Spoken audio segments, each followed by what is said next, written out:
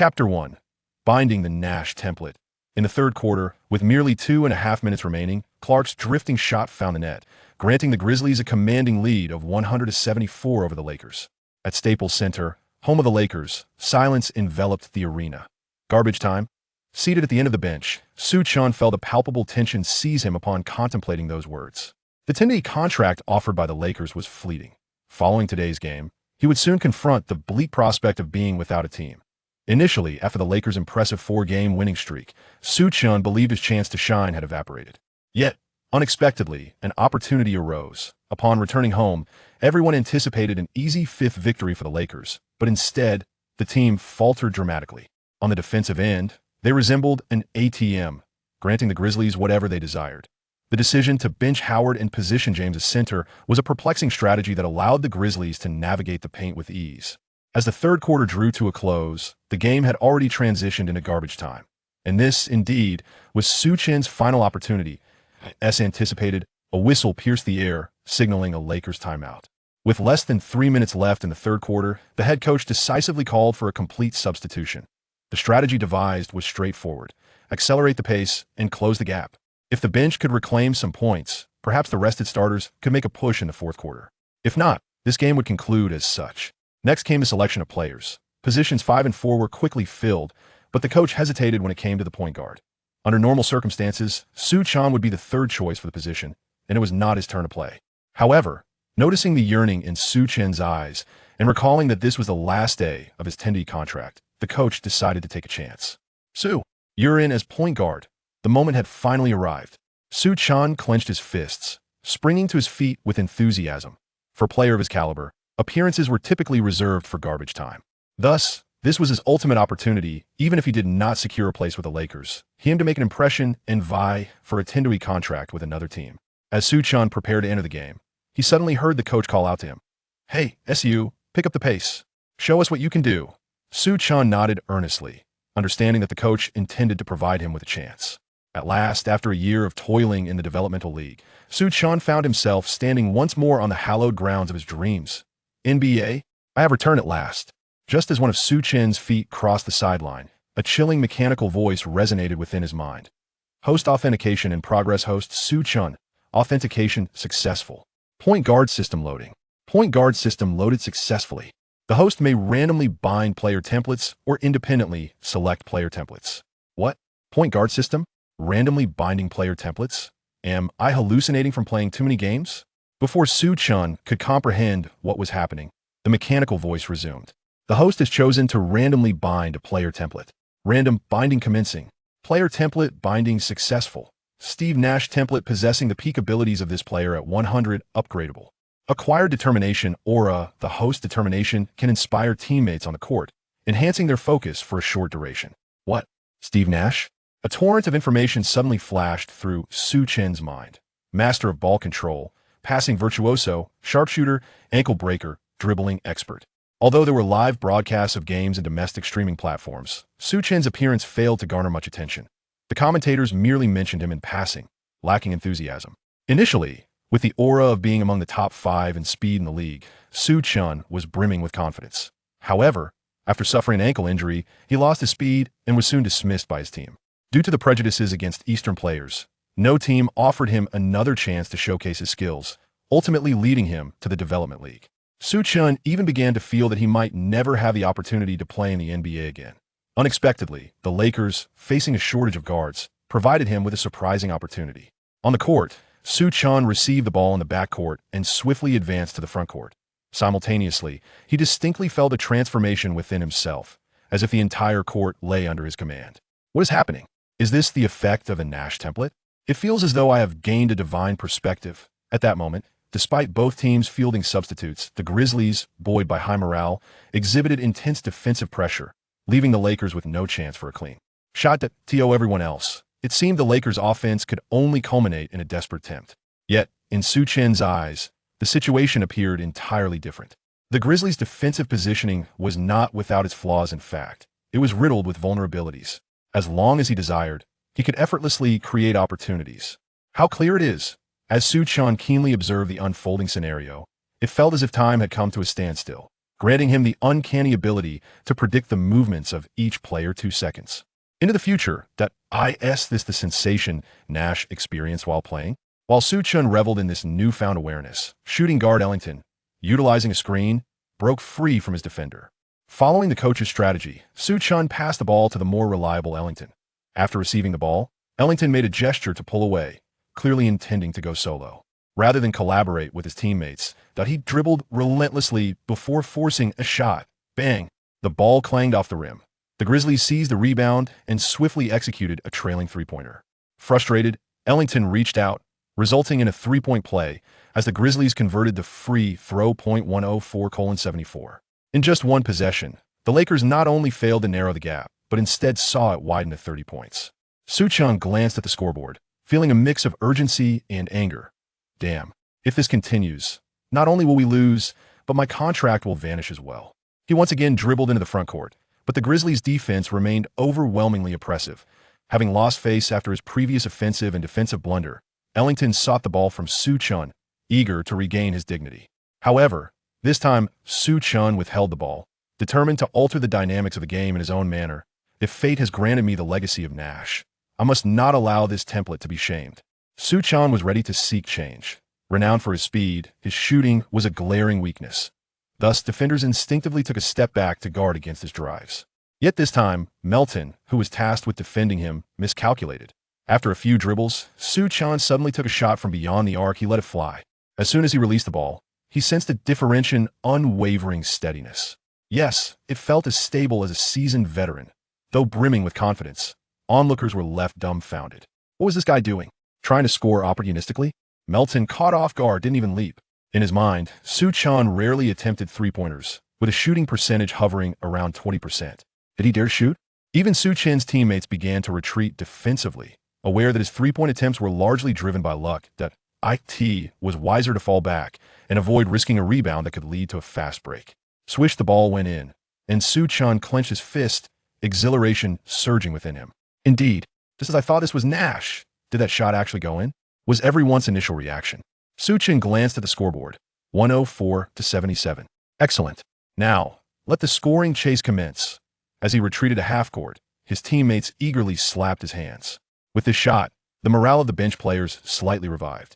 Consequently, the Lakers successfully defended against another attempt. When it was the Lakers' turn to attack, Su Chen once again brought the ball up the court. Melton still chose to retreat, preparing for a drive. Yet, he taunted Su Chen verbally. Kid, was that just a lucky shot? If you're capable, do it again. Feeling exceptionally good, Su Chen smiled slightly. All right, I shall do it once more. He halted abruptly, gathered the ball, leaped, and released, executing the entire sequence in one fluid motion. The action of shooting remained that of Su Chen, yet he felt an inexplicable sensation, as if the system's template had seamlessly merged with his very being. The ball traced a flawless arc through the air. Swish! Another perfect shot, nothing but net. Wow!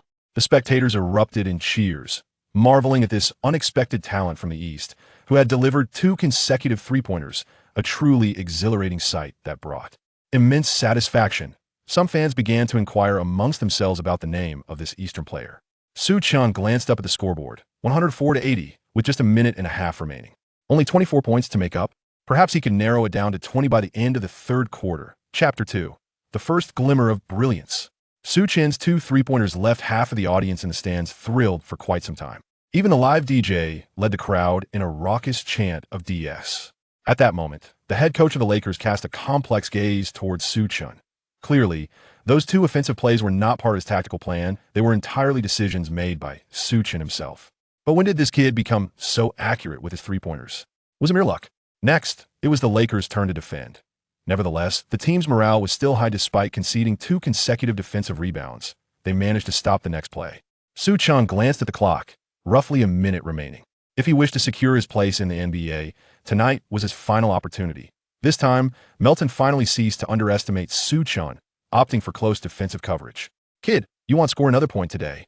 Undaunted, Su Chen understood that his fundamental strength in the NBA lay in his exceptional ball handling and blistering speed, that he relished such tight defensive encounters, especially now that he had inherited Nash's abilities. The palpable tension between the 2 players ignited anticipation among the spectators. Utilizing his refined skills, Su Chen continually altered his rhythm, executing a dramatic change of direction that opened up a gap. Melton, unsteady on his feet, was momentarily left bewildered. Wow! The fans gasped in astonishment that Su Chen paused, looking down upon Melton from above. Then, without waiting for the defense to recover, he executed a mid-range jumper. Like a cold-blooded assassin. Swish! Another successful shot. 104 to 82. Only 22 points behind now. 48 seconds remained. Melton, having been outmaneuvered, became the target of ridicule from both the home crowd and the Lakers bench. To be outplayed by someone perceived as merely a bystander was an utter disgrace. Melton was pulled up by his teammates, remaining silent, his expression dark as he fixated on Su Chen. He vowed to reclaim his honor today. Meanwhile, in a domestic streaming room on Penguin Live, Su Chen's consecutive scores finally captured the attention of fans. Luck. It's all just luck. Watching this is exhilarating. How long has it been since a player from the Dragon Kingdom performed so splendidly in the NBA? The most incensed of all was the head coach of the Grizzlies. He abruptly stood up, berating his players. To be bested by an obscure rookie like that. Do you still have any shame left? The Lakers coach, while equally astonished, recognized that this was quintessential Su Chen. The shift in rhythm, the rapid acceleration, and the keen eye for opportunity. Yet, how could Su Chen's injury still not be fully healed? Yet he seems to be performing even better than before his setback. As the Grizzlies attacked, Melton faced Su Chen, his eyes blazing with intensity. Kid, come guard me. After issuing that challenge, Melton managed the clock, waiting until less than 10 seconds remained in the possession before barreling towards Su Chen. Standing at 1.93 meters and weighing 86 kilograms, he had a clear physical advantage over Su Chen, who stood at 1.89 meters and weighed 75 kilograms. Relying on his physical prowess, he opted for a brute force approach. Only through fierce, physical confrontation could he glean a semblance of satisfaction from this rivalry. After a series of physical tussles, Melton indeed created a sliver of space for a shot. However, Su Chen was relentless, charging toward him. Beep beep. Su Chen was called for a foul. Melton celebrated with a triumphant fist pump, finally reclaiming some dignity. He converted one of 2 free throws, adding a solitary point for the Grizzlies. The score stood at 105 to 82, with 28 seconds remaining and the Lakers possessing one complete offensive opportunity. As the Lakers commenced their attack, the Grizzlies coach shouted urgently, "Defend the three-pointer. Do not grant them any chances for a three." He understood that if the lead ballooned to 20 points, the fourth quarter could yield unforeseen complications. Su Chen cast a sidelong glance at the Grizzlies coach, a smirk playing on his lips, who said, "I can only shoot three-pointers." Regardless of whether we could close the gap to 20 points in the third quarter, today, the Lakers were unstoppable.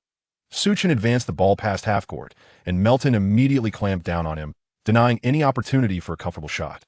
Yet, Su Chen remained unfazed that he needed to manage the clock, ensuring that the Grizzlies were left with scant time to mount a full offensive. Time ticked away, second by second. The home crowd held its breath, eager to witness how Su Chen would handle this final possession. His prior 2 three-pointers and a mid-range shot had been nothing short of breathtaking, filling everyone with anticipation for this moment. Not only the fans in attendance, but even those in the live streaming chat were caught up in the excitement. The comments reflected a longing for a Dragon Kingdom player to grace the NBA stage once again, hoping that Su Chen could ignite a whirlwind reminiscent of Jeremy Lin's remarkable ascent. Although this may seem distant and unattainable, fans invariably indulge in such fantasies. With only 9 seconds remaining on the clock during this offensive play, Su Chen remained unhurried and composed, reminiscent of a seasoned maestro on the court, maintaining a calm command over the ball. Internally, he mused, is it the Nash template? What makes Nash so formidable? Is it merely his scoring ability? No, it encompasses far more than that.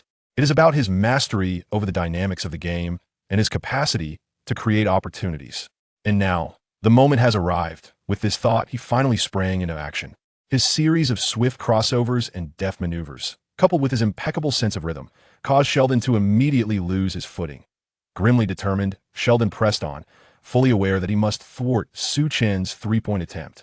However, Su Chen swiftly darted towards the paint once more. This move again, Sheldon, having fallen victim to it once, was not deceived a second time and closely guarded Su Chen.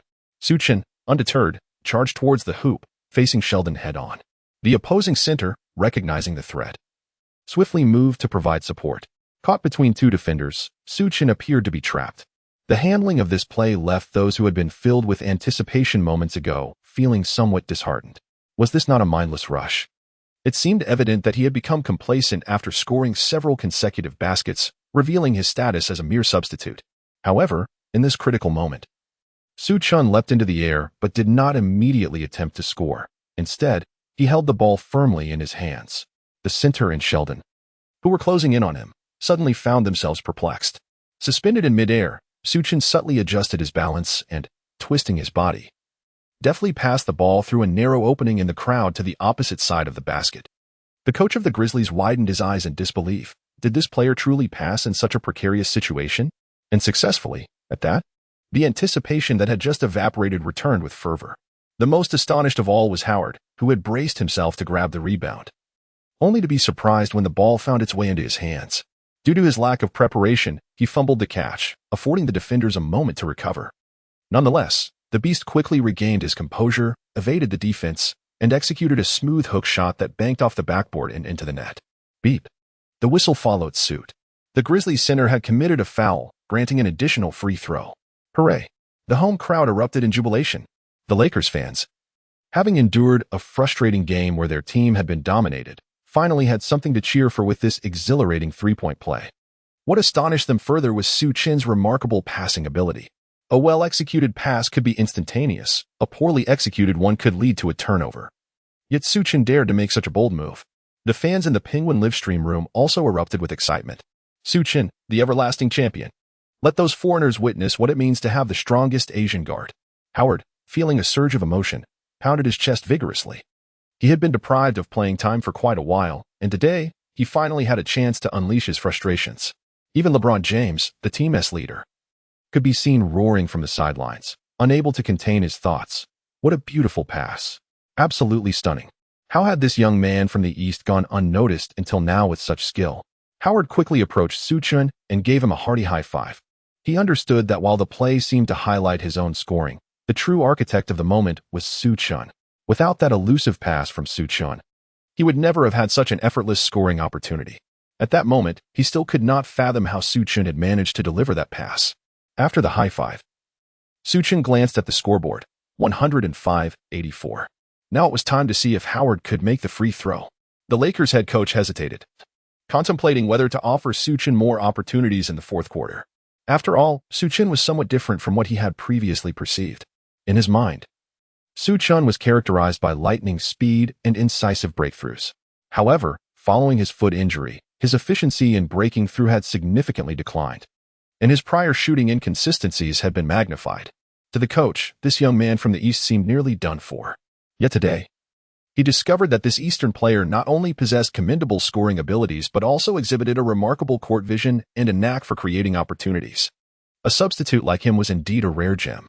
Suddenly, a thought struck him. Why had he not noticed this before? Could it be that the scouts' reports were erroneous? If that were the case, he would certainly have the owner fire this group of fools. It was no wonder the Lakers head coach was frustrated. Ever since the team clinched the championship and Rondo departed, they had struggled to find a guard with strong court vision capable of leading the bench. Especially after Westbrook joined the team this year, the squad had become increasingly unstable, losing to teams they should beat without hesitation. If Su Chen could adapt to the role of the team's metronome, then perhaps this year's playoffs could yield unexpected success. Cheers from the home crowd brought Su Chen and his teammates back to reality as Howard made the free throw, scoring another point, 105-85. The gap had narrowed to 20 points. DS. The Lakers fans began to chant once more. The Grizzlies' final offensive attempt was drowned out by the roar of Lakers supporters, and after a missed shot, the third quarter came to a close. Observing this favorable momentum, the Lakers coach made a crucial decision in that fleeting moment. Su Chen would remain on the court for the fourth quarter. Su Chen, if you truly possess such talent, let it shine. Show me. Chapter 3. Grizzlies. Let us go. After both teams took the court again, the Grizzlies head coach wore a grim expression as he began to berate his substitutes. Are you all in a daze? You don't even know the name of that Eastern player, and yet you can't defend against him? Show me the time. The game isn't over yet.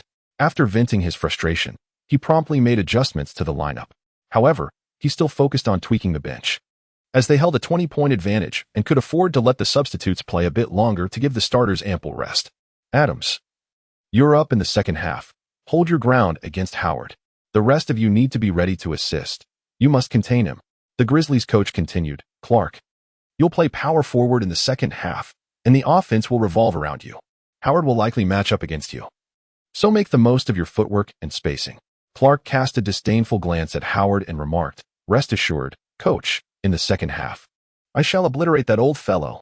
He then turned to Shelton, employing a provocation tactic. "Can you truly contain that Eastern player? If not, I shall substitute you." At that moment, Shelton was brimming with frustration. Having been repeatedly toyed with by Su Chen, his dignity had been thoroughly compromised. He even envisioned that recent past being a contender for the top place, with himself relegated to the role of a mere backdrop, subject to ridicule. "Coach, I can defend against him. Trust me, I can manage." The coach, pleased to see Shelton's fighting spirit ignited, nodded approvingly and offered analysis. "That Eastern player is neither as tall nor as heavy as you. According to the report, he has an injury that hampers his speed. Increase physical confrontation and guard against his shots. Even if he penetrates, others will cover. Worry not. He cannot consistently deliver such passes." The coaches of the Lakers and the Grizzlies were in perfect accord. The substitute players had performed admirably, particularly Su Chen, who had been nothing short of astonishing. Thus, he resolved to keep this group of substitutes on the court to continue closing the gap. In the second half, do not relax until we have reclaimed the lead from their starters. Anthony, Howard, Ellington, Ariza, you shall work in harmony with Su Chen during the fourth quarter. He will lead the game. The quartet paused in disbelief. These four had either been pivotal pieces in championship teams or all-stars, and now they were to support someone from the development league? It was utterly astonishing. He surveyed the four and continued, "You all witnessed Su Chen's performance on the court. He is in exceptional form. I expect you to unite and recover the score." Anthony, being the seasoned veteran, quickly grasped the underlying meaning. "Fear not, coach. We shall stand united. We will assist Su Chen." With that, he raised his fist and bumped it with Su Chen's.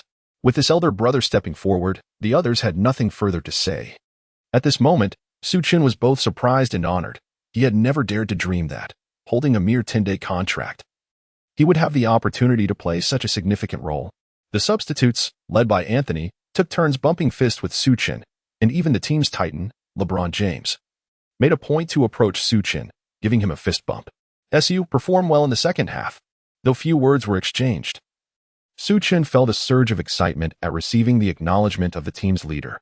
The coach continued with his arrangements. "SU, at the start of the fourth quarter, intensify the offense. Take your shots when the opportunity arises, and everyone create space for SU." Su Chen nodded earnestly, his eyes shimmering with fervent enthusiasm. "Understood, coach." This atmosphere within the team was precisely what Su Chen required. His current system inherited the template of Nash, necessitating control over the ball and synergy with teammates. Only in this manner could the greatest potential be unleashed. After a brief respite, the players returned to the court. However, in stark contrast to the Lakers, the Grizzlies exuded a solemn ambience from top to bottom. In a mere 3 minutes, this group of substitutes squandered the advantage established by the starters with alarming ease. While conceding points was regrettable, being outperformed by a player from the developmental league transcended mere scoring issues. It was a profound humiliation in their professional careers.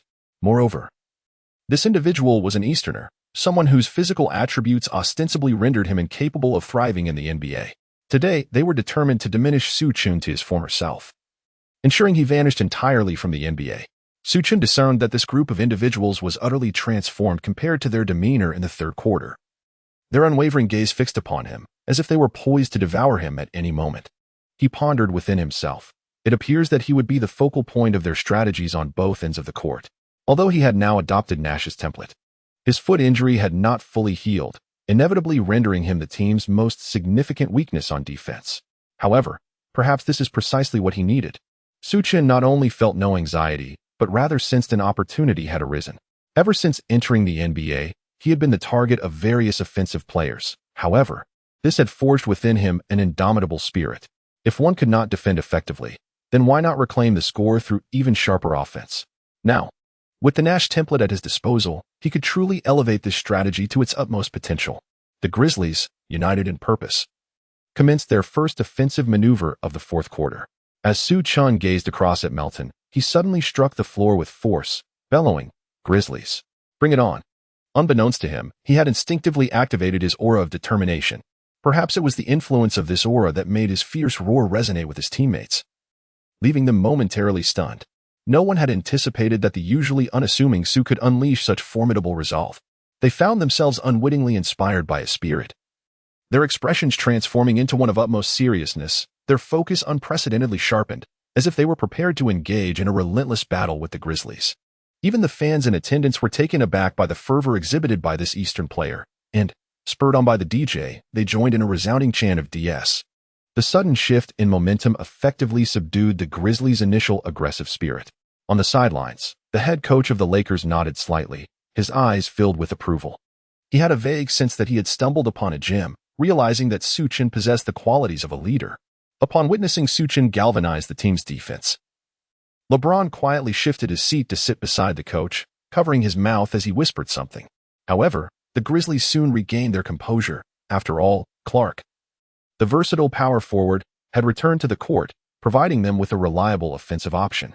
In the Lakers' paint, Clark received the ball at a 45-degree angle just inside the three-point line, defended by the earnest Howard. Although Howard typically carried a light-hearted demeanor, he thought to himself that if Su Chen, a player from the development league, had not given up, then he certainly could not allow himself to be outdone by this opponent. He resolved to be even more serious and diligent. The audience noticed the change in Howard. Su Chen's spirited shout seemed to have ignited something different in the veteran. Meanwhile, Clark remained oblivious to this transformation. He assumed a triple threat stance, casting a dismissive glance at Howard, scoffing, "You're too old. Do you believe I could easily dominate you?" With unwavering seriousness, Howard replied, "If that's how you feel, then come at me."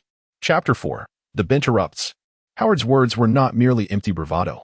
He found it inexplicable that since Su Chen's shout, he felt as if he could accurately anticipate every move of his opponent. He even sensed a faint return to the form that earned him the title of Defensive Player of the Year. Meanwhile, Clark, confident in his comprehensive skill set, executed a series of feints before spinning past Howard and driving towards the basket. He leaped high into the air. "Whoa!"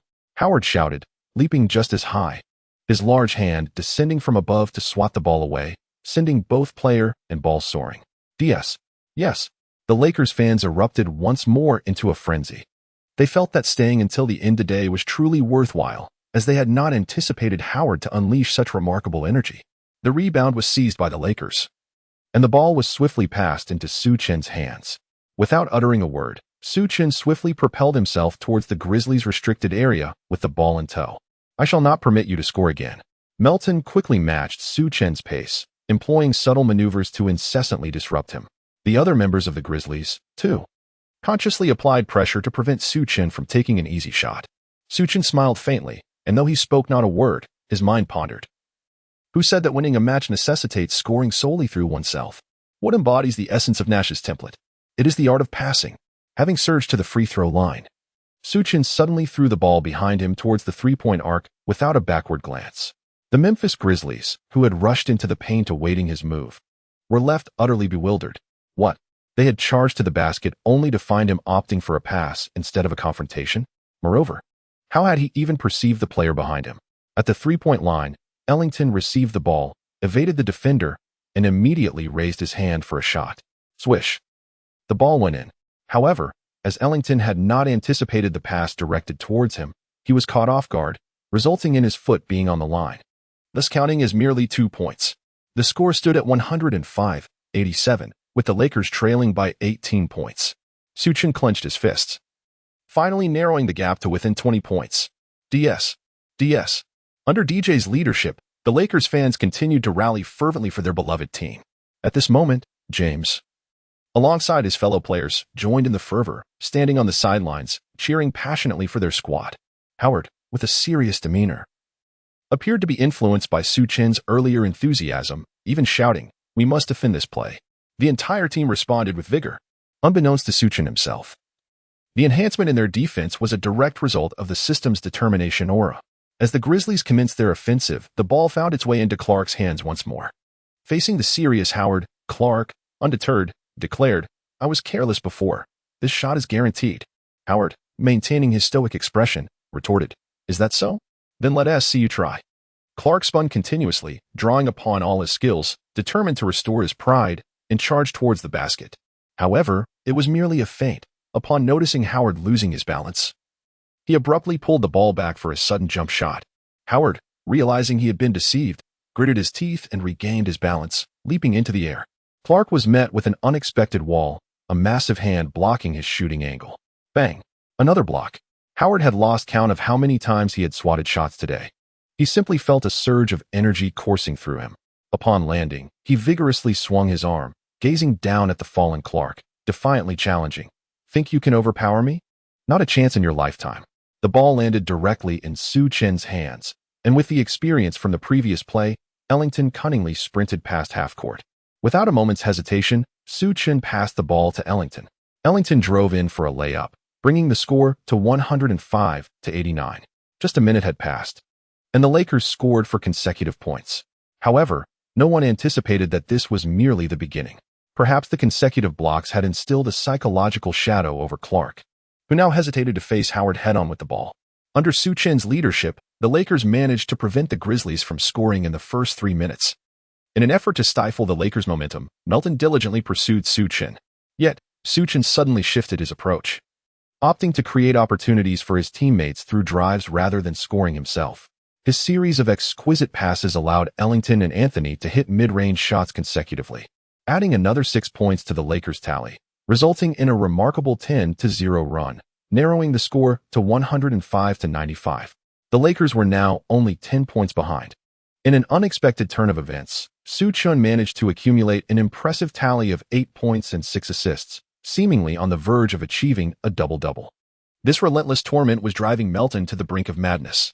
Who was this player? Had he been fueled by some kind of adrenaline? Finally, the head coach of the Grizzlies called a timeout, unable to bear the sight any longer. He could not comprehend what had come over his bench players today. How was it possible that they could not contain even a player from the developmental league? The Grizzlies' substitutes were equally frustrated. The first half had gone relatively well. Yet once this young talent from the East entered the game, it was as if the Lakers had suddenly found their rhythm. Conversely, the Lakers were brimming with confidence, their teammates exchanging high fives in celebration. Notably, Anthony and James sought out Su Chen, deliberately acknowledging him with a clap. These two veterans, having dominated the league for years, recognized that this surge in performance was primarily orchestrated by Su Chen. Even if his earlier three-point shots had been somewhat fortuitous, the subsequent, deftly executed passes were clearly the result of skill rather than luck. In the Penguin live streaming room, the number of viewers surged alongside this wave of excitement. Fans began to take notice of Su Chen's statistics. The commentator, with palpable enthusiasm, exclaimed, "Good heavens! Su Chen's performance today is quite unexpected. Not only is his shooting accurate, but it seems his passing has also improved. By the numbers, he is performing comparably to Westbrook. Surely, if this does not earn him a guaranteed contract, it would be quite unjust." On the court, the Grizzlies coach was acutely aware that with only a 10-point lead, continuing on this path could lead to an unfortunate defeat. The Lakers coach shared a similar sentiment, recognizing that with over 8 minutes left, there was still a chance to close the gap. Thus, both teams returned their starting lineups to the court.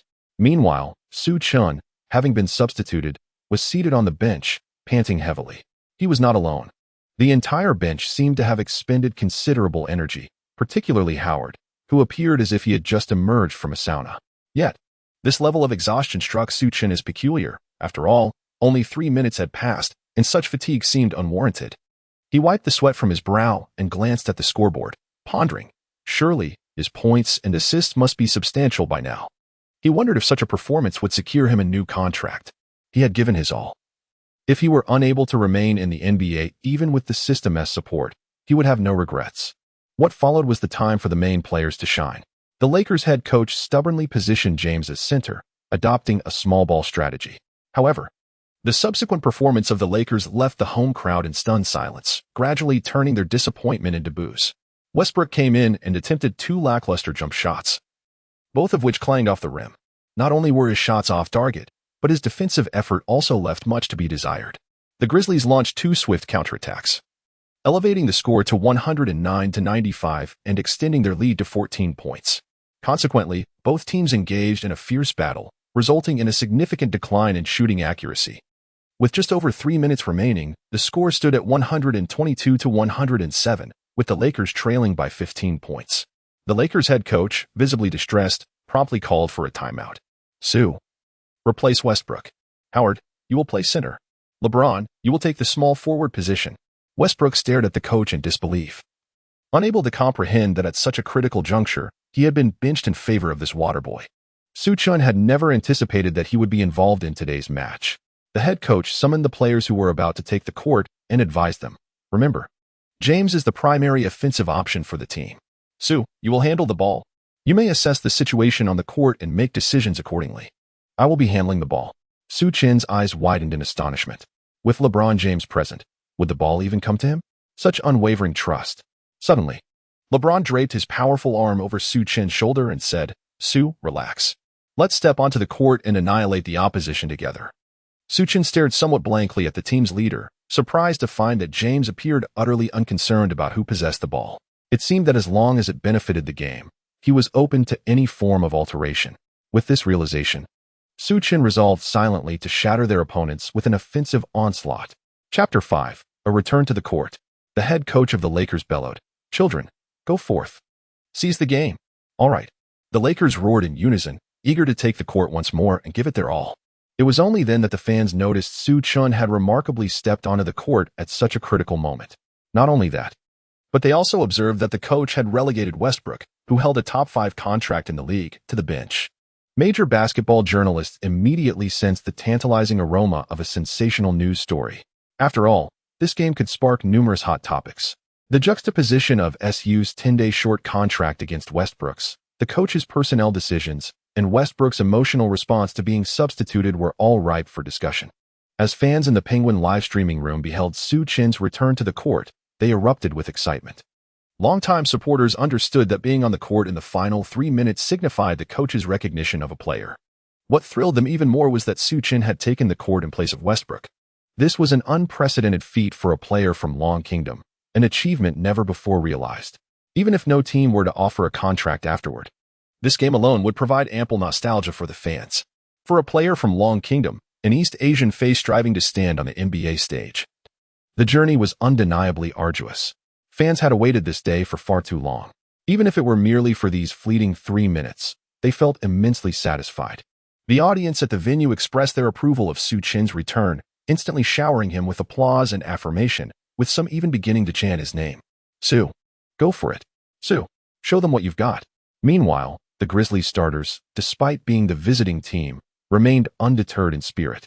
After all, the team's backcourt duo, Morant and Bane, had already combined for 50 points, effectively limiting Westbrook's scoring to single digits. The entire Grizzlies squad was confident that as long as these two remained on the court, victory in today's game was assured. Moreover, at this moment, with Westbrook already off the court, their chances of victory had significantly increased. Since entering the game, Su Chen had been closely observing Morant and Bane, two players whose prowess was beyond question. As he watched the entire match from below, it was evident that as long as this dynamic duo remained unscathed, they would undoubtedly lead the Grizzlies towards a resurgence. While such a combination might instill a sense of trepidation in most teams, Su Chen felt quite the opposite. He had faced formidable moments without the mentorship of the Nash template, and now, inheriting Nash's legacy, he found himself even more invigorated in the presence of these two athletes.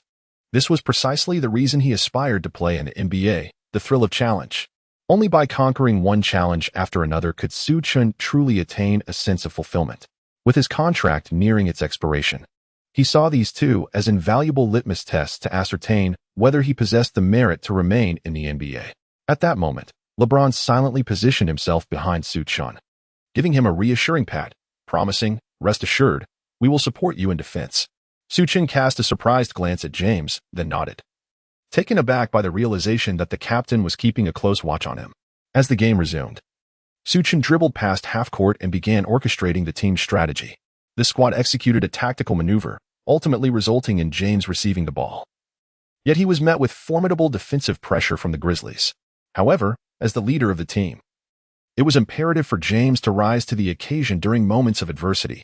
After executing a pick-and-roll with a teammate, he surged towards the basket, yet the opposing center, Adams, maintained his defensive position and effectively disrupted James's attempt. The ball ricocheted off the rim, and the Grizzlies seized the rebound. The Lakers swiftly retreated on defense, thwarting the Grizzlies' fast break.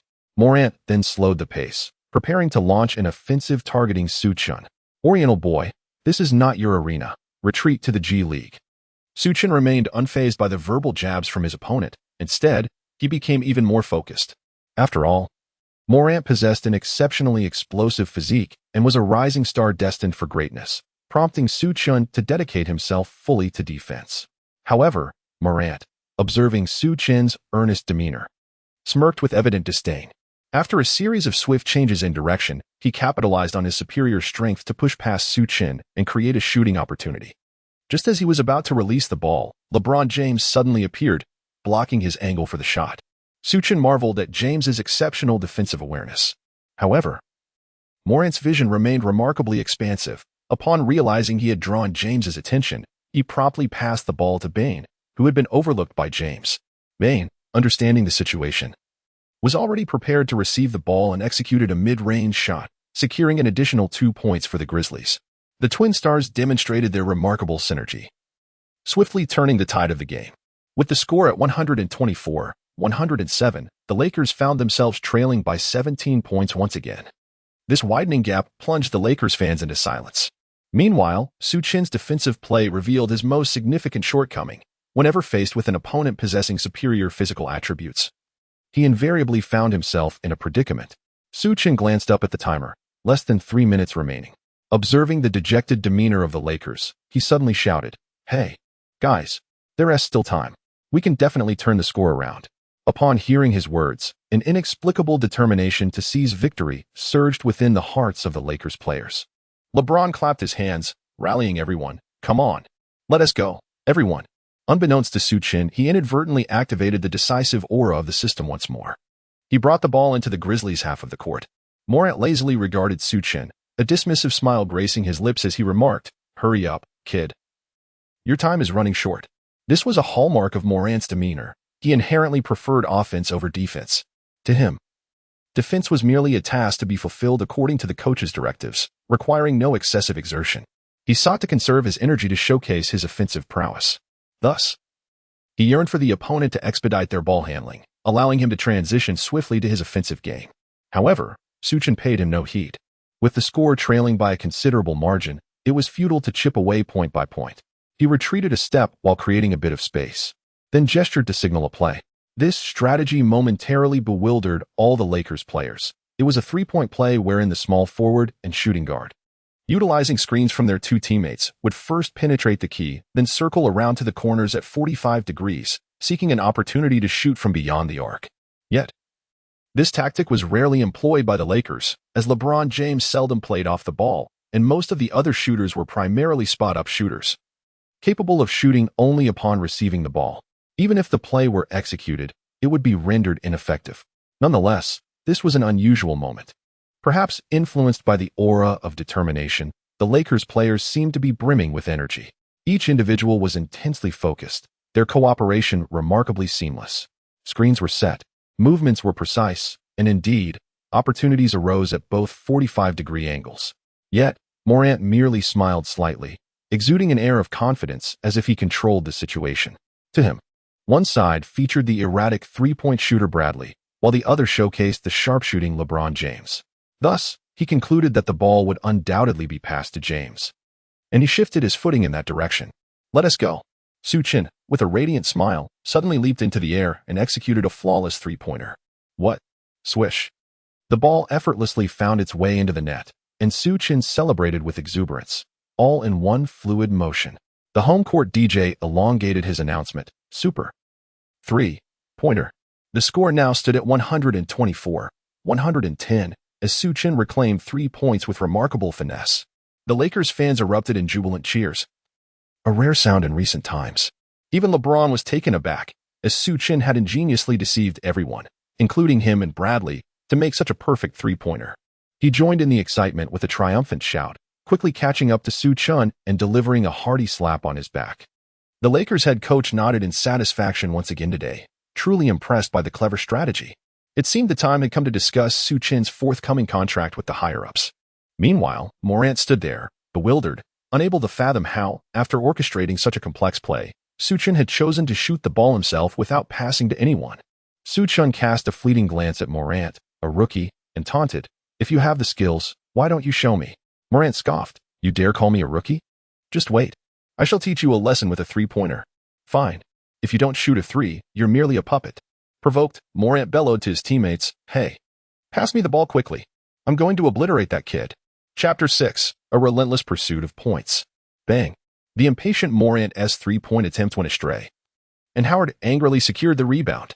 With a proper center now, the Lakers indeed regained some advantage in the paint, especially with Su Chen's aura of determination.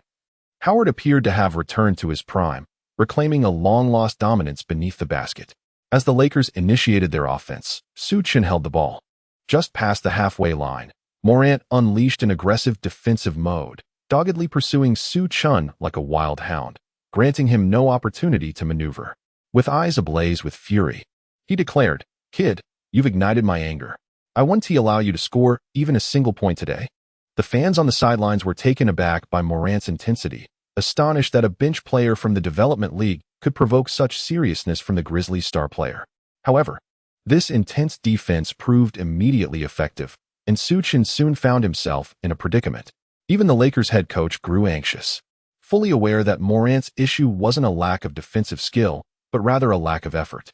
Once he committed himself, he was no less formidable than the league's elite defenders. Su Chen found himself in a perilous situation. He was contemplating whether to simply call a timeout and bring Westbrook back into the game. Meanwhile, James was shouting from the sidelines, urging Su Chen to pass the ball. Yet, Su Chen remained resolute. He craved this elite level of defense. He yearned to validate whether he, possessing the essence of Nash's template, could truly establish his foothold in the NBA. "Come on." With a fierce roar, he abruptly altered his dribbling style. Oh. The first to be taken aback was the head coach of the Lakers. In his memory, Su Chen's breakthroughs relied solely on his explosive first step to surge forward. But now, why did Su Chen's dribbling appear so effortlessly fluid? Moments later, the spectators began to notice this change. Su Chen's ball handling seemed distinct from before, exuding an air of stability akin to a seasoned performer. The Lakers coach observed for a while longer and finally comprehended the essence of it. Rhythm. Coordination. The seamless transitions between footwork were simply exceptional. The speed at which he adjusted his center of gravity far surpassed that of Morant. He gazed at Su Chen in astonishment. This young man possessed the potential of a top-tier point guard. Why had no one recognized his talent before? Suddenly, a voice from the Lakers bench snapped the coach back to reality. Su Chen deftly navigated the shifting dynamics of balance, effortlessly breaching Morant's defense. As if strolling through his own backyard, with poise, he straightened his back and glided past Morant with ease. This captivating display left the spectators in utter astonishment, rendering them momentarily speechless. As for Morant, he appeared somewhat dazed, for all considerations of weight, height, strength, and wingspan seemed to dissolve in the face of Su Chen's prowess. Upon executing his breakthrough, Su Chen charged directly into the Grizzlies' paint, catching them entirely off guard, leaving them frozen in disbelief. Su Chen dashed in, executing a deft layup to secure an additional 2 points. Yes, it was simply exquisite. The fans rose to their feet, cheering for Su Chen. Su Chen approached Morant with a provocative inquiry. "Did you just say I shouldn't score any more points?" Morant was rendered speechless, unable to respond. Even the fans in the Penguin Live broadcast room were lavish in their praise, employing phrases like "a featherweight can move a heavyweight" to describe Su Chen's play. The score stood at 124-115, with the Lakers finally narrowing the gap to within 10 points. The players of the Grizzlies exchanged glances, shrugging in exasperation, as if to ask, who is this guy? Why wasn't he mentioned before? As it was the Grizzlies' turn to attack, their morale faltered, resulting in a turnover that landed the ball directly in LeBron James's hands. In a swift transition, he scored another 2 points, igniting a 7-0 run. The score now read 124-117, with only a minute and a half remaining. Anything could happen. Fans who had nearly given up on the Lakers now began to feel a flicker of hope, knowing that if the Lakers could stage a comeback, it would be a game for the ages.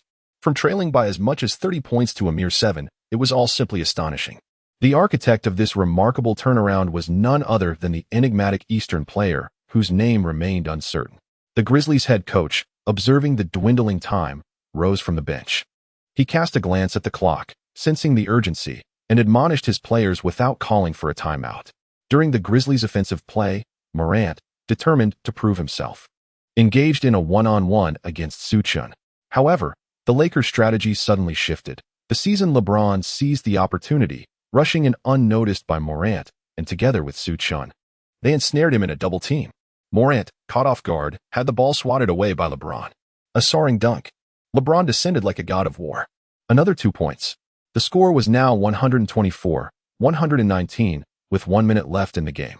Oh, yes. The atmosphere within the arena erupted with fervor. As the Grizzlies attempted to respond, DJ once again set the rhythm. DS. DS. At this moment, the Lakers, inspired by their leader, stood united with unwavering resolve.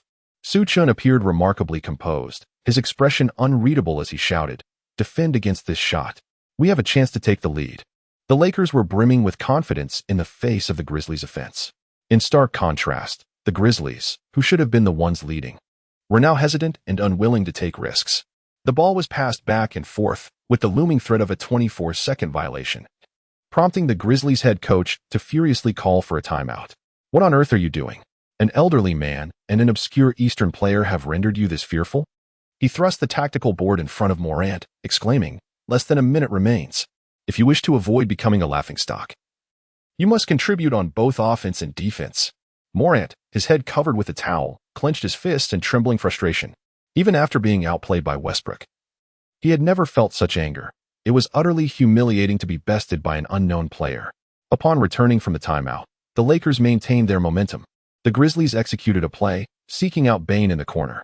However, Bane had been out of touch for quite some time, and his shot from beyond the arc missed its mark.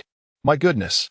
Howard leaped high, seizing the rebound and forcefully pinning Adams to the ground. The Lakers launched a counterattack, with Su Chen in possession of the ball, flanked by James and Bradley, executing a swift three-pronged fast break.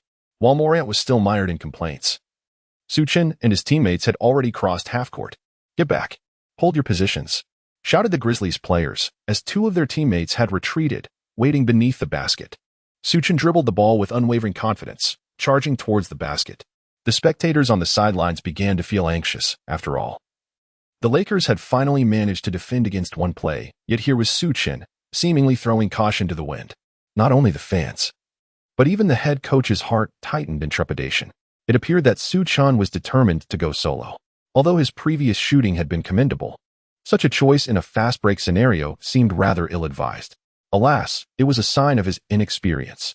The commentator in the Penguin livestream room remarked in confusion, "Oh? Is Su Chen planning to force his way through? That choice may not be the wisest."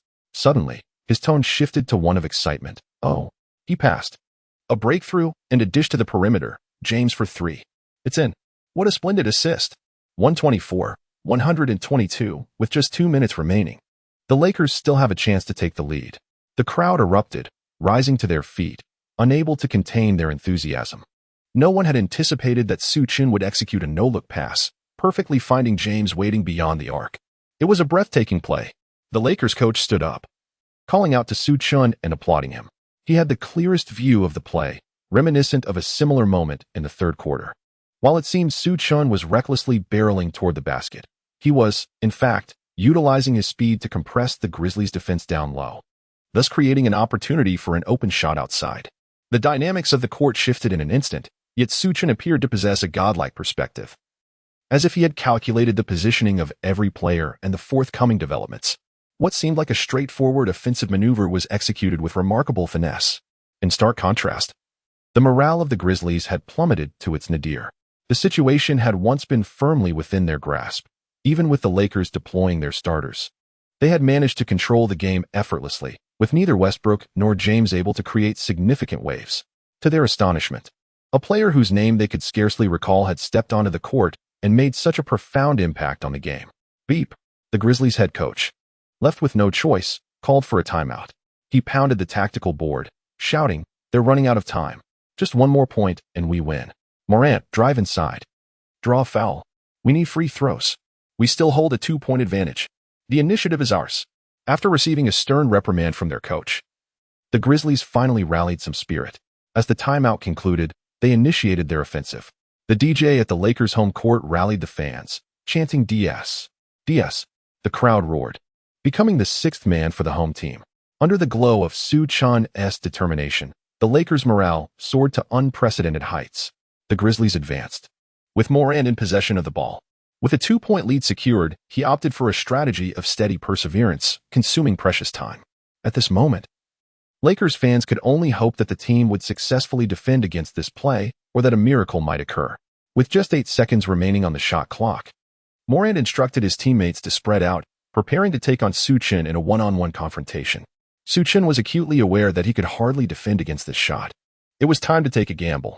Allowing Morant to drive in unchallenged would undoubtedly create opportunities for the Grizzlies, whether through drawing fouls or facilitating defensive cover. At this moment, Morant appeared somewhat anxious, and perhaps this could be exploited. Thus, Su Chen took a slight step back, granting Morant a brief window to shoot. Morant, taken aback by Su Chen's unexpected defensive maneuver, briefly wrestled with his thoughts but ultimately resolved to seize this opportunity. If he made this shot, he would emerge as the hero of the day. Receiving the ball, he leapt high into the air, disregarding Su Chen's defense, and released a three-point attempt. At that instant, all eyes were riveted on the ball, as the fate of the Lakers hung in the balance. Chapter 7. The final shot. As Morant's shot left his hands, it traced a flawless arc. Upon landing, he tilted his body, seemingly exerting all his strength upon the basketball. Meanwhile, the other Grizzlies players abandoned their pursuit of the rebound and hastily retreated on defense. According to the coach's strategy, whether the shot succeeded or failed, they were to deny the Lakers any chance of a fast break. Bang! The shot indeed veered off course, and Su Chen triumphantly clenched his fist. He had won the gamble. In the wake of Morant's profound disappointment, Howard secured the rebound, with no opportunity for a counterattack. The Lakers head coach promptly called a timeout to strategize for the final assault. Su Chen glanced at the timer, which indicated just 13 seconds remaining. The Lakers players formed a circle as the head coach unveiled the tactical board. LeBron, you will handle the ball. Aim for a three-pointer, not a two. If you encounter a double team, pass the ball out, and everyone else be ready to receive. Upon hearing this, none of the players expressed any dissent. They nodded in agreement. Who says that entrusting the ball to the most skilled player does not constitute a strategy? Naturally, the Grizzlies anticipated this move as well and devised their corresponding arrangements. The Grizzlies head coach also presented a tactical board, though it bore no drawings. The Lakers would face one-on-one defense regardless of who possessed the ball, and upon encountering a pick, they would execute an infinite switch on defense. If, in the final 3 seconds, the ball remained in LeBron's hands, they would resort to a double team. Both sides were aware of the plan. As the timeout concluded, the game resumed with an inbound pass. After a screen, LeBron successfully secured the ball, and everyone else spread out. Su Chen, adhering to the strategy, sprinted to the corner, aligning himself alongside James. The crowd fell silent, eagerly anticipating the final shot as the clock ticked down. 13, 12, 11. James, the ball in hand, maintained a poised triple threat stance. With just 5 seconds remaining, he finally made his move, skillfully altering his direction. He employed fakes and leveraged his physical prowess to seek an opportunity to shoot. Time dwindled to 4, 3. Yet James had not managed to shake off his defender. He was prepared to take a decisive shot. At that moment, Morant suddenly relinquished his defense of Su Chen and charged toward James. Tension gripped the audience. The timing of this double team was impeccable. The Grizzlies' tactical intent was unmistakable. It was a gamble, betting that in the decisive moments, James would not opt to pass but would shoulder the responsibility befitting a superstar. Fans yearned for James to make that game-winning shot, even under duress, embodying the spirit of a lone hero to seal the contest. At this juncture, both head coaches finally released their obsessions. Regardless of the outcome of this shot, they had done their utmost. The remainder was left to fate. Even Westbrook, abandoned in the dying moments, stood at the sidelines. Though he felt a pang of regret, he too hoped for that shot to succeed, wishing to conclude the game with a triumphant flourish. As for Westbrook, he firmly believed that there would be another opportunity to prove himself. In the Penguin live stream, the commentator exclaimed with fervor, "The double team is here. Will James not shoot? Only 2 seconds left. James leaps. Is he shooting? Oh wait, he passed the ball." In the blink of an eye, the Grizzlies center Adams, stationed beneath the basket, suddenly abandoned his defense of Howard and lunged toward the corner. Yet he was a moment too late. After leaping, James, faced with the combined interference of 2 defenders, did not take the shot, but instead passed the ball to Su Chen in the corner. Another deflection? It's over. At the moment Su Chen received the ball, a wave of disappointment swept through the fans in attendance, as if they had plunged into the depths of despair. Each supporter seethed with anger, questioning why. At such a pivotal juncture in the match, the ball was entrusted to someone from the development league. Even if he were to miss the shot, what would it matter? Was he truly so fearful of taking the risk? Why could he not embrace the responsibility? Yet, unbeknownst to them, Su Chen had meticulously prepared for this moment. Previously, he had been perplexed by LeBron's tendency to deflect blame, but it was only after becoming his teammate that he understood. As long as victory was within reach, LeBron was willing to make any conceivable sacrifice, be it relinquishing possession, reputation, or tactical standing, even playing off the ball. Thus, when Morant abandoned his defensive stance, Su Chen recognized that the ball would inevitably come his way. Today, he felt exceptionally confident, particularly with his three-point shooting. Therefore, despite his origins from the development league, the ball would indeed find its way to him. He caught the pass, leaped into the air, and as the referee raised 3 fingers, the timer ticked down from 1 to 0, facing Adams' defense. The Lakers' home crowd fixated on the shot in Su Chen's hands, collectively awaiting the final judgment of this critical moment. Swish. The referee's arm sliced downward decisively. The ball went in. A buzzer beater. Oh yes. The Lakers fans erupted into an uproar of ecstatic cheers. A cacophony powerful enough to threaten the very roof of the Staples Center. All prior doubts, discontent, and rage evaporated with that singular shot. For a last-second victory always ignites the fervor of the soul. In this astonishing turnaround, every Lakers player emerged as a hero. The Grizzlies players stood in stunned disbelief, eyes glued to the scoreboard and timer. LeBron was the first to rush towards Su Chen, his formidable frame nearly colliding with him. Following closely behind, teammate after teammate surged towards Su Chen, celebrating this unforgettable moment. At this moment, Su Chen stood in stunned silence. The entire situation had unfolded so unexpectedly that he found himself at a loss for how to celebrate this momentous goal. Was this truly a game-winning shot? Not merely a pivotal point, nor a near victory. The ball found its way into the net just as time expired. This was a flawless buzzer beater. Su Chen had initially intended to seize this final opportunity to showcase his talent and strive for a chance to remain in the NBA. To his astonishment, he ended up delivering a game-winning shot against his opponents. Could this be true? Beside him, James was exuberantly shaking Su Chen. But the words he uttered were lost on Su Chen amidst the excitement. Fans surged to the edge of the stands, shouting fervently in Su Chen's direction. In that moment, Su Chen was the hero of the Staples Center. In the live stream, fans' comments exploded with enthusiasm. Su Chen, the first player from Longhua and an Asian to make a game-winning shot in the NBA. Who dares to say that Asian guards cannot thrive in the NBA? I vehemently disagree. Even before the game concluded, clips of Su Chen's performance were swiftly edited and shared on social media, accompanied by an inspiring title. Never underestimate anyone. The seemingly inconspicuous often accomplishes the unimaginable. Within mere minutes, the view count soared past 1 million. Back on the court, the Grizzlies exited in dismay. Meanwhile, in the Lakers' locker room, celebrations erupted. James, exuberantly embracing Su Chen, jumped with joy, clearly beginning to accept this young brother. At that moment, Su Chen felt assured that his NBA contract was all but secured. The following day, Su Chen arrived early at the training facility. He had received notification from the team requesting his presence for a tryout. It was rumored that members of the Lakers management would be in attendance to assess Su Chen's capabilities. The head coach had privately communicated with Su Chen that if he performed well, a guaranteed contract would likely follow. However, it wasn't until everyone assembled that Su Chen realized this tryout would be unlike any he had previously experienced. Typically, tryouts focused on evaluating physical attributes such as height, weight, wingspan, vertical leap, and shooting skills. If expectations were met, one-on-one drills or targeted matchups against substitutes or role players would be arranged for competitive play. Yet, Su Chen never anticipated that this scrimmage would be so formal. The Lakers divided into 2 teams, red and blue, for a 10-minute competitive game. The red team, led by Westbrook, featured key players such as Ellington, Bradley, and Jordan. The blue team, with Su Chen at the helm, included prominent players like Ariza, Anthony, and Howard. The arrangement was clearly intentional, designed to evaluate both Su Chen's prowess and Westbrook's potential trade value. Moreover, the management unveiled their starting lineup. Magic Johnson and the team's general manager, Pelinka, were both present. At this moment, Su Chen remained perplexed, wondering why such a grandiose affair was unfolding. Could it be that his performance in the previous game had truly captivated the Lakers management? It wasn't until he changed his attire and strolled through the corridor that he inadvertently overheard certain terms uttered by the management, which revealed that the reality was far from what he had imagined. Chapter 8. The Scrimmage. Yellow-skinned. This was the term Su Chen had caught from the management's conversation.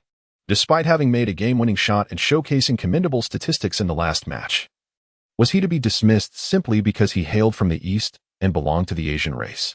Suddenly, an inexplicable fury ignited within Su Chen's heart. The reason for the lack of trust was rooted in this prejudice. Enraged, he sought out the head coach to express his grievances. The coach urged Su Chen to calm down before responding. Do you perceive this as unfair? Yet, this is the reality. If you possess the talent, let it speak for itself. Although the Lakers have a history of signing Asian guards, the outcomes have not been favorable, thus they will be even more stringent with you. Moreover, your physical attributes are not as impressive as those of another player. He continued, of course, you could choose to give up, however. You would encounter a similar outcome with any NBA team. Give up? The moment this word crossed Su Chen's mind, he regained his composure. There was no way he could concede. The head coach added, however, Su, both LeBron and I have high hopes for you. And I sincerely wish for you to remain on the team. Su Chen nodded, comprehending the coach's words. To remain in the NBA, one must confront such adversities. This is a realm that demands conquest through sheer prowess. Furthermore, the competition for the starting point guard position on the Lakers is exceedingly fierce. Westbrook, with his contract ranking among the top 5 in the league, is undoubtedly the incumbent starter. Meanwhile, Talon Horton-Tucker, possessing both three-point shooting and defensive capabilities, has also carved out his niche within the team. Both players have demonstrated their worth, and securing a contract under these circumstances is a formidable challenge, even without the Asian label. Yet, the more daunting the situation, the stronger Su Chen's resolve became. All right, since he had no intention of surrendering, he must now unveil his full potential and decisively prove his worth against these competitors. Returning to the court, Su Chen cleared his mind. Preparing to warm up with the blue team, he mused, I am bound to the Nash template. Who can intimidate me? Even if it's Westbrook, what of it? Just as this thought crossed his mind, he casually took a shot. As the ball left his hands, he suddenly sensed that something was amiss. Thud. Indeed. The ball veered off course. Su Chen gazed at his hand, disbelief etched upon his face. The sensation experienced during that recent shot was utterly distinct from that of the actual match. He pondered whether there might be an issue with the Nash player template he had bound to himself, and promptly proceeded to examine the system. Indeed, a problem had arisen. According to the system's display, his genuine fusion degree with the Nash template stood at a mere 50, while the match fusion degree reached a perfect 100. With the maximum fusion degree capped at 100, he hastily inquired about this discrepancy, questioning why his genuine fusion degree fell so short of the upper limit. The system informed him that since the host had not yet entered an official match, he could only utilize the genuine fusion degree during practice. To enhance his genuine fusion degree, the host must engage in diligent training or comprehend the techniques of the player template, which would lead to an increase. When the genuine fusion degree reaches 100, the player template will undergo an upgrade, subsequently raising the upper limit of fusion degree. Could it truly be so? He then inquired whether the imminent confrontation match was not considered an official match. As anticipated, the answer confirmed that this did not qualify as an official match. Su Chen was taken aback. Did that imply that his strength would be significantly diminished in today's matchup against Westbrook? Before long, the scrimmage commenced. Skipping the jump ball, the substitute team initiated the game, with Su Chen carrying the ball past the half-court line. Those who were particularly focused on Su Chen stood along the sidelines, the head coach of the Lakers, Vogel, the team stalwart, LeBron James, and the legendary Magic Johnson. Su Chen's most formidable competitor, Tucker, was soon to engage in a face-off. Although Su Chen had previously encountered Westbrook during training, it was only upon becoming adversaries that he truly felt the overwhelming pressure from the triple-double king. Despite the common notion that Westbrook's defense is often lax and his attention divided, today was a matter of pride in his future. He approached the game with remarkable seriousness, leaving no room for leniency, determined to dominate Su Chen with an intensity that suggested he intended to devour him whole. As Su Chen observed the formidable prowess of the divine turtle, his spirits soared rather than waned. He relished the thrill of challenge. With a series of expansive movements and rhythmic variations, he prepared to engage in a direct confrontation with Westbrook. However, after a flurry of maneuvers, Su Chen realized he was not as composed as he had been in the previous match. The sense of effortless grace had completely eluded him. Westbrook, too, remained relentless, firmly guarding his position and preventing Su Chen from advancing with ease. Vogel raised an eyebrow, then shook his head, clearly discerning that Su Chen's performance today was lacking. Or perhaps this was merely his true form. LeBron wore a puzzled expression, as if he were witnessing two different individuals. The expressions of the two executives darkened significantly. Back on the court, Su Chen found himself at a loss. After calling for a pick and roll, he seized a less-than-ideal opportunity and took a desperate shot. The ball failed to find the net, and the red team secured the rebound. From that rebound onward, the red team, under Westbrook's leadership, swiftly executed an 8-0 scoring run. Westbrook grew increasingly confident, to the point that it became evident to all that he was beginning to regard Su Chen with undue seriousness. Su Chen became increasingly frustrated as the game progressed. The Nash template proved to be utterly ineffective, and he found himself relying solely on his inherent abilities. In his fervent desire to validate himself, he inadvertently allowed Westbrook to restrain him, resulting in his original prowess not being fully realized. As the first half elapsed, the management shook their heads in disapproval, their disdain for Su Chen palpable in their words. Eventually, they ceased watching the scrimmage altogether, opting instead to escort Vogel to the office. Meanwhile, James and Tucker remained on the sidelines, observing the unfolding events. As the match continued, James's expression grew increasingly grim, while Tucker gradually relaxed, coming to the realization that Su Chen was not yet a worthy adversary. 10 minutes swiftly passed, culminating in a final score of 21-12, with the red team triumphing over the blue team. Westbrook alone amassed 15 points, along with 2 assists and 4 rebounds. Su Chen's performance was rather dismal, scoring merely 3 points, without any assists or rebounds. After the game, Su Chen was summoned to the office by Vogel. By that time, the management had departed, leaving only a 10-day contract for temporary work. "SU, you were entirely out of sorts today. This contract represents the utmost benefit I could negotiate on your behalf. Yet I still hope you can remain with the team." Su Chen took the 10-day short-term contract and, with a furrowed brow, sat down on the chair. What exactly is a 10-day short-term contract? For the team, a player's contract is valid for only 10 days or 3 matches, whichever is longer. The player's performance, whether commendable or lackluster, has minimal impact on the team. However, for the player, it represents a rare opportunity to showcase their abilities. Su Chen resolved to remain with the team and declared to Vogel, "Coach, I am determined to stay and prove myself." Vogel nodded in satisfaction. Beyond physical attributes and technical skills, what he admired most in Su Chen was his indomitable spirit and willingness to embrace challenges. Soon, news of Su Chen's contract surfaced, causing a stir in the media. The uproar was particularly pronounced among fans from the Dragon Nation. Across various forums and short video platforms like Kuaishou, many expressed their discontent regarding this contract. After Su Chen's recent game-winning shot, how could he be offered nothing more than a minimum salary? Was the Lakers' management blind? Or did they harbor biases against individuals from the Dragon Nation? Not only the fans from the Dragon Nation, but even local Lakers supporters began to voice their grievances against Vogel and Pelinka on numerous forums, articulating their criticisms with compelling arguments. The video montage of Su Chen's game-winning shot has been repeatedly showcased to assert that he is undoubtedly deserving of a minimum salary. However, the situation began to simmer down only after someone uploaded footage of the Lakers scrimmage online. In this video, Su Chen's performance was decidedly mediocre. He found himself unable to seize even a fleeting opportunity to struggle against Westbrook. Consequently, voices began to emerge in support of the Lakers management. Many believed that the Su Chen scene in the scrimmage was the genuine article, while that remarkable game was merely a moment of inspiration. It seemed unlikely that Su Chen could replicate such a performance again.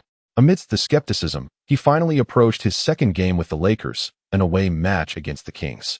Due to the team's shortage of players, Su Chen once again found himself on the roster. Su Chen sat on the bench, eagerly inquiring of the system. "Surely, this match must be considered an official competition? Host, this match is indeed an official game.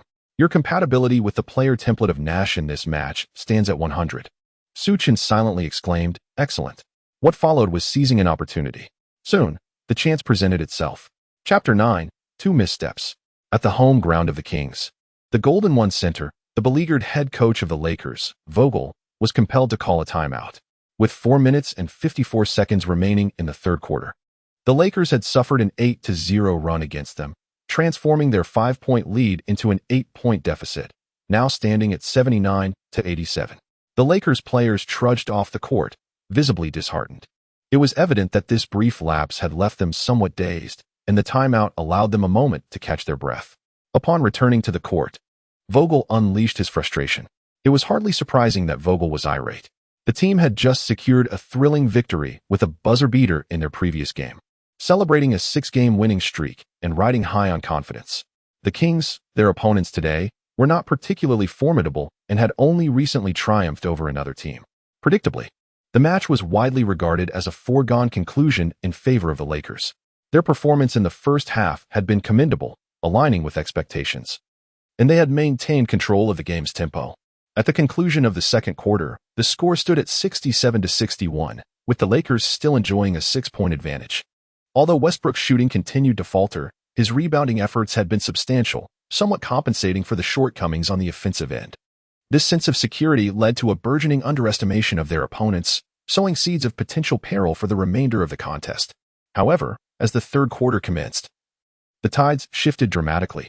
Following a timeout, the Kings appeared rejuvenated, as though invigorated by a mysterious elixir, and they swiftly overwhelmed the Lakers on both ends of the court. Westbrook, in particular, struggled, contributing inexplicable turnovers along with a series of missed three-pointers and mid-range shots. The once favorable circumstances evaporated in an instant, and the game slipped entirely from the Lakers' grasp. At this juncture, Vogel finally recalled Su Chen, yet he hesitated, uncertain whether to give Su Chen a chance to prove himself. A stark contrast to his earlier unwavering resolve. Since Su Chen's extraordinary performance in the last match, Vogel has been particularly attentive to him during training.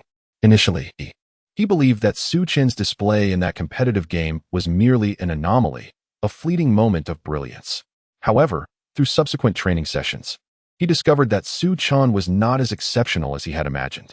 In fact, he experienced a peculiar sensation that the Su Chen on the court bore little resemblance to the one he observed in practice. The breakthrough still relied heavily on the initial burst of speed, and his grasp of the game's dynamics was no different from what the scouting reports had indicated. His vision was average at best, and those astonishing, pinpoint passes had vanished.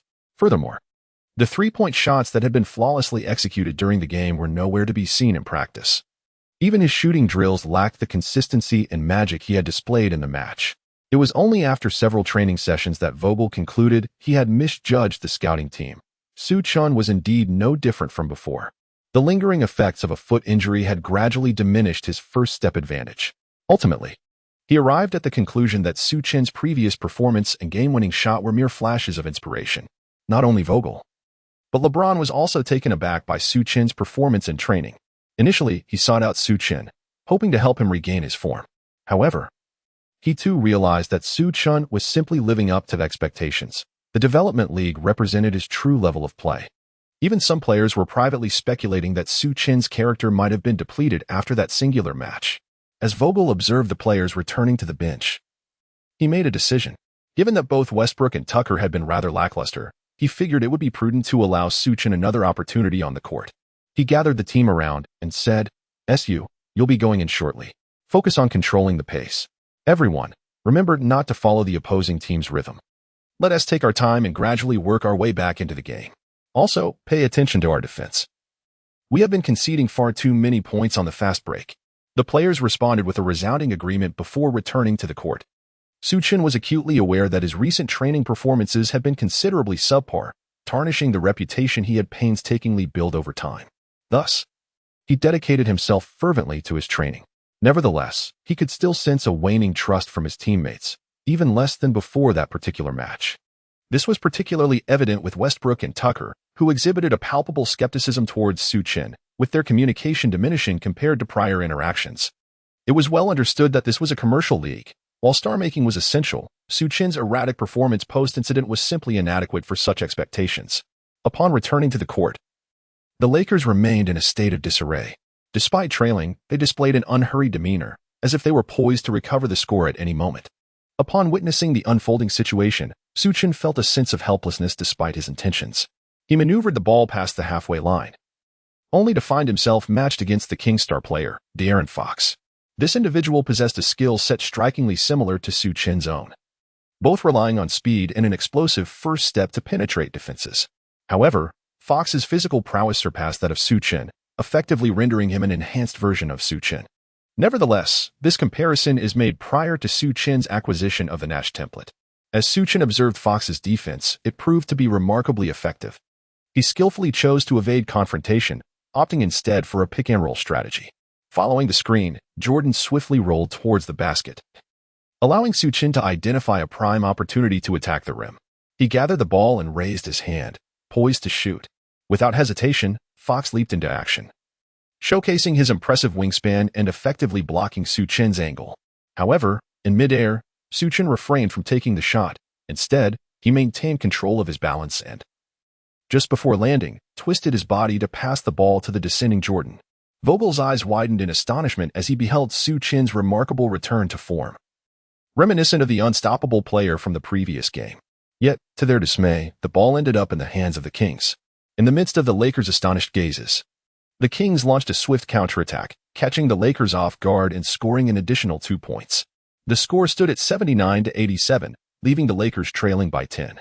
The Kings fans erupted in cheers. Although their season had been lackluster, the prospect of defeating the more esteemed Lakers brought them immense joy. Meanwhile, the Lakers players displayed a mix of sighs and resignation. Jordan, filled with frustration, approached Su Chen, questioning his decision to pass. "Why didn't you shoot?" "I had position and was ready to grab the rebound." Su Chen found himself in a state of utter helplessness.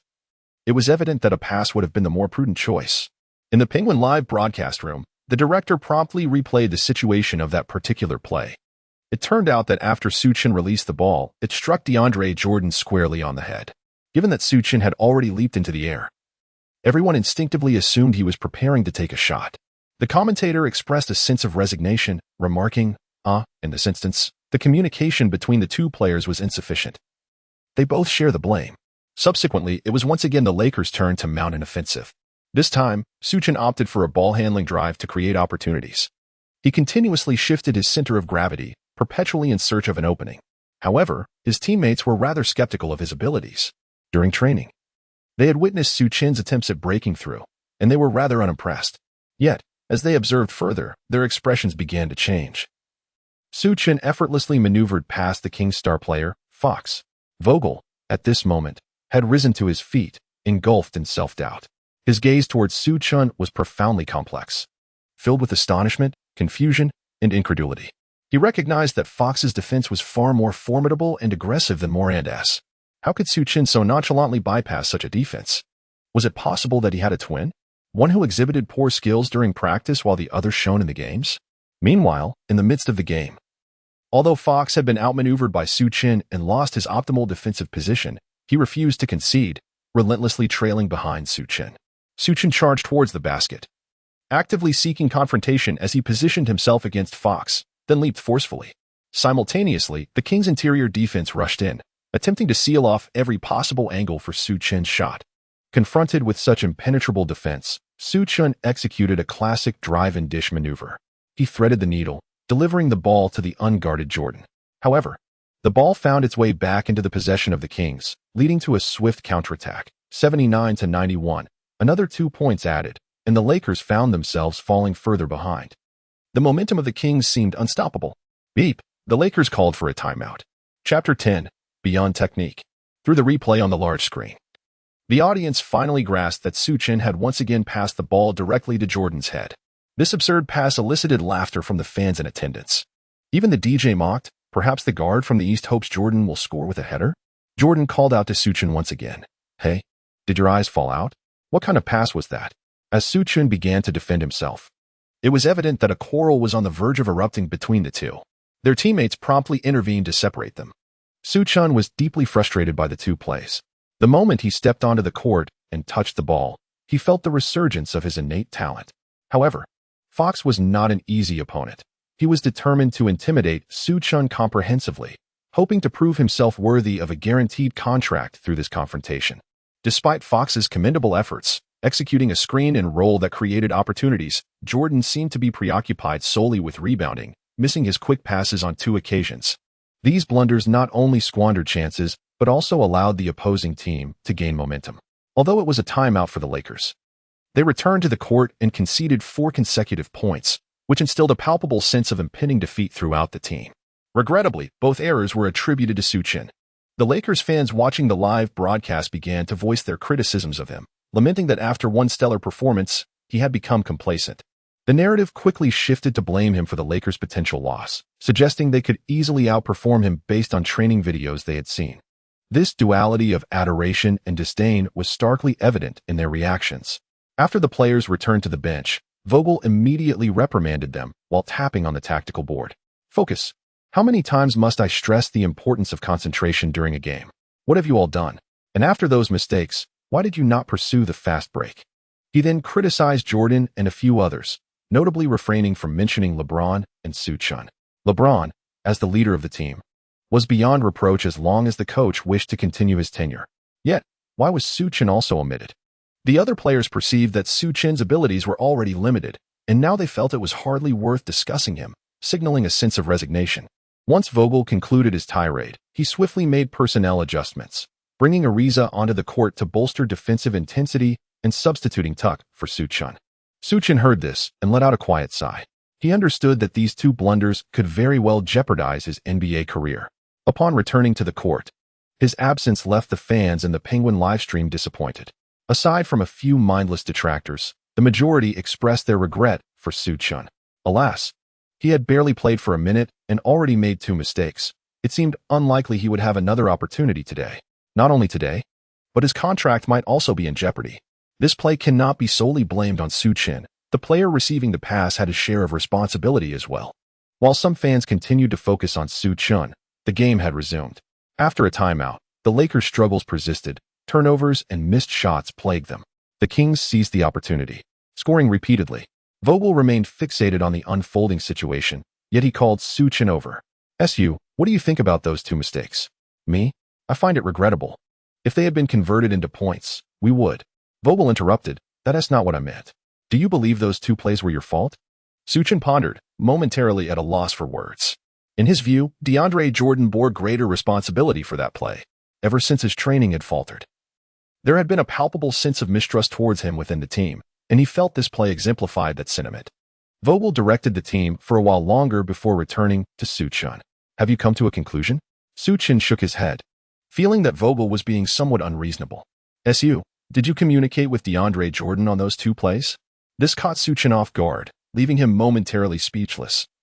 He had not anticipated that the head coach would approach the issue from this perspective. Subsequently, Vogel incisively remarked, "Do you feel that everyone doubts your abilities?" Su Chen remained silent. "Do you trust everyone then?" Su Chen finally spoke. "If I do not trust them, I would not pass the ball. Su, you are the commander on the field.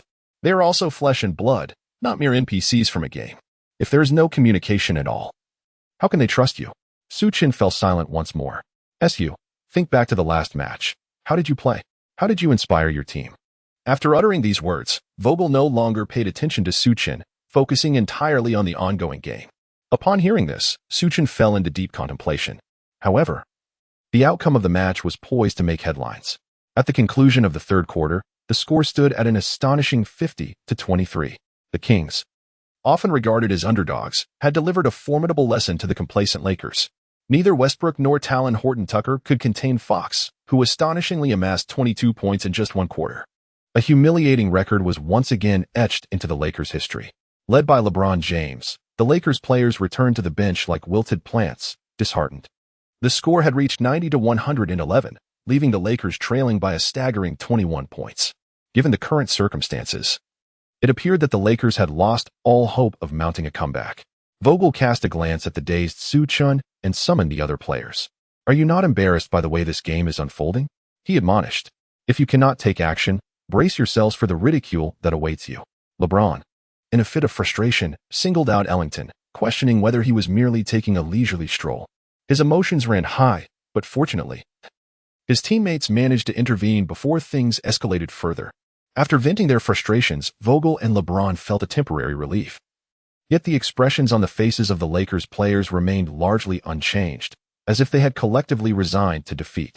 In the previous game, a surge of inspiration from Su Chen had orchestrated a remarkable turnaround. Yet now, even Su Chen seemed to be at a loss, leaving the team without a reliable source of hope. Seated on the bench, Su Chen's mind drifted far away. How could he invigorate the team? Was it merely through 3-point shots? Or perhaps through driving to the basket and distributing the ball? What about an unwavering determination to win? And why was it suggested that he lacked trust in his teammates? He had not withheld any passes. Clearly, the issue lay with them. Why was he being questioned in such a manner? Was it his fault? Furthermore, were the others truly much stronger than he was? Rumors regarding Westbrook's trade had been rampant. causing a rift with the management. Howard had openly expressed concerns regarding his playing time on multiple occasions. The aging roster was plagued by injuries, and even the head coach seemed to lack the confidence of the management. As these thoughts traversed his mind, Su Chen suddenly grasped the crux of the issue. Could it be that Vogel was referring to communication and trust? He recalled all the games since joining the Lakers. Whenever LeBron was off the court, the team's communication dwindled significantly. The reason for their previous comeback was simply the result of everyone calling out to one another, fostering mutual trust. Nash's playbook had only endowed him with technical skills. Everything beyond that would have to be cultivated independently. As the fourth quarter commenced, the players returned to the court, and the Lakers prepared to inbound the ball from the baseline. Su Chen quietly approached Vogel.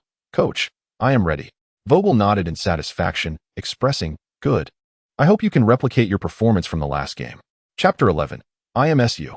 With 9 minutes and 32 seconds remaining in the fourth quarter, the score stood at 95-116, with the Lakers trailing by 21 points.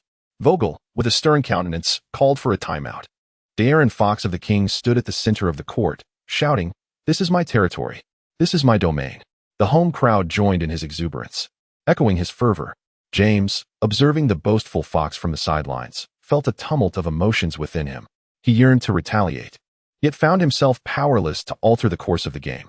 Although he adamantly refused to acknowledge his aging, it was evident that this was no longer his era. Vogel assessed the current state of his players and realized that a comeback was unlikely. Dramatic turnarounds and last-second victories, while thrilling, do not transpire in every match, especially not in an away game. Moreover, Fox was performing exceptionally well, making it difficult to contain him on both ends of the court. As the players returned to the bench, Vogel refrained from delivering any overly harsh words. After all, the game had reached its conclusion. However, even in defeat, there was one individual he felt compelled to give a chance. He picked up the tactical board once more and called out, "SU, Ellington, Rivers, Ariza, Howard. You all will take the court shortly. Time is running out. We need to accelerate the pace of the game. Shoot whenever you have the opportunity. Do not hesitate." At this point, Vogel hesitated briefly, lifting his gaze to James and Su Chen before stating, "SU, you will handle the ball and lead the team." The other players exchanged glances with Vogel, their eyes revealing a hint of skepticism. After all, with Fox in such fine form today, allowing Su Chen to take the lead might not yield the best results. Yet, the greater the challenge, the less fear Su Chen felt. He met Vogel's gaze with unwavering determination. With the tactical setup complete and the timeout concluded, the players prepared to return to the court. However, perhaps due to the significant deficit, they did not even engage in a collective huddle for motivation. As the Lakers players took to the court, their fans noticed not only Westbrook but also James had been substituted out, signaling that the Lakers had conceded the game. The Kings head coach was somewhat taken aback by the Lakers' early surrender, as they hadn't even had the chance to bench their starters. Not only the Kings coach, but even fans in the Dragon Kingdom live stream were surprised to see Su Chen re-enter the game, albeit during garbage time. Garbage time is not without its merits. Su Chen's performance today leaves much to be desired, as long as he can accumulate some statistics and secure a guaranteed contract. Allowing me to witness a player from Longwood in the NBA, I would be thoroughly content. The Lakers subsequently initiated the play, with Su Chen taking possession of the ball. He glanced at the situation of his teammates, still leisurely making his way toward the Kings' half of the court, exhibiting no inclination to quicken the pace, resembling a disjointed assembly. He shouted loudly, urging everyone to rally their spirits, declaring, "We must seize this opportunity." His teammates looked at him, yet none responded, not even Howard, who appeared devoid of enthusiasm. It seems he must rely solely on himself. Su Chen resolved firmly that for every minute he spent on the court, he would never concede defeat in any match. Suddenly, he surged forward, his eyes ablaze with intensity, a stark contrast to the demeanor of his teammates. Even before crossing the halfway line, he accelerated, racing towards the Kings' territory with an indomitable spirit, ready to engage in a fierce contest. The Kings, buoyed by their current momentum, dismissed Su Chen's advance entirely. Particularly, Fox, who was matched up against Su Chen, regarded him with disdain, unable to even recall Su Chen's name in that moment. Nevertheless, he lowered his stance, preparing to impart a lesson to Su Chen. "Huh!" Su Chen shouted as he charged towards Fox, his feet never faltering as he collided with him. Fox was taken aback by Su Chen's audacity, questioning whether he was disregarding the possibility of an offensive foul. Taking a deep breath, he braced himself for a head-on clash with Su Chen. However, the anticipated fierce impact never materialized. At the critical moment, Su Chen suddenly shifted his weight, performing a behind-the-back dribble to slip past Fox. Just as he approached the basket, he leaped into the air. Is that all? He managed to get past? The spectators witnessed Su Chen's fluidity as he effortlessly maneuvered around Fox. Some fans even believed they could have defended against such feeble attempts. Yet, Fox could not contain him. Even Fox himself was astonished, although Su Chen charged swiftly. He deceived Fox with a sudden stop, causing him to lose his balance. It was as if his body had been immobilized, rendering him incapable of any response. "Stop him!"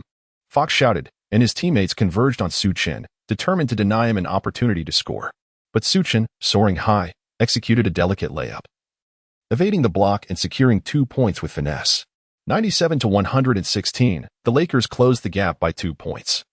With only 12 seconds elapsed and 9 minutes and 20 seconds remaining in the game. "Brilliant!" Vogel exclaimed, having placed his bet wisely. Su Chen's form had indeed returned. The Lakers players were taken aback by the swiftness of Su Chen's attack, struggling to adapt to this newfound pace. Meanwhile, the Kings maintained their steady approach, aggressively attacking the paint, resulting in a foul against Howard, who made one of 2 free throws, adding yet another point. 97-117. The Kings retained their lead with 9 minutes still on the clock. Su Chen launched another offensive, his feet moving like the wind. As he received the sideline ball from Howard, he charged towards the Kings, disregarding the players from both teams. "Wow, that kid is on the move again," exclaimed an enthusiastic fan of the Kings. Su Chen's eyes blazed with determination as he surged ahead, becoming the foremost player on the Lakers team, even evading the obstacle posed by Ariza. Fox's expression shifted, a flicker of anger crossing his features. He hadn't anticipated this young man would deviate so drastically from the expected play. "Stop him. Hold him," he urged. Yet, Su Chen was too swift. The Kings' defense instinctively collapsed towards the paint, relinquishing their guard on the perimeter. Now was the moment. With a sudden halt, Su Chen launched a shot from the arc's three-point line, catching the Kings completely off guard. Swish. Another three-pointer for Su Chen. Absolutely splendid. The Lakers bench erupted in cheers, with LeBron nearly leaping onto the court and Vogel nodding in satisfaction. With 8 minutes and 54 seconds remaining, the score stood at 100-117 as the Lakers continued their pursuit. Remarkably, Su Chen executed this offensive play in merely 6 seconds. The boos from the Kings fans echoed relentlessly. After scoring, Su Chen stood at the three-point line, surveying his surroundings before raising a finger in a gesture for silence. What a relief. This was the immediate reaction from the Lakers players. Fox had been excessively arrogant moments before, and they had longed to teach him a lesson. Ever since they had been humbled in the third quarter, a pent-up frustration lingered. And unexpectedly, Su Chen had released it. Returning to the defensive end, Su Chen, much like in the previous game, bellowed, "Everyone, let's rally together and defend this play. We can certainly turn the tide." The morale of the Lakers players surged, bolstered by the previous play. After Su Chen let out that roar, a flicker of fighting spirit ignited within them. Simultaneously, Su Chen's aura of determination quietly activated. As the Kings launched their offensive, Fox found himself matched against Su Chen. "Kid, I don't care where you come from. Daring to wreak havoc on my territory, I shall surely crush you today." With a cold smile, Su Chen casually remarked, "If you have the capability, then come at me." Fox, his speed surpassing that of Su Chen, skillfully maneuvered to find an opportunity for a breakthrough, charging forward. At that moment, Howard seemed to rediscover a fragment of his former glory. Fox, believing he could overpower Howard, opted not to pass, only to find his path obstructed by Howard's defense. Fox threw the ball carelessly, but Howard leapt repeatedly, securing the rebound. Before anyone could fully comprehend the situation, Su Chen had already reached Howard's side. "Give me the ball." Upon receiving it, Su Chen accelerated across his half of the court, swiftly outpacing several players from both teams. "What? So fast?" Fox, slightly delayed in his reaction, immediately pursued, closely tailing Su Chen, while only a few other players managed to keep up. Su Chen dashed to the three-point line at the arc, abruptly coming to a halt before executing a shooting motion. Fox mirrored his sudden stop, leaping high before Su Chen. Alas, it was a feint. The teammates of the Kings exclaimed, but it was too late. Su Chen collided with Fox, and the ball was carelessly tossed toward the Kings' hoop. Beep. The ball hit the backboard and bounced out, followed by the sound of a whistle. 3 free throws. Fox, with a look of disbelief, stared at Su Chen and, with a scowl, inquired, "What's your name?" "I am SU. Chapter 12. Offense. Offense. Relentless offense. Howard charged towards Su Chen, giving his shoulder a pat. Other teammates rushed over to celebrate with him. The team, previously scattered like loose sand, had once again coalesced through Su Chen's continuous offensive prowess. At the free throw line, Su Chen made all 3 attempts. The score reached 103 to 117, with Su Chen scoring 8 consecutive points, as if a deity had descended, restoring hope to the game through his solitary efforts. "Excellent. Well done, SU." Once again, the Lakers bench erupted in celebration. LeBron marveled repeatedly. "Incredible. Absolutely incredible." Even more fervent were the fans from Longwa in the Penguin live stream. "Well, from now on, don't call him Su Chen. Call him the god of SU. This is beyond amazing. Has he been possessed by Curry? If this continues, it would be unreasonable not to offer him a guaranteed contract. If not, let him join another team. I refuse to believe that no one would want such talent." Vogel, seated on the sidelines, began to contemplate how to utilize Su Chen. After a preliminary assessment, it seemed that Su Chen thrived under the pressure of competition. The more intense the match, the better he performed, something that was not evident during regular training. Beep. The Kings head coach called a timeout. He gathered the players, saying, "Fox, that Eastern kid is no match for you. Attack him aggressively. On defense, keep an eye on his position. This kid has a bit of cunning. Don't let him slip from your sight." After the Kings strategy session concluded, the timeout ended. LeBron and Bradley returned to the court, while Su Chen remained, although Westbrook did not get a chance to play. The Kings initiated their offense. Fox unleashed his prowess, forcefully breaking through Su Chen and easily scoring 2 points. 103 to 119, the Lakers' points against were about to exceed 120. After scoring, Fox cast a disdainful glance at Su Chen, eager to demonstrate that the NBA was not a place for just anyone. "Where SSU?" Fox pondered, just as he reveled in his triumph. He suddenly realized that Su Chen had vanished from his sight. He quickly searched and discovered that Su Chen had the ball and was charging toward their half of the court. Too fast. Fox hurriedly pursued, but alas, it was too late. Su Chen assisted James in delivering a resounding dunk. The score was now 103 to 119, and the Lakers swiftly narrowed the gap by 2 points. Growing somewhat impatient, Fox stamped his foot in frustration, thinking that this cunning young man from the East was truly too sly. The audience was equally taken aback by the rapidity of Su Chen's transition between offense and defense. Before Fox could even land, Su Chen was already poised to execute a baseline throw-in. Seizing the moment while the Kings were still disoriented, he charged toward their half of the court. What should have been a routine baseline throw-in transformed into a fast break orchestrated by Su Chen. With the score now at 105 to 119, the Lakers were hot on their heels. As the Kings launched their offensive, Fox shouted at Su Chen, "If you have the guts, face me head on. What kind of skill is it to ambush?" Su Chen let out a cold laugh, asserting that winning against him was indeed a skill. "Let us see if you can triumph over me today," he challenged. With that, Fox charged forward once more, yet this time his layup fell short. The Lakers secured the rebound, igniting a fast break led by Su Chen. However, Ariza too was unable to find the net. Thus commenced a relentless tug-of-war, as both Su Chen and James missed consecutive shots, while Fox and his teammates also struggled to maintain their rhythm. During this phase, Su Chen struggled considerably. Despite his earnest efforts to create opportunities for the team, there always seemed to be a missing element. Wasn't he supposed to embody Nash's template? With just 2 minutes remaining in the game, the Lakers found themselves trailing by 13 points, 108 to 121. Although the team regained some momentum in the final quarter, the deficit they had dug themselves into proved insurmountable. Nevertheless, Su Chen's remarkable performance, scoring 8 consecutive points and executing rapid transitions between offense and defense, caught everyone's attention. Vogel promptly called for a timeout to strategize the final offensive plays and adjust the lineup. Interestingly, this time, the high-salaried Russell Westbrook remained on the bench throughout the fourth quarter.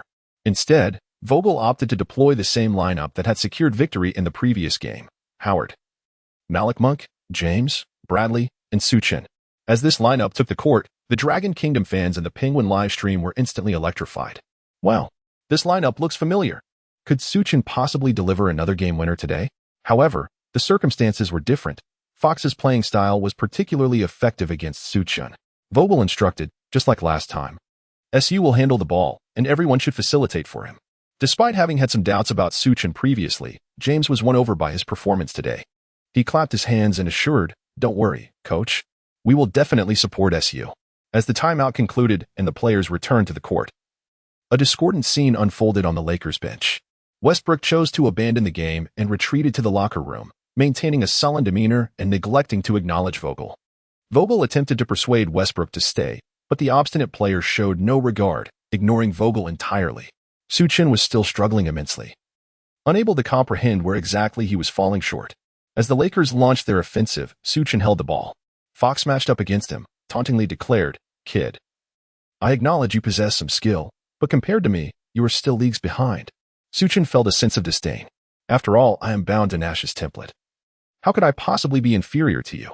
Suddenly, a realization struck Su Chen. What is the difference between myself and Nash?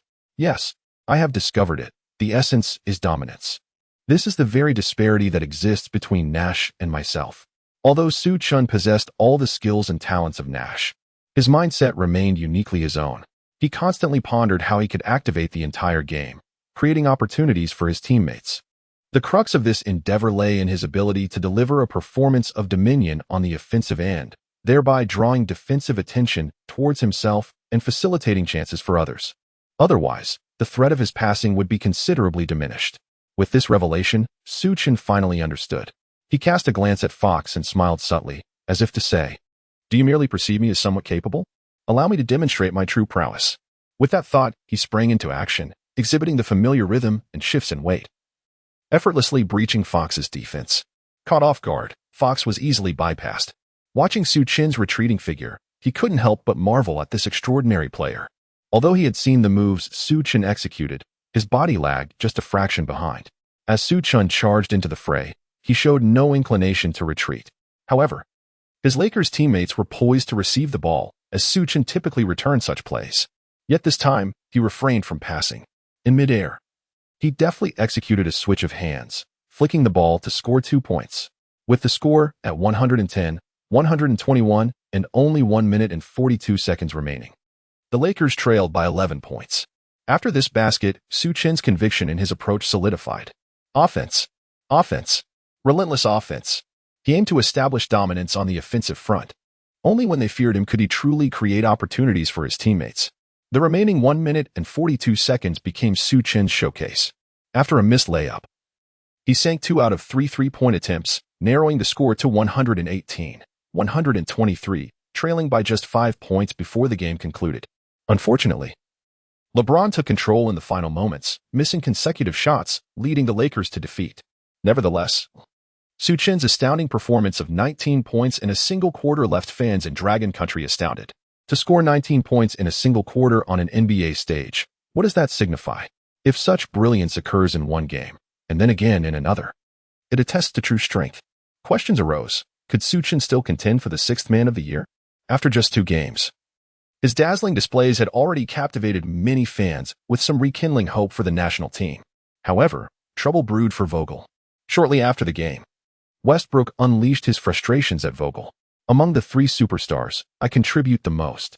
I cannot accept coming off the bench." Subsequently, news broke that Westbrook had suffered a finger injury, sidelining him for the next 3 games. This revelation overshadowed Su Chen's remarkable performance, leaving those who had not watched the game unaware of Su Chen's extraordinary 19-point quarter. However, this indirectly granted Su Chen a glimmer of opportunity. Indeed, the fans of Long would soon realize that in the subsequent match against the Nuggets, Westbrook's name was notably absent from the roster. This indicated that Su Chen would ascend to the position of the second choice for point guard. Fans were astonished to discover that Su Chen finally had ample chances to demonstrate his prowess. Chapter 13. Terrifying Eruption. The Lakers faced the Nuggets on their home turf. Broadcasted live across the nation, the current standings revealed that the Lakers occupied the 8th spot in the Western Conference, while the Nuggets held the 6th position. However, a glance at the rankings indicated that the Lakers' performance fell short compared to the Nuggets. Up to this point, the Lakers had exhibited inconsistency, marked by significant fluctuations, often alternating between streaks of losses and victories. In contrast, the Nuggets displayed a more stable overall condition, with media predictions suggesting their final ranking could likely settle around 4th or 5th in the West, solidifying their status as perennial playoff contenders. The forecast for this particular matchup leaned heavily in favor of the Nuggets, with even the Lakers' own media expressing skepticism about their chances on this away journey. Voices within the league even echoed the sentiment that the Lakers were merely a paper tiger. As the game commenced, it seemed to validate these assertions. As the Nuggets stunned the Lakers right from the outset, Jeff Green and Jokic scored relentlessly. With 3 minutes remaining in the first quarter, the Lakers trailed by 12 points, at a score of 18-30. Moreover, in his matchup against Morris, Tucker failed to gain any advantage whatsoever. His dismal performance evoked immediate comparisons to Westbrook, with many thinking that even Westbrook, at his worst, could not have performed this poorly. With a sigh, Vogel was compelled to make substitutions. However, the options available to him were limited. Ultimately, he set his sights on Su Chen. Su Chen has been attentively observing the situation on the field, thoroughly prepared and poised to respond to Vogel's call. "SU, enhance your offensive efforts once you take the court." Su Chen replied resolutely, "No problem." However, as he took to the court, the Pepsi Center was immediately filled with a cacophony of jeers. The crowd perceived the Lakers' decision to field an unfamiliar Eastern player as a blatant affront to their pride. Nevertheless, Su Chen's entrance garnered enthusiastic attention from fans in the Penguin live streaming room, all of whom ardently hoped that he could seize this opportunity in the game to prove himself and demonstrate that Eastern guards could indeed carve out a place for themselves in the NBA. Su Chen had not anticipated that so many events would unfold in such a short span. The Los Angeles Lakers underwent a sudden transformation, with the discord between Westbrook and the management becoming public knowledge. Yet, this is the nature of a commercial league. After the last match, Su Chen continued to implement the strategies he had devised, determined to display his dominance through his offensive prowess. He even intentionally intensified his training focused on offensive awareness. However, the Denver Nuggets did not regard Su Chen as a significant threat. Although he had garnered a modicum of recognition in the previous 2 games, his influence remained limited, with many still oblivious to his name, including Morris, who was currently matched up against him. Morris, with an impassive expression, inquired, "Hey, what's your name? I don't think I've seen you before." "I am SU. I hope after this game, you will remember me." Morris shrugged, responding, "Your abilities are not yet worthy of my remembrance." "Oh, is that so? Then allow me to prove myself through my performance." Su Chen, with a sudden retreat toward the 3-point line, caught everyone off guard. Morris, however, dismissed it casually, merely extending his arm to obstruct, indifferent to whether he could truly disrupt Su Chen's shot. Swish. The 3-pointer sank. With a score of 21-30, Su Chen immediately expanded the lead. Morris glanced at Su Chen with an expressionless face, then smirked disdainfully, as if to say, "I've seen plenty of shots like that." After all, it turned out he was just a player who could shoot threes. "I'll simply defend against your 3-point shots." Nonetheless, this basket caused the enthusiasm of the Pepsi Center fans to wane slightly. The home crowd hadn't anticipated such a swift slap in the face. They had just mocked Su Chen, only to realize they were the true jesters. As the Nuggets resumed their offense, Morris controlled the ball with seasoned poise, methodically executing a play to score 2 points, bringing the score to 21-32 and reclaiming some dignity. Next, it was Su Chen's turn to attack again, but Morris, having learned from his previous mistake, applied tight defense, denying him an easy 3-point shot. This was precisely what Su Chen relished. With a simple change in rhythm, he maneuvered past Morris and executed a floating shot, scoring 2 more points. The score stood at 21-34, with the Lakers still trailing by 13 points. Morris, somewhat astonished, observed Su Chen's retreating figure, pondering, "This guy seems to possess more than just 3-point shooting prowess. His drives are remarkably swift." Then, the Lakers finally secured a defensive stop, with Howard grabbing the rebound. The Nuggets offered no chance for a counterattack as Su Chen dribbled past half-court. Upon crossing the line, he passed the ball to James and began to exploit his teammate's screen, darting around with fervor. Soon, Su Chen found an opportunity to shoot from the 45-degree angle. Swish. Morris helplessly watched as Su Chen hit another 3-pointer. The score was now 24-34, and the Lakers' momentum was rising. The Lakers bench erupted in cheers for Su Chen. His teammates rushed over to celebrate with high fives, and even Vogel, on the sidelines, gave a thumbs up to Su Chen. In recent days, Vogel had closely observed Su Chen's training routines. The difference between Su Chen in practice and in games was stark, at times inducing self-doubt in Vogel. Nevertheless, he took the risk of putting Su Chen on the court, and the player's performance was the best reward, with his rapid 3-point attempts driving layups and off-ball screens for threes. Su Chen consistently provided surprises and assistance to the team whenever he stepped onto the court. This is precisely why Vogel favored Su Chen, his ability to alter the course of the game simply by being in play. Su Chen scored repeatedly, silencing not only Morris but also quieting the Nuggets fans present. As the Nuggets initiated their offense, Jeff Green's layup failed to find the mark, allowing James to secure the rebound and swiftly advance the ball for a fast break. Su Chen, swiftly descend, seized the opportunity before the defense, and score with a layup. Upon entering the game, he achieved an astonishing 4-for-4 shooting, amassing 10 points in a mere instant. With the score at 26-34, the Lakers erupted into a frenzy following Su Chen's entrance. The fans in the Penguin live stream could hardly contain their excitement. What on earth is happening? I just tuned in, and this guy is shooting flawlessly. The most bewildered of all was the head coach of the Nuggets, utterly astonished by the presence of such a player on the Lakers. How could someone shoot so accurately? While the entire Nuggets team was left in a daze. Su Chen once again found an opportunity for a three-point shot through a screen. Goodness! Someone stop him! The Nuggets coach shouted from the sidelines. This time, Malik Monk and Su Chen executed a pick and roll. After the switch, Su Chen found himself with an open shot.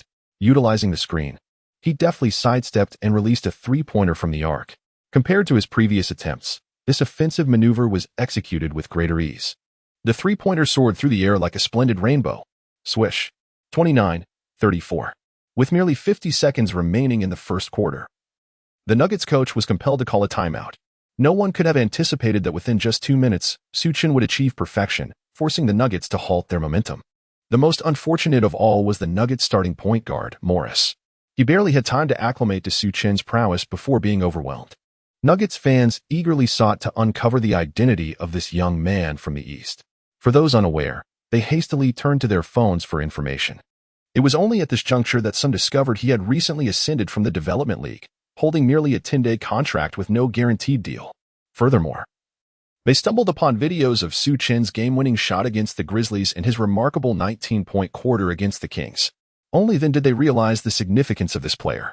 Unfortunately for Morris, he was oblivious. Facing Su Chen was akin to an ordinary soldier confronting a sniper. The latter merely needed to pull the trigger to reap the rewards, while Morris had yet to even catch a glimpse of this sharpshooter. After Su Chen sank the three-pointer, he raised 3 fingers triumphantly and swiftly dashed back to the bench. Anthony leaped up to celebrate with a chest bump, while other players surrounded Su Chen in jubilation. "Su, you're absolutely phenomenal," they exclaimed. "Su, let us unleash a barrage of threes." The Lakers fans encircled Su Chen, cheering with excitement. Observing the trust bestowed upon Su Chen by his teammates, Vogel felt an increasing sense of satisfaction. He even began to entertain the notion that Su Chen's true three-point shooting percentage could one day rival that of sharpshooters like Curry or Thompson. This reflection led him to recall Westbrook. In comparison, it was clear that a player like Su Chen was more aligned with his preferences, capable of handling the ball and excelling off it, adaptable to various roles while stretching the floor, and when he gets hot, his accuracy is particularly remarkable. Since meeting Su Chen, Vogel had, for the first time, begun to reassess his views on Eastern guards. As the timeout concluded, both teams made adjustments based on their players' stamina. However, the red-hot Su Chen remained on the court.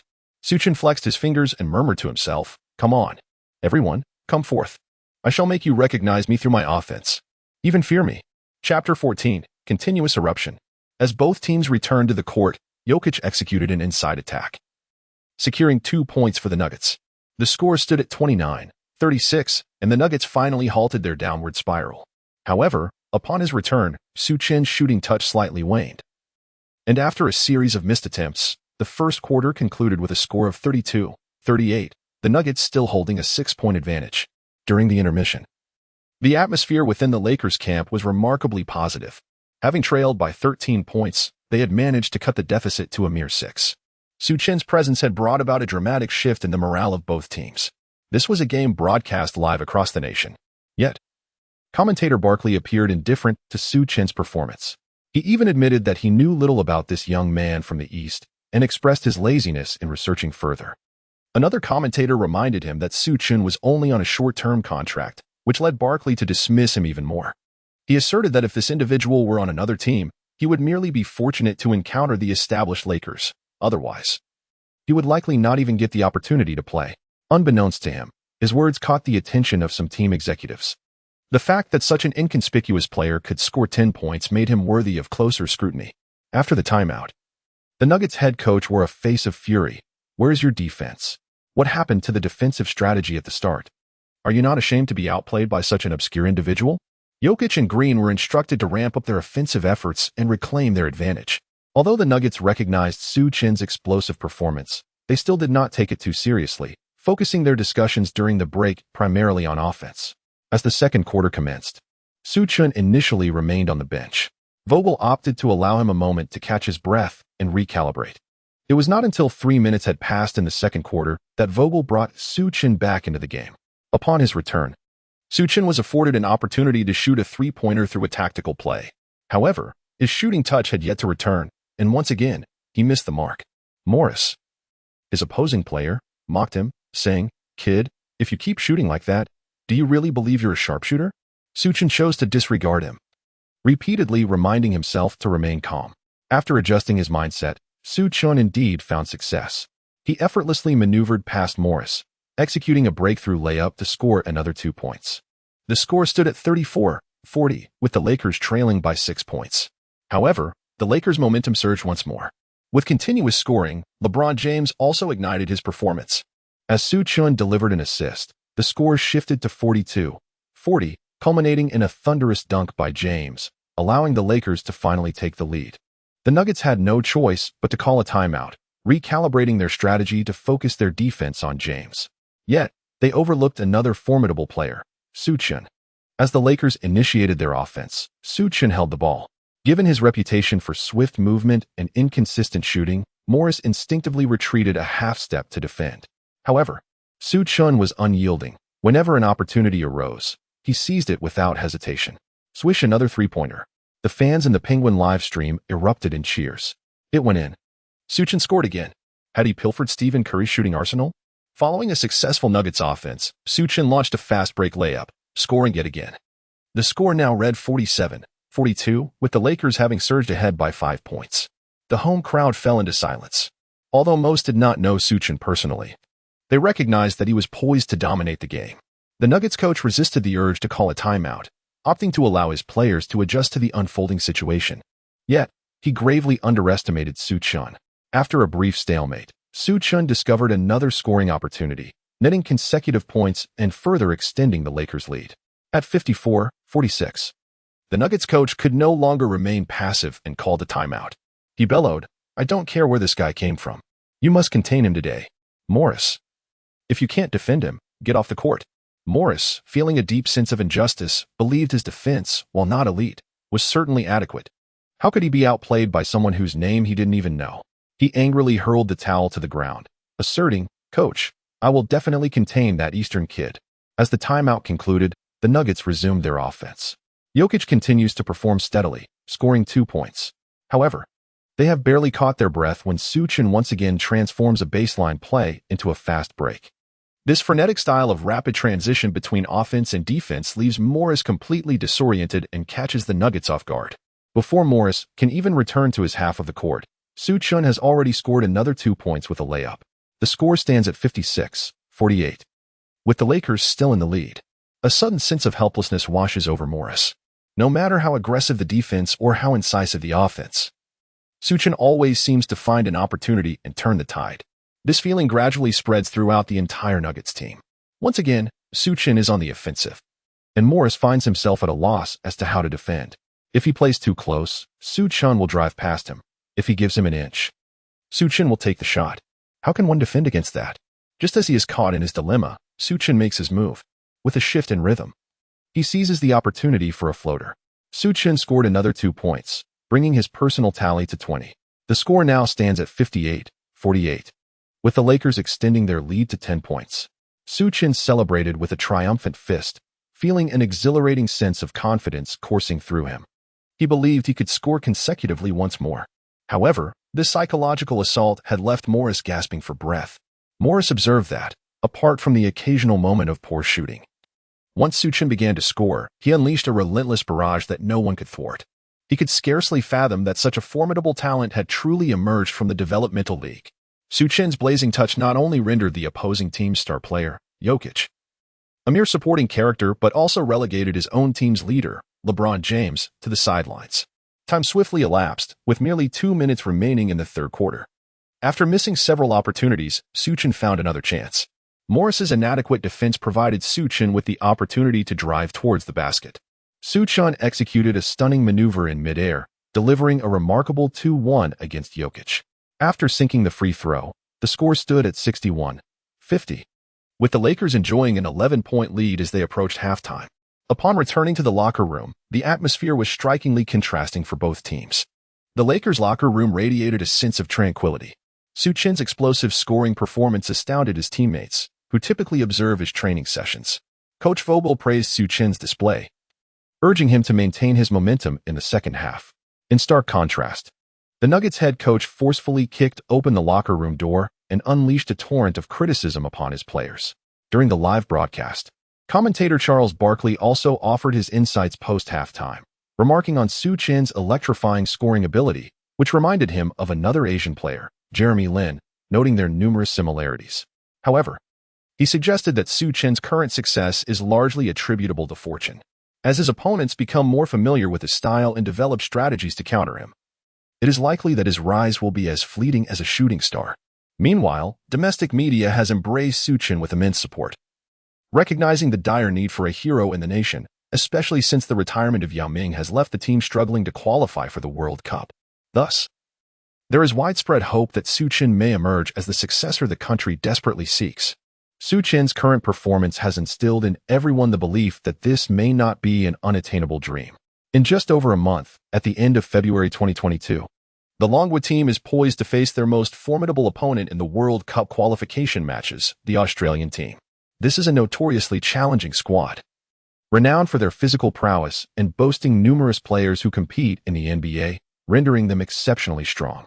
However, with Su Chen's recent explosion of talent, fans are filled with renewed hope. As the break concludes, the third quarter of the match begins. Chapter 15, Single Game Record. Upon returning for the third quarter, both teams have placed their primary lineups back on the court. The Nuggets initiate the first offensive drive. After a period of rest, Jokic has regained his form. He continuously scores within the paint, leaving the Lakers' interior defense utterly helpless. Jeff Green also contributes significantly on both ends of the court, aside from adding points with his three-pointers. He imposes considerable restrictions on the Lakers' wings defensively, with the score at 64-59 and approximately 6 minutes remaining in the third quarter. The Nuggets have narrowed the gap to just 5 points. At this juncture, LeBron James steps up, determined to stabilize the situation with his individual efforts. His relentless drives and three-point attempts dominate the Lakers' offensive play, visibly maintaining their lead.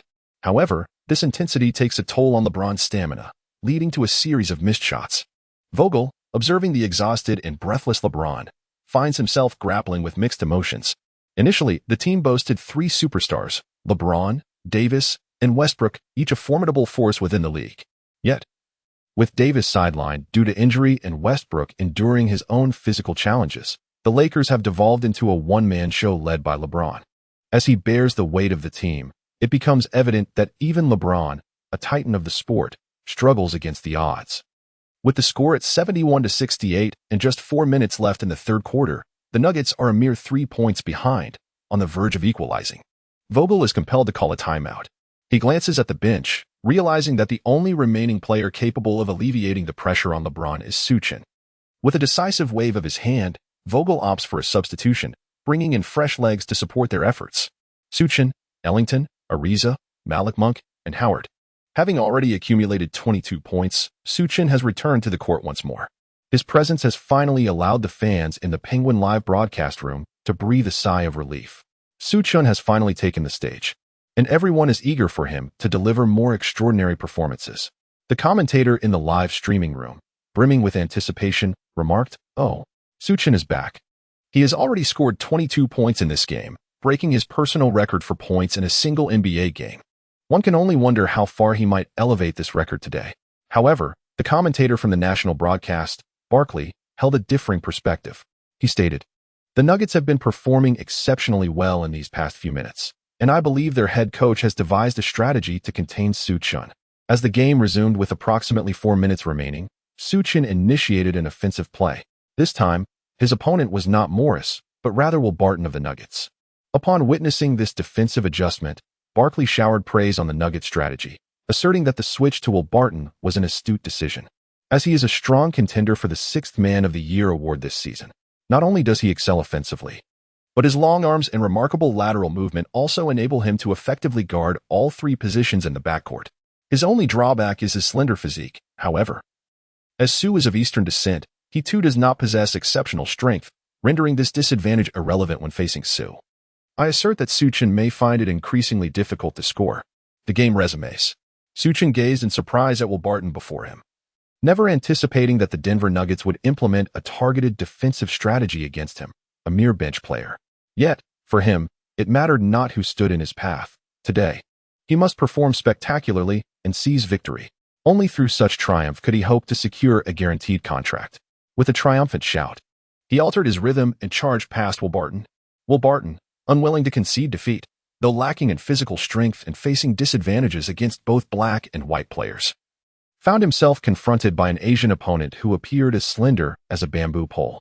He refused to believe he could not hold his ground. Emulating Su Chen, he let out a fierce shout and closed in. However, Su Chen offered no opportunity for a direct confrontation. With a swift change in rhythm, he surged forward, his low center of gravity allowing him to glide past Will Barton with remarkable fluidity. Had he already passed? The Nuggets fans were momentarily taken aback by Su Chen's deft maneuver. They had never envisioned that an Eastern player could exhibit such mastery in uniting ball and body. Regardless of the defensive tactics employed against him, Su Chen always seemed to discover a solution. The Nuggets were evidently unprepared for his breakthrough. They had assumed that Will Barton would at least pose some trouble for Su Chen, yet the outcome mirrored that of Morris's encounter. Su Chen executed his signature jump shot once more, adding another 2 points to his tally. The score reached 24. The commentator in the Penguin live stream was the first to express exhilaration as Su Chen once again shattered records. With a score of 73-68. The Lakers began to widen their lead. The Nuggets pressed on with their offense, although Will Barton had been humiliated defensively by Su Chen. He quickly sought redemption on the offensive end, making a forceful drive for 2 points. The score was now 73-70. With the Nuggets remaining close on the heels of their opponents, just as the Nuggets players took a moment to breathe, Su Chen, unbeknownst to them, had already crossed half court and launched a 3-pointer in pursuit, 76-70, and he had extended the lead once more. The Nuggets initiated another offensive, but Howard's block led to a Lakers counterattack. With the Nuggets still regaining their footing, Su Chen swiftly advanced again, breaking through for another 2 points. The score now stood at 78-70, with 2 minutes remaining in the game, prompting the Nuggets to call a timeout. An astonishing 29 points. Su Chen had scored 29 points, forcing the Nuggets to halt their momentum. The commentator in the Penguin live stream was practically bursting with enthusiasm. Fans flooded the chat with messages. Su God, eternally young. Most notably, Charles Barkley, who had previously claimed that Su Chen would not score again today, was left speechless as Su Chen not only scored, but managed to rack up 7 points in quick succession. Consequently, Barkley opted to shift the conversation away from Su Chen, delving into some gossip about Westbrook and the Lakers. Following the timeout, the Nuggets swiftly made adjustments. A seldom used guard, Devon Reed, was now tasked with defending Su Chen. The Lakers maintained their lineup. As Vogel's intentions became abundantly clear, they aimed to exploit Su Chen's prowess to their advantage. Upon returning to the court, Barkley, witnessing the Nuggets' renewed focus on Su Chen, again let slip his earlier bravado. The Nuggets have made yet another change. It seems they are determined to suppress Su. Although Reed's defense was commendable, he was still relatively unknown. Yet, before he could finish his thought, the Lakers launched another counterattack. In a fast break, Su Chen opted not to pass, instead executing a mid-range jumper from the free throw line. This shot effectively silenced Barkley. The score erupted to 80-70. As Su Chen's formidable performance catalyzed a stunning 9-0 run. His personal scoring record soared to 31 points. Incredible! Su Chen was truly remarkable. The fans in the Penguin live stream were so elated that they tossed aside their chopsticks in celebration. The Lakers bench erupted in frenzied jubilation, their cheers surpassing even those of the Nuggets' home crowd. LeBron, too, flashed a radiant smile, reveling in a game that had brought him such joy in a long time. Su Chen's performance evoked memories of his former self. However, subsequently, his shooting touch finally returned to normal. After a series of missed shots, his teammates stepped up. The Lakers concluded the third quarter with a 10-point lead at 85-95. It was this advantage established during the quarter that ultimately led the Lakers to secure a victory with a final score of 110-100. In the fourth quarter, Su Chen took to the court, yet unfortunately did not score, ultimately capping his personal record at 31 points. With this nationwide broadcast, Su Chen's performance finally captured the attention of the public. Fans across the nation were astonished to discover that the Lakers had yet another unrecognized gem in their midst. Numerous basketball experts, after delineating Su Chen's myriad strengths, fervently recommended that their respective teams secure his services. After all, once Su Chen's contract concluded, opportunities would abound for all. The Lakers management, however, hesitated repeatedly and, after discussions with Vogel and James, ultimately reached a decision. Chapter 16. Who is the Asian Light? The Lakers management resolved to allow Su Chen to complete these 3 games and fulfill his 10-day contract before making further assessments. This decision left both Vogel and James disheartened. The management's rationale was that Su Chen's performance in training remained markedly subpar, failing to meet the requisite standards for a contract. Nevertheless, they promised that should Su Chen continue to deliver remarkable performances in the 3rd game, the Lakers would extend him a guaranteed contract. In an effort to quell other teams' interest in Su Chen, unedited training footage of him surfaced online, revealing a series of blunders, missed breakthroughs, errant passes, a 3-point shooting record of 5 out of 10, and evident weaknesses and physical confrontations all laid bare. In summary, it was a stark portrayal of inadequacy. Yet, due to the nationwide broadcast, Su Chen's single-game tally of 31 points eclipsed his previous record of 19, finally catapulting him into the headlines of major media outlets. Unbeknownst to him, Su Chen has inadvertently become a paradox. Many believe that the Su Chen who graces the court is an entirely different entity from the one who trains diligently. One is a paragon of excellence, while the other seems almost inconsequential. Nevertheless, this dichotomy does not diminish the fervent admiration that fans in Longwa hold for him. His popularity has surged dramatically, even eclipsing that of Shou Chi, who currently plays in the Australian League. A casual scroll through Kuaishou reveals a plethora of highlight reels showcasing Su Chen's mesmerizing goals, including that exhilarating buzzer beater that stirs the soul. Fans are lavish in their praise, with the moniker God Su firmly established.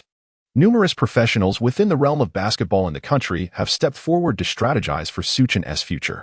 Some advocate for his continued tenure with the Lakers, noting that LeBron James naturally complements sharpshooters, a synergy Su Chen has demonstrated on the court. Others, however, suggest he should extricate himself from the Lakers' tumultuous situation, fraught with internal conflicts. The lingering issue surrounding Westbrook remains unaddressed, and the team's aging roster coupled with frequent injuries renders any hope of a deep playoff run, let alone postseason qualification, exceedingly tenuous. Moreover, as an Asian player, Su Chen's remarkable performance has garnered attention from various media outlets across Asia. The emergence of such a dynamic guard is indeed a beacon of hope for the continent. Yet, amidst the accolades, dissenting voices have arisen. Media from the Philippines have expressed disdain for Su Chen's achievements, asserting that he merely capitalized on his opponent's unfamiliarity with him and the unfortunate timing of Westbrook's injury, which afforded him an opportunity to shine. Certain Filipino basketball analysts have pointedly highlighted Su Chen's deficiencies, particularly his lackluster defense, due to his physical limitations. Including a disadvantageous wingspan and weight, his defensive capabilities appear to be quite constrained. They have even compiled a montage illustrating his defensive shortcomings when faced with robust physical confrontations. Su Chen often finds himself at a disadvantage. In encounters with taller, more athletic players, he frequently resorts to merely watching his opponents shoot. Furthermore, his ability to assist in defensive maneuvers and provide help defense is virtually non-existent, rendering him a veritable sieve on that end of the court. Ultimately, they presented a particularly compelling player for comparison. In the upcoming match, Su Chen will face off against the Filipino star of the Jazz, Jordan Clarkson. Clarkson was selected as the 16th pick in the 2nd round of the 2014 draft by the Lakers. With remarkable wingspan and leaping ability, he averaged 11.9 points and 3.5 assists in his rookie season, earning a spot on the All-Rookie First Team for the 2014-15 season. Last season, 2020-21, he was honored as the 6th Man of the Year. In contrast, Su Chen entered the draft in 2016 and was chosen much later, as the 28th pick in the 2nd round, narrowly avoiding being undrafted. His first 2 years saw minimal playing time, let alone any accolades. The draft position reflects the recognition from scouts and management, while the honors symbolize acknowledgement from the league. Consequently, Filipino media have pointed out that Su Chen, in comparison, has achieved very little. merely showcasing fleeting brilliance. As teams grow increasingly familiar with his style, it is inevitable that Su Chen will revert to his true form, potentially being relegated to the development league. In the forthcoming match against Clarkson, Filipino media predict that Su Chen will merely serve as a supporting player. However, fans from Longwa vehemently contest this assertion, though they possess scant evidence to support their claims, as their recent performances have been lackluster. With only 3 explosive games to their credit, even before the match commences, media and fans from both nations are embroiled in a war of words, with the current narrative favoring the Filipinos, while Longwa finds itself nearly overwhelmed. Su Chen, however, remained unaffected by the outcome. After the competition concluded, he engaged in solitary practice. He reflected on the day's match. Although he had made a striking start, subsequent appearances were fraught with challenges. During his training session, he recalled the application of Nash's template talent, continuously refining his movements. Upon completion of his practice, he checked the system and was pleasantly surprised by his findings. According to the system, his genuine integration with the Nash template stood at 51, while the match integration reached a perfect score of 100, with the maximum integration limit being 100. In addition to the determination aura, he also unlocked a focus aura, which enhances the concentration of his teammates on the court. Su Chen was taken aback. The degree of true integration had actually increased slightly. This signifies that his comprehension of Nash's talent had deepened another layer. Furthermore, he had gained an additional focus aura, along with yet another weapon for victory. Su Chen felt confident that his strategy was sound. It was imperative to assert his dominance through an offensive approach. Time passed swiftly, and amidst the anticipation of Dragon Country fans, the Lakers prepared for yet another match. This contest marked the final game of Su Chen's short-term contract, after which a decision regarding his future with the Lakers would be revealed. The game was broadcast nationwide, a common occurrence due to the Lakers' prominence in the market, with nearly half of their matches being aired across the country. This allure is a significant factor for many players who wish to remain with the team. Beyond the lucrative contracts, they also enjoy substantial exposure, which can lead to various lucrative opportunities. Prior to the game, fans in the Penguin live streaming room initiated a poll, posing a straightforward question: who shines brighter, Su Chen or Clarkson? The voting results, however, were unexpected. Su Chen garnered 30 votes while Clarkson secured 70, resulting in a significant defeat for Su Chen. The majority of fans believe that Clarkson has already proven his worth, although there is hope for Su Chen to deliver an outstanding performance. The consensus remains that his capabilities are somewhat limited. They encourage him to exert his utmost effort. At the Energy Solutions Arena, the players from both teams have taken their positions on the court, ready for the jump ball. The starting lineup for the Lakers has undergone some changes compared to previous games. The players now include Talon Horton-Tucker, Avery Bradley, LeBron James, Trevor Ariza, and Dwight Howard. The previously employed small ball strategy featuring James at center has been abandoned, and due to his commendable performances in recent matches, Howard has returned to the starting lineup.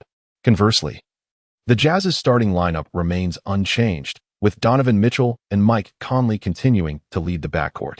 Su Chen remained on the bench, not yet making his debut. However, his opportunity soon arose. With 5 minutes remaining in the first quarter, specifically at 4:20, the Lakers experienced a catastrophic collapse, prompting an irate Vogel to call for a timeout. Chapter 17, The Tipping Point. The Lakers' downfall was both bewildering and disheartening. The game commenced with a successful jump ball for the Lakers, and LeBron James made the first score with a breakthrough. Yet, it soon appeared as though the team had been cursed. Every shot taken seemed to miss. Even LeBron's aggressive attempts failed to find the net. In stark contrast, the Jazz, orchestrated by Mike Conley, executed their plays with precision, consistently scoring and establishing an early lead of 10-2. Lakers head coach Vogel was compelled to call a timeout and adjust the starting lineup. Upon returning from the break, LeBron initiated another offensive drive, utilizing a pick-and-roll to challenge Conley and subsequently netting 2 points. However, the Lakers again lost their shooting accuracy, whether inside or beyond the arc. They struggled to convert their attempts into points. The Jazz, like a well-disciplined army, continued to execute their game plan under Conley's guidance, extending their lead with another 10-2 surge. The Lakers' starting point guard, Talon Horton-Tucker, found himself utterly outmatched against Conley, unable to make an impact on either end of the court. Conley operated with the finesse of a finely tuned machine, always making the most astute choices in passing and scoring. If the Jazz were likened to a grand cruise ship, then Conley was undoubtedly its captain, navigating through turbulent waters with unwavering composure, guiding his team toward victory.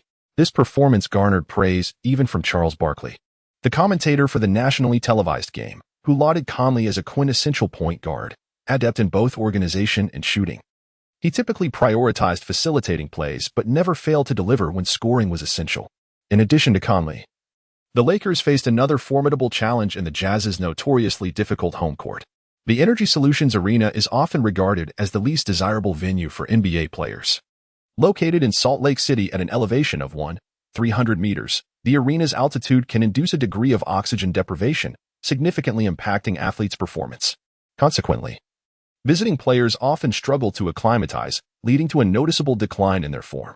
Today, the Lakers found themselves grappling with this very issue, feeling a sense of heaviness in their chests and experiencing substantial fatigue. Conversely, the home team, accustomed to the altitude and frequently training in such conditions, faced far less discomfort. Thus, as the game progressed, Jazz players typically showcased improved performances. It was unexpected that the Lakers would start off without any momentum. Moreover, the fans of the Jazz are among the most fervent supporters in the NBA. They consistently dress in unison, adorning the home arena with colors that resemble an ocean, thus exerting immense pressure on the visiting players throughout the game. Some overly zealous fans even resort to derogatory remarks, displaying aggression towards every player on the opposing team. When 20,000 fans simultaneously boo, it can destabilize players with weaker psychological fortitude, resulting in frequent errors on the court. At this moment, despite Vogel calling for a timeout, the cacophony from the Jazz fans showed no signs of abating. Their noise even drowned out Vogel's voice, compelling him to shout to convey his tactical directives. Jordan, Anthony, LeBron, Bradley, Su Chen, you're up. SU, stabilize the situation and score quickly. Meanwhile, the Jazz's head coach, confident with a 16-point lead, swiftly substituted in bench players to conserve the stamina of his starters. The previous season's sixth man of the year, Clarkson, was also brought onto the court, with a singular directive to contain Su Chen on both ends of the floor, increasing physicality and preventing him from comfortably controlling the ball. Although Clarkson hails from the Philippines, he was born in Florida and possesses the athletic prowess of an African American. Having heard of the verbal exchanges between him and Su Chen in the media, he entered the game with a determination to prove himself, resolutely aiming to showcase the brilliance of Asian athletes. Upon Clarkson's entry, Barkley quickly assessed. Since winning sixth man of the year last season, Clarkson seems to have become more consistent. On the other hand, while Su Chen's previous performance was quite impressive, his defensive weaknesses are apparent. I predict he may not shine today. As the Lakers launched their offense, Su Chen took control of the ball. Clarkson, facing Su Chen with an impassive expression, declared, "Kid, I'm here to show you who the true Asian star is." Su Chen nonchalantly remarked, "I truly do not care. After all, I shall defeat you today." "You are arrogant," Clarkson bellowed, summoning all his athletic prowess, his gaze fixed intently upon Su Chen. He resolved firmly not to allow Su Chen to pass. Meanwhile, Su Chen slightly lowered his center of gravity, poised and ready. "Is the reigning sixth man of the year? Is it? Then I shall use you as my offering." Su Chen resolutely vowed that today he would undoubtedly make you aware of his prowess. Unbeknownst to him, the focus aura of the point guard system had been activated. Su Chen suddenly became immensely focused, as if the cacophony of home fans had gradually diminished. Not only that, but his teammates also seemed to be influenced by Su Chen's concentration, becoming equally engrossed in the game. Though the Jazz players were on their home turf, they felt inexplicably unfazed by the presence of the Lakers, who appeared to embody the spirit of a playoff-bound team. "Huh!" Su Chen exclaimed suddenly, igniting his momentum. It seemed that such a shout had become a habitual prelude for him. Clarkson, too, tightened his resolve, convinced that he could. Suddenly distracted by a fleeting shadow that swayed past him, he found himself momentarily stunned. Had it passed? Clarkson was bewildered. He had clearly observed Su Chen's movements. So why had he failed to defend against him? He was not alone in his astonishment. His fellow Jazz teammates were equally taken aback. Last season's sixth man of the year, known for his prowess on both ends of the court, Clarkson had been so effortlessly outmaneuvered.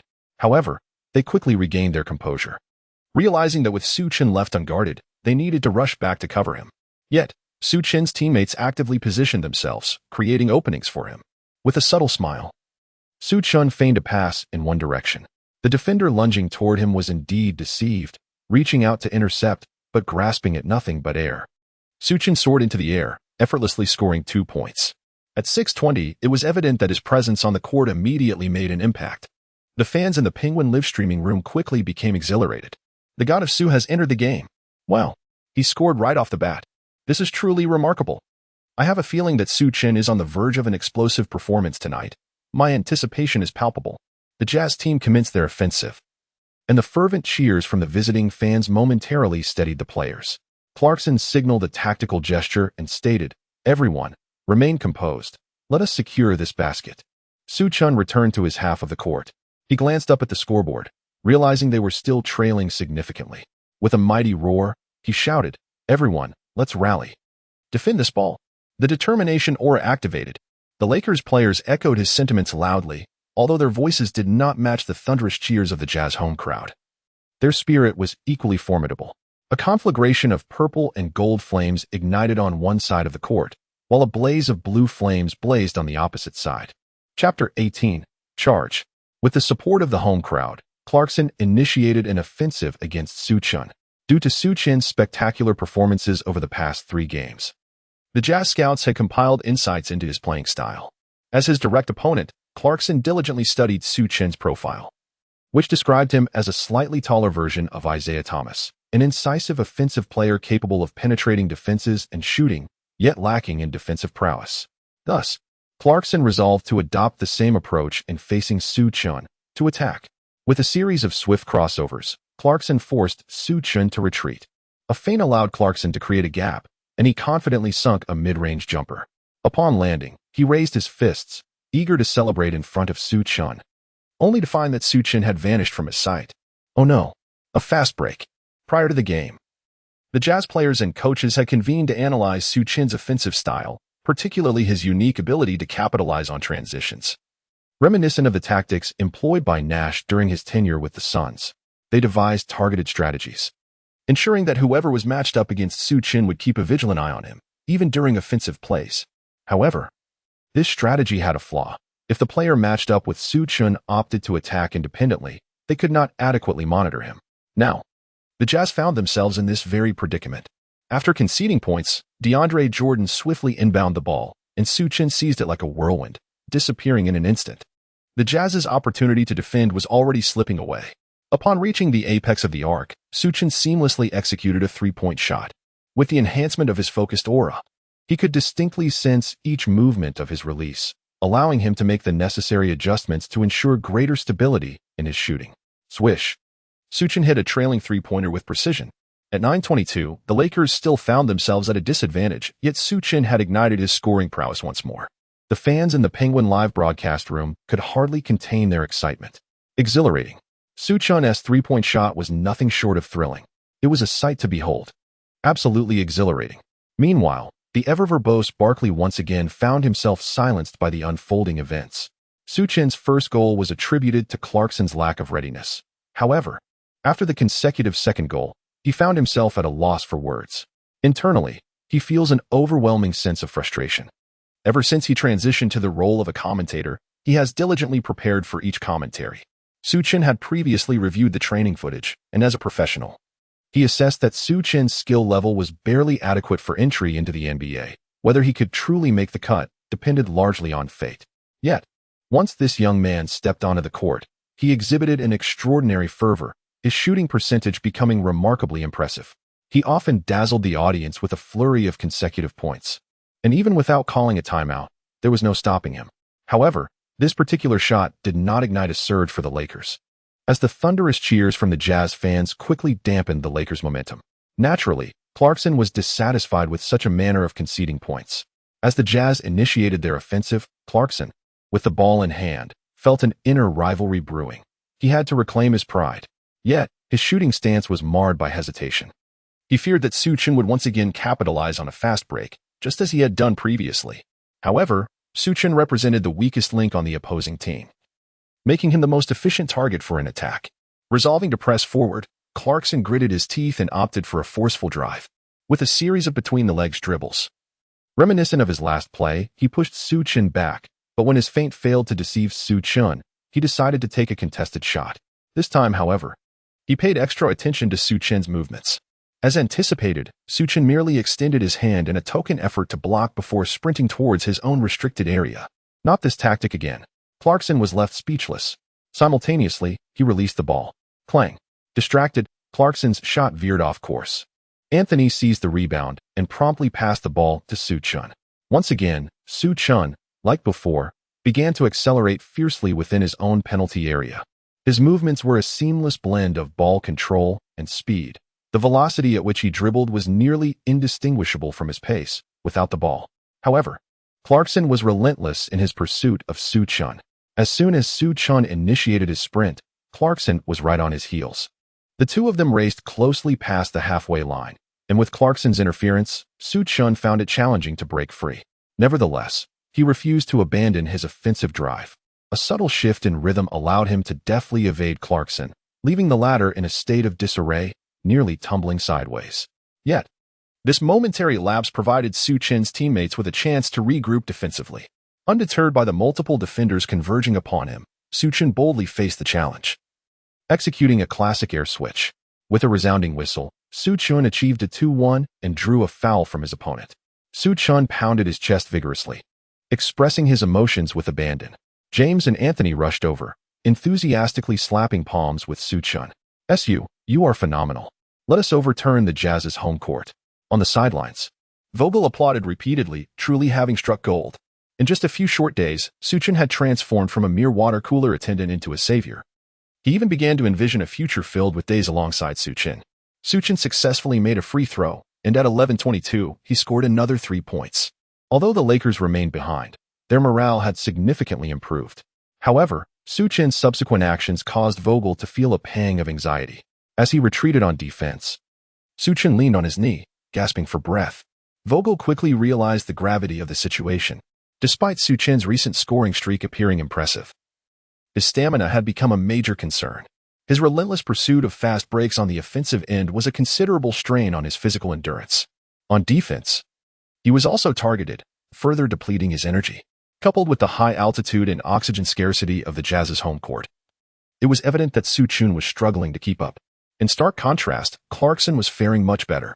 Though both players were on the court simultaneously, Clarkson adapted more readily to the environment, maintaining a measured offensive pace, appearing almost unaffected. As he drove into the Lakers' paint and noticed Su Chen drenched in sweat, he smirked disdainfully and remarked, "So, besides being a poor defender, your stamina is lacking too. Let us see how I perform next." With that, he began to toy with Su Chen using his refined skills. A series of feints swiftly created an opening. Unfortunately, in his eagerness to capitalize on a fast break, Su Chen distracted Clarkson, resulting in a missed three-point attempt. The Jazz secured the rebound and passed the ball back to Clarkson, prompting Su Chen to hustle back into position for defense. "Get ready, I'm coming at you again." Clarkson signaled for a one-on-one, then launched another offensive assault against Su Chen. Su Chen has been continuously targeted, leading to significant fatigue. However, bolstered by the aura of focus, Su Chen remains entirely concentrated in defense, maintaining his position steadfastly. This time, Clarkson opted for a drive, but fortunately, his teammates provided support, successfully thwarting the attempt once again. Yet, the Jazz still managed to secure the rebound, and ultimately, the ball returned to Clarkson's possession. LeBron James promptly decided to switch defenders, positioning himself directly in front of Clarkson. Su Chen felt immense gratitude as James stepped forward to share the burden with him during this critical moment. Clarkson, growing increasingly anxious, was desperate to prove his worth. Regardless of the defender before him, he created a fleeting opportunity and took a shot. Bang! The ball veered off course once again. Meanwhile, DeAndre Jordan, having missed several rebounds, was fueled by determination as he fiercely secured the ball and swiftly passed it to Su Chen. "Su, charge," he bellowed, placing all hope for this crucial play upon Su Chen's shoulders. Su Chen received the ball, gritting his teeth as he charged towards the Jazz team. Chapter 19. Struggle. Clarkson continued to lament the missed shot, but upon turning around, he found that both James and Su Chen had already advanced to the Jazz's half of the court. At this moment, two players from the Jazz had also returned, positioning themselves at the free throw line. Su Chen and James shared an unspoken understanding. With a call from Su Chen, James sprinted towards the corner. Their seamless coordination instantly drew one defender away, creating a space. Facing another defender, Su Chen suddenly made a passing gesture. The defender, aware that James was rushing to the corner, naturally assumed Su Chen would deliver the pass, and thus reached out to intercept. Unexpectedly, this was merely a feint by Su Chen. He deceived the defender and effortlessly scored an open layup. With 13:22 remaining, Su Chen added 2 more points, bringing the Lakers within 9. The fans in the Penguin live stream room finally felt their prolonged wait was worthwhile. Su Chen's performance was utterly exhilarating. The commentators in the live stream also exhibited great enthusiasm, meticulously editing and discussing Su Chen's numerous offensive plays.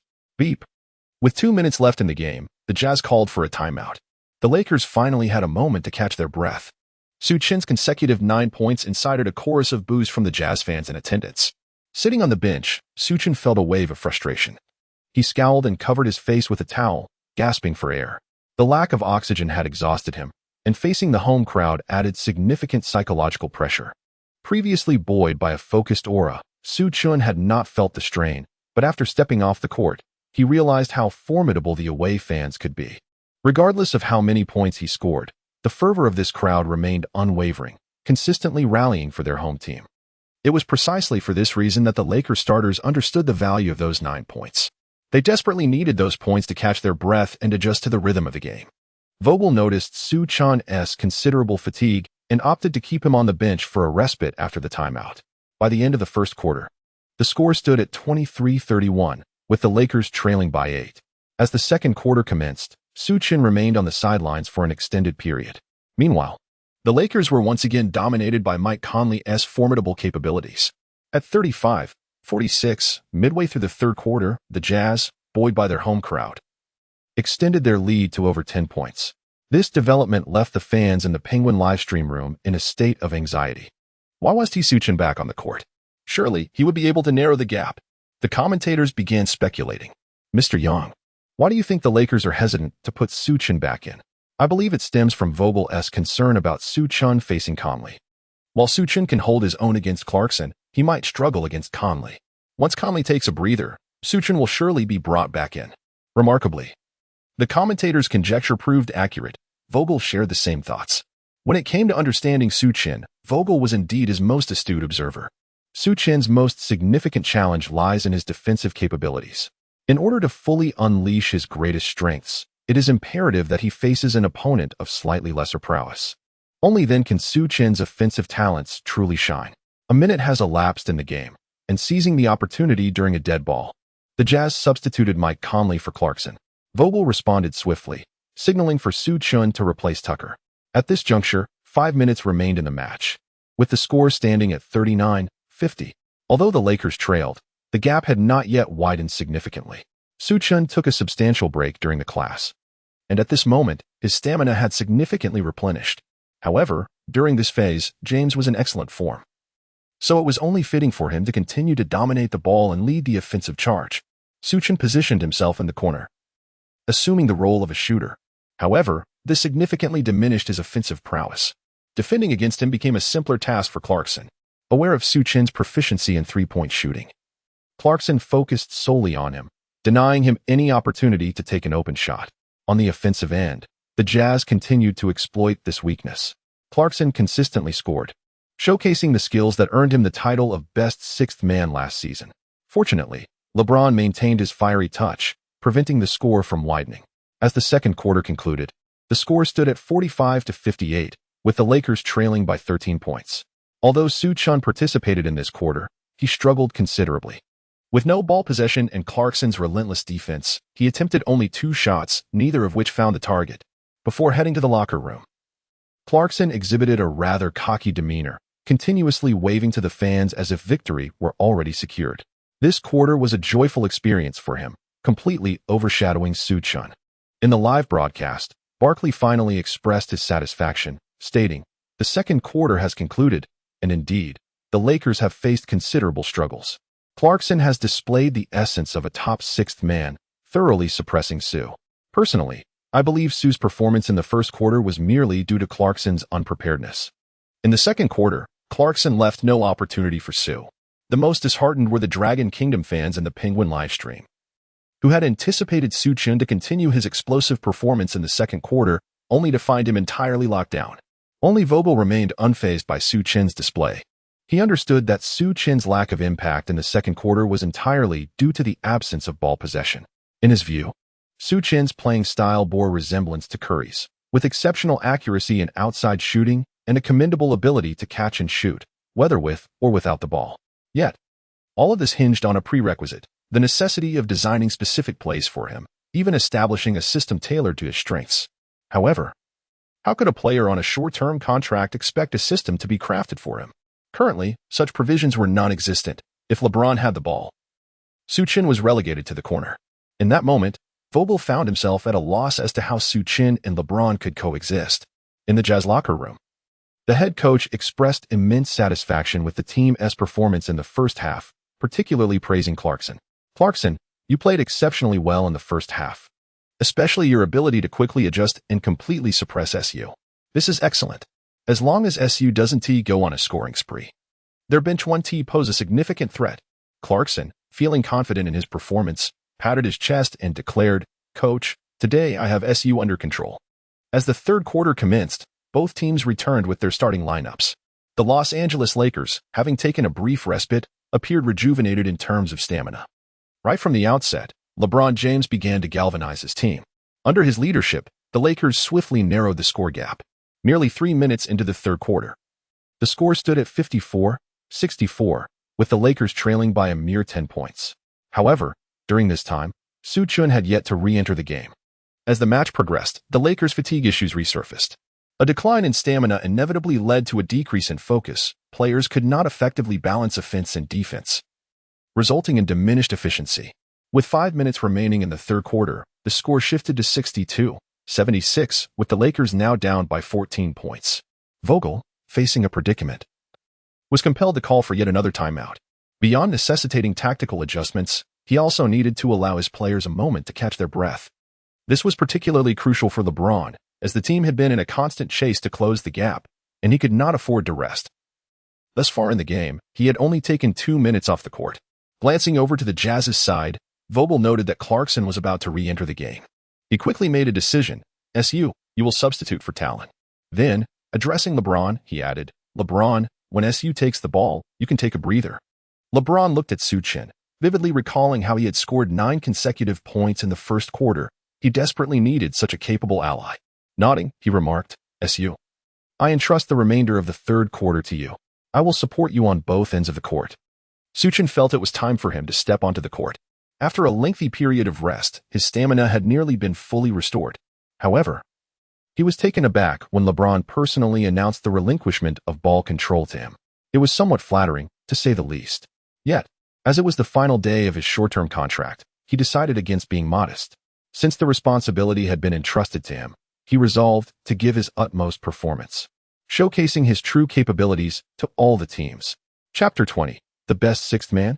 As the timeout concluded, both teams returned to the court. Su Chen advanced with the ball, once again finding himself in a matchup against Clarkson. The tension between the two was palpable. In the second quarter, Clarkson had successfully contained Su Chen, which bolstered his confidence in defense. He remarked to Su Chen, "Hey, kid, your points and assists pale in comparison to mine. You've already lost." Su Chen scoffed, "Lost? You are far too naive. From this moment on, you shall never have another opportunity." With that, he resumed his movement. Before making a breakthrough, he relaxed his body, drawing closer to Clarkson. In a sudden burst of power from his hips, he pivoted his shoulders, the overall motion subtle yet effective. Utilizing a shoulder feint in sync with a shift in his footwork, he effortlessly maneuvered past Clarkson, akin to strolling through a bustling market. "Impressive," James exclaimed, unable to contain his admiration. Though he had witnessed such skill before, each instance felt nothing short of magical. It seemed that Su Chen's actions lacked flamboyance.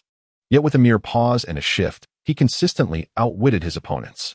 Clarkson barely managed a backward step before completely losing his positioning.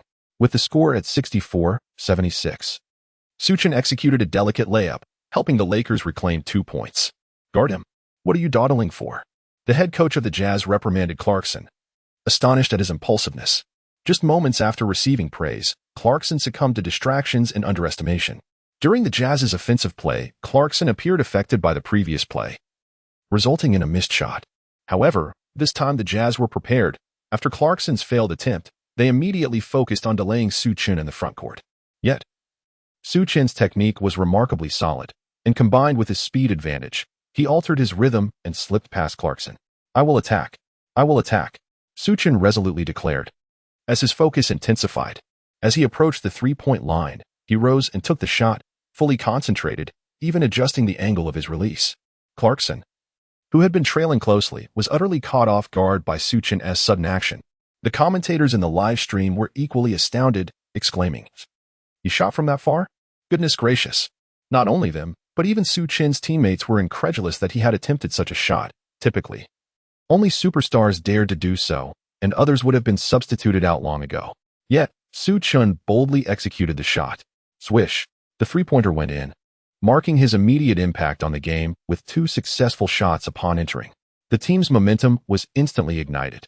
After scoring, Su Chen leapt high into the air and forcefully clenched his fist before sprinting back to his half of the court.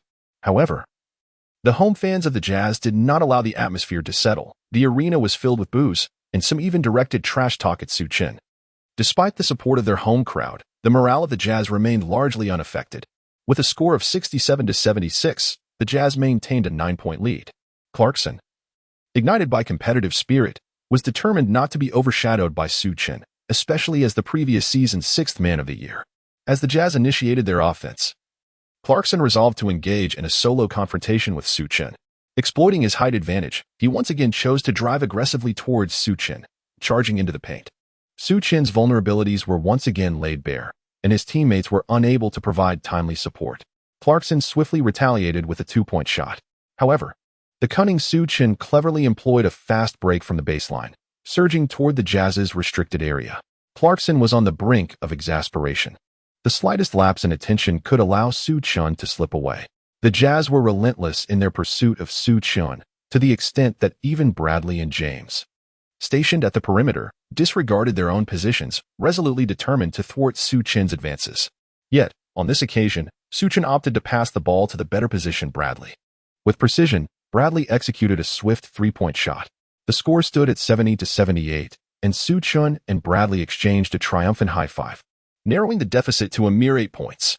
Su Chen glanced at the scoreboard and exclaimed loudly, "If we protect this ball, we shall turn the tide." "All right," Howard shouted with fervor. James looked at Su Chen with a sense of satisfaction. Although his position as the star player seemed to have been challenged, he was indifferent, willing to sacrifice anything for the triumph of the game. With 3 minutes remaining, the contest between Clarkson and Su Chen was far from over. Once again, Clarkson, in a fit of impatience, opted for a forceful drive, but this time the Lakers denied him any opportunity. James suddenly appeared, delivering a spectacular block that pinned the ball against the backboard. As he landed, Su Chen surged towards the opposing half of the court. The Jazz head coach desperately shouted for a defensive return, but it was too late. James and Su Chen connected, with Su Chen executing a delicate floater for 2 more points. After the basket, Su Chen waved dismissively at Clarkson and declared, "Best 6th man? Today victory is mine." Clarkson, though reluctant to concede, could not deny the evident truth. He had indeed been outmatched by Su Chen, unable to anticipate his next move. The score stood at 72-78, with Su Chen contributing 7 consecutive points since his entry, narrowing the gap to 6. The Lakers bench erupted in cheers. However, Barkley found himself at a loss for words, as he boasted about last year's best 6th man, only to be thoroughly embarrassed by Su Chen's performance. What was even harder for him to accept was that the two players were operating at entirely different rhythms. Clarkson simply could not keep pace with Su Chen and became a liability for the Jazz. Following this play, Clarkson appeared to lose his confidence, struggling to score against Su Chen and failing to defend, turning into a gaping hole in the Jazz's lineup.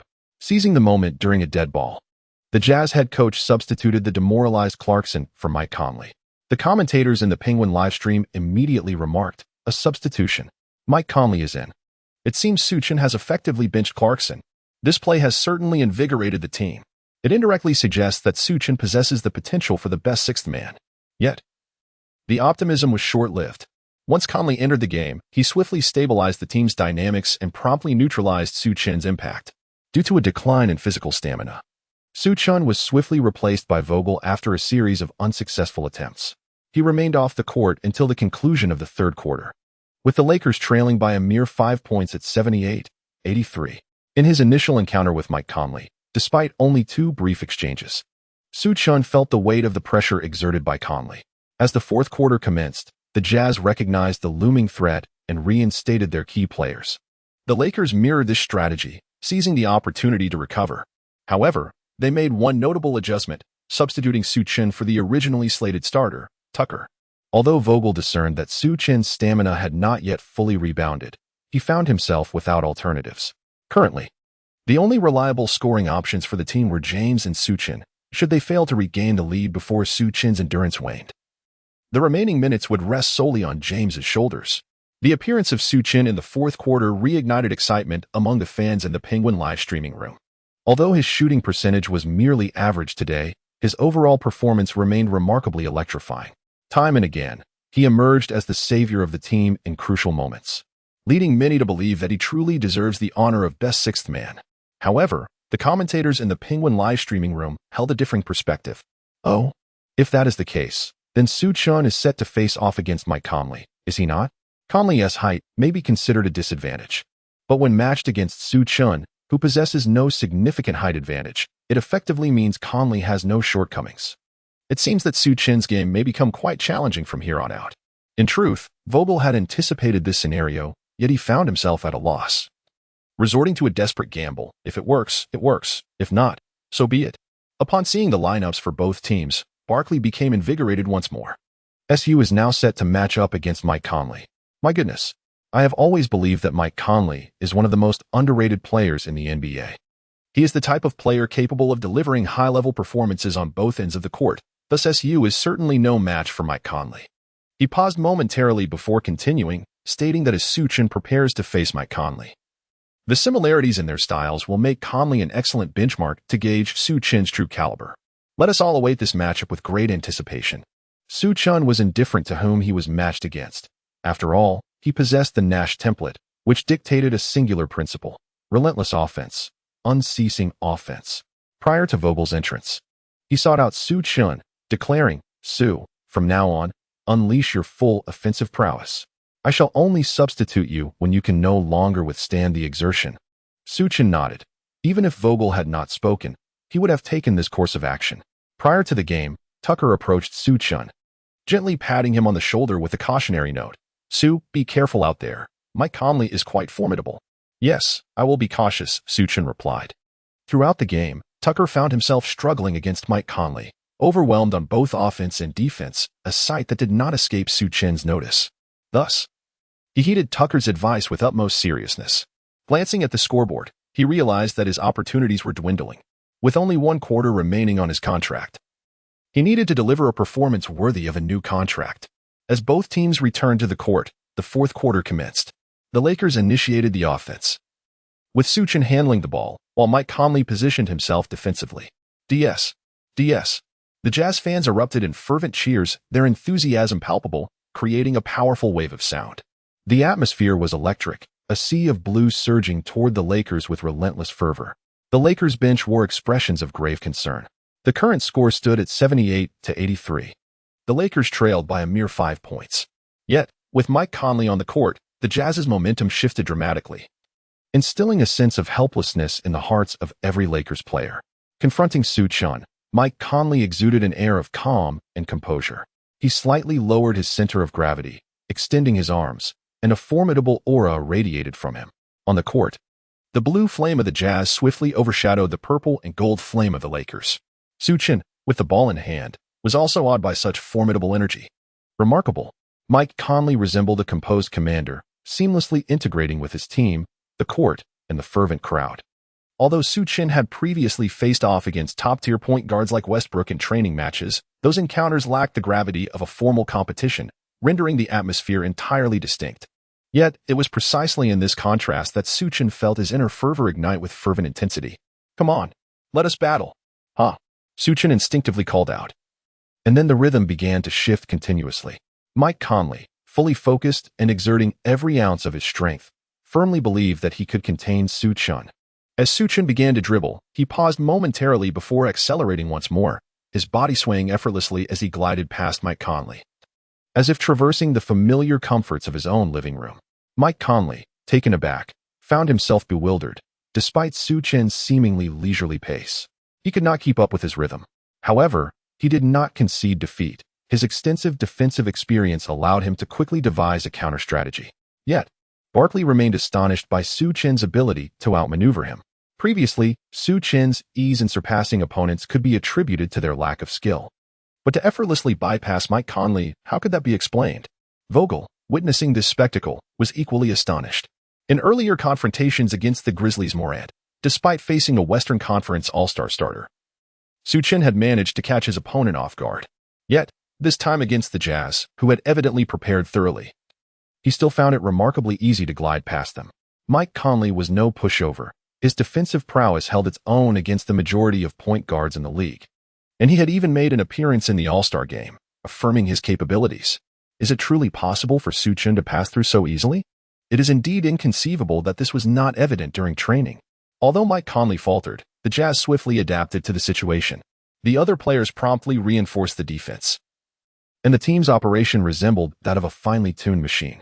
Su Chen couldn't help but click his tongue in admiration. The Jazz's response was remarkably swift, their defense closing in with astonishing speed. Nevertheless, Su Chen resolved to give it a try. He executed Nash's classic one-handed dribble and charged towards the hoop. However, he soon realized that the Jazz's defense was far more formidable than he had anticipated. The player providing help defense stood before him like an immovable mountain. This defense is incredibly strong.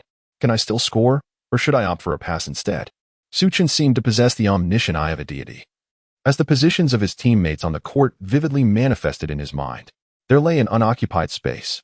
With a mere glance, he instantly discerned his teammate's vacancy and resolved to make the pass.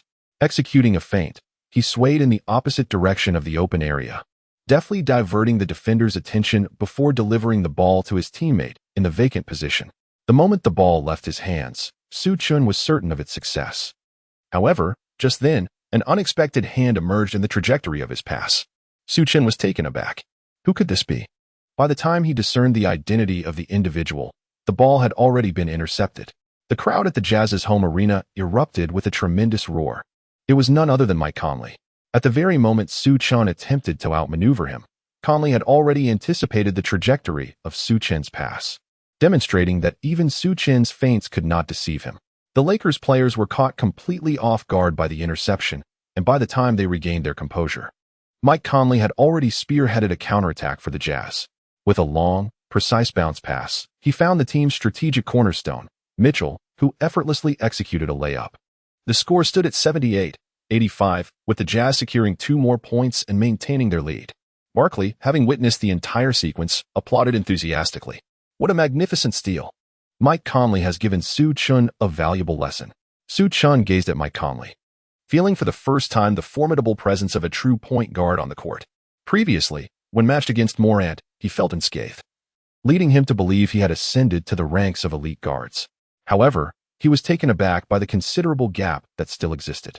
After the Jazz scored, Mike Conley's expression remained unchanged, as if such achievements were merely expected. On the sidelines, Vogel sighed in resignation upon witnessing Su Chen's misstep. He did not blame Su Chen, though it appeared to be an error. Su Chen had indeed performed admirably. It was merely that Conley's extensive experience had allowed him to anticipate Su Chen's next move with precision.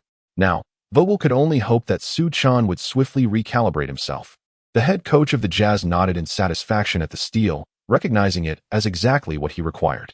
He felt fortunate to have a point guard of Conley's caliber. Whenever he stepped onto the court, he immediately stabilized the situation. After the basket was made, Mike Conley returned to his half-court and earnestly declared, "Let us defend this possession." The response from the Jazz players was thunderous, as Conley seamlessly united the team upon his arrival.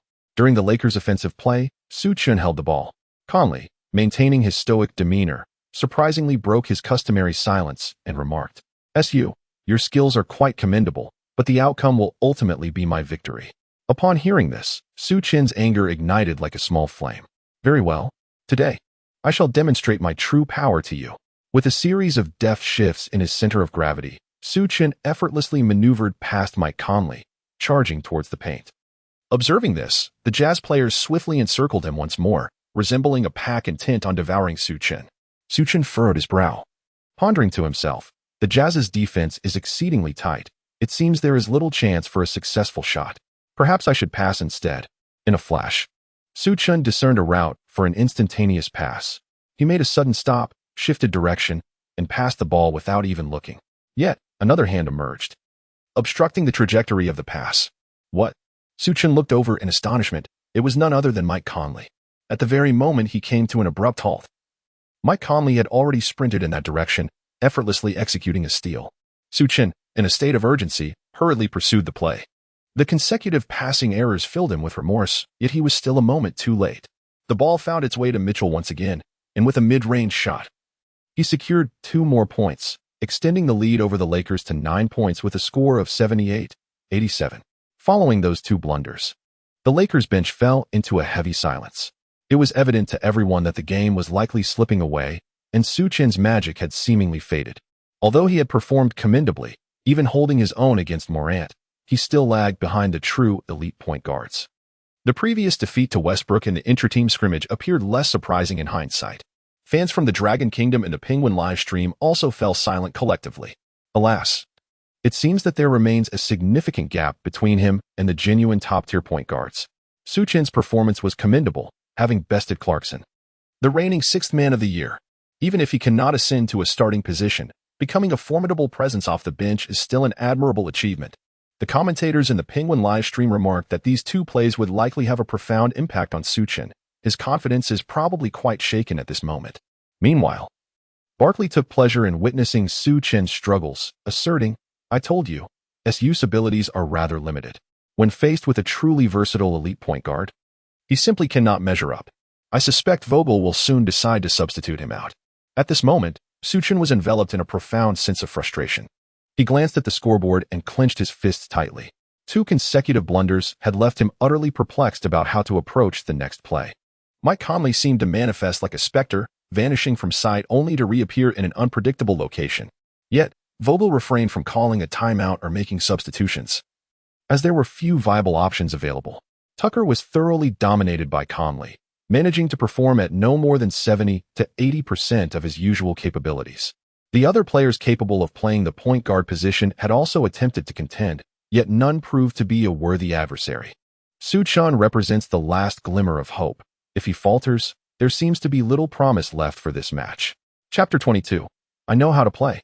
The Lakers continue their offensive, with Su Chen in possession of the ball. This time, Mike Conley adopts an aggressive defense, pressing up on Su Chen as soon as he crosses half-court, leaving him no opportunity to handle the ball with composure. Under normal circumstances, this would be Su Chen's favored style of defense, allowing him to exploit his speed and rhythm to effortlessly surpass his adversary. However, after 2 consecutive errors, he approaches the ball with trepidation. It feels as if a ferocious bear has set its sights on a frail rabbit. He cannot overpower it, nor can he escape. No matter how Su Chen attempts to navigate the play, it seems as though he is ensnared by the opponent's strategy. What should I do? Su Chen finds himself at a loss. Vogel observes this scene, anxious and concerned. Su is clearly intimidated. Once a point guard adopts such a mindset, can he still choose between passing and attacking? He can no longer make the optimal decision. It appears that being named 6th man of the year is the pinnacle of Su's potential. Mike Conley effectively locks Su Chen down with his positioning and footwork. Su Chen, fearful of losing possession, promptly raised the ball, preparing to seek a teammate's assistance. James swiftly approached, and Su Chen hurriedly passed the ball. However, due to Mike Conley's interference, the pass nearly found its way into the hands of the opponent. Su Chen let out a long sigh of relief, grateful that they did not concede that goal. Subsequently, LeBron James executed a pick-and-roll with his teammate, gearing up to drive towards the basket. Mike Conley fervently shouted for his teammates to bolster their defensive efforts. The Utah Jazz, through their cohesive teamwork, effectively obstructed James's path to the basket. Surrounded by defenders and with no opportunity to shoot, James had no choice but to pass the ball to Su Chen on the perimeter. Su Chen was taken aback when the ball was unexpectedly passed back to him, causing his previously relaxed demeanor to tense once more.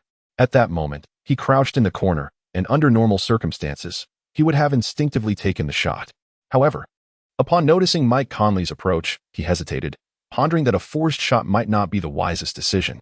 In that fleeting moment of indecision, Mike Conley swiftly eliminated any opportunity for Su Chen to take a shot. Su Chen sought to pass the ball, yet his teammates were tightly marked. After several attempts, fear of making a mistake caused him to miss multiple opportunities to distribute the ball. Frustrated, he resolved to take matters into his own hands.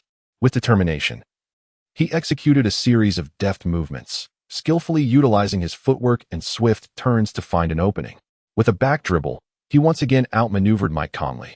This was the only aspect of his game he had come to trust. Having adopted a Nash-like style, his ball control had become remarkably stable, rarely susceptible to interception by opponents. However, evading Mike Conley did not imply he was free from scrutiny. The Jazz's defensive assistance was swiftly closing in. Su Chen found himself ensnared in a similar predicament as James had been earlier, surrounded by defenders. Faced with the Jazz's relentless defense, he hesitated. Should he attempt a floater? No, that would not suffice. James had chosen not to attack moments prior, and he too must refrain. He ought to pass the ball instead. With this thought, Su Chen quickly scanned for Mike Conley's presence. However, that brief pause cost him dearly as he lost possession of the ball. Mike Conley had shadowed him closely, waiting for such an opportunity. With a swift motion, he poked the ball away from Su Chen. Before the Lakers could react, the Jazz players dove onto the floor. Seizing the ball. Quick, get back on defense, James shouted. Yet, it was too late. Mitchell launched a rapid counterattack, delivering a thunderous dunk. The score read 78-89. With the Jazz extending their lead, the 9-point advantage sent the Energy Solutions arena into a deafening roar of celebration. The Lakers, heads hung low, felt their spirits plummet to an all-time low. Ariza immediately began to voice his frustration at Su Chen. Su, what are you doing? Focus. James quickly intervened. Grasping Ariza and attempting to explain the situation, Su Chen did not refute Ariza's words. 3 consecutive errors left little to be said. Perhaps this was a true reflection of his abilities. What good was possessing a Nash-like template if such talent remained untapped? As he gazed at the figure of Mike Conley, self-doubt crept in for the first time. Vogel seized the moment to call a timeout, leading both teams to retreat to their benches. The players, upon stepping off the court, maintained a positive demeanor, exchanging high fives in celebration. In stark contrast, the Lakers hung their heads, their expressions grave. The arena's cameras captured this tableau, typically reserved for teams fated to fail, suggesting that hope for the Lakers had all but vanished. Though Vogel had not yet surrendered, he found himself devoid of effective strategies. He emphasized seemingly hollow platitudes, yet the players remained indifferent to his words. Su Chen draped a towel over his head, concealing his face. At that moment, he was utterly at a loss regarding how to proceed in the upcoming match, even wishing he could be substituted out entirely. Just then, James shifted his seat and sat beside Su Chen, gently patting his shoulder. "Su," he whispered, covering his mouth, "mistakes are inconsequential, but you are overly concerned, allowing yourself to fall into Mike Conley's rhythm. Those recent plays were not reflective of your true style. You must play according to your own approach, and we will support you." Your own approach? Upon hearing those words, Su Chen pondered for a moment, as if grasping an epiphany. Are you suggesting my playing style? Precisely. Su, take some time to reflect on it, James replied, before turning back to engage in a discussion with Vogel about their forthcoming strategy. Playing style? After contemplating for a moment, Su Chen suddenly grasped the reason behind Mike Conley's formidable presence. In contrast to Morant, who boasts explosive physicality and relies on aggression to dismantle opponents' defenses, thereby creating advantageous offensive opportunities for himself and his teammates, Conley excels in orchestrating the game. He not only manages his own team, but also manipulates the opposing side to play according to his strategy. It dawned on him that he had been playing to Conley's rhythm all along. With a sudden surge of realization, he leapt to his feet and shouted towards James. I know how to play now. James, taken aback, cast a surprised glance at Su Chen before smiling and giving him a thumbs up. Turning to Vogel, he remarked, Coach, I believe we should keep Su on the court. I want him to have another go.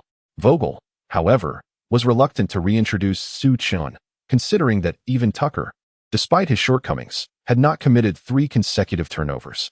Yet, given that James had just identified Su's issue and now specifically requested his return, he hesitated briefly before acquiescing. He could only hope that Su Chen would truly come to understand the game. As the teams returned to the court, Su Chen retained possession of the ball. Barkley expressed his astonishment. Oh, SU hasn't been substituted out? I really can't make sense of Vogel's decisions. And why isn't James handling the ball? This Lakers strategy is utterly bewildering. Meanwhile, fans of the Dragon Kingdom and the Penguin live stream had lost all hope in Su Chen. Though they were reluctant to admit it, the reality was evident. There remained a significant disparity between Su Chen and elite point guards. Yet, What went unnoticed by all was the subtle shift in Su Chen's gaze. My rhythm. My rhythm. Su Chen had been silently reciting within his heart. At that moment, the focus aura was activated, and his thoughts became remarkably clear. Mike Conley, facing Su Chen, was the first to notice the change. He murmured, "Oh, you seem different," but the outcome remains the same. Su Chen's gaze was unwavering, and the aura of determination enveloped him. Is that so? Then let us put it to the test. Once again, he rekindled his unyielding resolve. With that, Su Chen pivoted gracefully, gliding past Mike Conley like a silken ribbon, and surged toward the paint. Mike Conley narrowed his eyes, still as foolish as ever. He then moved decisively in one direction. As before, the other members of the Jazz hurried to provide support. The fans in the stands erupted in fervent cheers, chanting DS. DS. The overwhelming support from the Jazz fans transformed the home team's paint into an impenetrable fortress. Su Chen was akin to a rabbit ensnared in a cage, with no avenue of escape. Mike Conley observed Su Chen's silhouette and silently mused. He will surely pass the ball this way. Indeed, Su Chen's hand twitched. He attempted to pass the ball to an open space, but with a sudden feint, he failed to release the ball. What? Mike Conley lunged, only to miss his target. Su Chen feigned a strike before leaping into the air with all his might, executing a deft hand switch mid-flight. Beep beep. Su Chen skillfully made the shot, followed by a free throw. What a splendid play. LeBron James was the first to rush over and exchange a high-five with Su Chen. After the free throw was successful, the score stood at 81-89, with the Lakers trailing by only 8 points. Once the free throw was completed, Su Chen cast a glance at Mike Conley and raised his fist. Did you see that? This is my rhythm. Chapter 23, A Desperate Counterattack. Upon witnessing Su Chen's basket, Mike Conley's expression shifted. He had not anticipated that Su Chen would actually force his way in. Had it been him, he would certainly have opted to pass. Choosing to confront the challenge and attack carried a low probability of success. Nevertheless, he was convinced that this time, Su Chen's success was merely a stroke of luck, and in the next play, he would surely contain him. The Jazz then initiated their offensive. Mike Conley remained in control of the situation, calmly calling out a strategy involving a high ball screen. Utilizing the screen, he managed to shake Su Chen off, and upon receiving the ball, feigned an attempt to drive into the paint. However, he failed to notice that Su Chen was not deceived by his feint. Instead, he left Conley to his teammates and sprinted towards a particular spot on the perimeter. As the Lakers saw Mike Conley charging in, they immediately tightened their defense. Dwight Howard shouted, "Let us go," before lunging forward. This, however, left the Lakers vulnerable on the perimeter, granting the Jazz an opportunity. This scenario was precisely what Mike Conley had anticipated. After charging in, he executed a fake layup midair, then suddenly twisted his body and threw the ball towards the vacant space on the perimeter. Yet, unexpectedly, a hand appeared in the path of his pass. Oh no. Cold sweat broke out on Mike Conley as he recognized that the hand belonged to none other than Su Chen. Su Chen, with every ounce of determination, stretched out his hand, yet still fell just short. The ball, with a hint of peril, found its way into Mitchell's grasp. Mitchell feigned a drive, momentarily intimidating the defender, before stepping just beyond the three-point line and unleashing a long-range shot. The Jazz added another 2 points to their tally. Mike Conley cast a wary glance at Su Chen, a flicker of astonishment in his heart. Was it merely coincidence that he had appeared there moments ago? The score stood at 81-91, with the Jazz maintaining a 10-point lead. Following the basket, the Jazz fans erupted in jubilant celebration, firmly believing that their home team would secure victory over the Lakers. However, as Mike Conley regained his composure, a nagging sense of apprehension lingered. Based on his encounters with Su Chen, he could not fathom how Su Chen could have anticipated that pass. While the Jazz supporters reveled in the euphoria of their score, Su Chen had already retrieved the ball from the baseline and surged forward, accelerating towards the Jazz half of the court. Get back. Transition. The Jazz head coach shouted vehemently.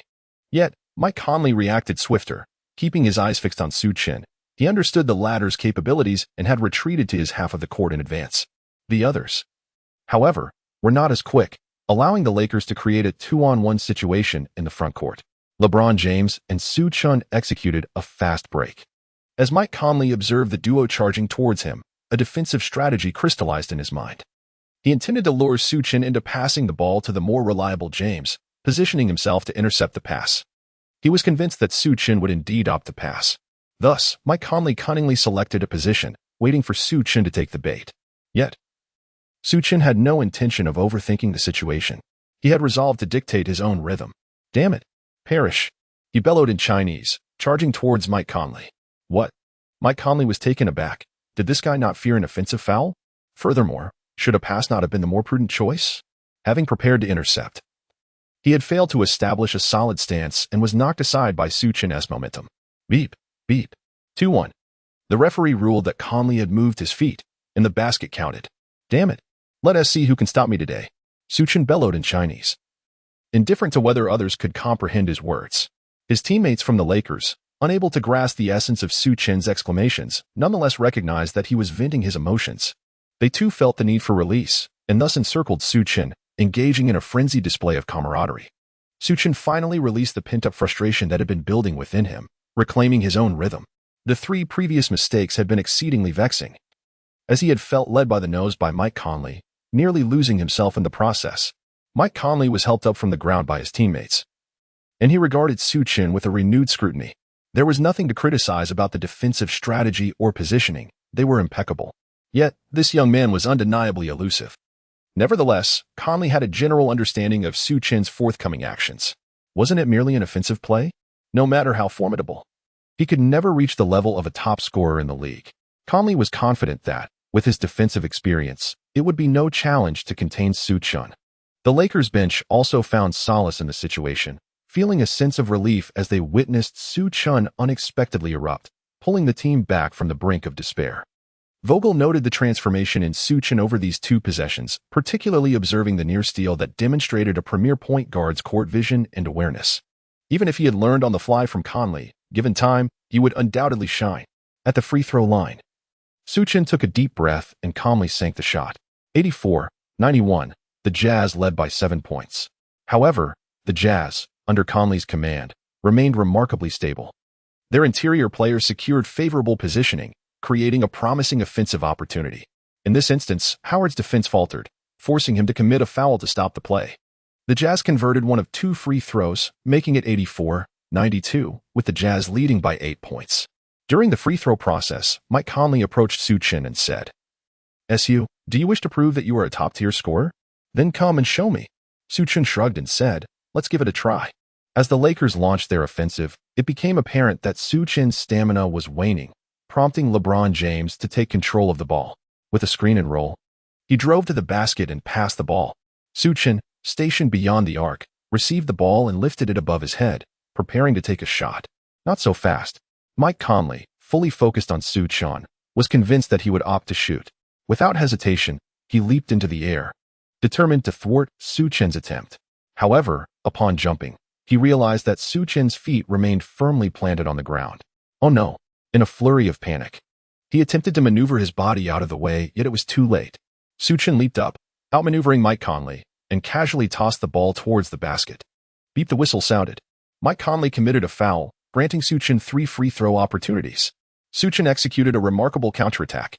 He clutched his chest with fervor, then shouted incoherently. Vogel swung his fist in triumph. Finally, a rare smile graced his lips. James also revealed his dazzling white teeth, nearly slapping Su Chen's hand numb. Mike Conley gazed at Su Chen in shock, realizing he had been outwitted. How careless of him. This moment filled him with deep regret. Su Chen's leaping ability offered no significant advantage. He merely needed to create a distraction to effectively thwart Su Chen's efforts. Thus, he silently vowed that in the next play, he would undoubtedly succeed in stopping Su Chen. Su Chen flawlessly converted all 3 free throws, bringing the score to 87-92 and narrowing the Lakers' deficit to 5 points. The Jazz continued their offensive efforts, and the exuberant cheers from the home crowd swiftly restored the team's composure. The advantage of playing in a formidable home arena became immediately evident. Mike Conley steadied the atmosphere, and under his guidance, Mitchell sought an opportunity beyond the arc. He raised his hand to take the shot, but alas, the ball veered off course. Seizing the rebound, Su Chen capitalized on a chance for a swift counterattack, igniting his focus once more. This time, Mike Conley was resolute. He would not allow Su Chen to steal the spotlight again. He pursued closely behind, convinced that Su Chen would undoubtedly opt for the most advantageous choice of a breakthrough. Whoosh! Su Chen came to a sudden halt, and from the arc of the three-point line, he unleashed a trailing three-pointer. The ball struck the backboard and swished through the net, as Su Chen managed to score with a somewhat fortuitous shot. Witnessing this stroke of luck, Mike Conley was left utterly speechless. Can such a shot truly count? The score stood at 90-92, with the Lakers narrowing the gap to just 2 points. A hushed silence fell over the arena. Su Chen's audacious three-pointer finally silenced the home crowd of the Jazz for the very first time. The fans were bewildered, questioning how this young man from the East managed to score 12 consecutive points. Was the defense of their own team merely a fade? Despite this, the Jazz chose not to call a timeout, as the coach believed that Mike Conley could regain his composure. Little did he know, though outwardly calm, Conley felt a sense of panic for the first time in this match. He helplessly pondered. The strategy of defending against drives while allowing for outside shots was sound. Yet, why could they not contain him? Had my defense truly deteriorated? Suddenly, he recalled the footage of Su Chen's previous game where he scored 19 points in a single quarter and felt a surge of anxiety. Could it be that this game would follow suit? Chapter 24, A Name Made in Battle. The mere thought of that game heightened Conley's unease. If he did not enact a change soon, he risked becoming a mere footnote, a backdrop to Su Chen's ascent to the headlines. His only solace was that the Jazz's offense had not yet faltered, allowing them some breathing room. Following this, the Jazz initiated an offensive play with Mitchell executing a pick-and-roll with a teammate. He was performing admirably today, making it exceedingly difficult for the Jazz to contain him. Although he missed the shot, he drew a foul, signaling that the team's core player needed to step up in this crucial moment. However, his free throw shooting was not particularly sharp today. He made one of 2 attempts, bringing the score to 90-93. The Jazz still held a 3-point lead. If they could defend effectively for just one more possession, the situation would stabilize. The crowd recognized this crucial juncture. Following the successful free throw, they erupted once again. Led by the arena's DJ, chanting fervently, DS, DS. The noise was deafening, irritating the Lakers bench. Yet, unbeknownst to them, Su Chen's focused aura had already been activated. The players on the court for the Lakers could no longer hear the clamor of the home fans. They were entirely absorbed in the game, aware that only 3 points separated them from victory. To conserve Su Chen's energy, it was once again LeBron James who initiated the offense. After crossing half-court, he attempted to pass to the interior using a pick-and-roll. However, the outcome was less than favorable. Howard could not find a shooting opportunity and ultimately passed the ball back to Su Chen on the perimeter. Conley had elevated his defensive intensity to the maximum. He swiftly closed in on Su Chen. He would not allow the shot to go in, vowing to defend it with all his might. Su Chen also sensed the pressure exerted by Mike Conley, yet he remained indifferent. He skillfully manipulated the rhythm of his ball control, swiftly creating an opening. Mike Conley was utterly bewildered. Was it really that effortless to be deceived? Su Chen did not allow him a moment to react. With a swift sidestep, he positioned himself just beyond the 3-point line and raised his hand to shoot. The ball soared through the air, tracing an exquisite arc. As the home team's fans could only watch in hushed anticipation, fervently hoping that it would not find its mark, pleading for it to miss. Yet, it seemed that today, fate was on Su Chen's side. The ball struck the backboard and went in. Su Chen's remarkable shot was almost a stroke of luck. With the score tied at 93-93, the Lakers leveled the game. In the blink of an eye, Su Chen had amassed 15 points in a single quarter. Su, you are incredible. Howard was the first to rush towards Su Chen, enveloping him in a hearty embrace. Soon, other teammates flocked to him, exchanging high fives. Though elated by the score, Su Chen's stamina was nearly depleted. He returned to his half of the court, leaning on his legs, gasping for breath. The lack of oxygen was clearly taking its toll. Mike Conley gazed at Su Chen, his heart a tumult of emotions. A certain belief that had anchored him quietly crumbled. Until this moment, he had been convinced that, even when facing the likes of Curry, Irving, or Harden, he would never allow them to score 15 consecutive points against him. Yet today, this feat was accomplished by a player from the developmental league. Was it possible that at 35, he was truly past his prime? As the Jazz initiated their offense, Mike Conley dribbled the ball, but his demeanor was lackluster, displaying a disinterest that was glaringly apparent. LeBron, sensing an opportunity, swiftly intercepted the ball. In a seamless fast break, he executed a powerful dunk, securing a crucial basket. 95-93, the Lakers had finally taken the lead. Shortly thereafter, Conley committed another turnover, allowing LeBron to steal the ball once more for yet another emphatic dunk. 97-93. The home crowd of Jazz fans could sense the momentum had shifted, and it was all thanks to that young player from the East. The Jazz head coach, compelled to call a timeout, faced a chorus of boos from the audience. Whether directed at the home team or the visitors was unclear. As the Lakers left the court, the bench lined up to high-five them, and even Tucker eagerly exchanged a fist bump with Su Chen. Achieving 15 consecutive points against Mike Conley was nothing short of miraculous. Tucker humbly acknowledged that he could never reach such heights, genuinely applauding Su Chen's performance. Meanwhile, major media outlets and fan forums back home erupted with excitement. The Penguin live stream was inundated with news of Su Chen's explosive performance. How could they not offer him a contract? His three-point shooting was undoubtedly on par with Curry. What about that Clarkson, the so-called Asian light? Isn't this a slap in the face? I believe Westbrook is no longer needed. Su Chen is sufficient. The commentator for the nationwide broadcast, Barkley, repeatedly exclaimed, "My God." If he had once been Su Chen's most ardent critic, he had now transformed into his staunchest supporter. First, I must apologize to SU. I underestimated him. His shooting ability from beyond the arc is undoubtedly among the elite in the league. How many players can score 15 points over Mike Conley's head? I am utterly enamored with this young man from the East, and I can hardly wait to witness more of his brilliance. The commentator in the Penguin Live broadcast room exhibited a more objective perspective, drawing a comparison between Curry, Lillard, and Su Chen, highlighting the numerous deficiencies that Su Chen still possesses in comparison to the elite point guards.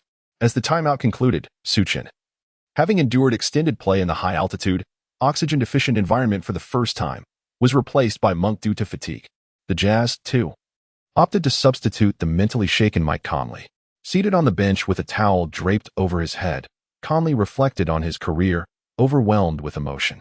Upon their return to the court, the game intensified, with the score fluctuating back and forth.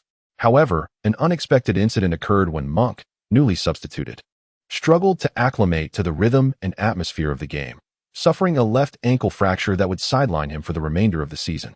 He was replaced by Tucker. Nonetheless, the Lakers maintained a firm grip on the situation. Veterans LeBron James and Carmelo Anthony stepped up. Although they were unable to contain Mitchell on the defensive end, the Jazz found it equally challenging to restrain these two seasoned players on offense. The final minutes evolved into a showcase of offensive prowess from both sides.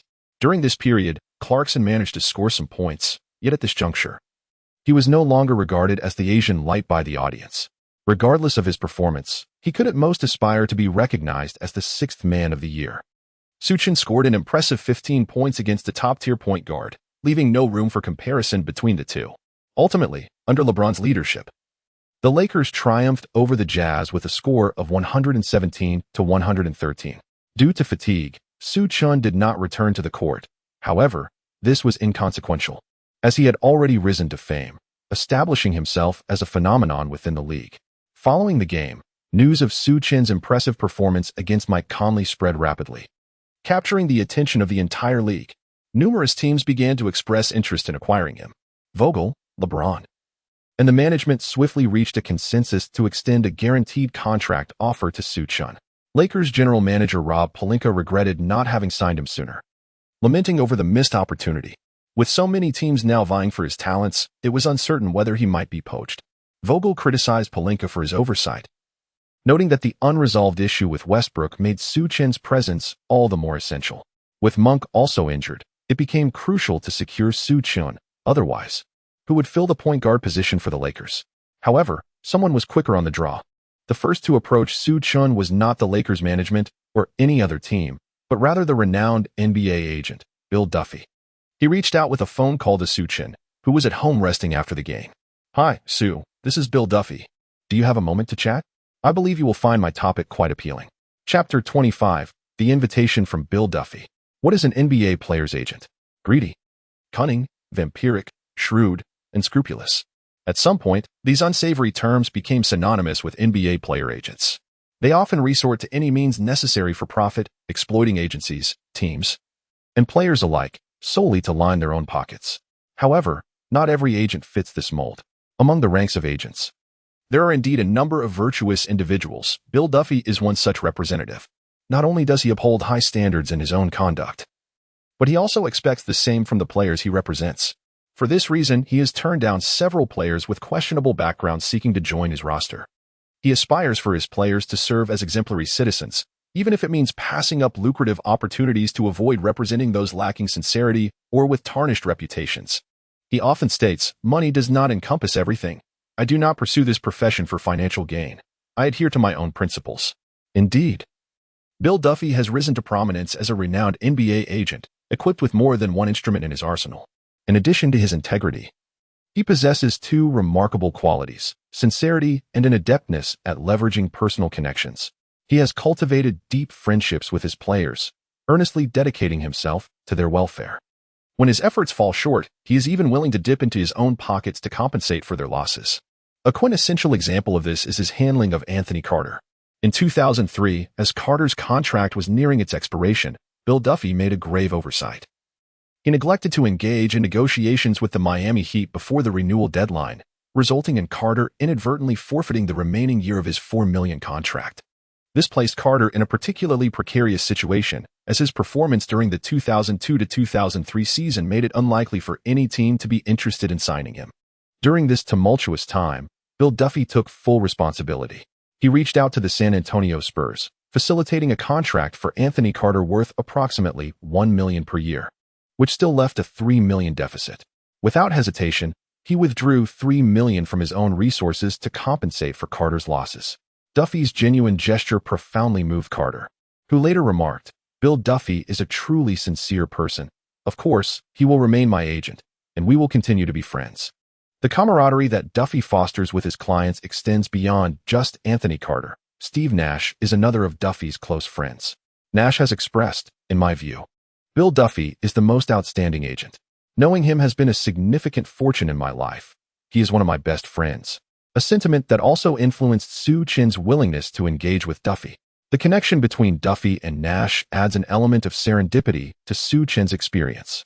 Perhaps it is the inherent allure of Nash's persona that captivates others.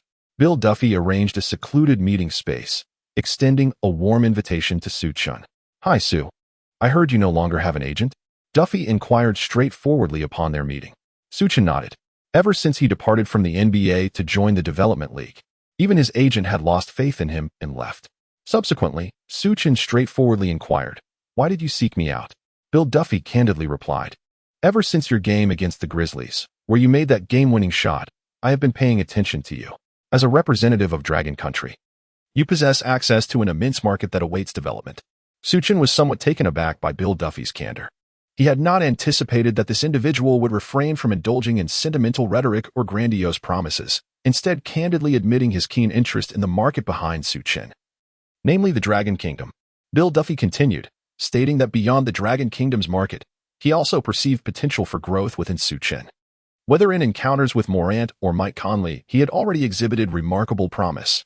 With that, he opened his laptop and presented a PowerPoint. Proceeding to elaborate, "My team has reviewed your training footage and identified numerous areas for improvement. Therefore, should we have the opportunity to collaborate, I would arrange for a professional team to assist you, encompassing training, rehabilitation, and various commercial endeavors." Su Chen studied the PowerPoint presentation with great seriousness, astonished by the remarkable professionalism exhibited by NBA agents.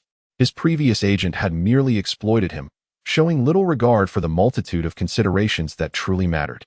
Not only had they neglected to create a comprehensive analysis report, but they had also failed to prepare even a basic presentation.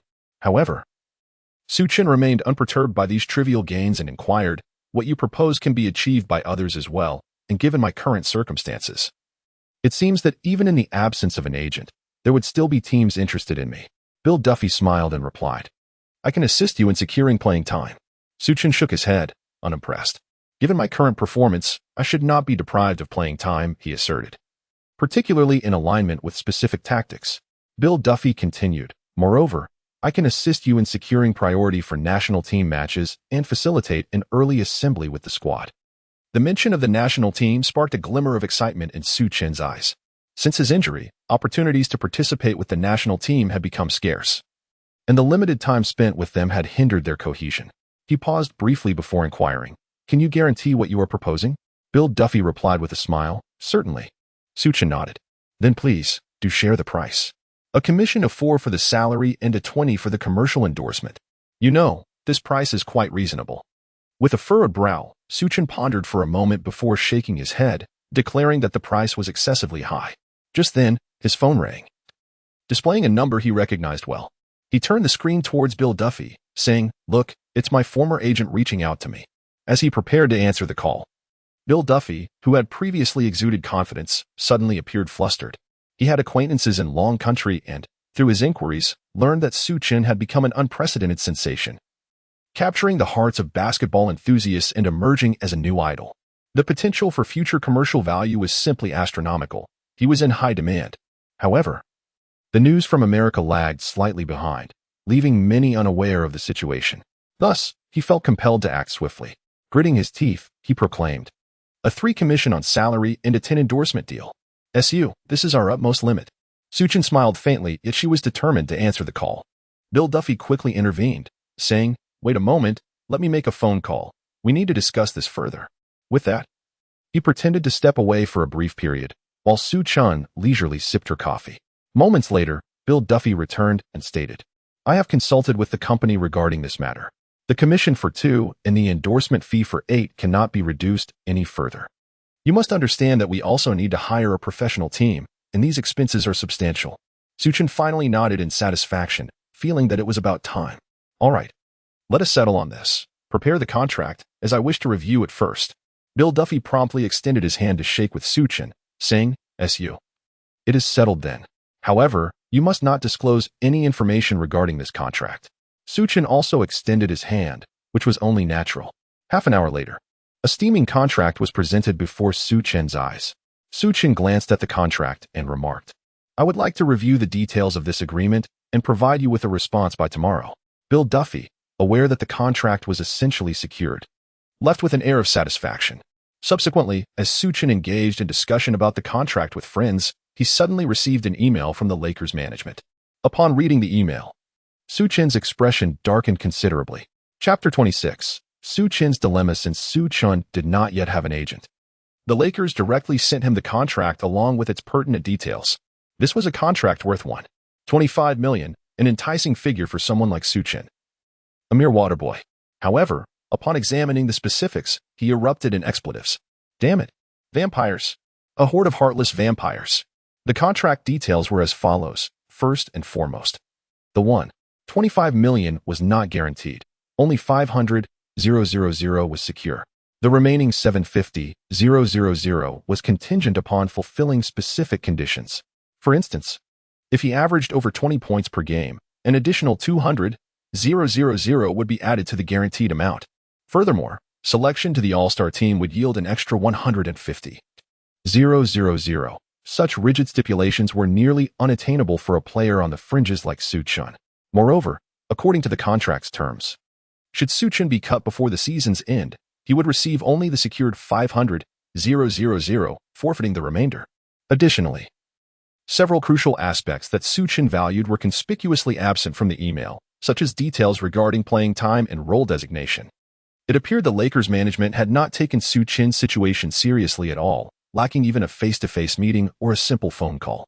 Su Chen sat at home, unleashing a torrent of expletives. He had initially believed that agents were the most unscrupulous, only to discover that the Lakers management was even more nefarious. It seemed they were taking advantage of his lack of representation. He decided not to respond to the emails, and instead, he picked up the contract presented by Bill Duffy. After a video call with a friend to confirm the contract's legitimacy, he directly called Bill Duffy. Following their conversation, Bill Duffy invited Su Chen to his office. During this time, Bill also introduced some members of his team to Su Chen. Upon arriving in the conference room, as soon as they were seated, Bill Duffy candidly stated, "I've heard that the Lakers have already sent you a contract." Su Chen nodded, acknowledging that Bill Duffy indeed possessed considerable skill. It was likely that very few individuals were aware of this matter, yet he had managed to obtain the information with such swiftness. Bill Duffy continued, "So, are you satisfied with the contract?" Su Chen shook his head, expressing his profound dissatisfaction with the contract, feeling that the Lakers had shown him no respect whatsoever.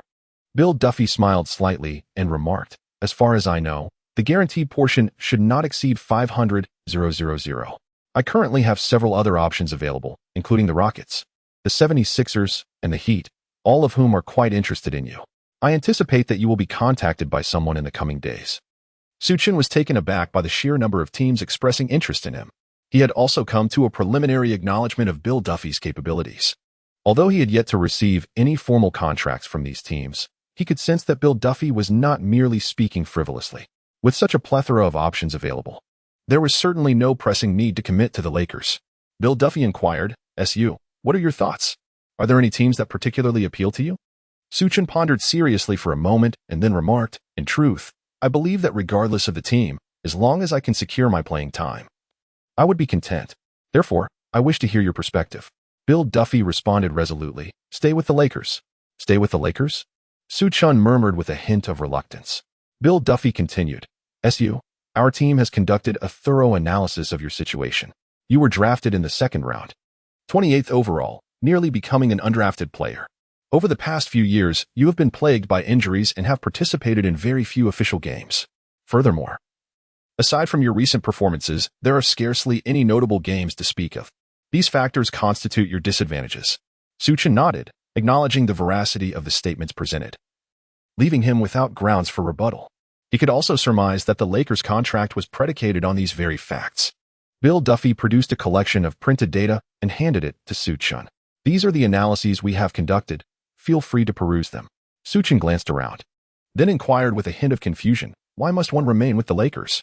In response, Bill Duffy countered with a question for Su Chen. Do you aspire to amass great wealth, or do you seek to claim a championship? Su Chen spoke apologetically. I suppose everyone is thinking the same.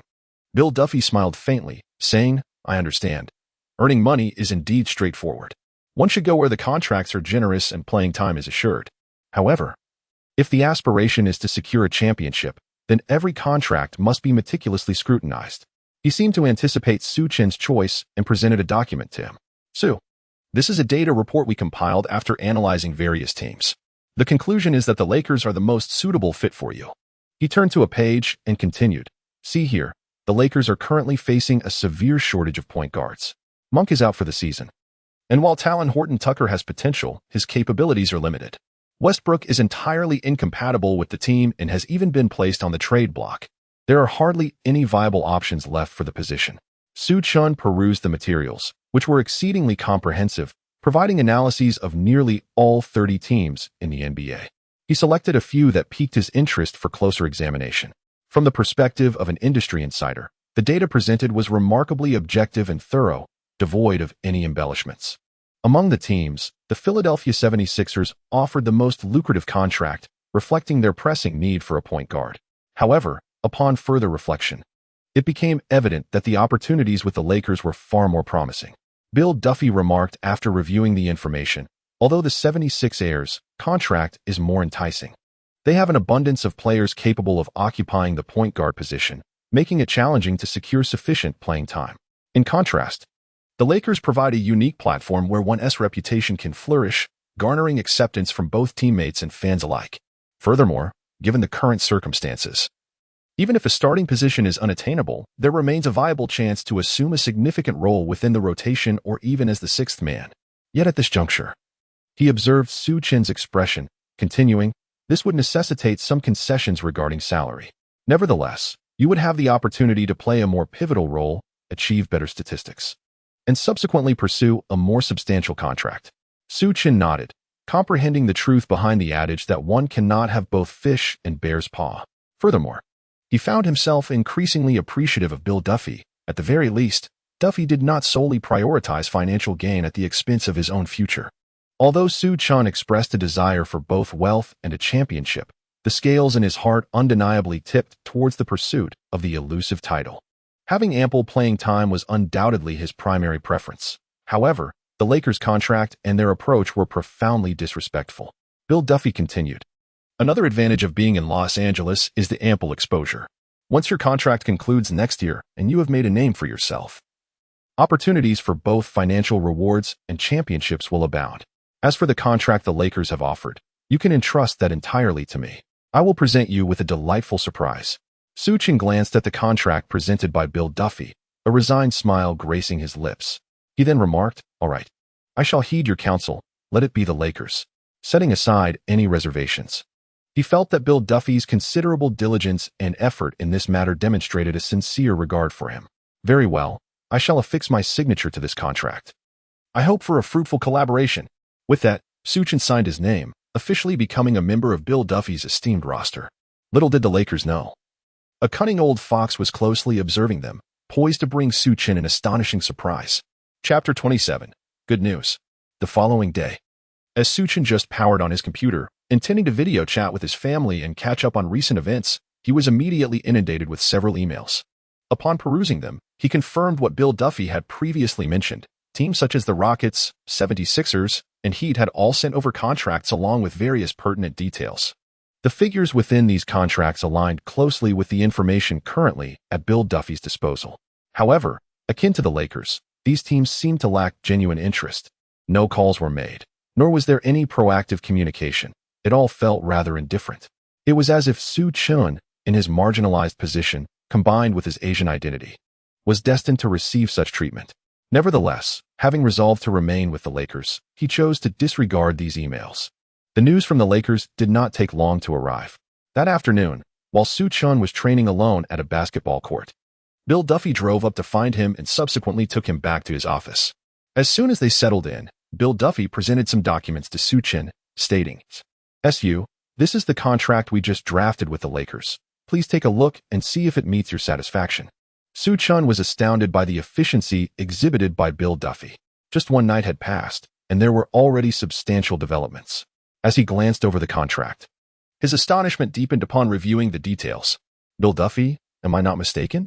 $1,250,000, all guaranteed?" Bill Duffy, with a sense of pride, lit a cigar and remarked, "Remember what I told you? I promised to deliver a surprise." Indeed, this was a surprise. The current contract was already superior to the one offered by the 76ers. Bill Duffy continued, regarding playing time, although the Lakers have not made a definitive statement. "I have spoken with Vogel, and your playing time will certainly not be lacking. You will play a vital role off the bench." This was within Su Chen's expectations, as the Lakers had few options at the point guard position, and LeBron's constant ball handling would undoubtedly tax his stamina. Yet, he was still curious and inquired, "What do you mean by a vital role?" Bill Duffy's subsequent words left Su Chen utterly astonished. "SU, Coach Vogel hopes you can assume the role of the sixth man." The sixth man? Su Chen understood the significance of his role, but had not anticipated it would be this crucial. Bill Duffy went on, moreover, "Coach Vogel has promised to make a clear statement regarding this in public." Upon hearing this, Su Chen felt somewhat taken aback. What was the current situation? Previously, the Lakers had appeared indifferent, yet now they were ready to assign him such a significant role. Moreover, they were prepared to make a public declaration, which implied that any dissent would be futile, greatly enhancing Su Chen's reputation. Bill Duffy took a deep puff from his cigar, revealing further good news. "Su, regarding the national team, the Lakers fully agree to our requests. You may forego some games to join the national team early, and your salary will not be deducted." "Wow. Really?" Su Chen couldn't help but exclaim in disbelief. The national team was a condition he held in the highest regard, and he was astonished that the Lakers had acquiesced so readily. He glanced at Bill Duffy, a shadow of suspicion creeping into his mind. Could this man have somehow coerced the Lakers management? Otherwise, how could Pelinka be so easily manipulated? Or had he perhaps managed to sway the Lakers owner, Jeannie Buss? Yet, given his age, one would assume his health would not permit such maneuvering. Bill Duffy, noticing Su Chen's confusion, preemptively addressed his thoughts. "Do not let your imagination run wild. The entire process is compliant and legitimate. However, I cannot divulge the specific details, as this is my livelihood." Su Chen smiled awkwardly and said, "I have no objections to this contract. After all, the Lakers have no salary cap space left, so I can only sign for the minimum. Once I deliver an outstanding performance this season, I can seek a more lucrative contract later." Bill Duffy chuckled and replied, "No, no, no. Did you think this was the end?" With that, he produced another contract and tossed it onto the table in front of Su Chen. "SU, take a look at this." Su Chen picked up the contract with a sense of bewilderment, and upon examination, he was utterly astonished. It was, in fact, an advertisement contract for men's shower gel. Is this what you secured today?" "Oh, no, that's not it. After you finished with the Grizzly Bear, I proceeded to negotiate this contract." "Did you think that simply by becoming my agent, you could achieve this?" Su Chen was skeptical. Even if Bill Duffy were extraordinary, it seemed implausible. Bill Duffy shrugged, admitting that he had only a 90% certainty at the time, for no one understands Asia and the Dragon Kingdom better than I do. "Of course. Even if I were not your agent, I would not truly incur any loss." Su Chen nodded in agreement. After speaking, Bill Duffy feigned a mysterious smile and continued, "These are merely trivial matters. The real surprise lies ahead. However, I cannot disclose it just yet. You shall discover it in due time." "Another surprise?" Su Chen could hardly believe his eyes. The current contract was more than sufficient for him, and he was eager to discover the surprises that lay ahead. However, Bill Duffy remained tight-lipped. Over the next 2 days, Su Chen engaged in discussions with Bill Duffy regarding certain contract details and communicated with the Lakers as well. Vogel took the time to call Su Chen, warmly welcoming him to the team. Meanwhile, the Lakers, struggling with a depleted roster, suffered a 104-111 loss at home to the Pacers. Westbrook remained on the injury list, leaving only Talon Horton-Tucker as a viable point guard. Against a relatively weak Pacers team, the Lakers were thoroughly outplayed, particularly at the point guard position.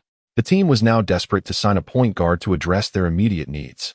Following the game, Vogel addressed reporters in a press conference, confirming that the Lakers had reached an agreement with Su Chen and that a signing would occur imminently.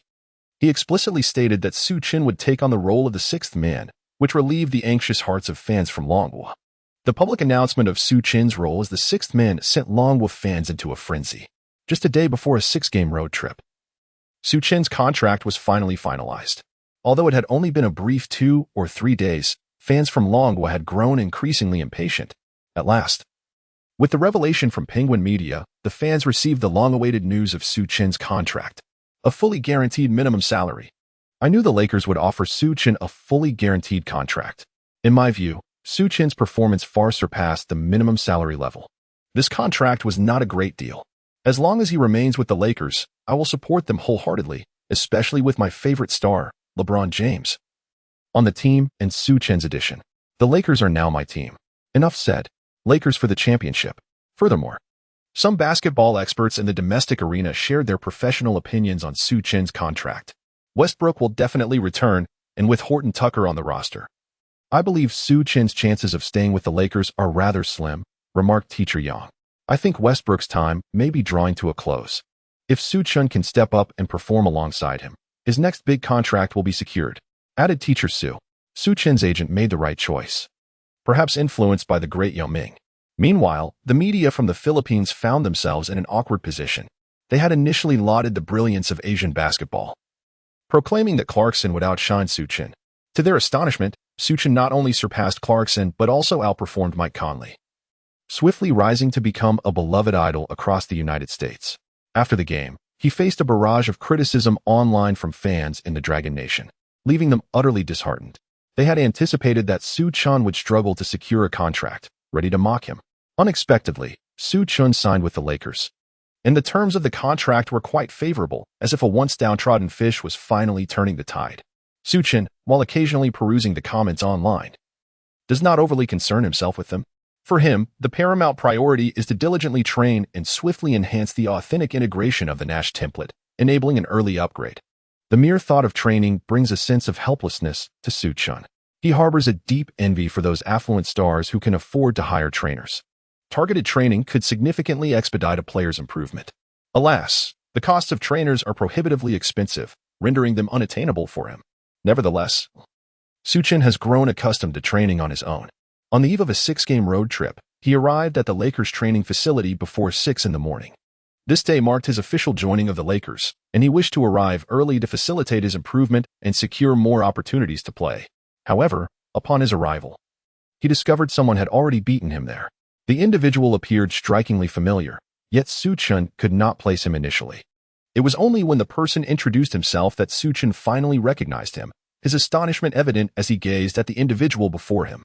Chapter 28, Continuous Surprises. Su Chen gazed at the individual who had arrived even earlier than himself, and with an air of disbelief, he inquired, "Is it truly you, Cannon Beck?" Cannon Beck smiled faintly and exchanged a fist bump with Su Chen, affirming his identity without a doubt. "So what do you say? Shall we engage in a friendly competition first?" Su Chen struck the ball with great force and exclaimed with joy, "Wonderful, just what I desired." Subsequently, the two commenced their contest of 3-point shots. Positioned at the 2 corners, the 2 wings, and the top of the arc, each took 3 shots. In the end, the results revealed that Cannon Beck made 13 baskets, while Su Chen managed to score only 8. Su Chen felt a profound sense of helplessness regarding this outcome.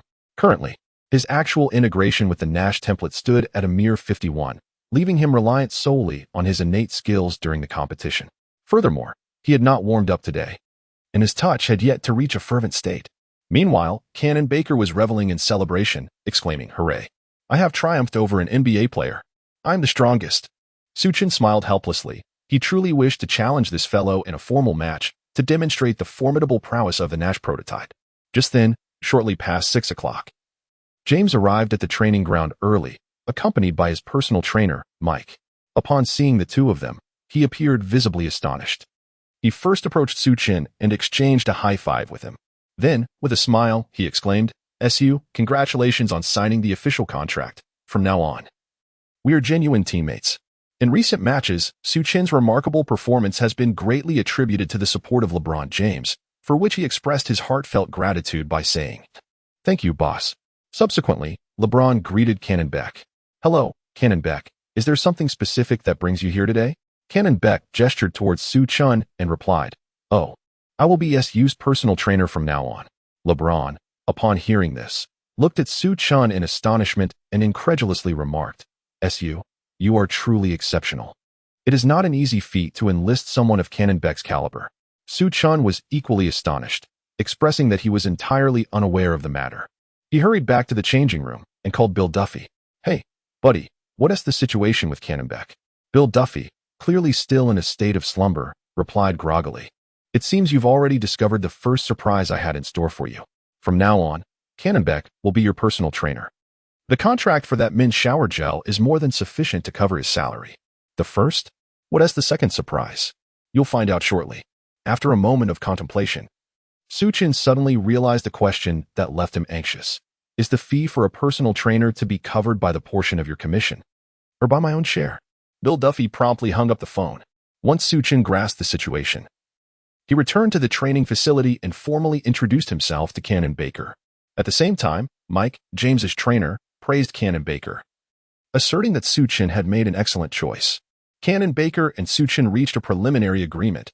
First, when the Lakers returned to their home court, Cannon Baker would assist Su Chen with individual training. Furthermore, during the off-season, he would tailor training sessions based on Su Chen's personal needs and the team's actual circumstances. Having concluded their discussion, the two commenced their private training. On the other hand, James was already well acquainted with the process, having collaborated with Mike for 16 years, cultivating a deep mutual understanding. Meanwhile, Cannon Baker began to assess Su Chen's fundamentals. He initially requested Su Chen to demonstrate his frequently utilized techniques, followed by an evaluation of his shooting performance. After observing, Cannon Baker's expression turned somewhat grim as he remarked, "SU, to be frank, you have numerous issues, and many of your techniques have become rigid. I can hardly fathom how you managed to defeat Mike calmly."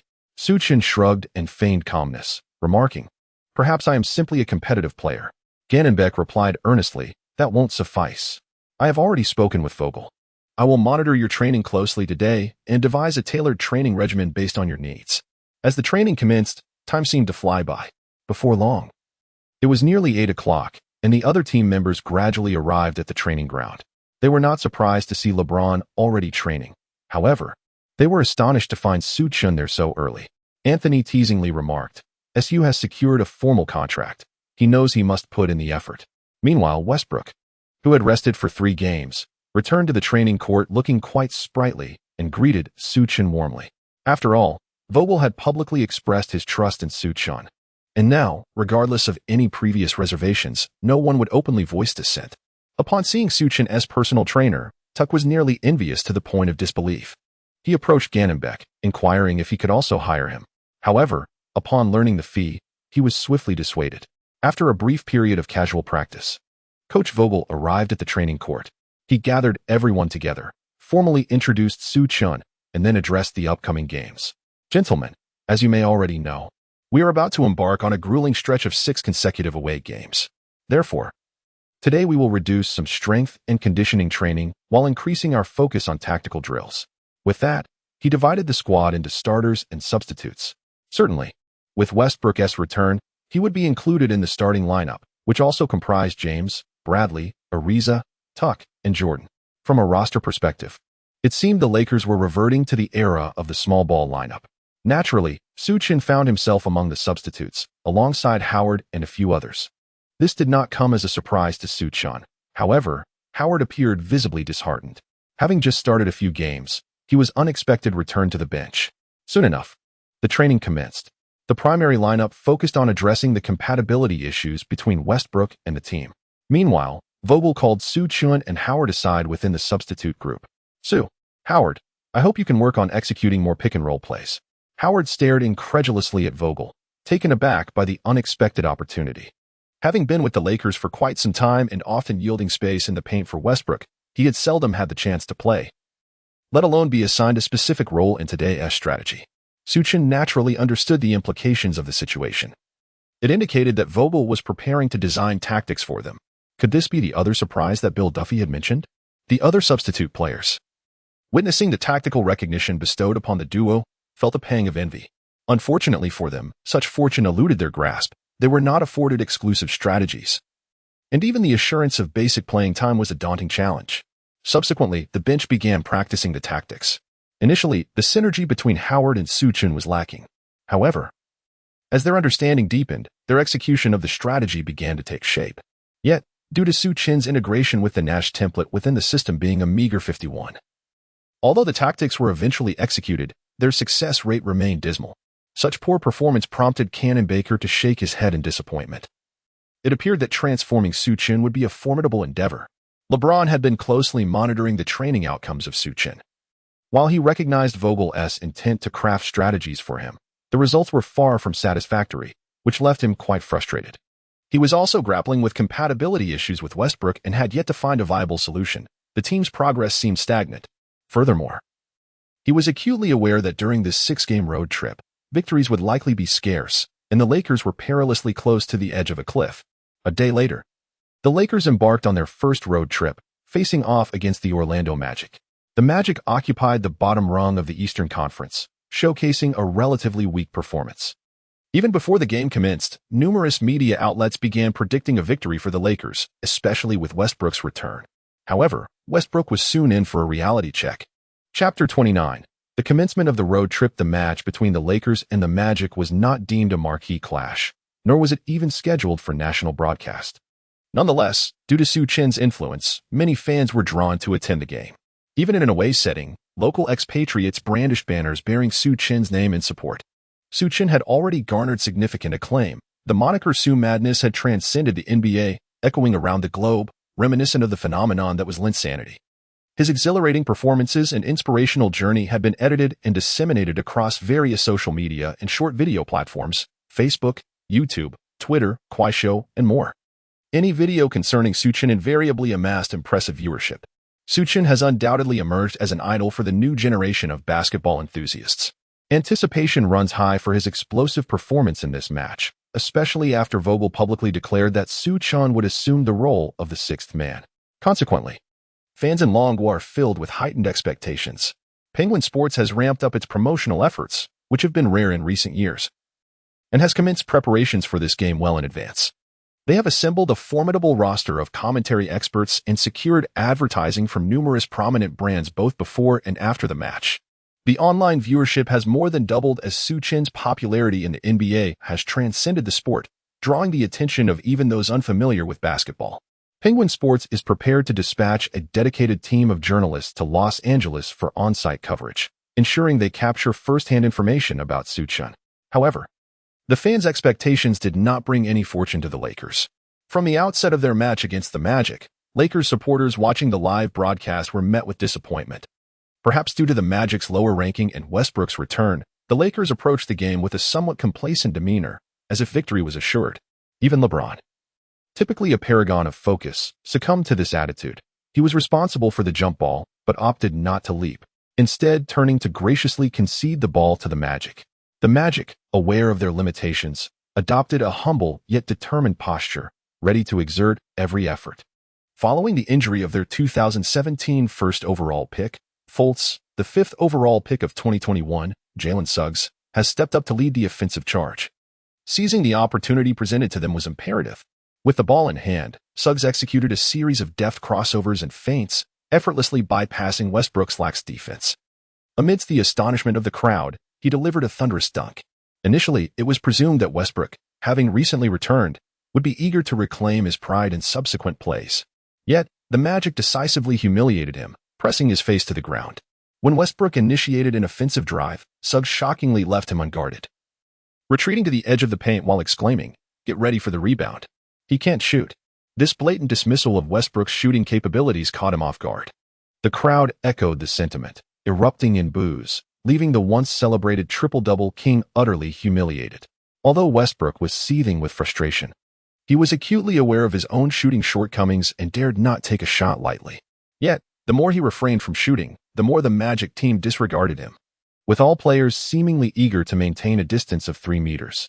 After a moment's hesitation, he gritted his teeth and executed a zombie jump shot from beyond the arc. Swish. The basketball traced a beautiful arc, barely grazing the net. Whistle. The referee's call echoed, declaring out of bounds. Westbrook had thrown up an airball. The crowd erupted in jeers, with Jalen Suggs mockingly applauding Westbrook. The morale of the Lakers plummeted to an all-time low. James shook his head in resignation, then silently retreated to his half of the court. Vogel, too, held his head in his hands, having reached his limit with Westbrook's dismal performance. In truth, the Lakers had been exploring trade options for Westbrook, but his current display was far too poor, compounded by his hefty $44 million contract.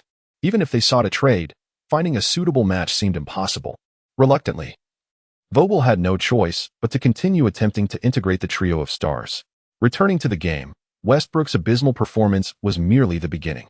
Perhaps eager to prove himself, he took on excessive responsibility throughout the first quarter, relentlessly challenging Suggs one-on-one whenever he had the ball, even sidelining James, treating him as a mere role player. The results were astonishingly disappointing. Shots were blocked, layups missed, passes went awry, and his jump shots clanged off the shot clock. In stark contrast, Jalen Suggs capitalized on Westbrook's habitual lapses in defense, scoring effortlessly both inside and outside. With 2 minutes remaining in the first quarter, the Lakers found themselves trailing 11-26. Down by 15 points. Westbrook, having gone 0 for 6 with 2 turnovers in the quarter, was saved from complete disaster only by James's intervention. Unable to tolerate the situation any longer, Vogel called a timeout and substituted Westbrook for Talon Horton-Tucker. It was only then that the Lakers managed to halt their downward spiral. At the end of the first quarter, the score stood at 18-30, with the Lakers still trailing by 12, albeit having made some progress. However, throughout the entire first quarter, Su Chen had not seen the court. Fans in the Penguin live stream chat grew restless, bombarding the comments with questions about why Su Chen had yet to play. Yet Vogel did not keep them waiting long. At the onset of the second quarter, he intended to allow the starters a proper rest, thus offering the reserves their opportunity. SU, Ellington, Ariza, Anthony, Howard, you will take the floor in the second half. My only expectation of you is to make a significant impact on the offensive end. Su Chen and Howard exchanged a glance, followed by a silent nod of understanding. They both recognized that it was time to put their training into action. Although their performances during practice had not been particularly impressive, Su Chen was confident that, bolstered by the Nash template, they would deliver astonishing results in the game. The fans of Longhua, who had been eagerly awaiting Su Chen's appearance, erupted into excitement upon seeing him take the court. It was a familiar scene, the Lakers trailing, and then Su Chen stepping in. There was a palpable sense of anticipation in the air. Would the final act once again see Su Chen turn the tide in a moment of desperation? How many points will Su Chen score in this match? What kind of records will he establish? However, to everyone's surprise, Su Chen's start was exceedingly poor. Perhaps mistakes are indeed contagious. Upon entering the game, Su Chen immediately engaged in 2 consecutive pick-and-rolls with Howard. However, their synergy did not unfold as seamlessly as one might have envisioned. Both players appeared to overthink the situation, complicating what should have been a fluid collaboration. The Magic team seemed to have meticulously studied Su Chen, devising a strategy specifically aimed at countering his play, which rendered his performance exceedingly challenging. Rather than yielding points, the 2 pick-and-rolls resulted in 2 turnovers. Su Chen's performance has left the fans of Long Country feeling profoundly disappointed. It appears that everyone understands he has become a target. The Magic team is resolutely denying him any opportunity to shoot, and even his signature transition offense has been rendered ineffective. In the Penguin live broadcast room, a prevailing sentiment has emerged suggesting that this reflects Su Chen's true capabilities. Previously, he was not well understood, but now his offensive strategies have been laid bare. The commentator, Mr. Yang, remarked that Su Chen's performance is quite normal, as it is unrealistic to expect him to shine in every game. Furthermore, it is evident that the Magic team possesses a deep understanding of Su Chen. As soon as he receives the ball, defenders swiftly converge upon him. However, I believe this in itself is commendable. For a guard from Long Country to command such attention signifies considerable success. Coach Vogel has noticed that the synergy between Su Chen and Howard is lacking, causing him to rise anxiously from his seat, seemingly contemplating his next move. Yet, after a moment of reflection, he returned to his seat, recognizing that he is currently without viable options. Introducing Westbrook could exacerbate the situation. After all, it is merely an away game. A loss is a loss. And it may be wiser to afford Su Chen a bit more time. Su Chen continued to ponder over the two shots he had just made. No, something felt amiss. Why was it so uncomfortable? Su Chen was perplexed, prompting him to reflect on the playing style of Nash. In recent days, he had been diligently studying videos of Nash's past performances to enhance the integration of the Nash template. Suddenly, a vivid image flashed in his mind. Yes, that was it. He experienced a moment of clarity. In comparison to Nash, his screen setting was far too rigid and lacked the necessary adaptability. With this realization, everything fell into place. The focus aura was unwittingly activated. As the Lakers launched their offense, Su Chen held the ball. Jalen Suggs re-entered the game, matching up against Su Chen. He taunted, "Hey, kid, I know you, but your legend ends here." With an expression of intense focus, Su Chen declared, "Is that so? Then let us put it to the test." Chapter 30. The tactic succeeds. Provoked by Jalen Suggs, Su Chen found his competitive spirit ignited. He gestured for Howard to come over for a screen. Howard, however, was somewhat reluctant to comply. The training had yielded subpar results, and he believed that it would be more beneficial for Su Chen to take matters into his own hands. As he used to do, fans in the Penguin live stream grew anxious upon seeing Su Chen call for another screen. "Oh, Su God, don't call for a screen. Just take him on yourself. What about your three-point shot?" Even Vogel felt that Su Chen's current approach was less effective than attempting to score independently. He had not anticipated that his tactical arrangements would inadvertently hinder Su Chen's performance. Nonetheless, Su Chen remained resolute. Within Nash's arsenal, the screen and roll was a critical weapon. As one who embodied Nash's template, he had to master this skill. "Bring it on. No matter the challenge, I shall confront it." His aura of concentration began to influence the other Lakers players, particularly Howard, who, for reasons he could not articulate, sensed an extraordinary energy radiating from Su Chen, gradually drawing him into a state of focus, dispelling his earlier complaints. Jalen Suggs had been intently observing Su Chen from the sidelines, noting that Su Chen consistently attempted to pass the ball into the paint following each screen. Consequently, when faced with this particular screen, he opted for a wraparound defense, instructing center Mohamed Bamba to impede Su Chen's shot while pursuing Howard. This defensive strategy was fundamentally sound. Standing at 211 centimeters with an unprecedented wingspan, Mohamed Bamba's physique often instilled trepidation in opposing offensive players. His ability to block shots without even needing to jump, coupled with his agility in defending the perimeter, led Jalen Suggs to believe that this strategy would effectively neutralize Su Chen's screen and roll. However, envisioning success and achieving it are two distinct matters. This time, Su Chen did not opt to pass nor attempt to drive. Instead, he retreated abruptly to the vicinity of the three-point line, resulting in a switch in defensive assignments between Bamba and Suggs. Suggs guarded Howard, while Bamba faced Su Chen. Witnessing this unfold, Vogel clenched his fists in anxiety. After 2 turnovers, the tactic had finally materialized. Initially, when Bill Duffy approached him through the management about designing a strategy for Su Chen, Vogel would have dismissed such a notion for any other player. However, for Su Chen, he indeed conjured a tactical plan: the screen and roll. Su Chen's footwork is remarkably deft, and his sense of rhythm is unparalleled. He possesses the ability to break through defenses, make shots from beyond the arc, and demonstrate impressive passing vision. Once he finds himself in a favorable matchup, the potential rewards could be substantial. However, during training, Su Chen failed to showcase these advantages. At that time, Vogel had already begun to suspect that this strategy might ultimately prove to be a failure, believing that Su Chen's potential might be limited. Yet, as events unfolded, Vogel realized that he had indeed underestimated Su Chen. Su Chen advanced with the ball, executing a series of rhythmic variations and dramatic shifts in his center of gravity. Ultimately, he made a deft change of direction, creating a clear opportunity for his shot. Despite Bamba exerting every ounce of his effort, he remained a center. And no matter how nimble his footwork might be, he could not keep pace with the guard. He extended his arm, gritting his teeth as he leapt with all his might, desperately attempting to block Su Chen.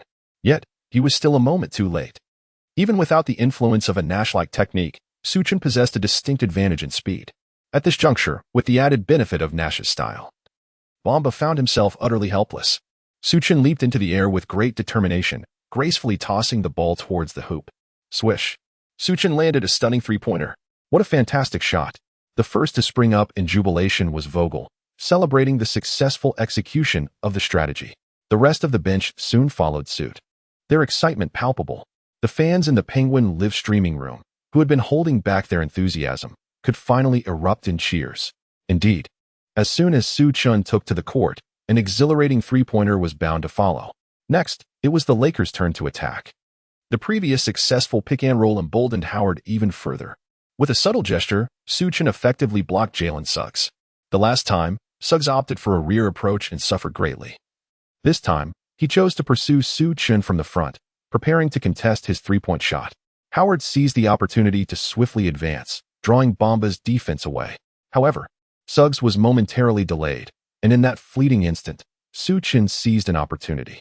He noticed Suggs attempting to thwart his three-point attempt, and, instead of retreating to the perimeter, he boldly drove towards the interior, leaping into the air to execute a signature Nash-style horseback shooting, thus securing 2 points.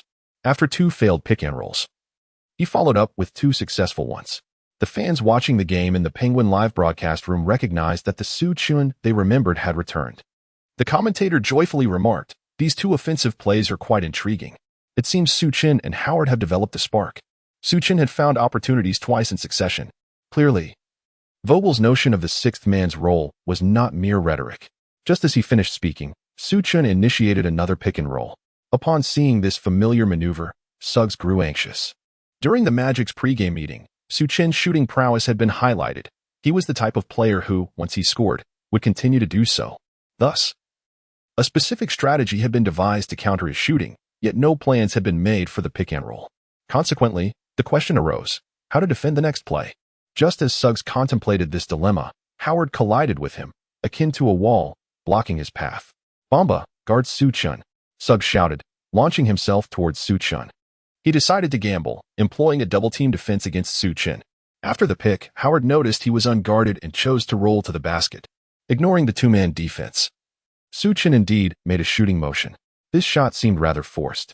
On the sidelines, LeBron James rose anxiously. Suggs and Bamba leapt into the air, determined to thwart Su Chen's shot. Yet, Su Chen hesitated to release the ball, leaning back as if about to topple. Suggs and Bamba exchanged gleeful glances, believing they had successfully defended against the shot. In that very moment, Su Chen miraculously maintained his balance and, to their astonishment, passed the ball to Howard, who was unguarded. "Ah!" Howard bellowed as he executed a thunderous dunk, clinching 2 points. Suggs and Bamba stood utterly speechless. They hadn't even seen how Su Chen had delivered that pass. It worked. Vogel exuberantly waved his arms. He realized that the partnership between Su Chen and Howard had truly solidified this time. If Howard possessed a mid-range shot, he would undoubtedly be even more formidable.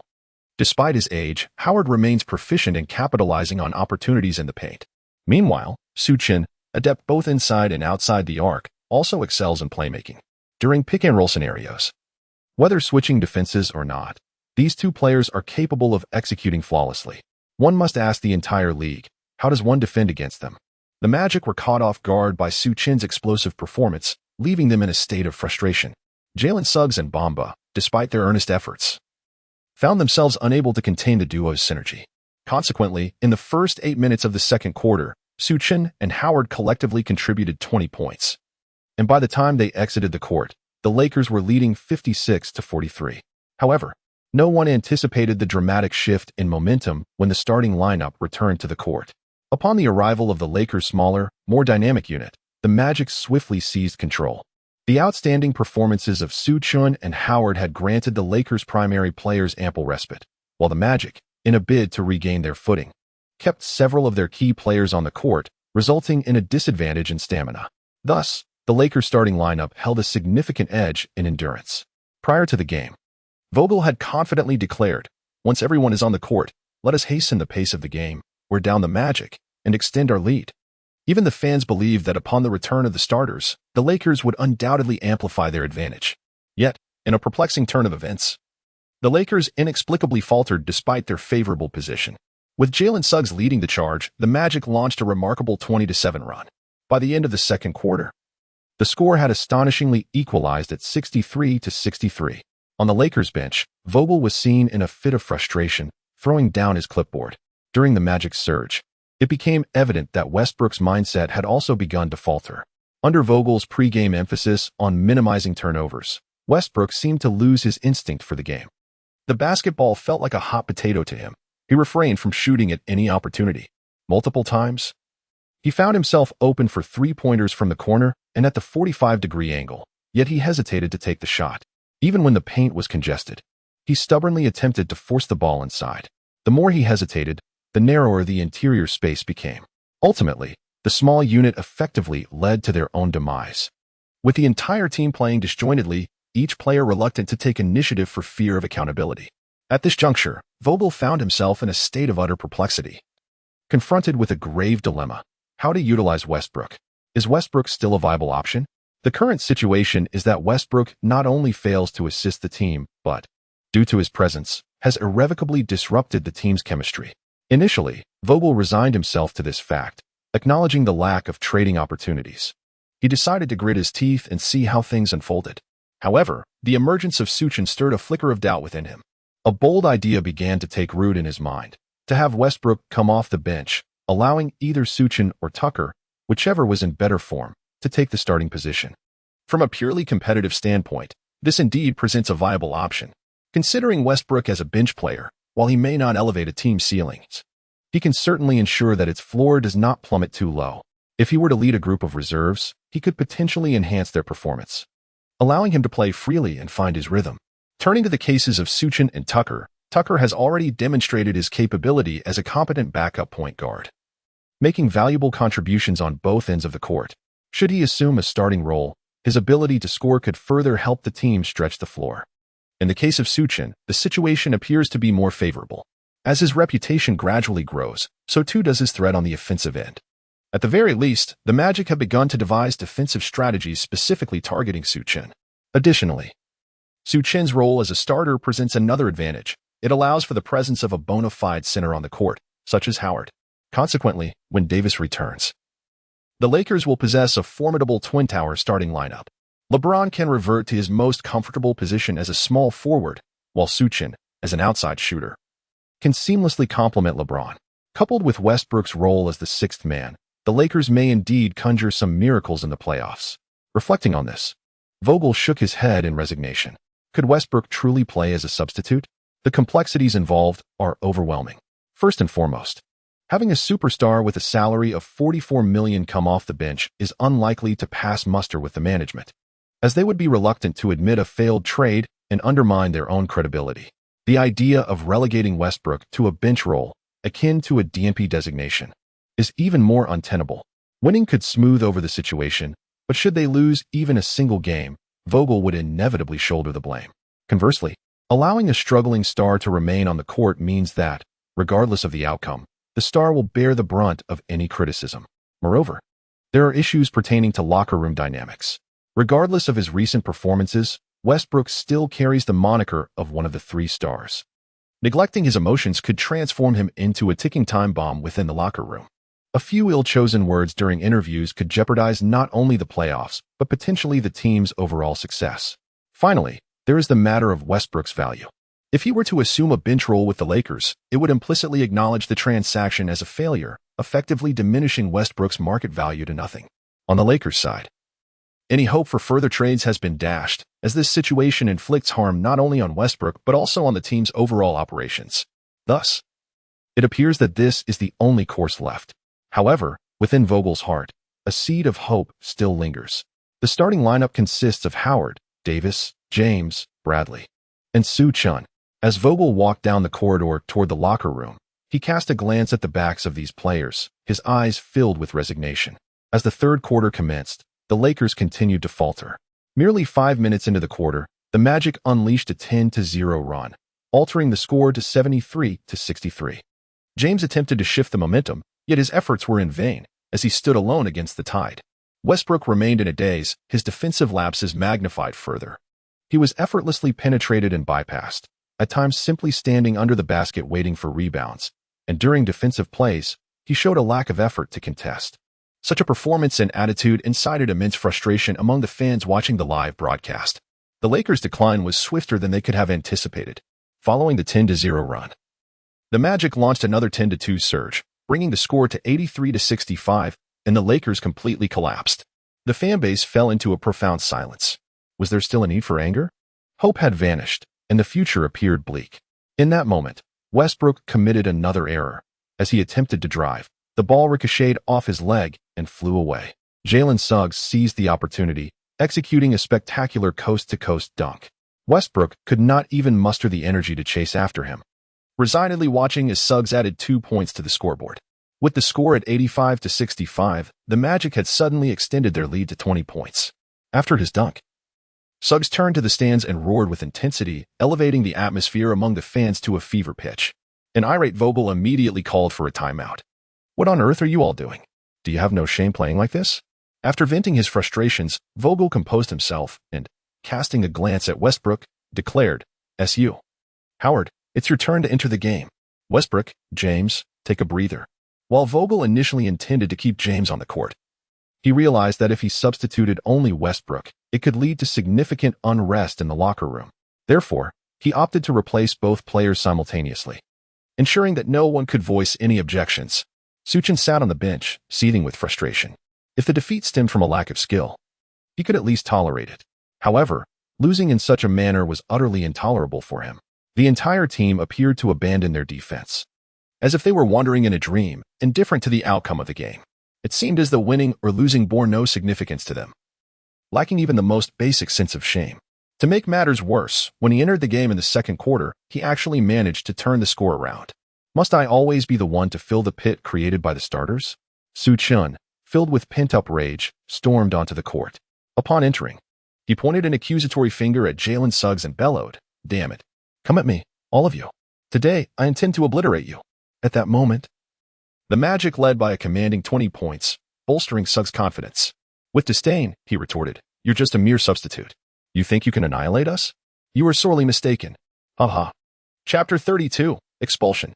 Su Chen's voice resonated loudly, clear enough for the fans at the Magic's home court to hear distinctly. They immediately responded with boos, and some, in a more vulgar manner, unleashed a torrent of profanity directed at Su Chen. James, resting on the bench, sprang to his feet in indignation upon hearing this and engaged in a heated exchange with the heckling fans, his words even harsher than theirs. This was characteristic of James, the team leader who would not allow anyone to bully his teammates, regardless of whether they were mere fans or, more importantly, opposing supporters. However, his reaction ignited the ire of the Magic's fans, their anger flaring up instantly. Even the players on the Magic's bench, not currently on the court, surged towards James, hurling insults. Some, unable to contain their fury, even pushed James forcefully. The Lakers were not to be outdone, despite a poor performance that day. Westbrook showed no fear in the face of conflict and was the first to rush to James's aid. Frustrated by the loss, James's temper flared even more when he was shoved. He zeroed in on his assailant, none other than Terrence Ross, the 2013 Slam Dunk Contest champion. James shoved through the crowd and threw a punch directly at Ross's head, sending him staggering back, who then turned to confront James. At that moment, another fist struck Ross's head. This time, it was Westbrook. The situation escalated rapidly. Players from both sides charged into the fray. The fans were left in shock at the unfolding chaos. Was the incident reminiscent of the Palace of Auburn Hills about to repeat itself? The more rational players quickly reacted, desperately pulling apart those eager to brawl. Coaches and their staff rushed onto the scene, attempting to restrain their respective players. In an instant, Su Chen surged forward, confronting Terrence Ross. They exchanged several pushes and curses, and had it not been for the timely intervention of the Lakers' assistant coaches, a brawl might have ensued. Strictly speaking, Su Chen had instigated the altercation with his provocative remarks, which likely precipitated the entire incident. However, it was evident to those with discernment that both referees and security personnel swiftly entered the court, effectively separating the feuding players. Perhaps due to the lessons learned from the Palace of Auburn Hills incident, security at the venue had significantly improved, and players exhibited greater composure than before.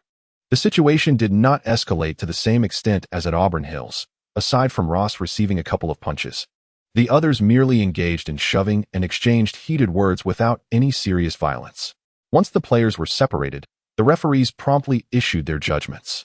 LeBron James, and Russell Westbrook were all ejected from the game, halting play for a considerable duration.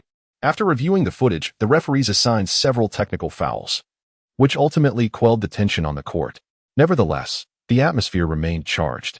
Home fans fervently rallied behind their team, intent on demoralizing the Lakers entirely.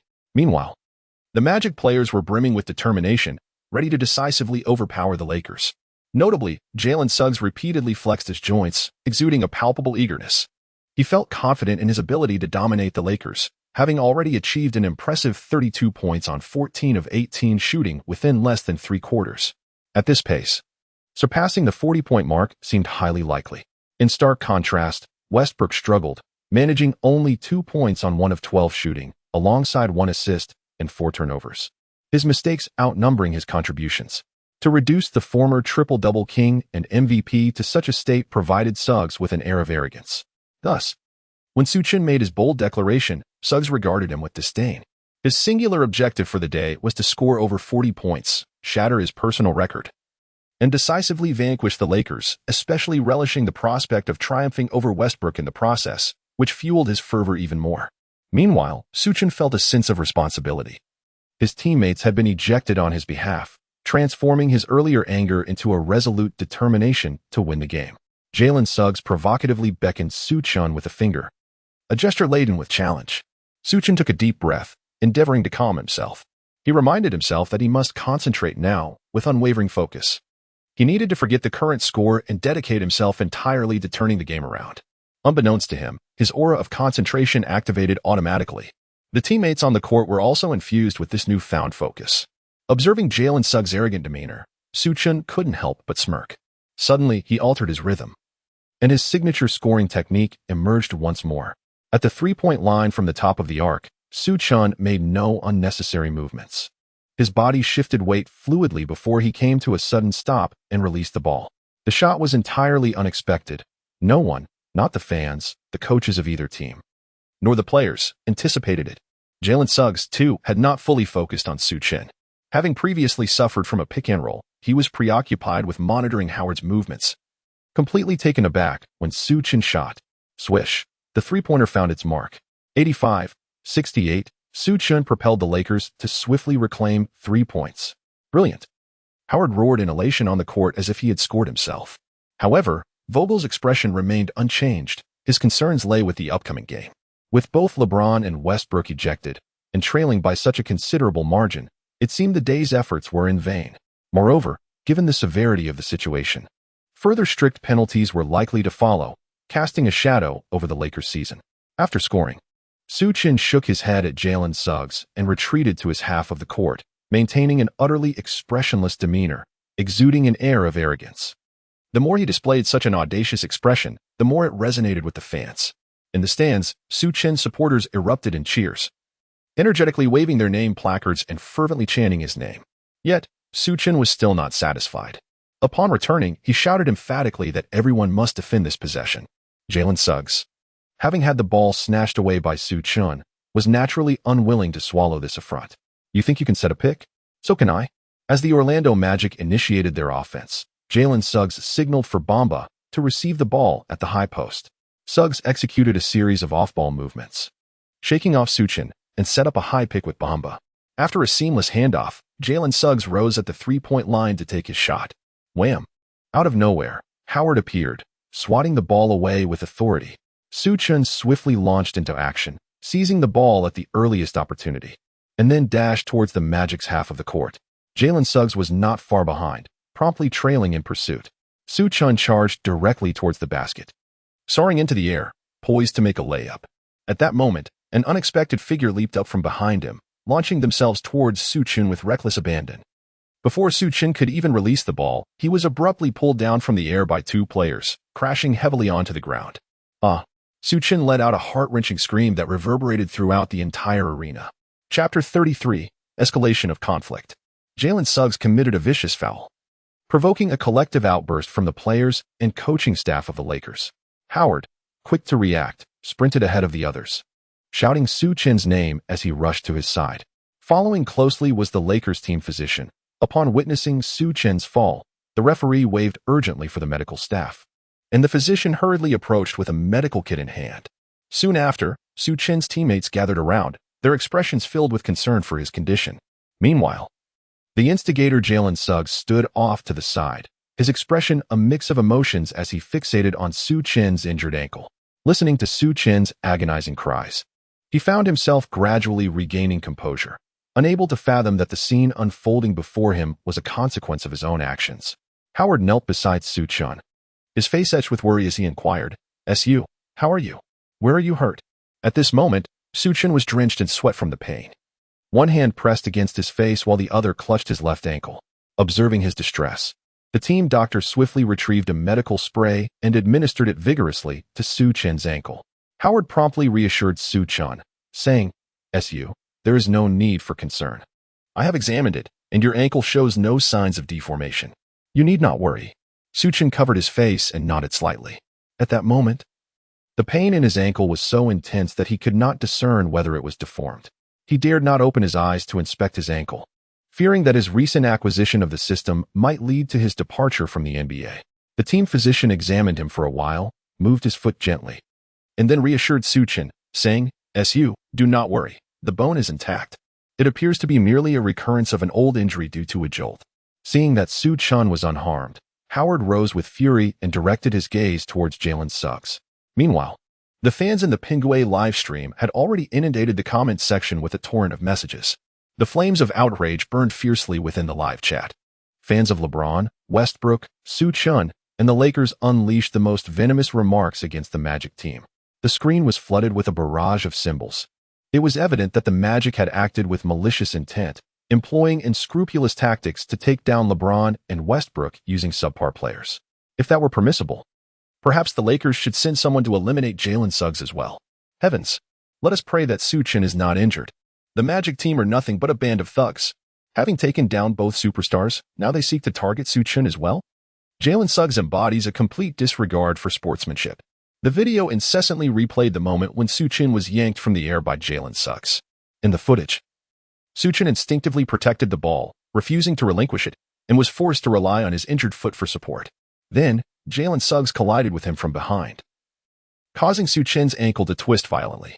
The commentator for the Pinguay live stream exclaimed in alarm, "Oh no. That play. Jalen Suggs was far too aggressive. It was a blatant attempt to incapacitate him. Such a lack of sportsmanship."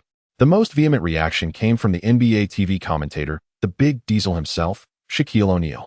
Initially, O'Neal had been in high spirits as he was sharing the commentary debut of Fisher alongside him.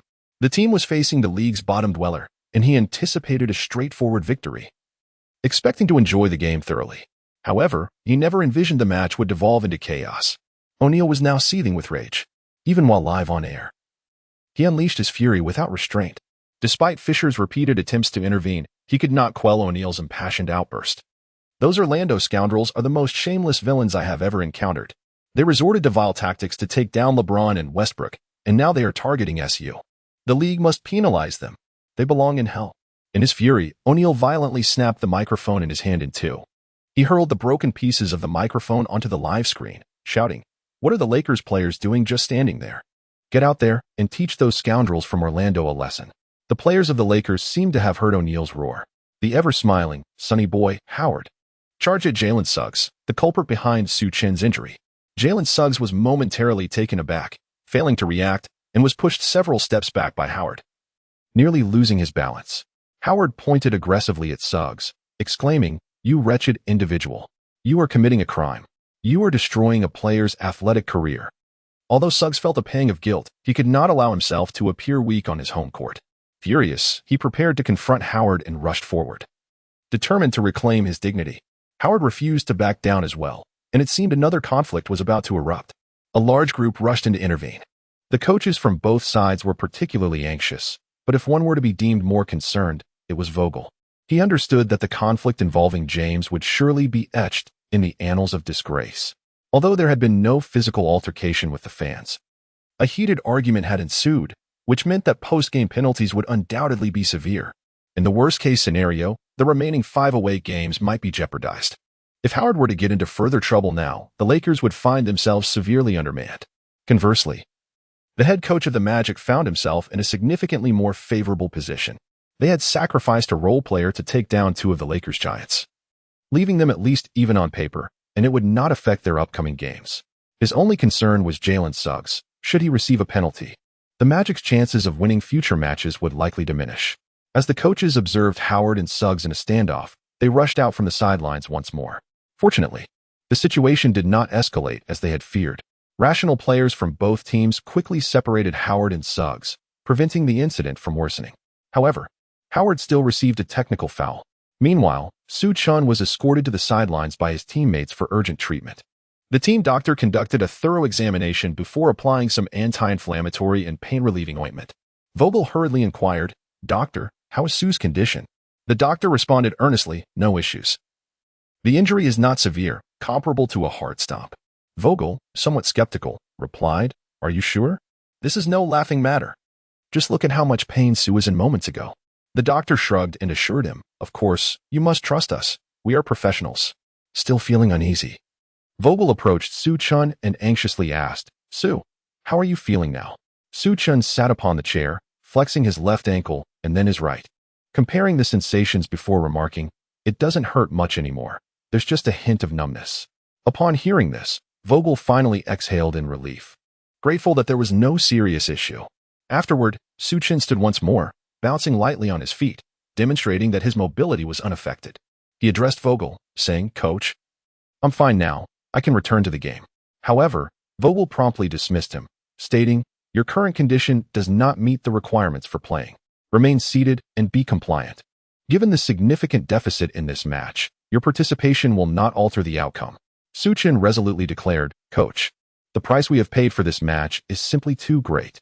If we ultimately lose the game, it may severely impact our chances for the playoffs." "Su, please remain calm," Vogel replied. The Lakers' prospects for the postseason seemed to be all but over. With that, he let out a weary sigh.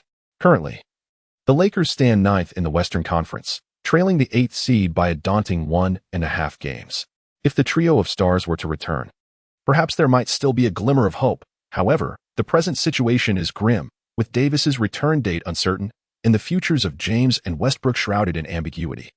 Relying solely on the remaining players, a string of consecutive losses could very well see them plummet out of the top 10, rendering any playoff aspirations exceedingly tenuous. Though Vogel was reluctant to admit it, he understood that this year's Lakers were finished. Su Chen observed the dejected expression on Vogel's face, and he found it impossible to swallow his frustration. He turned to the team doctor and inquired, "Have I met the requirements to take the court? Please assure me with your professional integrity and answer me honestly." Chapter 34. Su Chen is fine. The two team doctors were taken aback by Su Chen's direct question. In fact, they had previously discussed whether he could play. After a preliminary diagnosis, Su Chen's injuries were found to be completely unproblematic, allowing him to continue playing. However, they hesitated to provide an answer, turning instead to Vogel for guidance.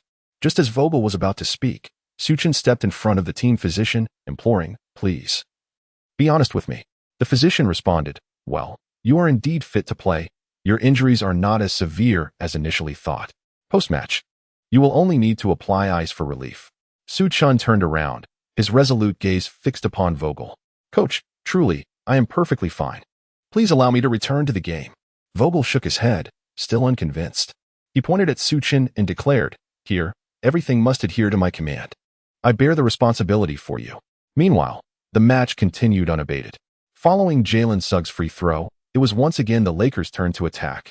Talon Horton-Tucker advanced the ball forward, while Howard suddenly dashed to the sidelines and urged Su Chen, "Su, if you're truly unscathed, hurry back. We are determined to overpower the Magic today." Su Chen turned his gaze towards Vogel and said, "Coach, I truly have no issues. I wish to assist the team." Sighing deeply, Vogel was struck by Su Chen's unwavering determination, which reminded him of the impractical fantasies he harbored within and the buried seed of hope. Gritting his teeth, he declared, "Very well. Su, you may enter the game, but you must wait until the fourth quarter." He then addressed the two team physicians, instructing, "Utilize this time to tend to Su's ankle, alleviating his injury as much as possible." Su Chen was elated to realize that he could return to the court. He shouted to Howard, "Howard, don't let the score widen. I will be back on the court shortly." "All right, Su." Subsequently, the team doctor began some basic therapy on Su Chen's ankle. The players on the Lakers side fought valiantly, perhaps due to a series of intense confrontations. Both teams displayed aggressive play, resulting in numerous fouls, with the referees struggling to maintain control of the game. Nevertheless, the Lakers' reserves exhibited remarkable tenacity, managing to prevent the score from escalating further. In fact, they began to chip away at the deficit, largely thanks to the explosive performances of Tucker and Ariza. The two consistently sank long-range shots, pulling the team back from the brink whenever the score threatened to widen. Even the Lakers fans watching the live broadcast were astonished by the indomitable spirit of the reserves.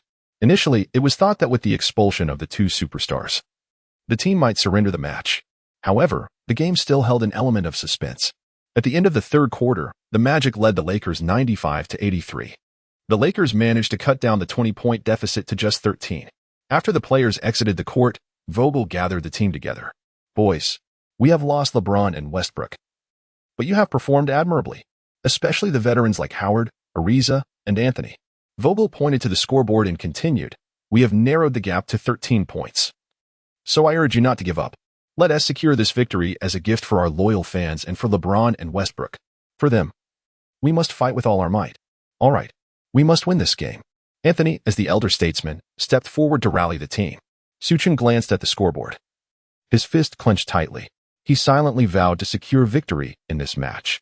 As the third quarter commenced, Howard exchanged a fist bump with Su Chen and remarked, "Do we still need to set screens?" "Of course, but are you sure your stamina can handle it?" Howard replied with a light punch to his own chest, asserting, "Absolutely. I can play for 3 more quarters." Upon taking the court, the Magic initiated the offense.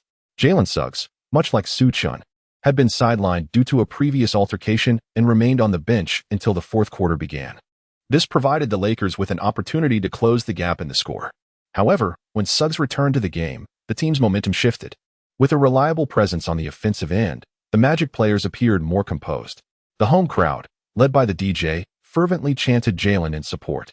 Meanwhile, Shaquille O'Neal, providing commentary, had calmed slightly, yet he continued to unleash expletives whenever he mentioned a Magic player, seemingly indifferent to the live broadcast. "That rascal Jalen Suggs. A villain.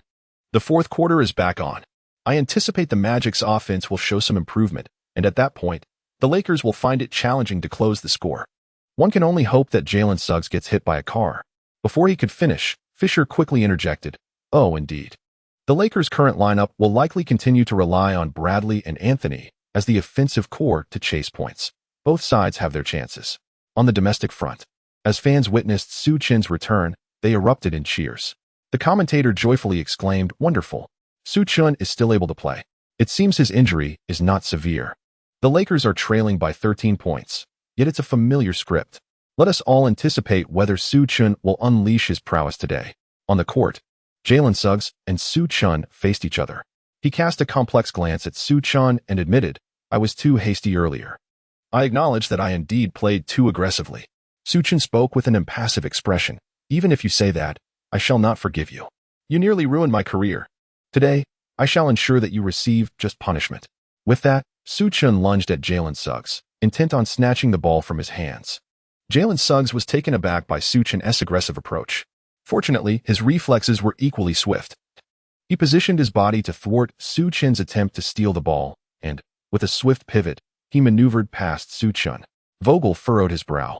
While he could understand Su Chen's pent-up frustration, such a reckless defense was perilous and could become a burden to his teammates. Jalen Suggs, too, was surprised that Su Chen's mindset had altered his defensive strategy. Seizing the opportunity, he charged towards the basket, prepared to attack the interior. Howard promptly stepped in to provide support, abandoning his own assignment to position himself in front of Jalen Suggs. Seeing the opening, Jalen Suggs leaped, feigning a layup. Howard, deceived, raised his arm to block all potential shooting angles.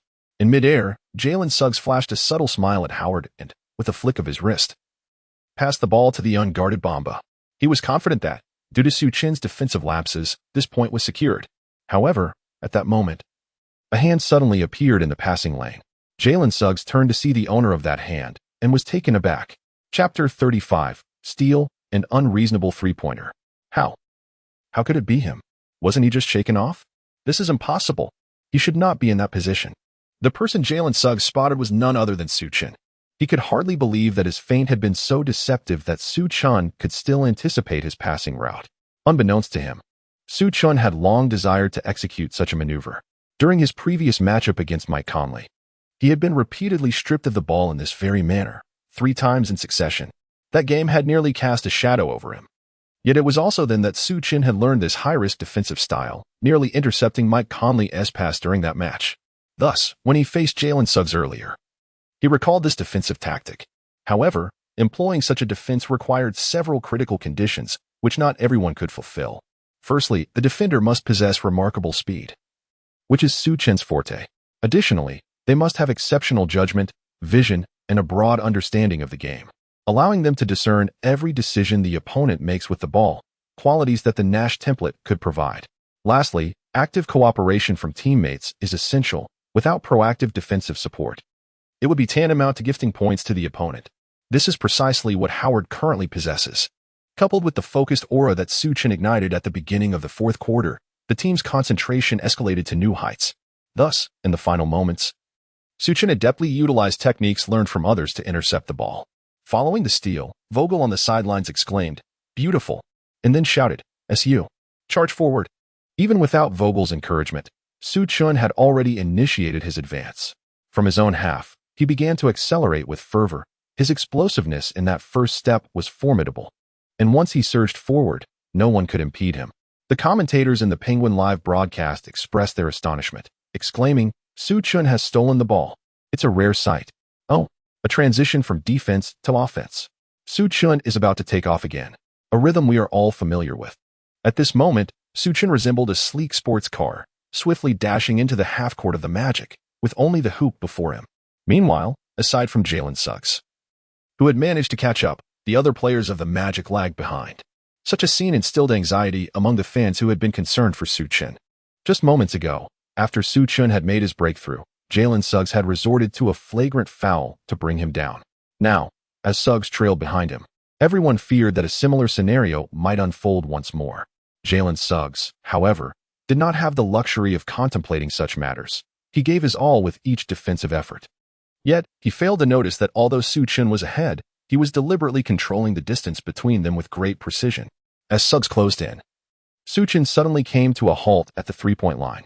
Suggs, unable to stop in time, gritted his teeth and veered away from Su Chen, leaping with all his might to attempt to block on the shot.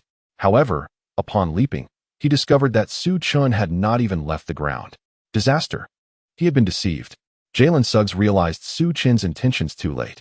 Despite his desperate attempt to evade, Su Chen gently collided with him. After the impact, Su Chen skillfully regained his balance, and with the enhancement of his focused aura, adjusted the angle and form of his shot midair. Ultimately, he released the ball in a nearly horizontal position. Swish. A successful three-point shot, plus an additional free throw. Su. NB. Dwight Howard, from a distance, charged towards Su Chen, and the two leaped, fiercely colliding in a chest bump. Su Chen appeared to have finally attained liberation, directing his fervent roar towards the stands of the Magic's home court. Jalen Suggs could hardly believe that Su Chen managed to sink that three-pointer while losing his balance. He questioned himself, realizing that if presented with the same opportunity, he would undoubtedly falter. Su Chen gazed at the individual who had nearly brought ruin upon him, his expression devoid of emotion as he spoke. "Do you understand what despair truly is, young man? Despair? I believe it is you who should be acquainted with that sentiment." With that, Su Chen stepped onto the free throw line and confidently sank a shot. Vogel, witnessing the successful free throw, nodded approvingly, noting that Su Chen's accuracy at the line had been commendable today. He also discerned a curious pattern. Although Su Chen's free throw percentage during practice sessions was not particularly high, once he stepped onto the court for a game, his free throws instilled an unwavering confidence in those around him. With the score at 95-87, Su Chen had swiftly aided the Lakers in reclaiming 4 points, reducing the deficit to 8, and the players' hopes of clinching the game were rekindled. The fans in the Penguin live stream shared in the collective release of their pin-up frustration. Su Chen. Once again, Su Chen has erupted. He sounded the clarion call for the counterattack. Watching Su Chen play was an exhilarating experience, filled with his audacious and unreasonable shots. One might ponder the possibility of Su Chen starting in the absence of the three superstars. However, Su Chen himself had not contemplated such matters. His singular focus lay in vanquishing the Magic before him and preserving the Lakers' aspirations for playoff advancement. As the Lakers fortified their defense, Su Chen shouted towards the Magic's direction. "Lakers, Let's stop this shot. The aura of determination ignited, with the Lakers players echoing in unison. All right, let us defend this ball. Although the Lakers were playing as visitors, Su Chen's scoring seemed to possess a magical quality, instantly boosting the team's morale. This surge of energy startled both the Magic's players and their fans, as if this iteration of the Lakers were poised to contend for the championship. Vogel, too, began to observe certain phenomena. Ever since the inception of that wild idea in his mind, he had paid particular attention to Su Chen. He noted a remarkable change. Whenever Su Chen entered the game, the team's spirit seemed to elevate immediately. It appeared that Su Chen's presence, whether as a starter or coming off the bench, imbued his teammates with greater resolve and focus, enhancing both their defensive and offensive execution. Vogel could not quite articulate this sensation, yet the reality was undeniable. As he had anticipated, the Magic faced formidable challenges in their offensive attempts during this possession. The Lakers, intensely focused and communicating effectively, managed to stymie the Magic's offense, pushing it to the brink of the 24-second shot clock. Ultimately, with no other options, Jalen Suggs was left with no choice but to haphazardly toss the ball. The shot missed, allowing Howard to seize the rebound. Upon witnessing this, Su Chen swiftly darted to Howard's side, seizing the moment before the Magic team could react. He executed a sudden burst of acceleration. The head coach of the Magic sprang to his feet, shouting urgently, "Quick, get back on defense." Alas, their response was still a beat too late. Su Chen, Bradley, and Ariza formed a swift 3-on-1 counterattack. Jalen Suggs, the most agile defender, became the last line of defense for the Magic. The Lakers found themselves in a dominant 3-1 scenario. Observing the trio before him, Jalen Suggs made his assessment. He surmised that Su Chen would refrain from taking the shot himself, as Bradley and Ariza were charging ahead. Opting for them was a fundamental principle of the game. Among the two, Ariza, with age weighing upon him, had lost some of his offensive precision, leading Suggs to conclude that Su Chen would undoubtedly pass to Bradley. Thus, he remained fixated on Su Chen's movements, ready to intercept Bradley the moment Su Chen attempted a shot. Su Chen surged near the three-point line, and indeed, he made his move. Jalen Suggs positioned himself directly in the path of Bradley's offensive play. However, as soon as he acted, he was taken aback. Su Chen had no intention of passing the ball.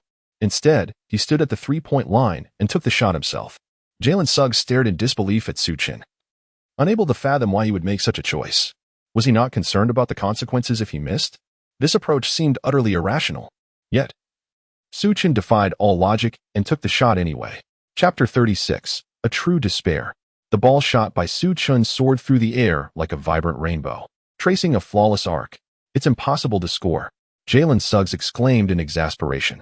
Yet, his protest proved futile. The score stood at 95-90, with the Lakers trailing by a mere 5 points. Su Chen's performance was nothing short of explosive. Right from the opening, he erupted, scoring 7 consecutive points. Upon witnessing the ball go through the hoop, Jalen Suggs sprinted to the baseline, retrieved the ball, and began to accelerate in his half, poised to execute a fast break. However, this was not a typical tactic employed by the Magic. Bamba, caught off guard, remained leisurely unaware. Jalen Suggs, in a state of urgency, shouted, "Pass the ball." But it was too late. Su Chen had already latched onto Jalen Suggs.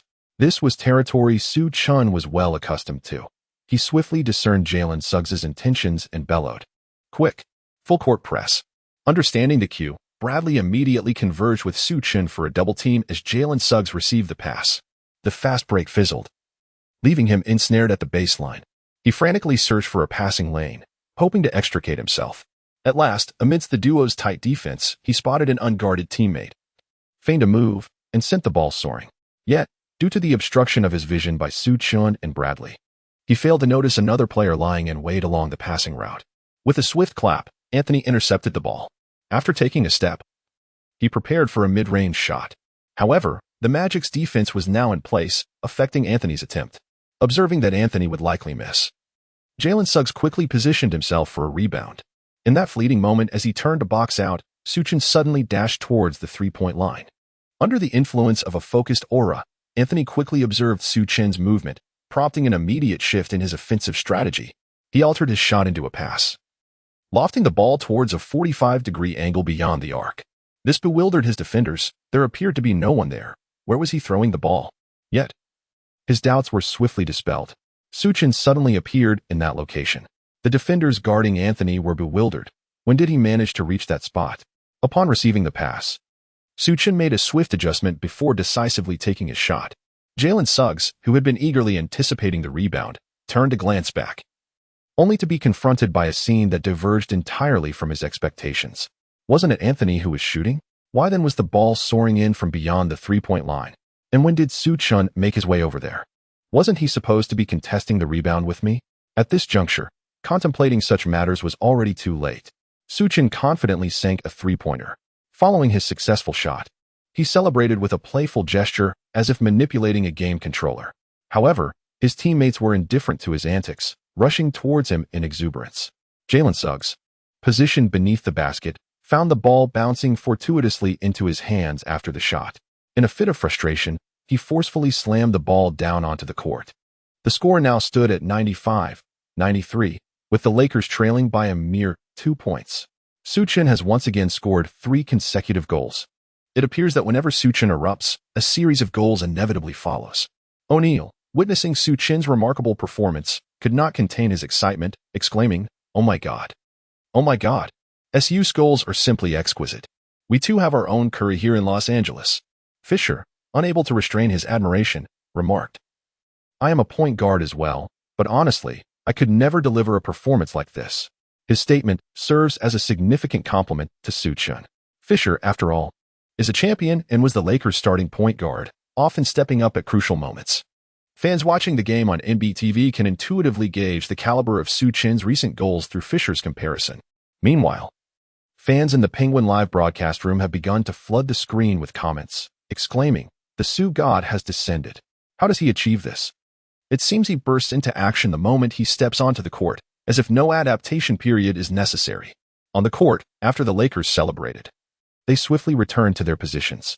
The Magic team commenced their offense, with Jalen Suggs once again facing Su Chen with the ball. Su Chen let out a cold laugh, gazing at Jalen Suggs, and inquired, "How does it feel to truly experience despair?" Jalen Suggs retorted angrily, "Enough of your nonsense.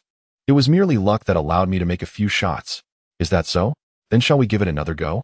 With that, Su Chen lunged forward once more, prepared to adopt a gamble-like defense.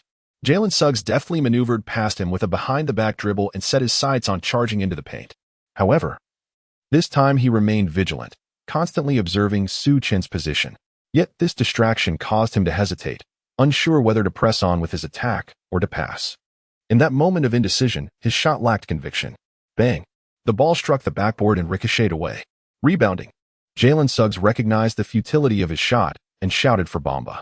Bamba reacted swiftly, seizing a favorable position. Yet he forgot that he was up against the former powerhouse, Dwight Howard. Fueled by Su Chen's determination, Howard unleashed an indomitable spirit. Even in a less-than-ideal position, he rose high, overpowering Bamba to secure the rebound.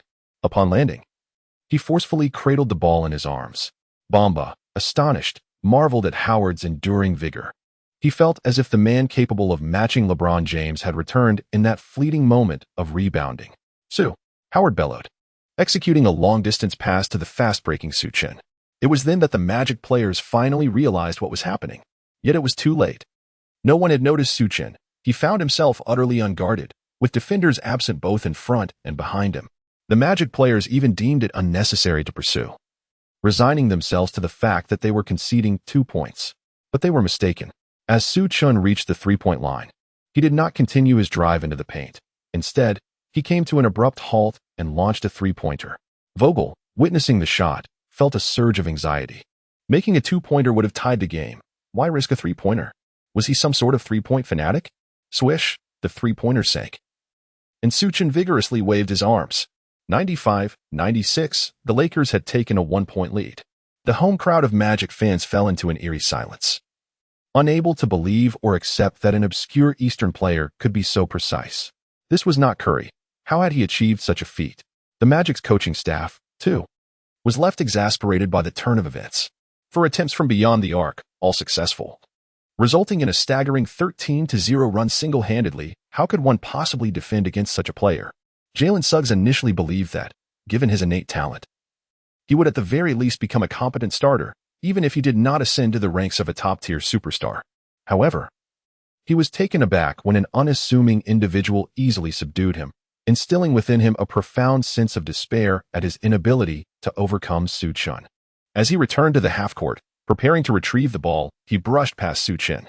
Su Chen inquired calmly, "How do you feel? Have you truly experienced despair?"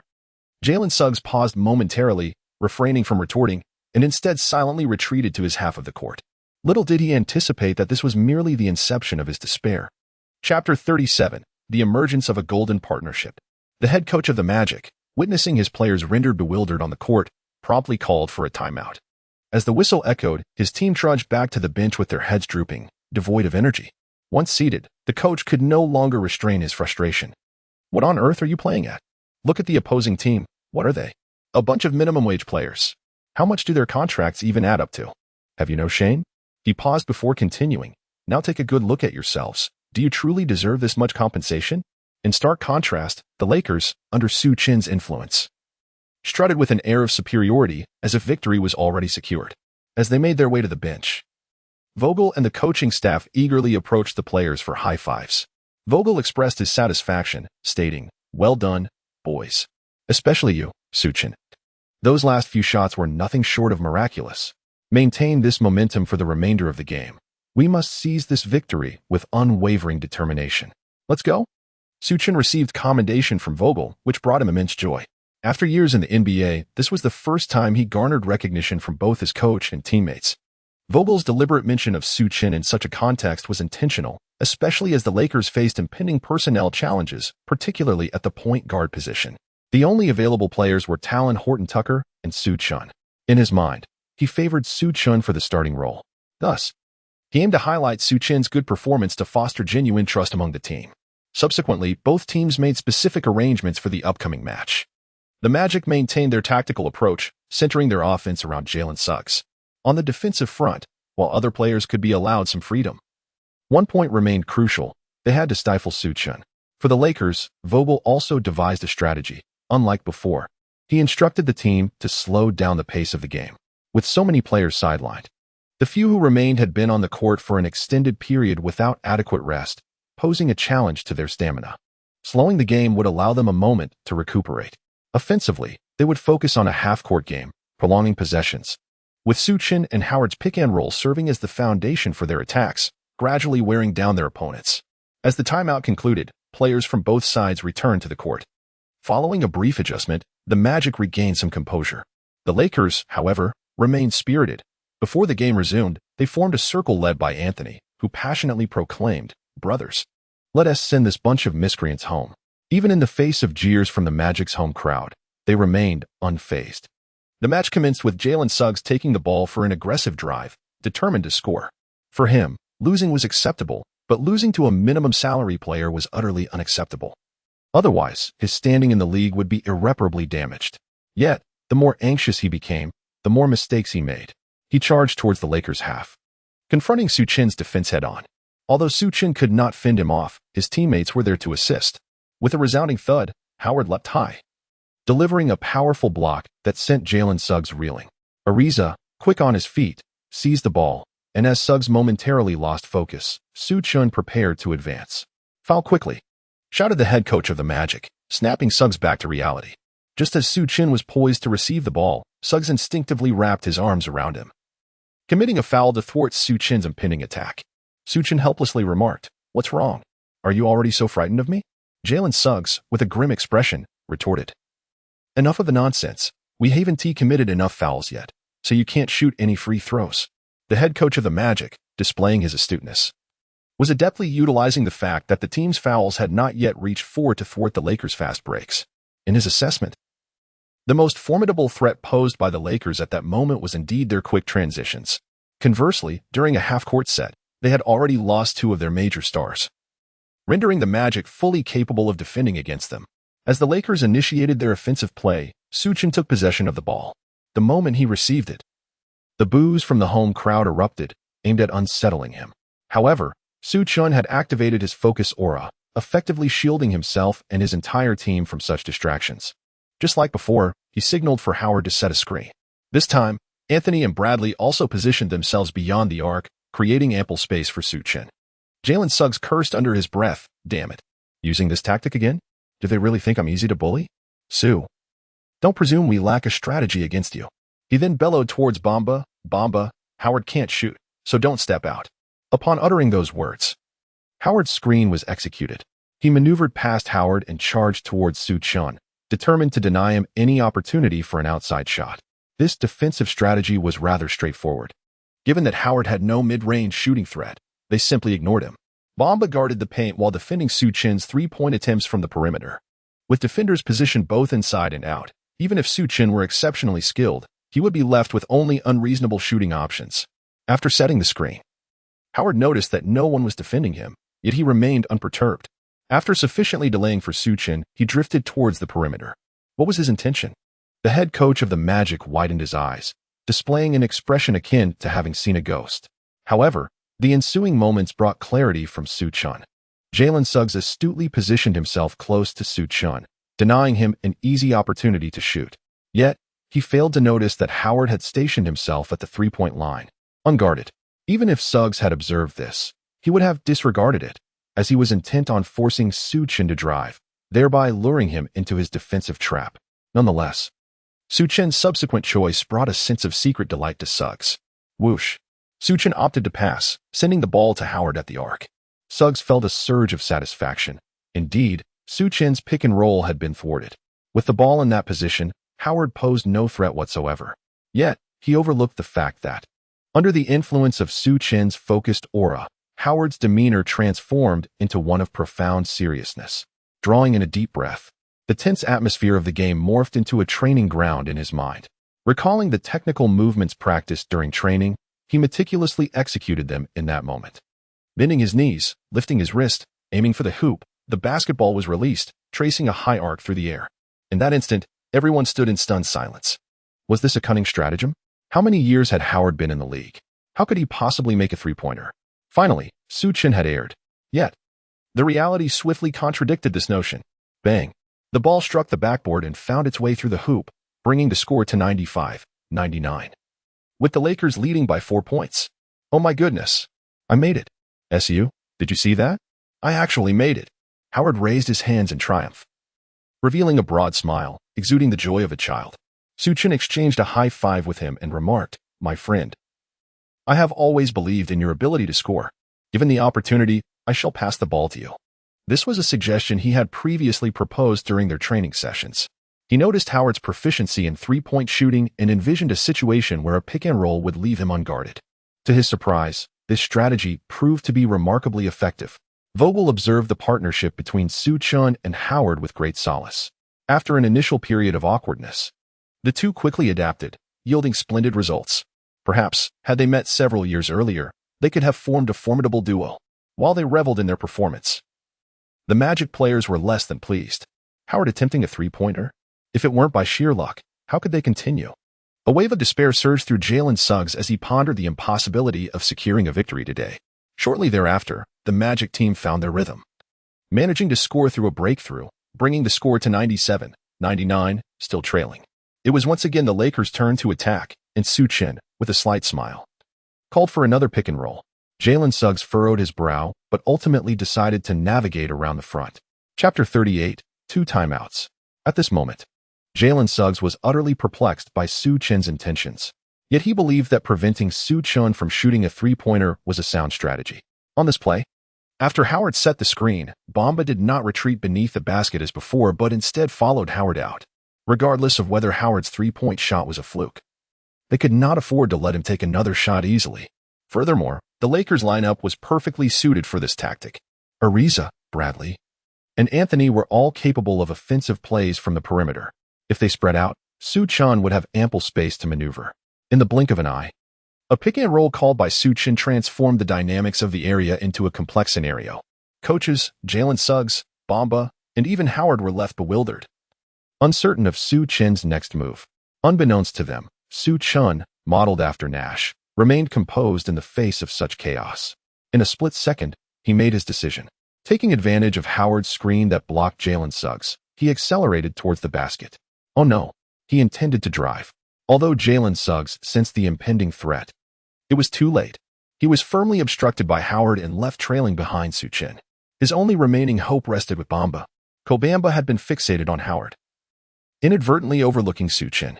In that moment, Su Chen executed Nash's signature move, effortlessly cradling the ball with one hand and gliding in for a layup, securing 2 points.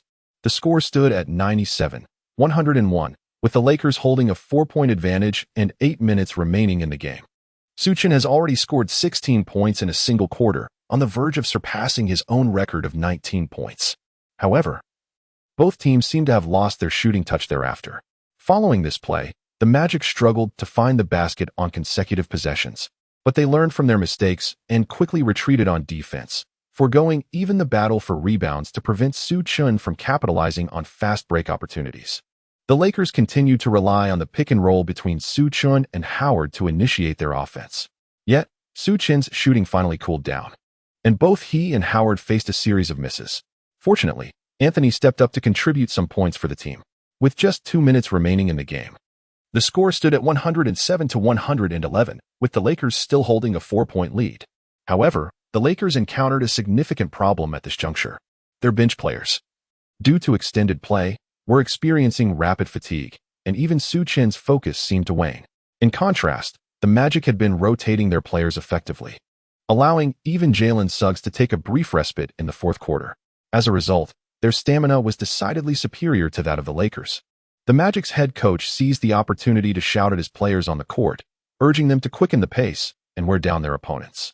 Vogel shot a disdainful glance at the Magic's coach, unable to suppress an internal curse, pondering that if not for the expulsion of their 2-star players, this old man would not have had such an advantage. The game should have been well within their grasp by now. Su Chen endeavored to encourage his teammates, yet their legs felt as though they could scarcely lift themselves. He surveyed the determined expressions on their faces and thought to himself, "This cannot continue. I must devise a solution to the predicament we face." However, what other options remain? As the Lakers pressed forward in their offensive play, Su Chen advanced the ball into the front court.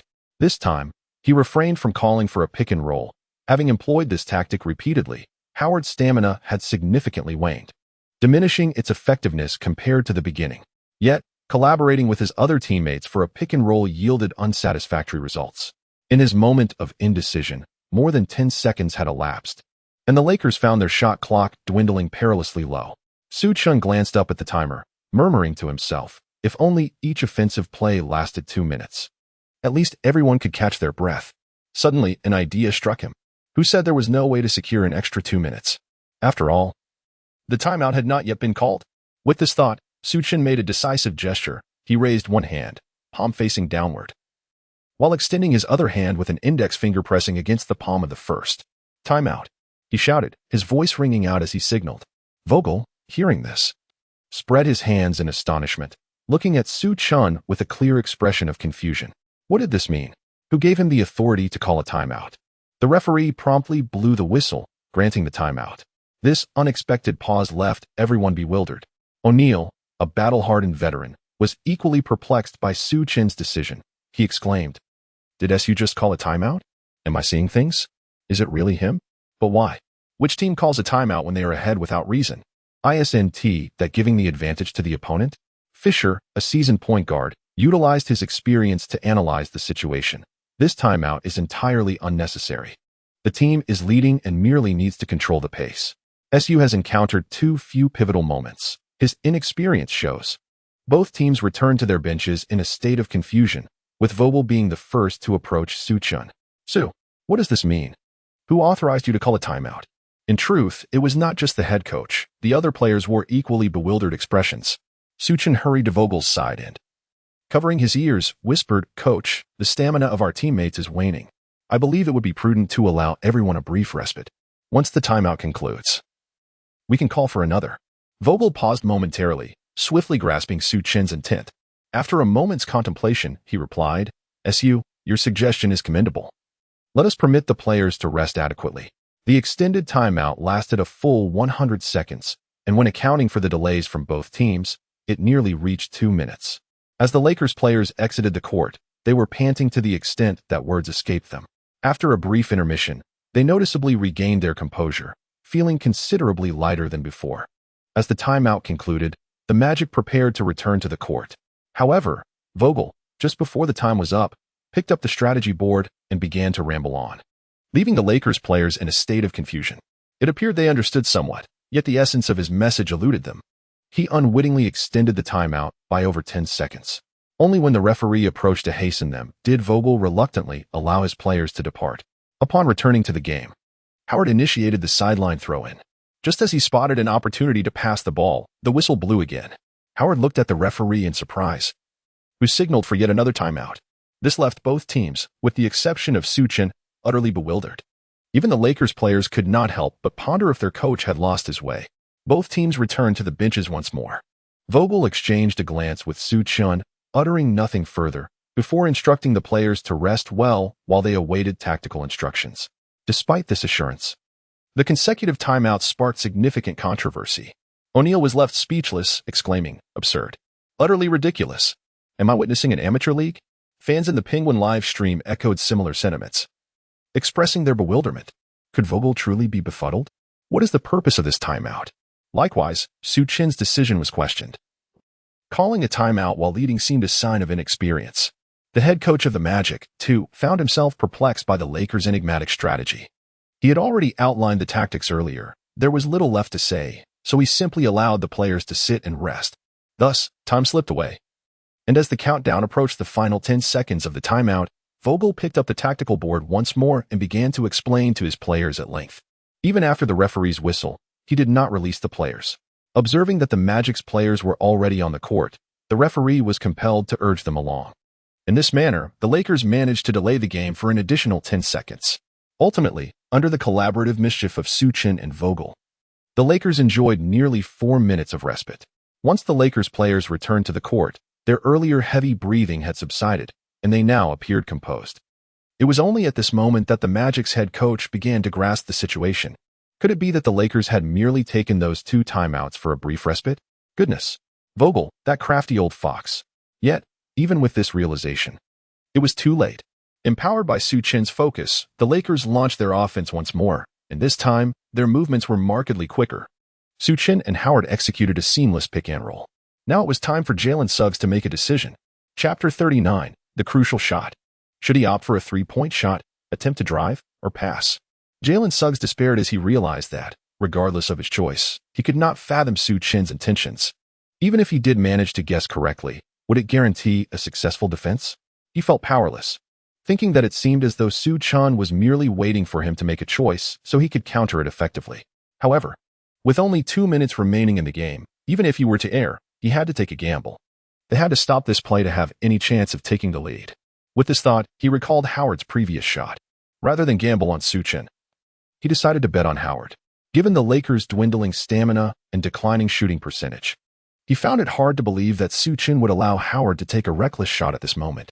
With this in mind, he shouted, "Bomba! Stay under the basket and don't come out." After uttering this, he lunged towards Su Chen, denying him an opportunity for a perimeter shot. Of course, if Su Chen chose to drive, Bomba would be there to help defend the paint. Surely they could not be outmatched. Yet, this time, Jalen Suggs' judgment faltered once again. Director Su Chen's consecutive timeouts have allowed the entire team to recuperate significantly, restoring their stamina. Although this also afforded the Magic a chance to recover. Human endurance has its limits. The longer the game persists, the more it favors the Lakers. Thus, when Jalen Suggs presumed that Howard's shooting percentage would decline due to fatigue, he was decidedly mistaken. This was precisely the outcome Su Chen aimed to achieve, had he not feared an unforeseen circumstance that might leave him without timeouts. Su Chen would have eagerly utilized all 3 available pauses. Consequently, a scene reminiscent of the previous play unfolded. After a screen and roll, Howard sprinted towards the arc, while Su Chen darted into the paint without a glance back. This maneuver completely drew the attention of Suggs and Bomba, and with the other Lakers being competent shooters, Howard found himself entirely unguarded. Just as Suggs anticipated that Su Chen would attempt a forceful play, Su Chen unexpectedly transformed his layup into a pass, delivering the ball to Howard while nearly losing his balance. What does passing accomplish? Suggs was certain that a fatigued Howard would be incapable of making the shot. Upon receiving the ball, Howard focused intently on the hoop, relishing the ample preparation time afforded by the absence of defenders. He took aim, attempting to recapture the rhythm from his training, then leapt gently, flicking his wrist to release the ball. This shot instantly captivated the attention of the entire arena, even silencing the ever-verbose Shaquille O'Neal. If Howard were to make a single three-pointer, it might be dismissed as a desperate measure. Yet, should he succeed in making 2 consecutive shots, it could transform into a regular weapon for the Lakers. At that point, perhaps Howard and Westbrook could find a way to coexist, resolving the issue of Westbrook's inability to play alongside a center. Howard's release mirrored his previous attempt, tracing a high, parabolic arc akin to a bomb dropped from a bomber, heading unerringly towards the basket. "Do not go in," Suggs shouted in his final struggle. But the basketball remained impervious to his pleas. Boom. The three-pointer swished through the net as Howard let out a triumphant roar, shattering the doubts that had surrounded him. The crowd fell into a stunned silence, with just 1.5 minutes remaining and a deficit of 7 points. Was there still a chance for the Magic to make a comeback against such a Lakers team? The Magic's head coach was left speechless, unable to conquer a depleted Lakers squad. The final timeout strategies felt futile, leading to a defeat that was accepted with genuine resignation. Although there remained a minute and a half, the Magic's coach had already lost the will to continue the battle. The partnership between Su Chen and Howard was entirely unexpected. Their sudden emergence left him at a loss for solutions within such a brief span of time. Unless Howard's three-point shooting faltered, this duo undeniably presented a formidable threat. He found himself pondering the implications of their synergy. If they were provided with the right environment to flourish, which teams in the league could possibly contain them? Thankfully, Howard's age had imposed certain physical limitations. Otherwise, they would have been truly terrifying. Jalen Suggs observed the Lakers celebrating with high fives and suddenly recalled Su Chen's earlier timeout. Followed closely by the Lakers' second timeout, it was a strategy aimed at regaining stamina. He could hardly believe that Su Chen possessed such a profound sense of the game. This revelation plunged him into deep contemplation. He had always assumed that his physical attributes would suffice to establish him as a competent point guard, capable of competing against most teams in the league. Thus, he had been content with his current circumstances. Little did he realize that his vision was rather myopic. In this league, teaming with hidden talents, stagnation, and complacency would inevitably lead to being surpassed. With this thought, a spark of determination ignited within him. If a player on a developmental league minimum salary could achieve success, why couldn't he? Su Chen was unaware that his arrival would irrevocably alter the destiny of Jalen Suggs. The most elated of all was O'Neal, who, in a moment of exuberance, patted the shoulder of the venerable Fisher and exclaimed, "Oh my goodness, this is utterly insane. I never thought I would witness Howard transform into a three-point shooter in my lifetime." Fisher added, "Objectively speaking, SU, as a point guard, has the remarkable ability to activate Howard, something many, including myself, have been unable to achieve. It is indeed astonishing." With a score of 107-114, the Lakers surged ahead, establishing a significant advantage with that pivotal shot.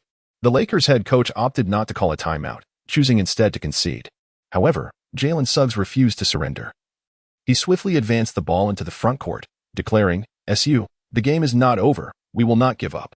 With that, he launched an offensive towards Su Chen. As the game concluded, neither team managed to score in the final minute and a half. The score of 107-114 remained unchanged until the final buzzer, with Howard's three-pointer proving to be the decisive shot that sealed the victory. Su Chen did not break the record of 19 points in a single quarter. However, he still managed to score 22 points, alongside 6 assists and 4 turnovers in this match. When examining the statistics, apart from his scoring, there were no particularly remarkable aspects to Su Chen's performance. Even Jalen Suggs achieved 29 points and 8 assists. Yet, those who witnessed the game understand the significance of Su Chen's role and how he led the Lakers towards a comeback amidst adversity. However, during the post-match press conference, reporters seemed indifferent to the outcome of the game and showed little concern for Su Chen's performance. Their sole focus was on the violent altercation that transpired during the match. On the Lakers' side, Coach Vogel attended the conference alongside Howard, who had recorded a commendable double-double with 20 points and 11 rebounds, displaying a cheerful demeanor. Yet, the first question posed by a reporter abruptly chilled the atmosphere. "Mr. Vogel, I am a reporter from the Orlando sports newspaper. I would like to inquire about the incident where James verbally assaulted a fan and subsequently struck Terrence Ross. What is your perspective on this matter?" Upon hearing this, Vogel's expression darkened. He glanced at the reporter and responded, "Firstly, I do not agree with your assertion. What I witnessed was that the fan first insulted Su Chen, followed by insults directed at James, and then Terrence Ross intervened by pushing. I believe anyone in such a situation would be provoked. What about Westbrook's actions? Does this not pertain to him? Vogel, suppressing his anger, replied, I believe his actions were merely in defense of his teammate, his brother, and this team. I can comprehend his motives. Are you implying that neither James nor Westbrook are at fault? Vogel rapped the table and stated, Please do not misconstrue my words. Next question. Yet the reporters remained relentless, persistently questioning the circumstances surrounding the incident. Unlike the press conference held by the Los Angeles Lakers, the one for the Orlando Magic devolved into a lamentation, with their head coach vehemently condemning the actions of James and Westbrook, repeatedly asserting the necessity to appeal to the league for the rights of our maligned fans and injured players. A journalist also highlighted Jalen Suggs' egregious foul against Su Chen during the match, but Suggs merely offered a perfunctory response without any justification for his actions. Swiftly, the news of this game ascended to the headlines of sports sections across various countries, with James and Westbrook becoming the focal point of widespread criticism overnight. Chapter 40. The Target of Scorn. NBA.com promptly uploaded a video on its official site, meticulously detailing the causal chain of events surrounding the incident. Initially, Su Chen provoked Jalen Suggs on the court, inciting the fans' wrath against Su Chen. Subsequently, James defended Su Chen, engaging in a verbal altercation with the fans. Terrence Ross intervened on behalf of the fans, forcefully pushing James, who retaliated with a powerful strike, followed by Westbrook delivering a supplementary blow. The video objectively showcased the entirety of the violent episode, and NBA.com conveyed that each participant would face the appropriate consequences for their actions. ESPN later published an article titled Violent Incident: The Embarrassment of James' Life. This piece adopted the perspective of the second greatest player in history, discussing the impact of this incident on James' historical standing. The article pointed out that as an idol to fans and a role model for players, such impulsive and reckless behavior tarnishes not only his image but also brings shame to the entire NBA, setting a poor example for others. It further noted that his actions could result in significant losses to his commercial value, with preliminary estimates suggesting a potential financial impact of around $1 billion. As the situation unfolds, this figure could rise even further. The article boldly predicted that James might even be compelled to retire prematurely, extinguishing any hopes of competing alongside his son. On the other hand, the traditionally slow-to-react Sports Illustrated swiftly entered the fray this time, publishing an article titled He Does Not Deserve It. The cover featured an image of James delivering a powerful blow. The article stated, as the leader of the team, he does not deserve it. As the face of the league, he does not deserve it. As one of the NBA's 75 greatest players, he does not deserve it. As a prospective member of the Hall of Fame, he is undeserving. In addition to articles condemning James, there are several pieces targeting Westbrook. The renowned commentator, known as the Teacher Young of America, Smith, issued a remark pointing out that Westbrook, as one of the trio of the team, not only failed to restrain James during critical moments, but also joined in the fray, displaying a complete lack of discernment.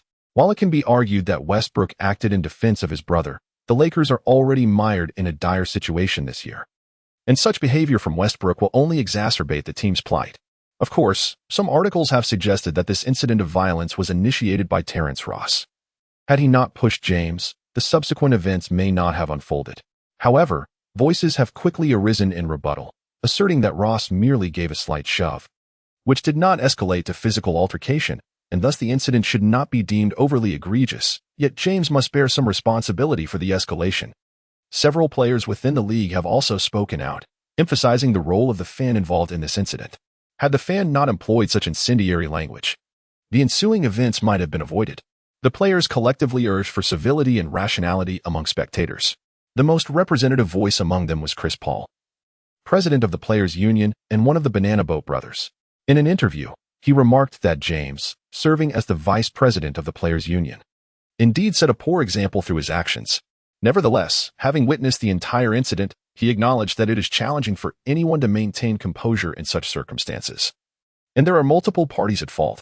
He hopes that everyone can view the matter with objectivity. Simultaneously, the global sports community is closely monitoring this situation, with numerous news outlets from various countries reporting on it promptly.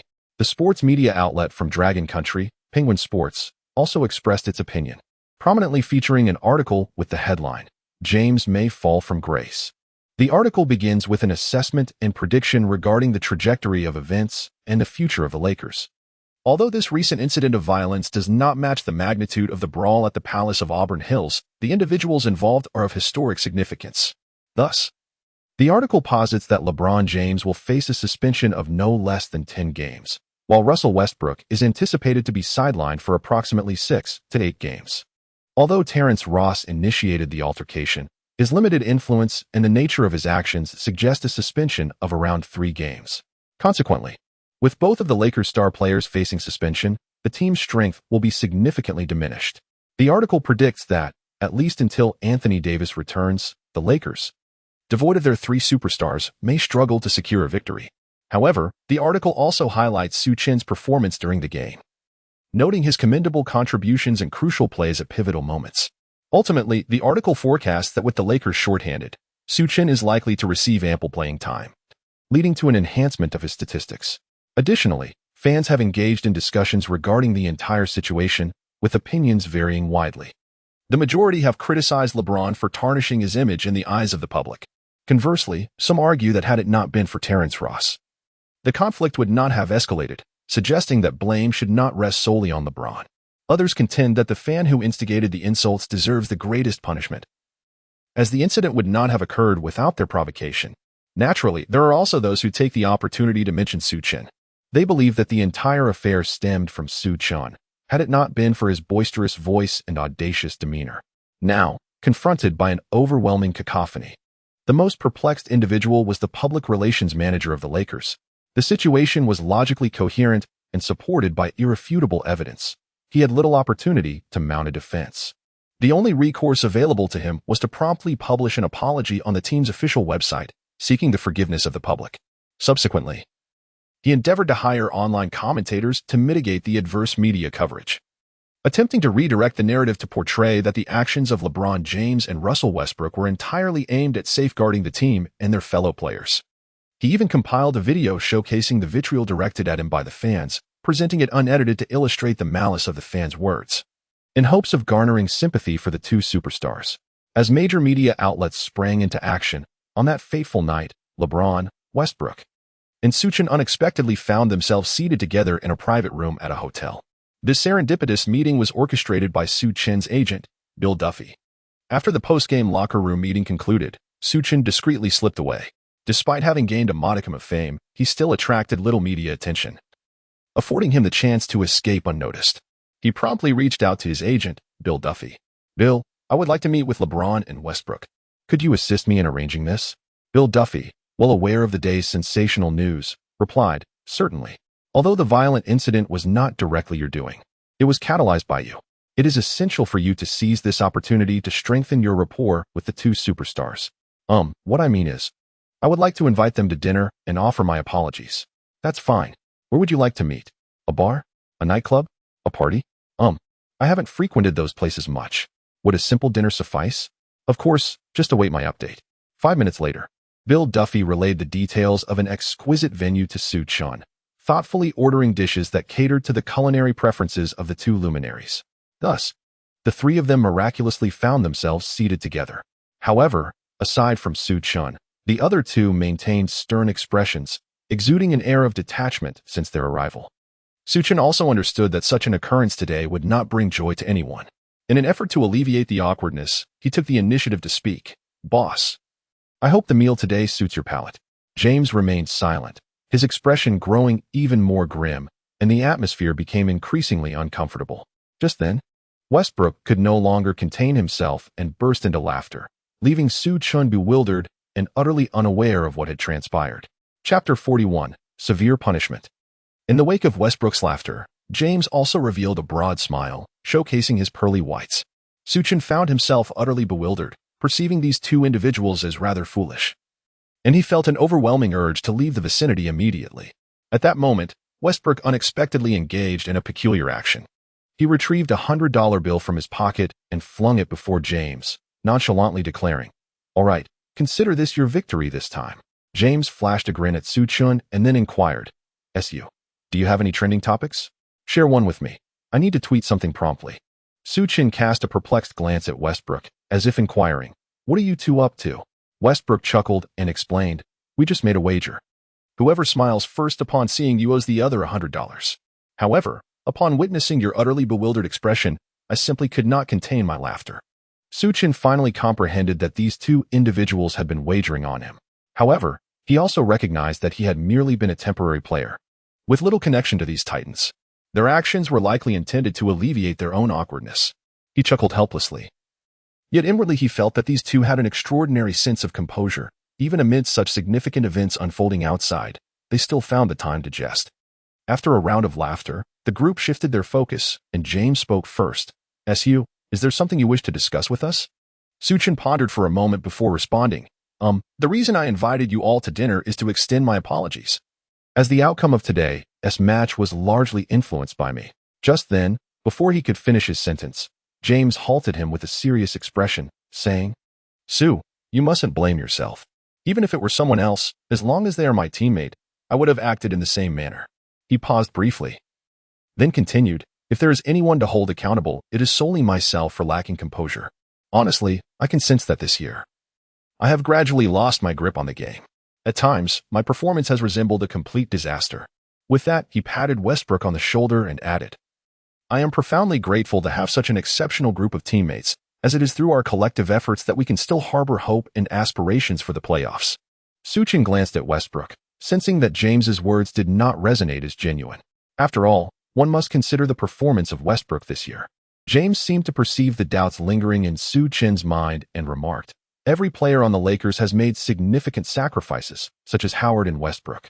They have consistently strived to harmonize with the team, with each individual relinquishing much for this endeavor." Su Chen nodded, acknowledging the objectivity of the statement.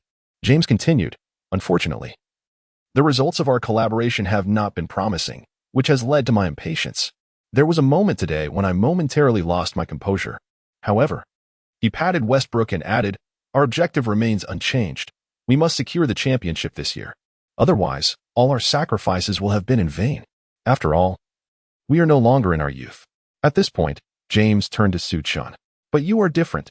You are still young, and the future belongs to you. Thus, I reiterate, for the sake of the championship, I am willing to embrace any changes.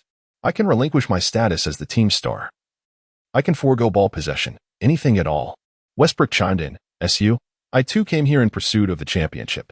My personal accolades are sufficient: All-Star selections, regular season MVP, All-Star Game MVP, the best team selections, Olympic gold, and world championship titles. Yet I lack only one thing, an NBA championship. I told LeBron before coming here that my purpose is to win the championship, and I am prepared to make any sacrifice for it." He then turned to Su Chen. "Su, after we finish watching the upcoming games in the locker room, your performance has been nothing short of astonishing. If you can maintain such excellence, I would gladly accept the role of the sixth man. And I assure you, my words are not mere rhetoric." Su Chen was taken aback by Westbrook's unexpected comments, momentarily at a loss for words. He had come merely to apologize, never anticipating the notion of Westbrook becoming a sixth man. Who would dare to imagine such a thing? Yet seeing Westbrook's earnest demeanor, Su Chen found understanding. James continued, "Su, the team will be in your capable hands, as we need to take a break for a while." "Will you definitely be suspended?" Su Chen inquired. James shrugged and replied, "Of course. It is likely that we will not be able to contribute during the away games. It's for the best. I could use a good rest." Su Chen nodded, inwardly lamenting that James was indeed rather carefree. Nevertheless, he offered some words of comfort. "I believe this conflict is not overly severe. You should return soon." James waved his hand dismissively. "Su, you underestimate the league. I am no longer the prodigy I once was. The league has a new face now, that individual with the exceedingly long name." Su Chen nodded, understanding that this was the true nature of the commercial alliance. Everything revolved around business. James earnestly addressed Su Chen, saying, "Su, do not let us down." Su Chen nodded earnestly. The frugal James ultimately managed to gain attention through Su Chen, subsequently posting a message on Twitter. "I am James. Today's game was my fault. I hope everyone." After addressing the weighty topic, the atmosphere once again shifted back to a cheerful tone. James expressed that if Su Chen wishes to host again, he needn't go through an agent. He could simply call him directly. As for the choice of venue, James remarked that this place felt rather dull. He and Westbrook both desired a more vibrant setting, ideally with 2 dancers in the vicinity. Su Chen nodded helplessly, indicating that he would definitely choose a different venue next time. The dishes had been served 3 times, yet the wine remained untouched. The trio merely nibbled on a few bites, as it was already late at night, and everyone needed to maintain their figures. Subsequently, the evening transformed into a time of playful banter, with James recounting amusing anecdotes from previous seasons. Gradually, Su Chen became more involved, and the camaraderie among the three began to flourish. The following day, the news from the league did not keep everyone waiting for long. NBA Commissioner Adam Silver, early in the morning, officially announced the disciplinary decisions on behalf of the league. James received a secondary flagrant foul, incurring a fine of $35,000 and a suspension of 20 games. Westbrook also faced a secondary flagrant foul with a fine of $35,000 and an 18-game suspension. Terrence Ross was penalized with a primary flagrant foul, resulting in a 2-game suspension. The fan who instigated the incident was permanently banned from attending home games. Following the announcements, controversy ensued. The first to voice discontent was Vogel, although the severe penalties for the two stars were anticipated. A 20-game suspension was nearly tantamount to extinguishing the Lakers' hopes of entering the playoffs. He promptly summoned reporters for a brief press conference. During the conference, Vogel emphatically declared that such a ruling was excessively harsh, surpassing what any team could endure.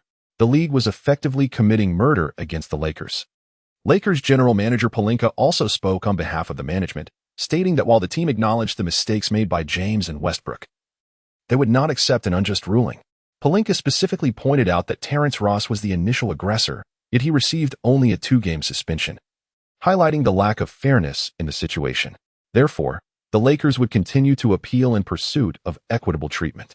Subsequently, major media outlets commenced a new wave of reporting. ESPN swiftly published an article titled "The Eliminated Lakers."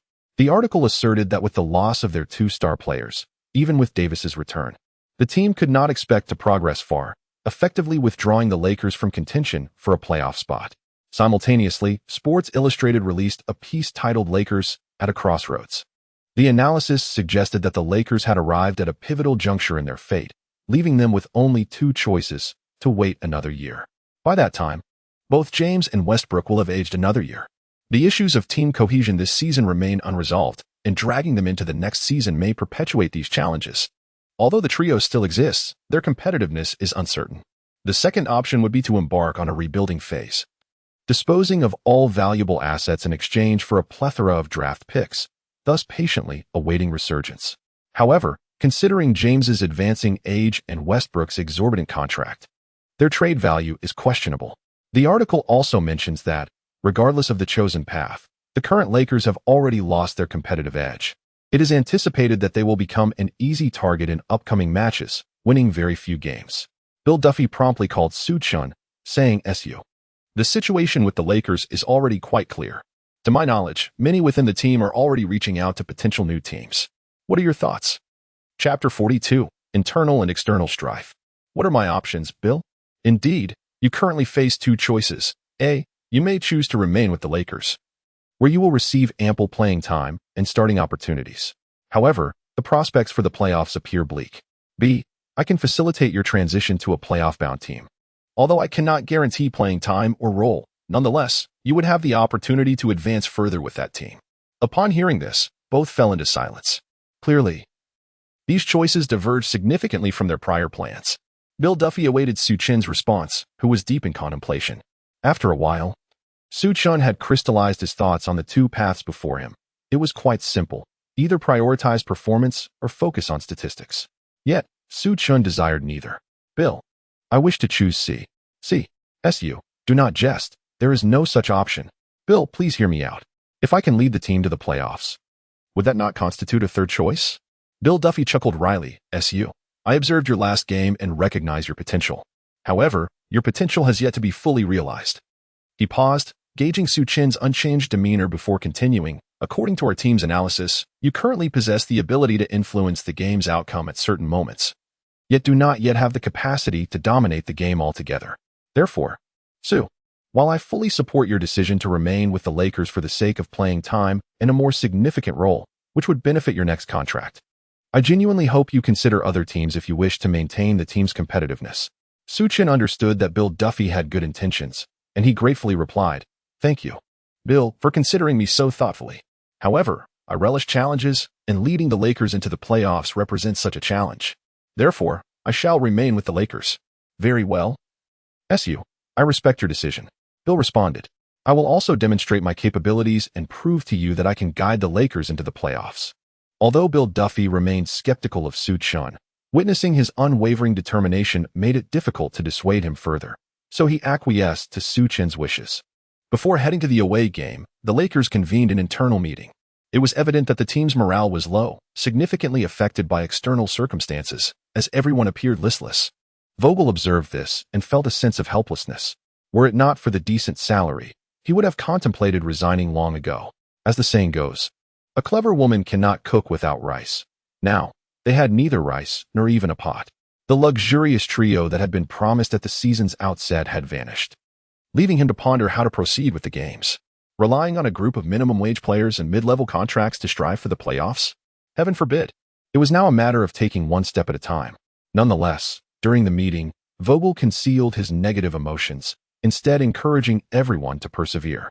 He also announced that LeBron James and Russell Westbrook had temporarily departed, returning to Los Angeles.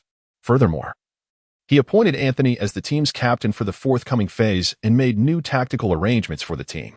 In the pregame practice, Su Chen and Howard were assigned to the starting lineup, and Vogel directly announced the starting roster for the upcoming match against the Miami Heat.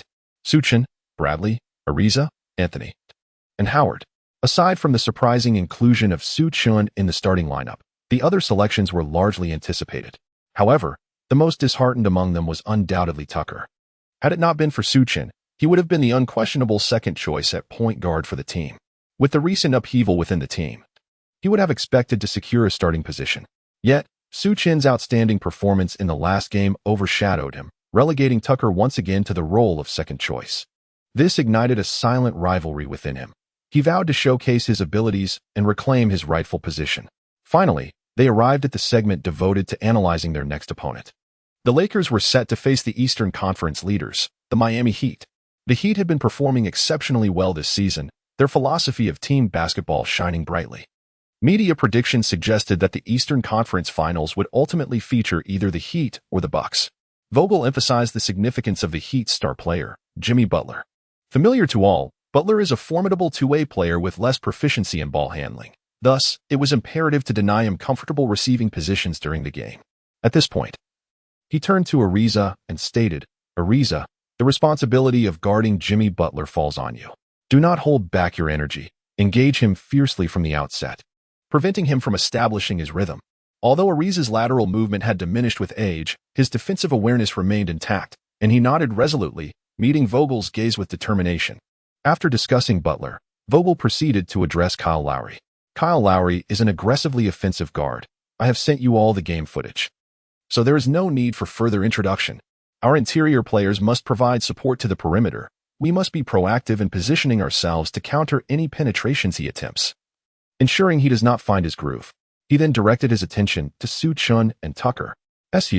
Tucker, although this match will not be easy for you, remember that Lowry has weaknesses as well. His height is one. We must exploit this to impose the greatest limitations on him." Subsequently, Vogel introduced each player by position and devised targeted strategies. However, it was clear in everyone's heart that, regardless of tactical arrangements, this match was likely to end unfavorably. Setting aside Kyle Lowry and Jimmy Butler, players like Hero and Adebayo were already sufficient to pose a formidable challenge for the Lakers.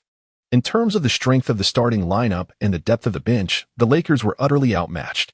Even before the game commenced, numerous media outlets had begun to predict a potential rout, anticipating a historically humiliating defeat for the Lakers.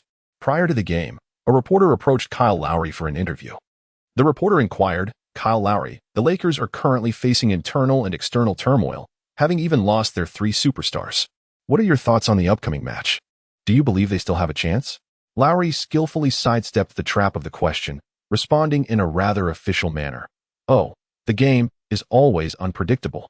I believe both teams have a chance." The reporter pressed on. "The Lakers recently triumphed over the Magic, and SU had an outstanding performance in that game. What is your assessment of this player?" With a puzzled expression, Lowry responded, "SU? Who is he? Is he that impressive?" The reporter clarified, "You don't know SU? An Eastern player who has recently gained immense popularity and become an idol for many." Lowry shook his head, stating, "No, I haven't heard of him. I only focus on basketball and am not interested in idols or such matters." Coincidentally, this interview was witnessed by Howard. Just before the plane to Miami took off, Howard, with a cheeky grin, shouted, "Hey, SU. Look, someone claims they don't know you. Su Chen smiled as he took Howard's phone and watched the video. Internally, he was determined. Do you not recognize me? Then allow me to make my presence known. The plane took off, and the Lakers headed to Miami. Chapter 43, Away Game Against the Heat. At the American Airlines Arena, home of the Miami Heat, the venue, which accommodates 19,600 spectators, was filled to capacity today. However, the majority of the attendees were fervent Heat fans, with only a handful of supporters for the Lakers. Some home fans expressed their concerns regarding the violent incident involving LeBron James. One Miami fan held up a sign that read, "Los Angeles, City of Violence." Another fan proclaimed, "LA, the dirtiest team." Certainly, the opportunity to vent such sentiments in their home arena was one of the reasons fans were eager to attend the game. Two additional factors contributed to the impressive turnout today. The first was the Heat's remarkable performance this season. Their consecutive victories had delighted fans, with some already anticipating a showdown between the Heat and the reigning champions, the Bucks, in the Eastern Conference Finals. The second reason was that the Lakers were today's opponents. Following the violent incident, the Lakers had become the center of attention. Fans were curious about how the team would perform after losing their three superstars. How poorly could they possibly play? Not only Miami fans held a low opinion of the Lakers, but even some seasoned basketball analysts were skeptical about the game. There was a consensus that a significant disparity existed between the teams, and a crushing defeat for the Lakers seemed inevitable. Even the Lakers' staunch supporter, the Big Diesel Shaquille O'Neal, displayed a pessimistic outlook for this matchup. Following the previous game, where O'Neal and Fisher's commentary garnered considerable attention, TNT had once again enlisted these two for the broadcast. O'Neal appeared somewhat disheartened in the studio. With a somber tone, he remarked, "The Lakers are done for this game. There is absolutely no hope. Just look at the current roster of players available for the Lakers. Who can you possibly rely on?" Fisher quickly thought of someone and replied, "I believe there is one player worth keeping an eye on." O'Neal scoffed dismissively, "Come on, old pal. Are you really suggesting Anthony? Have you seen how old he is?" Fisher smiled wryly and responded, "No, of course not him." O'Neal, feeling exasperated, said, "Then are you referring to that man who could once have been traded straight up for LeBron? He is long past his prime." Fisher shook his head vigorously. "No, it's not Howard. It's SU. Have you forgotten? Sue?" "Of course, I haven't forgotten. He indeed had a standout performance in the last game. But do you really expect him to defeat Kyle Lowry? Why not?" O'Neal sighed in exasperation, exclaiming, "Please, do not jest. The two athletes are simply not on the same tier. Furthermore, while the American audience is keenly invested in this match, the Dragon Country also holds a considerable interest. For this event, Penguin Live has enlisted two heavyweight commentators, Zhang Heli and his old partner, Sun Jinping. As a devoted admirer of Kobe and the foremost fan of the Lakers, Coach Zhang was delighted to lend his voice to the commentary of this game. At this moment, the players were engaged in their pregame warm-ups, and Coach Zhang could hardly contain his insights. "Look at the Heat players, each one robust and formidable. The Lakers truly seem to be at a disadvantage." As the camera panned over the Lakers, it landed on Su Chen, prompting an excited exclamation from Coach Zhang. "Ah, Su Chen. While the outcome of this game appears rather certain, as long as the Lakers do not lose by more than 20 points, it can be deemed a victory. However, we can certainly anticipate Su Chen's performance in this match." Coach Sun immediately inquired, "What kind of statistics do you believe Su Chen will achieve in this game?" "Ah, that's quite difficult to ascertain. It depends on his matchup. If Su Chen indeed starts today, he will face off against the diminutive yet fierce Lowry, and he may struggle to score. On the defensive end, he might be overwhelmed. Nevertheless, as a representative of the Dragon Country, simply being here is a remarkable feat." The camera then shifted from the visiting players to those of the Heat. In stark contrast to the Lakers' despondent demeanor, the Heat exuded confidence. As the top team in the East, they naturally carried an air of defiance. It would not matter if the Lakers trio were present, they would remain unfazed. Kyle Lowry, while warming up and shooting, cast a glance towards the Lakers, particularly fixating on Su Chen. Previously, he had sparked controversy by admitting to not knowing Su Chen during a press conference. Thus, while reviewing game footage, he paid particular attention to Su Chen. However, after scrutinizing the tape, he shook his head in disbelief. Although the media had elevated Su Chen to lofty heights, Lowry perceived him as merely average. He even felt some of the players who had lost to Su Chen were somewhat unjustly treated, especially Mike Conley, who had been completely outmaneuvered by Su Chen. Nevertheless, after thorough analysis, Lowry had comprehensively grasped Su Chen's offensive and defensive tendencies, ultimately concluding that Su Chen was, in fact, nothing extraordinary. During the pre-game warm-up, Su Chen seemingly validated this notion. He attempted several shots from beyond the arc, yet none found their mark. Even Eric Spoelstra, the head coach of the Miami Heat, commonly referred to as SPO, took note of this peculiar phenomenon. SPO found it hard to believe that a player struggling with the fundamentals of shooting like Su Chen could make it into the NBA at all, let alone defeat Mike Conley. Following the warm-up, the starting lineups took the court. The Heat maintained their usual lineup: Kyle Lowry, Duncan Robinson, Jimmy Butler, P.J. Tucker, and Bam Adebayo. In contrast, the Los Angeles Lakers starting roster captured everyone's attention: Howard, Anthony, Ariza, Bradley, and Su Chen. The announcement of this lineup not only astonished the Lakers fans, but also left the fans from Longwa in disbelief. My goodness, Su Chen is truly starting for the Lakers. It was hard to fathom, as even Sun Dashing had never achieved such a feat in the past.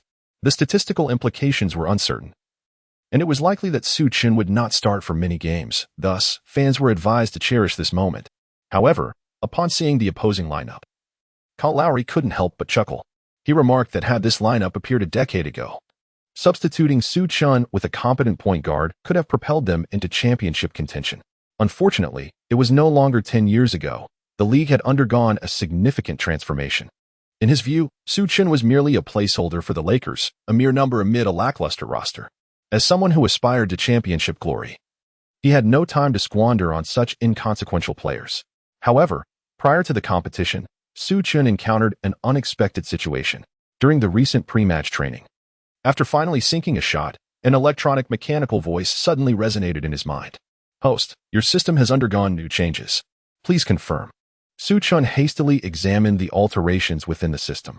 To his astonishment, the authentic fusion degree of the Nash template had remarkably reached 60, marking a significant advancement. Su Chen's analysis indicates a direct correlation with the increasing proficiency in executing pick-and-roll plays alongside Howard. Furthermore, the Focus Aura has also undergone an enhancement. It is now referred to as the upgraded Focus Aura. This enhanced version will no longer activate in response to the host's emotions. Instead, it will automatically engage the moment Su Chen steps onto the court. Su Chen beamed with joy upon witnessing the upgrade of this aura, for it is precisely what the Lakers desperately require at present. With this enhancement, the team's performance on both offense and defense will witness a marked improvement. Not only will it elevate their offensive and defensive awareness, but it will also diminish errors. Furthermore, it provides them with the necessary leverage to contend against the Miami Heat. Su Chen surveyed the arena, his heart resolute as he declared inwardly, "Today, I shall conquer you all here." Chapter 44. The Champion Point Guard. The match commenced. Adebayo won the tip-off. Kyle Lowry initiated the offense. Amidst the roaring cheers of the crowd, Kyle Lowry exuded confidence, vociferously calling out to his teammates, orchestrating the Miami Heat's first offensive play of the game. This marked Su Chen's 5th season in the NBA and his inaugural start. To claim he was unperturbed would be a falsehood.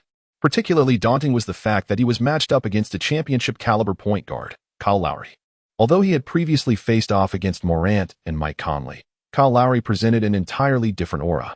The current Lowry radiated an undeniable spirit of victory, an intangible pressure that kept Su Chen's nerves taut.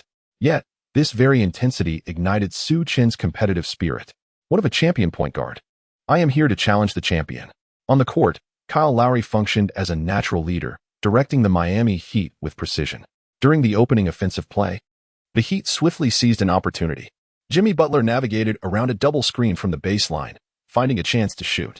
Lowry's pass was impeccably timed. As the ball met Butler's hands, he took a dribble and shot without hesitation. Although Ariza was momentarily hindered by the screen, he relentlessly pursued Butler, managing to contest the shot just as it was released. However, he arrived a fraction too late, as Butler's shot found its mark with unwavering accuracy. Yet, Kyle Lowry furrowed his brow at the outcome. In his eyes, the Heat's strategy had been executed flawlessly, and Butler should have found himself with a clear shot.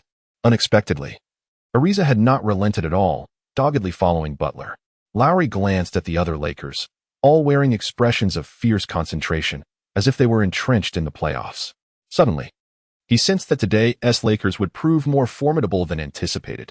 Little did Lowry know, the Lakers' heightened focus was entirely due to the upgraded Focus Aura emanating from Su Chen. This enhanced aura, while not directly impactful, wielded an intangible influence over the team. With increased concentration, players entered a state of immersion on both offense and defense, impervious to external distractions. Simultaneously, it sharpened their offensive and defensive awareness, elevating their competitive prowess. This was exemplified in Butler's shot, which required utmost effort to secure a score. Su Chen observed everything keenly. He understood that the team's remarkable intensity was entirely attributable to the enhanced focus aura. Subsequently, it was the Lakers' turn to mount an offense. Su Chen advanced past the half-court line, refraining from rushing into a personal offensive move. Instead, he sought out the poised Carmelo Anthony, delivering the ball into his capable hands. Under the influence of Su Chen's intensified focus, Anthony too entered a state of exhilarating immersion. Upon receiving the pass, he executed a series of fluid turns, evading P.J. Tucker, and effortlessly scored with a delicate layup. His footwork in the low post flowed like water, as if he had returned to the zenith of his prowess. What a splendid play! The Lakers bench erupted in cheers, and Vogel applauded, thoroughly pleased with the execution. Initially, the decision to deploy Anthony was a reluctant one. Yet his performance today proved unexpectedly commendable. However, Kyle Lowry's expression shifted as he witnessed the play unfold. It dawned on him that the Lakers were exhibiting formidable intensity on both ends of the court, seemingly prepared for a fierce battle. Yet, he pondered, how long could such intensity be sustained? Lowry silently shook his head. They were simply too seasoned for prolonged exertion. Subsequently, both teams centered their offensive strategies around Jimmy Butler and Anthony, engaging in a fierce exchange. Butler penetrated the defense for a score, only for Anthony to swiftly respond with a shot of his own. Should double teams arise, both players adeptly created opportunities for their teammates, delivering timely passes. It seemed that if one side failed to score, neither would. Thus, leveraging a respectable shooting percentage, the Lakers managed to keep the once-dominant Heat at bay. 5 minutes into the first quarter, the score stood at a deadlock of 14-14. Throughout this period, Kyle Lowry orchestrated and connected the team, astonishingly refraining from taking a single shot, rendering his presence almost imperceptible. Su Chen has been performing similarly. Aside from one unsuccessful three-point attempt, he has consistently managed his shots, opting instead to facilitate the entire team's play. Undoubtedly, this outcome is precisely what Vogel yearns for. If they can maintain this momentum until the very end, the Lakers may indeed have a chance. However, this is not the scenario that Heat's head coach Spoelstra wishes to witness. At last, he could no longer remain seated and approached the sideline, calling out to Kyle Lowry, "Kyle, intensify the offense. That Eastern player cannot defend against you." Upon hearing this, Lowry nodded in acknowledgement. Even without his coach's urging, he was already prepared to alter the dynamics of the game through his own initiative. Upon hearing these words, Su Chen's expression darkened instantly. Even if one were to look down upon others, this was rather overt, was it not? Kyle Lowry gestured for his teammates to clear out for a one-on-one play and then turned to Su Chen, saying, "Hey, are you ready? I am about to make my move." At this moment, Su Chen was seething with anger, his face darkening as he said, "Come on." Kyle Lowry, with a dismissive smile, clearly regarded Su Chen as inconsequential. Today, he initiated his first formal attack against Su Chen. Although Kyle Lowry was slightly shorter than Su Chen, his footwork and speed were remarkably swift, granting him an advantage even against Su Chen, who was renowned for his quickness. He keenly observed Su Chen's movements, executed a series of quick changes in direction, and upon seizing an opportunity, he deftly created an opening. Following this, with a burst of acceleration, he charged into the paint. Su Chen would certainly not allow himself to be passive. He promptly moved in to confront him. However, at the moment of contact, Su Chen felt as though he had collided with a massive boulder. The moniker Little Cannon was indeed well-deserved. Kyle Lowry's formidable upper body strength propelled Su Chen away with such force that he lost his balance and was sent tumbling to the ground. Su Chen's disheveled appearance instantly elicited laughter from the Heat's bench, with some even mimicking the manner in which he had just fallen. In the blink of an eye, Kyle Lowry surged towards the basket, unfazed by the commotion. At this juncture, it was too late for Howard to provide any defensive support. Lowry, akin to a cannonball released from its confines, offered no opportunity for his defenders, swiftly capitalizing on the moment to secure 2 points. After the score, Lowry returned to the half-court with a stoic expression, as if this feat were merely a matter of course. With a scowl on his face, Su Chen, having been lifted by Ariza, cast a wary glance at Kyle Lowry. Such formidable strength. Despite his seemingly modest height, he resembled an immovable rock. After the initial 5 minutes of matching up, Su Chen had thought that the champion point guard was nothing extraordinary. However, He was taken aback when their first official confrontation swiftly became a lesson in humility. Turning back, it was now Su Chen's turn to initiate an offensive play. The earlier misstep had cost him dearly, and he was determined to reclaim his honor. At that moment, Howard recognized Su Chen's intentions and rushed over to set a screen. Yet, Su Chen shouted decisively, "Spread out. Everyone, clear the way." Howard, with a resigned smile, promptly vacated the space. Su Chen's thoughts were quite straightforward. The face he had lost must be regained in his own way. Chapter 45. A Splash of Cold Water. Kyle Lowry observed Su Chen's anxious demeanor and let out a dismissive chuckle. It seemed he had lost the mindset expected of a point guard. As a championship point guard, he had witnessed such scenes far too often. There were always those who, after missing a shot, desperately sought to make amends immediately. Yet basketball is not a solitary endeavor. And those who thought this way had invariably fallen before him. However, at this moment, Su Chen, driven by fervor, found himself intent on overpowering his opponent, Kyle Lowry, who was shorter in stature. After controlling the ball for a brief moment, he initiated his offensive maneuver. With a series of rapid changes in direction and a deft manipulation of rhythm, he swiftly created an opportunity for a shot from beyond the arc, taking a lateral step. He raised his hand to shoot. The release was sudden, and with Lowry's relatively diminutive height, he failed to obstruct Su Chen's shooting angle. Nevertheless, Kyle Lowry, being a seasoned champion, adeptly utilized his physical advantages. Just before the shot, he closely adhered to Su Chen, employing his formidable upper body strength to engage in a contest, causing Su Chen to lose a slight sense of balance. Su Chen indeed faced some distractions. However, with the enhancement of his focus aura, he endeavored to meticulously adjust the angle of his shot in midair. Yet, to his astonishment, he realized that he was unable to make the necessary adjustments to the ball. As soon as Su Chen landed, he yelled, "Damn." The rebound. Howard and Anthony understood immediately and rushed towards the basket. However, the Miami Heat managed to secure their position first and successfully claimed the rebound. Vogel quickly shouted, "Fall back. Be cautious of the counterattack." Su Chen's response was the swiftest. Even before Vogel had uttered a word, he had already begun his retreat. After all, seizing counterattacks was his forte, and he would not afford others the opportunity to capitalize. Regrettably, the rest of the Lakers lagged behind. Adebayo executed a long-distance pass to the swiftly advancing Kyle Lowry. With astonishing speed, Lowry surged into the paint, creating a one-on-one situation against Su Chen. Su Chen's mind raced as he contemplated whether Kyle Lowry would opt for a sudden stop-and-shoot or a driving layup. In no time, Kyle Lowry provided the answer. He chose to power through. Ignoring the height disparity between himself and Su Chen, he leapt into the air, challenging him directly. Su Chen furrowed his brow, confronted once again by the formidable power akin to that of a rock. With a single clash, he was utterly defeated, while Kyle Lowry effortlessly secured 2 points. With 6 minutes remaining, the score stood at 18-14, as Kyle Lowry scored for consecutive points, granting the Heat a lead. Observing Su Chen's expression of reluctant frustration, Howard hastily approached to offer words of comfort. "SU, do not dwell on it. Kyle Lowry is indeed a challenging adversary." SU nodded in acknowledgement, refraining from verbal response. Yet, within him, a fierce determination ignited. A challenging opponent? Excellent. This is precisely the kind of challenge I seek. This is my inaugural start in the NBA, and I must prove myself to all of you. I shall demonstrate that I can conquer a championship-caliber point guard. As the Lakers took possession, it was once again Su Chen controlling the ball. As Howard lifted his leg, intending to set a screen, Su Chen swiftly intervened, fervently shouting, "Everyone spread out. Clear the space." Once more, his teammates complied, creating ample room for Su Chen. On the other side, the Heat exhibited unwavering trust in Kyle Lowry, confidently granting him the space for a one-on-one. Su Chen employed his old tactics once more, skillfully manipulating the shift in his center of gravity to carve out a path for his breakthrough. With another change in rhythm, he surged forward. Although Kyle Lowry was momentarily deceived, he remained unfazed. Observing Su Chen's intent to penetrate, he proactively adhered to Su Chen, engaging him in a physical contest. Due to the physical challenges he faced, Su Chen struggled to secure the ball properly.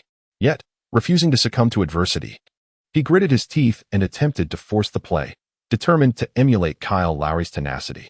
Suddenly, with impeccable timing, Lowry seized the moment, striking the ball from Su Chen's grasp before he could release it. What? Su Chen was taken aback. This ball must not be lost again. Instinctively, he attempted to reclaim it, but it was a moment too late. Jimmy Butler seized the ball and surged forward, with P.J. Tucker closely trailing behind. creating a 2-on-0 situation in the front court. Su Chen felt a surge of urgency, desperately pursuing the action, yet alas, it was too late. Jimmy Butler executed a spectacular alley-oop, culminating in a thunderous dunk by P.J. Tucker. Cheers erupted from the packed arena of the Miami Heat, igniting an electrifying atmosphere. The team's performance left the fans thoroughly satisfied. Their concerns for the playoffs dissipated as they began to envision the Eastern Conference Finals. At 2014, the Heat players celebrated with high fives, starkly contrasting with the forlorn expressions of the Lakers. It was only at this juncture, as the score began to widen, that Spoelstra nodded in satisfaction and returned to the bench. Meanwhile, Vogel could not remain seated. He stood at the sidelines, vociferously urging, "SU, focus on teamwork, avoid playing solo." Su Chen nodded silently, yet he had no intention of complying. With the support of the Nash template and possessing the prowess of a peak Nash at his prime, how could he possibly be defeated by a Kyle Lowry who had long surpassed his prime? Su Chen was indignant. As the Lakers took possession, Su Chen continued to control the ball. Having previously declined 2 of Howard's screens, this time Howard simply refrained from approaching. He understood that Su Chen was determined to persist until he achieved success. Su Chen once again found himself facing Kyle Lowry. Observing Su Chen's stubborn demeanor, Lowry couldn't help but smirk derisively. "What's the matter, kid? Not convinced? Why not challenge me to a one-on-one?" Lowry deliberately provoked Su Chen, for he held no fear of him whatsoever. Not only could he easily defend against Su Chen now, but even if he couldn't, so what? Could Su Chen alone triumph over us with sheer determination? Basketball is not a solitary endeavor. Facing Kyle Lowry's provocation, Su Chen boldly declared, "All right, this shot will defeat you." With that, he confronted Lowry's aggressive defense and prepared to maneuver past his opponent. However, midway through his turn, Su Chen suddenly sensed an immense force impacting his body. It was none other than Kyle Lowry, who had closely adhered to Su Chen, leaving him no opportunity to break through. Gritting his teeth, Su Chen attempted to force his way around, yet he had underestimated Lowry's upper body strength. With a subtle push from behind, Lowry caused Su Chen to stumble, the ball slipping from his grasp. As Su Chen attempted to retrieve the ball, it was already too late. Duncan Robinson surged from the side, seized the ball, evaded Bradley's pursuit, and successfully made a layup, adding 2 points to the scoreboard. With a score of 22-14, the Miami Heat swiftly unleashed an impressive 8-0 run. Su Chen glanced at the scoreboard and let out a resigned sigh. A bucket of cold water had effectively extinguished the fiery ambition that once burned within him. The notion of proving himself or vanquishing the reigning champion point guard had become nothing but a farce. Observing Su Chen's performance, Vogel shook his head in disappointment. The disparity in their abilities was painfully evident. It appeared that Su Chen would be better suited to the role of a bench player. O'Neal, witnessing Su Chen's blunder, slammed his hand on the table in frustration. Allowing Su to start was undoubtedly Vogel's gravest mistake. I believe the Lakers management should seriously consider replacing Vogel beside him. Fisher remarked sternly, "As a starting point guard, Su's performance is utterly inadequate. He has fallen right into Kyle Lowry's trap. The reality is, his skills are simply lacking." Such performance from Su Chen has left domestic fans profoundly disappointed. Some data-driven critics have begun to unleash their disdain. Is this what you refer to as the Su God? Not a single point scored. Numerous blunders. Is he truly worthy of a starting position? This is a disgrace to our nation. Amidst the discussions, the Lakers executed an inbounds play, and as soon as Su Chen received the ball, Vogel immediately called for a timeout. The home team's display naturally elicited cheers from their supporters, while the Lakers hung their heads, the atmosphere thick with tension. Observing the somber demeanor of his players, Vogel emphatically tapped on the tactical board, exclaiming, "Hey, hey, hey, everyone, lift your spirits. The game is not over yet. Are you ready to give up now? Give up? If we had the ability to win, who would choose to surrender?" Noticing the lingering low morale, Vogel found himself at a loss for solutions. As the team had run out of options, the current dilemma was no longer a matter of tactics. After doing his utmost to comfort the team, he added, "Tucker, you will replace Su on the court. Play with steadiness and minimize errors." Upon hearing the words, Su Chen abruptly lifted his head, casting a fervent gaze towards Vogel. His meaning was quite straightforward. He had yet to determine the outcome against Kyle Lowry, so how could he be substituted? Vogel initially disregarded him, waiting until all players were on the court before summoning Su Chen to his side. "Coach, I am still capable of playing. Please trust me." "Su, I am well aware of that, but you have lost your composure. I need you to observe from the sidelines how Kyle Lowry plays. Once you grasp it, I will allow you to return to the game." "Kyle Lowry? Su Chen looked skeptically towards the court. Chapter 46. The Disparity. The players returned to the court once more. The Lakers initiated the offense, with Talon Horton-Tucker bringing the ball past half-court, only to be immediately confronted by Kyle Lowry. Faced with such aggressive defense, Horton-Tucker hesitated to engage further and swiftly passed the ball to Bradley. At that moment, Howard positioned himself in the paint, calling for the ball, and Bradley promptly delivered it. Although Howard had aged, as a former All-Star center, he sought to redeem himself. He backed down against Adebayo, attempting to establish dominance, but unfortunately, he found little success. Suddenly, Kyle Lowry swooped in for a double team. Howard, flustered in his attempt to protect the ball, was ultimately too late. With remarkable agility, Lowry dove to the floor and snatched the ball away, quickly rising and charging towards the Lakers' basket. This play caused Su Chen, seated on the sidelines, to feel an urgent desire to step onto the court himself. Vogel suddenly inquired, "Su, have you discerned anything? This play, we made it too simplistic." Vogel nodded in acknowledgement, then slightly shook his head, gesturing for Su Chen to continue observing. Following the turnover, the Heat seized a promising fast break opportunity. Vogel dribbled past half-court, seeking an opening. However, noticing the Lakers' solid defensive setup, he promptly adjusted the tempo, transforming the fast break into a half-court offense. Su Chen secretly breathed a sigh of relief, thankful that the fast break had not succeeded. At that moment, Vogel added, "Su, pay close attention to this play." This play? Upon receiving a reminder, Su Chen promptly identified the issues with the play. Although all 5 players of the Lakers had returned to defense, there were mismatches everywhere except for Kyle Lowry. For instance, Howard was tasked with guarding Jimmy Butler, while Ariza was responsible for defending Adebayo. "Coach, we have numerous mismatches," he remarked. Following this, Vogel nodded slightly before shaking his head. On the court, the ball naturally found its way into Jimmy Butler's hands. Facing Howard's defense, Butler executed a series of swift directional changes, feigning a drive before creating space with his footwork, ultimately sinking a mid-range jumper. With the score at 24-14, the Lakers showed no signs of improvement after the timeout, as the Heat extended their lead to 10 points. Howard, feeling helpless, shook his hands in frustration, being targeted on both ends of the court. Subsequently, a tug-of-war ensued. Although the Heat did not play at a rapid pace, Kyle Lowry maintained firm control over the game, ensuring his team's performance remained at a consistently high level. Moreover, with Su Chen absent and lacking the focus-enhancing aura, the Heat gradually widened the scoring gap. During this time, Vogel sought out Su Chen once more. "Su, have you discerned the current issues within the team?" he inquired. "Well, there is a lack of available players, and no one can consistently deliver on the offensive end.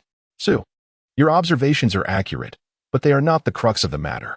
The current Lakers are merely a microcosm of this year's team. The issues have not changed, only magnified." He continued, "Su, do you remember your first game with the Lakers?" "The first game?" Su Chen nodded, recalling it vividly. "Stepping up in a moment of crisis to defeat the Grizzlies. In that game, you played briefly, contributing a three-pointer and a pass that instantly energized the entire team. Yet, I noticed that in subsequent games, you became increasingly obsessed with offense. Well, coach, I believe that if I can deliver a dominant offensive performance, my passing will become more effective." Your perspective is rather naive. Does Kyle Lowry possess a dominant offensive game? Yet, he still secured a championship. Bradley is merely a defensive stalwart with limited offensive skills, yet he too won a championship. He patted Su Chen on the shoulder and said, "Su, you possess a top-tier understanding of the game and exceptional vision. You should not be solely fixated on offense." Upon hearing this, Su Chen pondered for a moment and gradually came to a realization. What is Nash's greatest strength? His three-point shooting? His ability to drive to the basket? His elusive passing? His expansive vision? His exceptional court awareness? Indeed, it is all of these, yet it is also something more. Su Chen gazed at Kyle Lowry on the court, gradually beginning to comprehend. The most remarkable aspect of Nash lies in his mastery of orchestrating the team's offense. This, indeed, is an area where Kyle Lowry excelled beyond him in the first quarter. Suddenly, Su Chen turned to Vogel and declared, "Coach, I understand now. You can send me onto the court at any time." Vogel nodded in agreement, suggesting that Su can serve his energy during the first quarter and prepare to enter the game in the second, leaving the subsequent matches in his capable hands. In the final minutes of the first quarter, both teams fielded several substitutes. The Lakers, lacking depth on the bench, found themselves at a significant disadvantage. By the end of the first quarter, the Lakers trailed the Heat by a staggering score of 35-18. This 17-point gap plunged the few remaining hopeful Lakers fans into utter despair, further disappointing those domestic supporters who held high hopes for Su Chen. Following the timeout in the first quarter, Su was relegated to the bench and was not afforded another opportunity to play, adding to the fans' disappointment. Tatum performed admirably during his time on the court, managing to control turnovers while contributing 2 assists and scoring 2 points, thus outshining Su in that quarter. Nevertheless, despite this, the majority of fans, aside from a few naysayers, remain forgiving towards Su. Achieving a starting position on the Lakers is an accomplishment worthy of lifelong pride. And this was indeed a significant milestone for Su. It was his first start, a notable achievement, and fans encouraged him to persevere. They reassured him that he would certainly have more chances to shine, especially as a starter, when he could potentially deliver an extraordinary performance. During the break between quarters, Zhang Weiping commented on the Lakers' performance and Su Chen's situation. He noted that given the Lakers' current state, their struggles were understandable as they had so few players available to utilize. As for Su Chen, he expressed empathy, recognizing how challenging it is to navigate the NBA alone, especially after several commendable performances. He urged everyone to remain hopeful. During the intermission, Vogel addressed Su Chen, saying, "Su, you will be on the court in the second half." Su Chen nodded earnestly. Vogel continued, stating that at the onset of the second quarter, Su would endeavor to maintain possession of the ball while the team coordinated effectively with him. The Lakers players nodded in agreement, albeit with a distracted demeanor. Deep down, they all understood that regardless of who took the court today, the odds were slim. Vogel recognized that words at this juncture were futile. He gently patted Su Chen's shoulder, entrusting the game to him. In stark contrast, the Miami Heat players exuded an air of ease. By the end of the first quarter, it was evident to all that victory was within reach. The team was in excellent form, with Jimmy Butler scoring 12 points in the first quarter alone. Other players contributed as well, with even the bench player Tyler Herro netting 6 points, showcasing a well-rounded offensive effort that starkly contrasted with the Lakers' struggles. In the second half, Spoelstra's strategy was straightforward: simply maintain the momentum. He was confident that their home court would present no significant challenges. However, they remained oblivious to a solitary wolf on the prairie, fixated intently upon them. The opponent they had underestimated was on the verge of a remarkable resurgence, ready to command their attention. Chapter 47. This play is unreasonable. The Lakers reintroduced their starting lineup, preparing to exert full force in the early stages of the second quarter to close the gap. Consequently, Lakers fans soon noticed that Su Chen had reappeared in the lineup. Much to their astonishment, Su Chen's performance in the first quarter was utterly dismal, leading to a palpable lack of anticipation for his subsequent appearances, even inciting some resistance among the spectators. "Oh my goodness! My God! Please, spare us from witnessing Su Chen on the court again. He might ruin the team. It would be better to let that Eastern player take the bench. He truly does not deserve to start." O'Neal, expressing his frustration, remarked, "Sigh. I have nothing more to say. Tucker played exceptionally well. Why not allow him to take the floor? The starters are now on the bench, and the Lakers should have had a splendid opportunity to close the gap." Although the international audience may not appreciate it, many domestic fans are still fervently hopeful. After all, Su Chen is currently the only representative from China in the NBA. My expectations are modest, truly modest. If the god of basketball can score 10 points in his first start, I would be satisfied. 10 points? My aspirations are not that lofty. If he could just play a few more minutes, that would suffice. Score 10 points? Play a few more minutes? No one anticipated that Su Chen's ambitions at this moment were far grander. He aimed to close the deficit. A mere 10 points? How could that possibly suffice? However, the Miami Heat would not easily allow Su Chen to achieve his goals. As the second quarter commenced, the Heat, holding a 17-point advantage, confidently deployed their bench players, allowing the starters to recuperate. Typically, as the game progresses, such a strategy can bestow a substantial advantage in the later stages. If the Lakers could capitalize on this opportunity to recover a significant number of points, they might still muster some resistance in the ensuing match. Yet, should they fail to bridge the gap, the Lakers would likely find themselves devoid of any prospects. Nonetheless, even against the Heat's bench lineup, the Lakers would not find it easy to contend. To maintain their offensive momentum, Tyler Herro also joined the bench crew.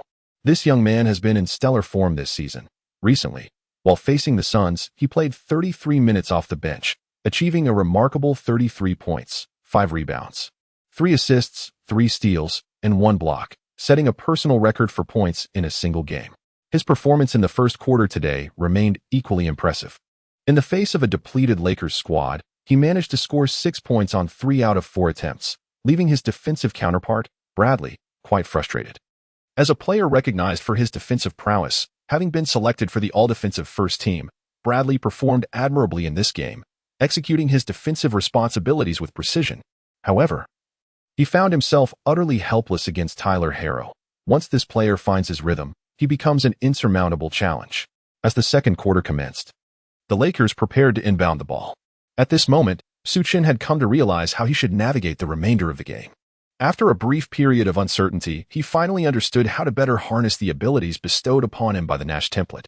The Lakers initiated the play, and Su Chen received the ball, leisurely advancing across half-court.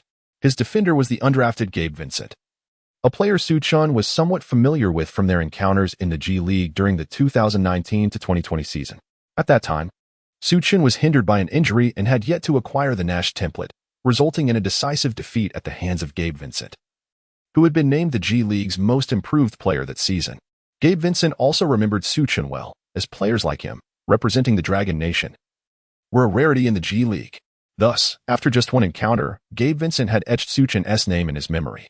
As Su Chen crossed half-court, Gabe Vincent provocatively remarked, "SU, I've heard you're quite popular lately.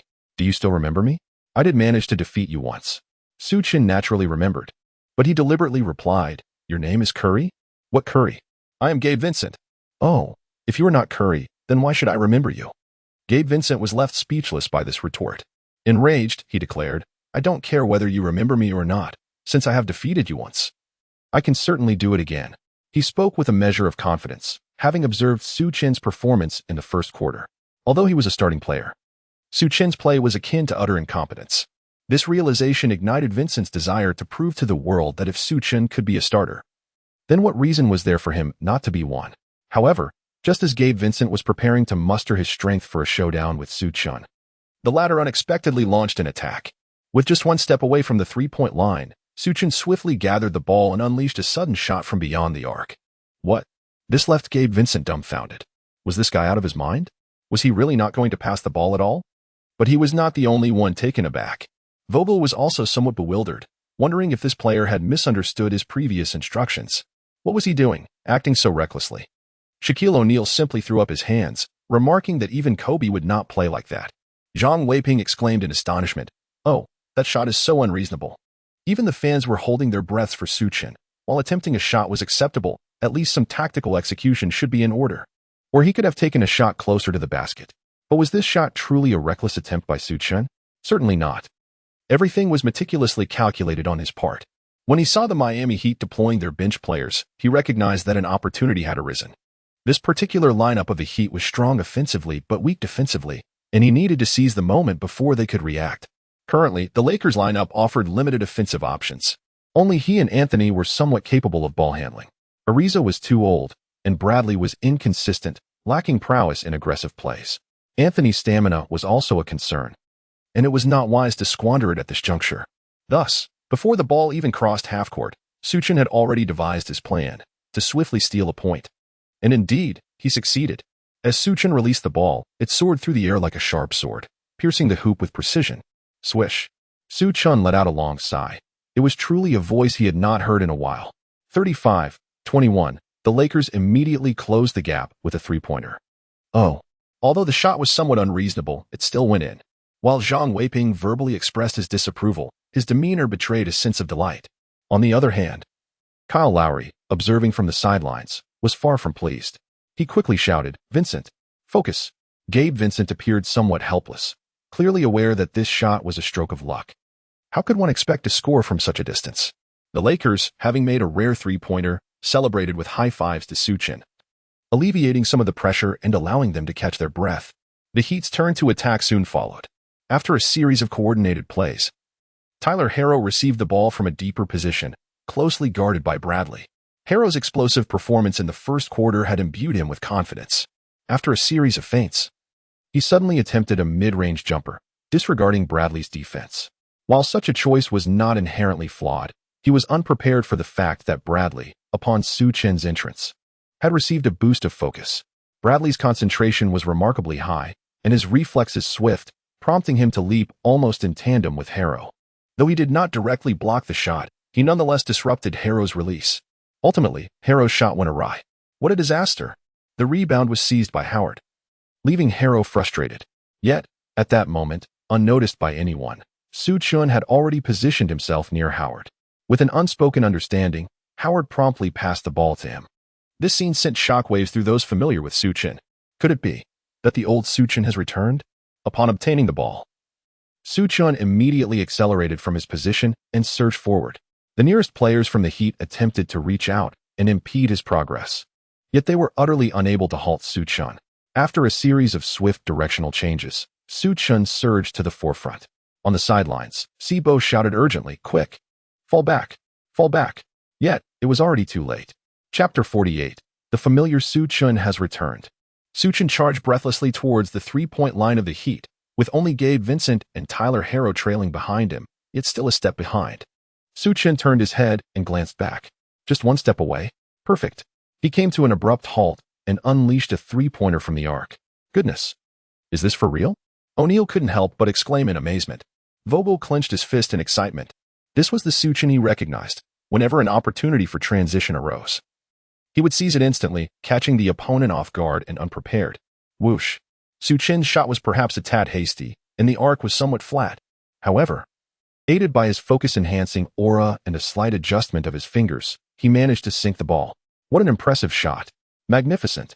The Lakers bench erupted, all standing in unison, roaring in celebration for Su Chen. His teammates on the court joined in the fervor, cheering with exuberance. The most baffled among them was Gabe Vincent. Was Su Chen really that fast? He recalled when he faced Su Chen in the G League. Though quick, his skills hadn't been this refined. How had he become so formidable in such a short time? The score was 35-24 as the Lakers closed the gap by 3 points, now trailing by only 11. The home crowd, witnessing this, immediately rallied, chanting the name of their team to bolster their spirits. Spoelstra wasted no time encouraging his players from the sidelines. These two shots had an element of luck. Let us not dwell on it. Let us play at our own pace. Upon hearing Spoelstra's words, the Heat's bench relaxed slightly, offering each other reassurances. It's all right. It's all right. Just a fluke. We can bounce back. Despite their claims of luck, the fans in the Penguin livestream chat were becoming increasingly excited. I have a feeling Su Chen is about to explode again. He has already made two. Yes, yes, yes. I feel the same way. Hey, you bunch of jinxes. Don't say such things. What if you ruin our good fortune? However, the Heat seemed oblivious, continuing to play at their own rhythm. On this play, Tyler Harrow brought the ball past half court. Having found success against Bradley today, he was eager to test his luck further. After crossing the half court, he passed the ball and began to dart around, utilizing his teammates' screens. At last, he found himself open in the corner. Unfortunately, the ball was not delivered to him in time. To outside observers, it was evident that since the second quarter commenced, the Lakers had maintained a remarkably high level of focus. They communicated effectively, quickly discerning the Heat's tactics. Although chasing Tyler Harrow was no easy task, they managed to obstruct passing lanes. Consequently, Gabe Vincent encountered significant difficulties while attempting to pass, barely managing to release the ball despite the risk of interception. Yet, it was still a fraction too late. Bradley relentlessly pursued Tyler Harrow, who found himself in a predicament requiring a decisive choice. Should he shoot, he would likely face interference. Yet, should he refrain, a sliver of opportunity remained. Without further contemplation, he took the shot. With Bradley's late defense bearing down on him, Harrow launched a three-pointer. However, he hesitated, lacking the conviction necessary for success. Immediately after releasing the ball, he sensed its trajectory was off. Thud! The ball struck the rim and ricocheted upward, where Howard secured the rebound. Upon gaining possession, Howard exclaimed loudly and flung the ball away. Instantly, the entire Miami Heat bench erupted, urging their teammates to return on defense.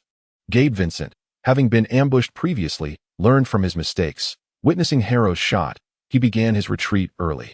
Yet, Su Chen surged ahead, swiftly surpassing the others, leaving only Vincent before him. Kyle Lowry urgently called out, "Vincent, hold your position. Do not allow him to penetrate." Penetrate? A subtle smile crept across Su Chen's face. The most exhilarated spectators were the fans from the Dragon Nation. He is here. He is here. The familiar Su Chen had arrived. Zhang Weiping. Both anxious and thrilled, remarked, "This is a one-on-one situation on the front court. How will Su Chen handle it?" Oh, another shot. With such a golden opportunity. Su Chen naturally opted against a mere two-pointer. From the arc's pinnacle, he abruptly halted, leaping to deliver a trailing three-pointer. All eyes converged upon this critical shot. Go in. Go in. Don't go in. Don't go in.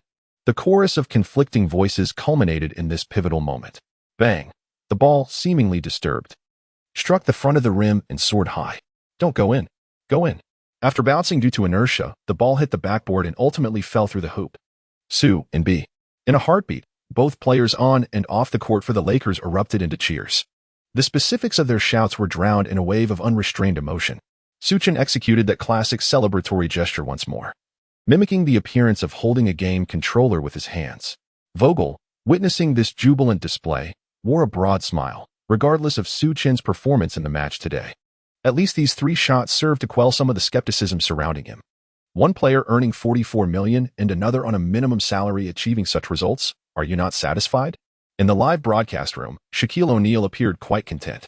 He leapt from his chair, exclaiming, "Oh my goodness! Oh my goodness! Who can help me get that kid's number? I absolutely adore him."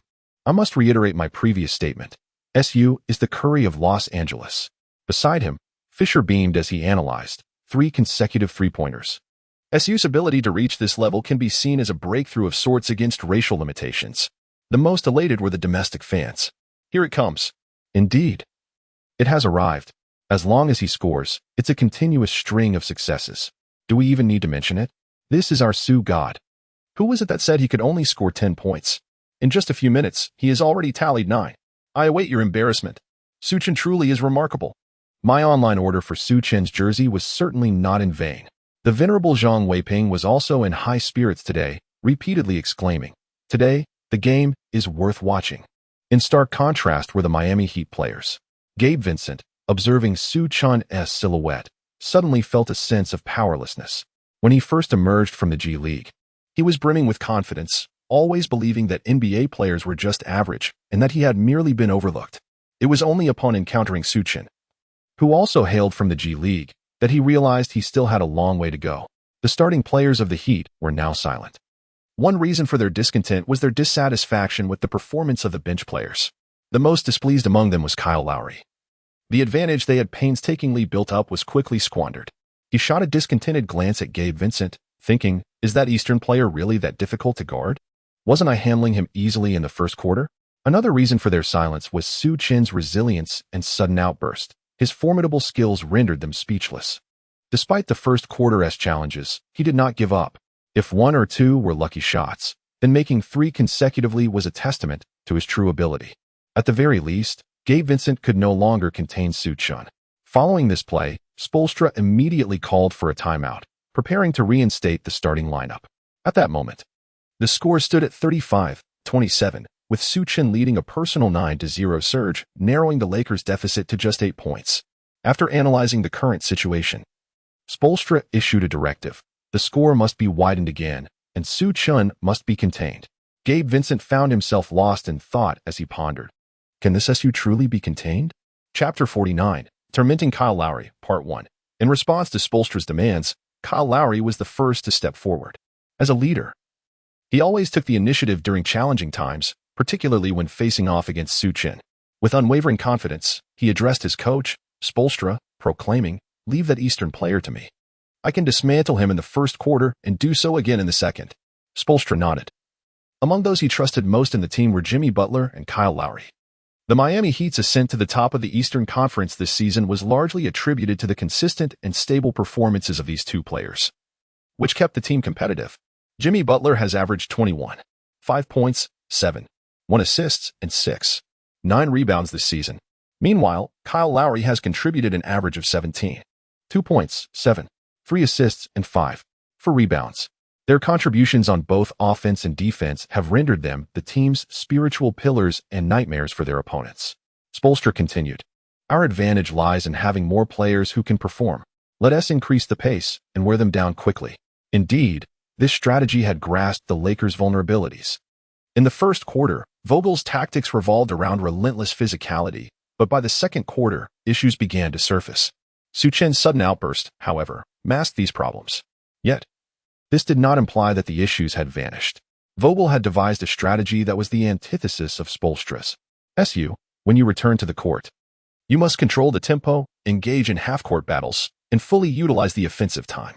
We need to reduce the number of offensive possessions to conserve everyone's stamina.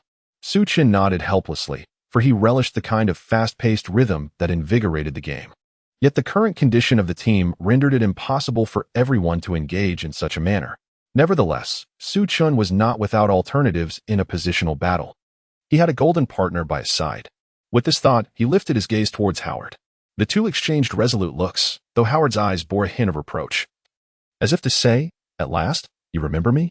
Soon, urged by the referee, the players from both teams returned to the court. Upon seeing the lineups, Zhang Weiping's smile gradually faded. "Oh dear, Kyle Lowry has returned. The Miami Heat starters are back. The Lakers are likely in for a tough match," he remarked. Sun Jinping promptly inquired, "Coach Zhang, what do you anticipate from Su Chen's performance henceforth?" "Quite precarious, indeed. Lowry has already proven his prowess in the first quarter. And it seems there will be little suspense going forward." With Lowry's entrance, not only Zhang Weiping held reservations, but the domestic fans also harbored doubts, believing that Su Chen would once again be stifled by Lowry's defense. Some pessimistic supporters even commented in the live chat, "Perhaps we should put Tucker in. At least then Su Chen could maintain some dignity." This sentiment resonated with O'Neal, who sat in the broadcast booth, twirling a ballpoint pen as he remarked, "With Lowry now on the court, it appears he could no longer sit idly by, having witnessed Su Chen's impressive display. However, if I were Vogel, I would certainly give Su a brief respite to prevent his newfound confidence from being shattered." Evidently, the prevailing sentiment was not in Su Chen's favor. Yet, two individuals stood apart from the rest, Howard and Anthony. Howard was the first to rush to Su Chen's side, earnestly stating, "Do not fret about the defense.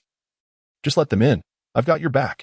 Anthony also approached, patting Su Chen on the shoulder. "Su, if you encounter difficulties on the offensive end, do not hesitate to rely on me. I will exert every ounce of effort to ensure the ball finds its way through." Su Chen nodded appreciatively at the two individuals.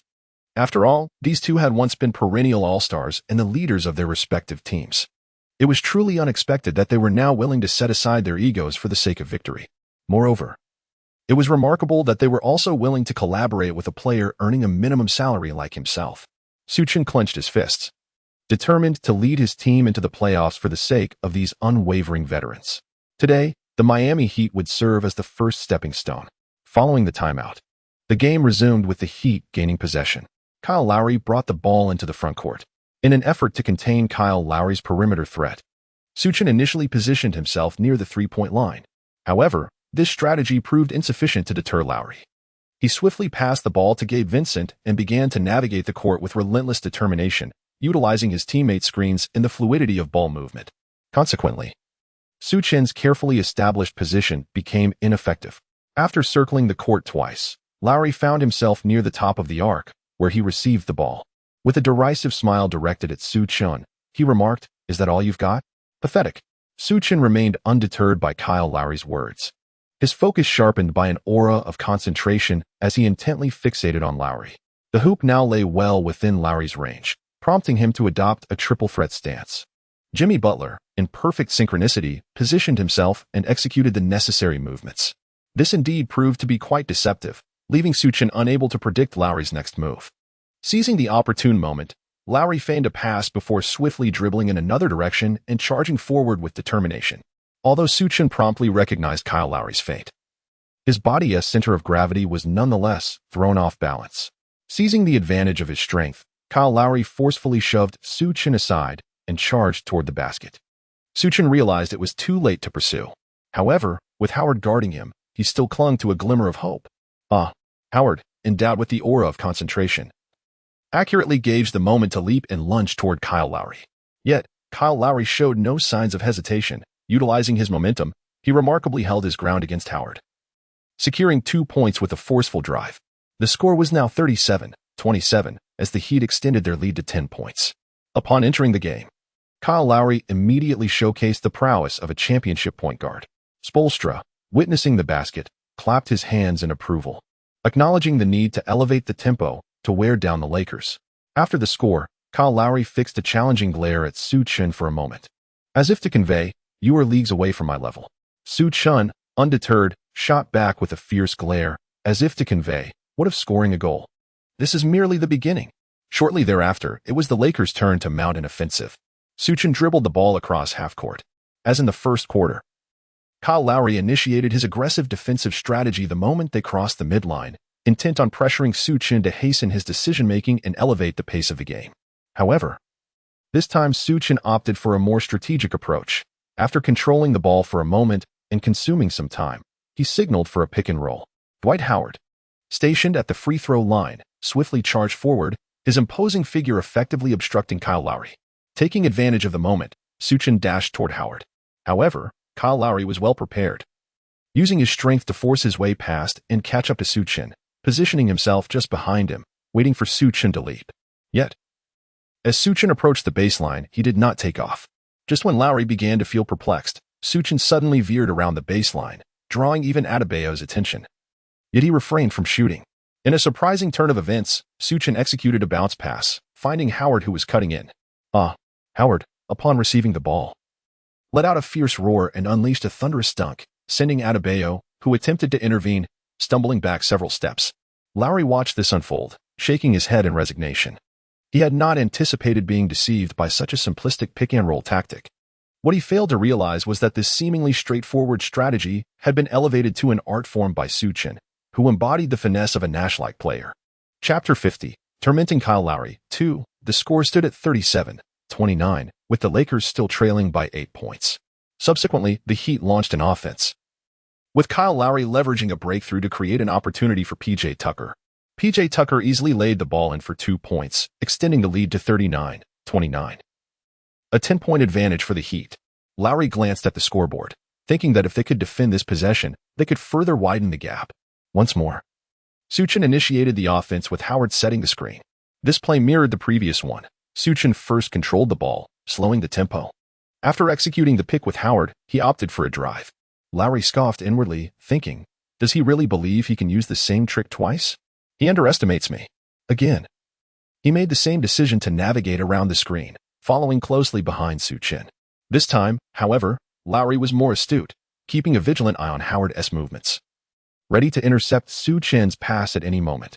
Adebayo, having been dunked on earlier, was now acutely aware of Howard, determined not to grant him any further opportunities. As expected, Su Chen showed no variation, continuing to circle the baseline.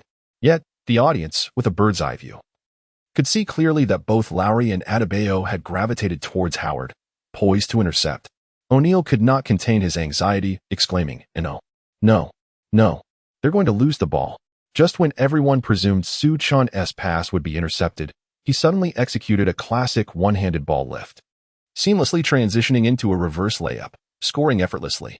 O'Neal was left astonished, exclaiming, wow, how did SU manage that? When did he notice that no one was marking him? Does he have eyes on the back of his head? The score narrowed to 39-31, with the Lakers closing the gap to 8 points.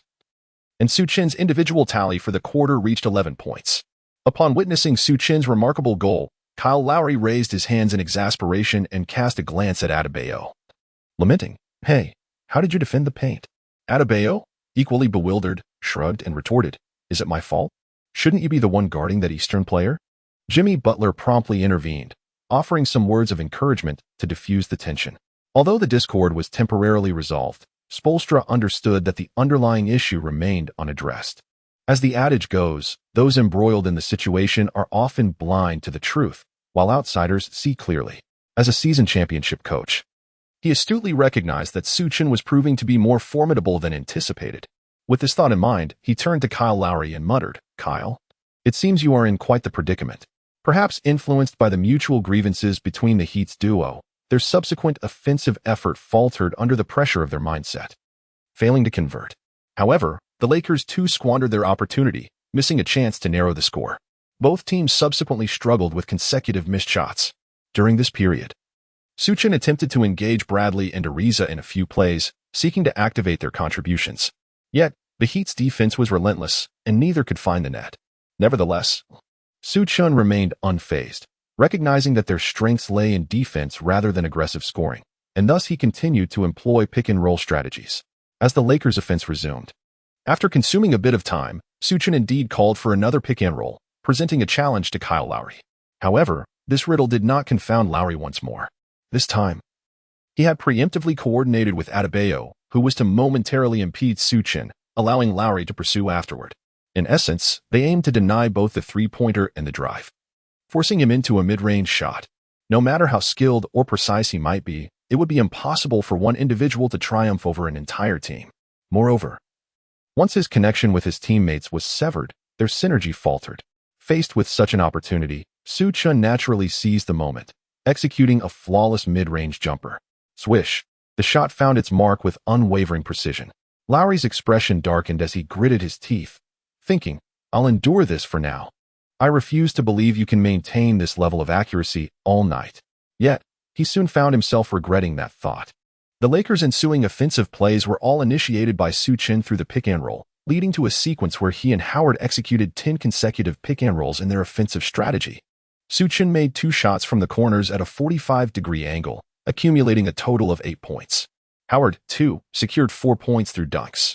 Together, they accounted for all of the Lakers' subsequent 12 points. Unbeknownst to him, Su Chen had also tied his personal record of 19 points in a single quarter. Kyle Lowry, on the other hand, was nearly driven to madness by his shooting. Was this still the same Eastern player from the first quarter? How had he suddenly become so proficient? During this period, he and Adebayo exchanged various defensive strategies, yet no matter the approach, Su Chen always seemed to navigate effortlessly, discovering opportunities to attack. Lowry found himself perplexed. Just in the first quarter, Su Chen had appeared as impatient as a novice. How could he transform into a star player upon entering the second quarter? What further frustrated him was that Su Chen's pick-and-roll tactics were not particularly complex, yet he could never seem to counter them, leaving him utterly helpless. To Lowry, Su Chen resembled a tactical maestro, consistently simplifying the intricate and finding the optimal offensive opportunity. Su Chen, in turn, was adept at seizing these chances and converting them into points. This left Lowry speechless, as Su Chen was hardly a tactical genius. He had never even heard of him before. If faced with a player like Curry, it would be understandable to struggle defensively. But where had this player emerged from? If he couldn't be contained, how would one manage to survive in the league? Remembering his pre-game assurance to the coach that he would surely overpower this Eastern player now seemed utterly laughable, while Kyle Lowry teetered on the brink of despair. Fans back home were reveling in delight. Su Chen appears to be exceedingly accustomed to this relentless scoring spree. Once he begins to score, he finds it impossible to stop. However, the fans of the Dragon Country fervently hope that Su Chen will maintain this habit, as the spectacle is simply exhilarating. Zhang Weiping, in his excitement, exclaimed, "I retract my previous remarks about Su Chen's potential to falter." Even O'Neal was captivated by Su Chen's remarkable performance. 19 points in a single quarter. SU is truly explosive and utterly sensational. I can hardly contain my eagerness to discover just how many points he can achieve in a single quarter. This anticipation is shared by every fan watching the game. With a score of 49-43 and less than 3 minutes remaining, the Lakers have narrowed the gap to just 6 points. Spoelstra watches Su Chen's electrifying display with a sense of resignation.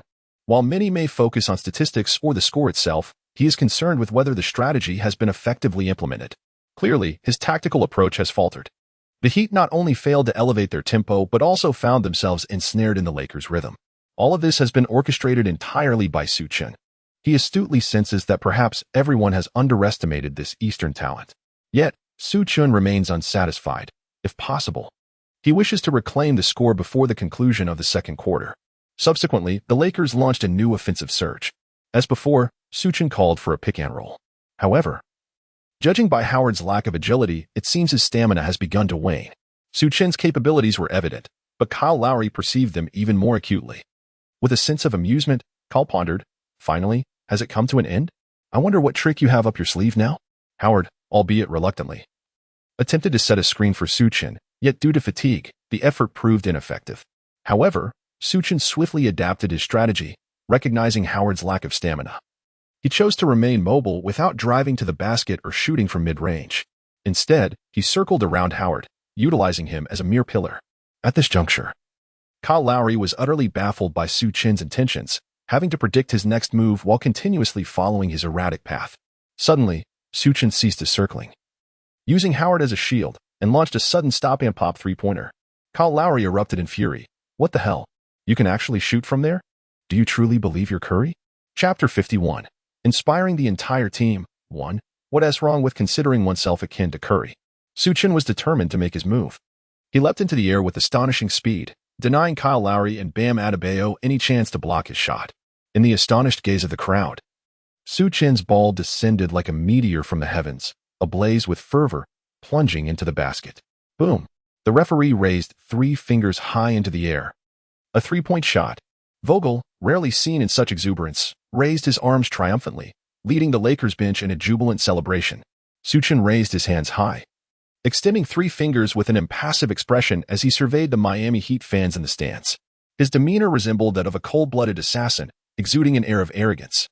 This shot was utterly unreasonable, effectively silencing the home crowd. The fans understood that the players had done everything they could, but they simply could not defend against it. This only indicated that, at this very moment, Su Chen was in exceptional form. Howard was the most exhilarated, immediately enveloping Su Chen in a grand embrace. "Su, you are absolutely phenomenal." Anthony also rushed over with delight, affectionately ruffling Su Chen's hair. The collective joy stemmed from their awareness of the significance of Su Chen's shot. The Lakers had too few players capable of making plays, and it was evident they were experiencing notable fatigue, leading to a decline in efficiency on both ends of the court. However, Su Chen's basket acted like a potent stimulant, reinvigorating the Lakers players. With a score of 49-46, Su Chen single-handedly narrowed the gap to just 3 points. Such a performance sent the domestic fans into a frenzy. "Incredible! Su is so precise. With this 3-point shooting accuracy. Isn't he on par with Westbrook? Isn't he more appealing than Westbrook? I assert that Su Chen's contract next season will start at $20 million. Anything less is unacceptable. Only $20 million? Su Chen is just 28 this year. In his prime, it should start at least at $30 million. While discussions about Su Chen's worth continued, Zhang Weiping noted the emergence of a new personal record. He excitedly announced during the live broadcast, "Su Chen has scored 22 points in a single quarter. He is the first individual from the Dragon Nation and the first Asian player to achieve this feat in the NBA." Not only he, but Fisher also recognized Su Chen's personal record. He remarked with a hint of envy, "Wow, 22 points in a quarter is truly an extraordinary accomplishment." O'Neal quickly inquired, "Hey, Fisher, have you ever done that?" Fisher shrugged, "I don't care about individual scoring in a quarter. I care more about whether the team can win. Let it go." "Old man, you wouldn't have been able to achieve it anyway." As they discussed this record, Spoelstra was forced to call a timeout.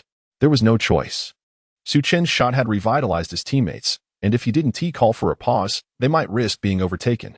After the players left the court, Spoelstra promptly made arrangements. "When we return to the court, if that Eastern player sets a pick, the defenders on Ariza and Bradley can come to double team at any moment." "Double team?" Kyle Lowry looked at Spoelstra in disbelief. As an all-star point guard and a championship-winning player, did he really need to double team someone whose name he couldn't even pronounce? "Coach, I believe I can guard that Eastern player without assistance," Kyle asserted. Spoelstra quickly reassured him, "Kyle, it's not that I doubt your abilities.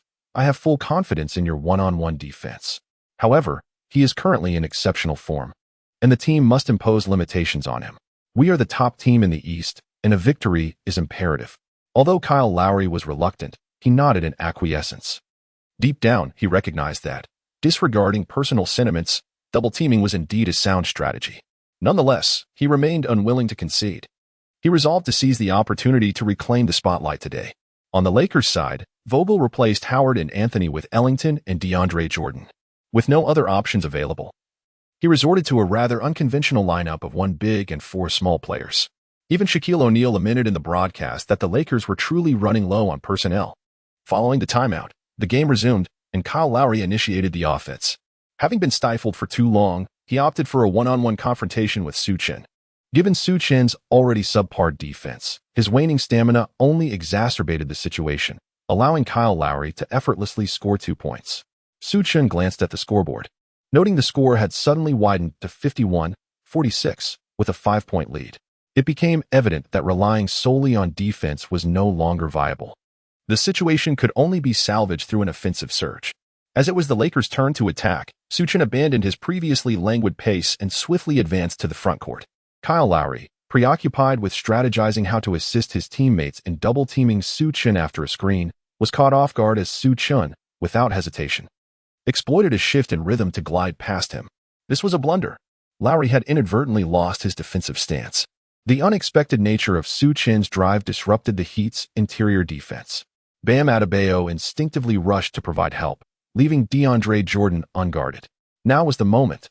Su Chen launched the ball directly over DeAndre Jordan's head. Su Chen pondered, even if little Jordan were lacking, he surely would not have reached a point where he could not even consume a pancake, would he? Indeed, little Jordan did not disappoint Su Chen's expectations. Under the influence of a focused aura, his attention remained remarkably sharp.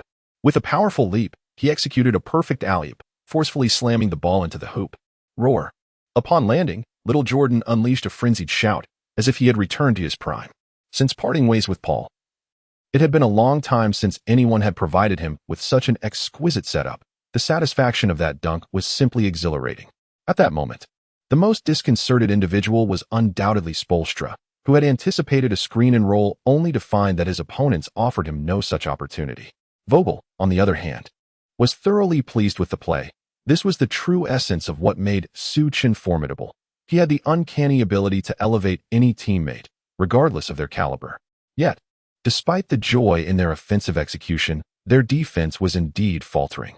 In the blink of an eye, Adebayo launched a strong attack in the paint, swiftly retaliating with 2 points. 53-48, the Lakers still trailed by 5 points. However, before Adebayo could celebrate, Su Chen initiated yet another fast break. Upon receiving the ball, he rapidly advanced from his own half, as the Heat had yet to establish their defensive positions, leaving them unsteady. Su Chen seized the opportunity, deftly avoiding physical contact with Kyle Lowry, and skillfully maneuvered past him with a significant shift in his center of gravity. He surged toward the basket and, amidst the crowd, astonishingly delivered the ball into the hands of an unguarded Bradley. Without hesitation, Bradley took the shot and confidently scored 2 points. The entire sequence was observed with clarity by Spoelstra, who was left utterly astounded. It dawned upon him that Su Chen was likely far more formidable than he had previously imagined. Scoring, passing, and possessing an expansive vision, these attributes epitomized a top-tier point guard. He even sensed that Su Chen was not inferior to Kyle Lowry. Subsequently, both teams engaged in a tug-of-war. Though the Lakers struggled defensively, Su Chen continued to assist his teammates in scoring. On the Heat's side, Jimmy Butler also took command of the game, consistently adding points, until Su Chen took a break. The score remained a 5-point difference. With just 2 minutes left, Tucker entered the game, and the Lakers finally revealed their vulnerabilities. Failing to penetrate the defense and relying solely on Jordan's putback for 2 points. By the end of the second quarter, the Lakers found themselves trailing by 9 points. The score standing at 65-56. This outcome was acceptable for the Heat, as it suggested that winning the game should not pose a problem. However, Su Chen was far from satisfied. In the third quarter, he was determined to reverse the score. In the third quarter, both teams returned their starters to the court. However, the results of the first half had made it evident to Lakers fans that, even if Su Chen erupted, there remained a considerable gap between the two teams. Fisher, a former championship point guard, also commented on Su Chen's performance. He noted that Su Chen had indeed performed exceptionally, bridging the disparity in strength between the two teams. Yet such brilliance was challenging to sustain throughout the game. The Lakers initiated play from the baseline. Su Chen, who had scored 22 points in a single quarter, launched an aggressive offensive, propelling the ball forward with great momentum.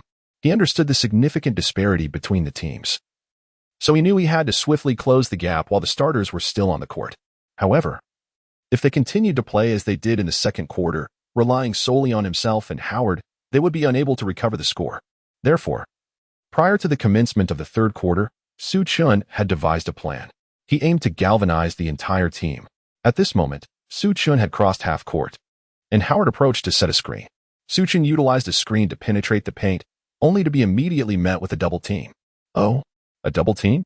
Vogel glanced at SPO with surprise, not expecting a player on a minimum salary to receive such treatment. Su Chen had not anticipated that a player of his caliber would be subjected to the same level of defensive pressure typically reserved for superstars. Spoelstra, witnessing the success of his strategy, felt a profound satisfaction, convinced that neutralizing Su Chen would spell doom for the Lakers. Vogel, on the other hand, anxiously observed the unfolding situation, doubting Su Chen's ability to navigate such circumstances. However, what no one expected was that this predicament perfectly aligned with Su Chen's own intentions. With the guidance of Nash's template, Su Chen seemed to have gained a divine perspective, with the positions of all his teammates vividly etched in his mind. In a flash, he miraculously passed the ball through the throng, executing the movement with such fluidity that the Heat's double team was rendered futile. Ariza found himself unmarked, receiving the ball with remarkable ease, as if in practice, and he promptly elevated to shoot, nailing a three-pointer with precision. The score stood at 65-59. As the Lakers ignited their shooting prowess, narrowing the gap to 6 points, Spoelstra remained unfazed, steadfast in his belief that containing Su Chen sufficed. Yet, he was taken aback when, following that play, Su Chen skillfully evaded 2 more double teams. Once, he found Howard in the paint, and another time, he located Anthony at mid-range, allowing the Lakers to score consecutively, closing the deficit to 3 points at 66-63. Spoelstra began to perspire, while Su Chen was indeed contained. His teammates were finding their rhythm. As he pondered whether to call a timeout, the Lakers' shooting began to falter, leading to a series of misses. Yet, the Heat were equally ineffective, and both teams found themselves locked in a stalemate. O'Neal anxiously remarked that the team that first broke the deadlock would likely seize the advantageous position, potentially maintaining it until the game's conclusion. Soon enough, that player emerged. Observing his teammates struggle with their shots, Su Chen resolved to take matters into his own hands. Kyle Lowry recognized that Su Chen was poised to make his own offensive move. However, he could not discern how Su Chen intended to approach this shot. Today, Su Chen had showcased an abundance of skills, particularly in screen and roll tactics, leaving him utterly confounded. It felt as if he were not facing Su Chen, but rather the likes of Curry. Just as Kyle Lowry was still pondering Su Chen's next move, Su Chen suddenly took his shot. From a step beyond the three-point line, he raised his hand and released the ball, catching Kyle Lowry completely off guard. Thud. The ball struck the rim and bounced out. Kyle Lowry exhaled in relief, thankful that the shot had not gone in. But in an instant, a figure soared into the air, outmaneuvering Adebayo to seize the rebound, and upon landing, swiftly passed the ball back. The pass was so abrupt that the shorter Kyle Lowry had no time to intercept it, and the ball found its way back into Su Chen's hands. As Kyle Lowry turned around, Su Chen leaped once more, this time dribbling closer to the basket. After taking his shot, the basketball arced gracefully like a rainbow, landing securely in the hoop. What a splendid shot! O'Neal slammed his hand on the table and leapt up, for he adored such clutch performances. Su Chen, brimming with exuberance, celebrated by skillfully manipulating the game controller, eliciting a chorus of cheers from his teammates. Meanwhile, the most disheartened among them was Kyle Lowry. With this particular shot, Su Chen had already amassed a staggering 25 points against him, and judging by Su Chen's current form, it seemed likely that this tally would only continue to rise. An alarming thought suddenly invaded Kyle Lowry's mind. Could it be that Su Chen would not relent until he reached 30 points? 30 points? Surely, that would be insufficient. Su Chen glanced up at the scoreboard, beginning to calculate how many points he would need to secure a victory. Following this three-pointer, the score between the two teams stood at 66-66, marking the first time the Lakers had equalized. With Su Chen breaking the deadlock, the Lakers soon flourished, propelled by a cadre of seasoned veterans. Howard completed a remarkable 2-1 play inside, while Anthony consistently sank mid-range shots. Ariza also contributed with a free throw, and Bradley netted 2 three-pointers from the perimeter. The veterans suddenly rejuvenated, as if they had returned to their prime. The architect of this transformation was none other than Su Chen, as the Lakers surged with a 14-5 run. Leading 71-80 with 3 minutes remaining in the third quarter, they held a 9-point advantage. The Lakers, stripped of their trio of stars, managed to push the Heat to such a point, surprising everyone who had anticipated the game, leaving fans astounded. Spoelstra found himself lost in thought as he observed Su Chen. If this Eastern player could maintain such performance, when the trio returns, the entire league might find it challenging to contend with this team. Even the top-ranked Suns might not stand a chance. He was eager to discern whether this Eastern player, or Paul, was more formidable. Kyle Lowry finally acknowledged Su Chen's offensive prowess. Not only could he score independently, but he also elevated his teammates' performance. The only solace Lowry found was that, aside from that three-pointer, Su Chen had failed to score even a single point in the third quarter. However, Lowry felt that this was not indicative of his defense, but rather due to the contributions of his teammates, which diminished Su Chen's scoring desire. This was also a point of surprise for Vogel, who believed Su Chen's development had been remarkably swift. In the first quarter, he was solely focused on scoring. Yet he adjusted so rapidly that he was now capable of leading the entire team. Watching Su Chen, Vogel couldn't help but think that perhaps there was indeed hope for the playoffs. Subsequently, during a dead ball, the Lakers substituted Su Chen, Howard, and Anthony for Jordan, Talon Horton-Tucker, and Ellington. With a 9-point lead in hand, Vogel decided to allow the starters a brief respite to prepare for the decisive moments of the fourth quarter. The Heat made a similar choice, deploying some of their bench players, including Tyler Herro. True to expectations, Herro took full advantage of the Lakers' second unit, orchestrating a 14-3 run in the remaining minutes to reclaim the lead. As the third quarter concluded, the score shifted to 85-83. With the Lakers trailing by 2 points once more, Su Chen watched from the sidelines, filled with anxiety, yearning to return to the court at once. Vogel, understanding Su Chen's thoughts, reassured him, "Su, do not fret. You shall enter the game at the most critical moment. If we are to seize victory, this will be our singular opportunity." After a brief intermission, the teams resumed play, entering the fourth quarter. In the early moments of this final period, both sides opted to field their bench players. However, Tyler Herro's shooting remained scorching, as he propelled his team to a remarkable 9-0 run within the first 3 minutes, extinguishing any hope of triumph for the Lakers. With the score at 94-83, the Lakers found themselves trailing by 11 points. And the goddess of victory seemed to be beckoning to the Heat. Su Chen had reached his limit, yearning desperately to take the court. Chapter 53, Toppling the Eastern Conference Leader. 1. Vogel glanced at the timer periodically, and finally, the first 3 minutes of the fourth quarter had passed. Seizing the moment while the Lakers had possession, he immediately called a timeout. He then sent the starting lineup back onto the floor: Howard, Anthony, Ariza, Bradley, and Su Chen. The Lakers were poised for a decisive battle. However, Spoelstra remained unfazed, also deploying his starting lineup. The Heat's current roster was exceptionally robust, excelling on both offensive and defensive fronts, and their stamina surpassed that of the Lakers. He was confident that even with the big three on the court, the Heat could secure victory. As the Lakers prepared to inbound the ball, Su Chen took control, determined to make this shot count. Failing to score would widen the gap to double digits, making it exceedingly difficult to recover. Kyle Lowry understood the significance of this play and focused intently, vowing to thwart the Heat's offensive attempt. Yet, Lowry found himself in a quandary regarding how to defend against Su Chen. If he stayed close, Su Chen could exploit a breakthrough opportunity. If he allowed for a shot, his shorter stature would afford little disruption to Su Chen's shooting. Ultimately, Lowry resolved to leverage his greatest defensive assets against Su Chen: his robust physique and relentless defensive tenacity. During the first quarter, Su Chen had suffered considerable setbacks in physical confrontations, committing multiple turnovers and failing to score, nearly falling prey to psychological distress.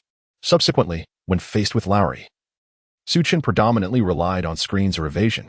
Though Lowry appeared diminutive, his upper body strength was formidable, rendering him unyielding against those who relied on physicality. This resilience was the cornerstone of Lowry's standing in the NBA. He never shied away from defenders and even relished physical confrontations. As long as he could engage Su Chen in a physical battle, he was confident he could extinguish Su Chen's efforts. "Hey, if you have the skill, don't run. Face me head on." Su Chen furrowed his brow and softly uttered an "oh." In truth, he did not regard Kyle Lowry with much respect. Ever since overcoming his mental hurdles in the first quarter, Su Chen seemed to have ascended to another plane.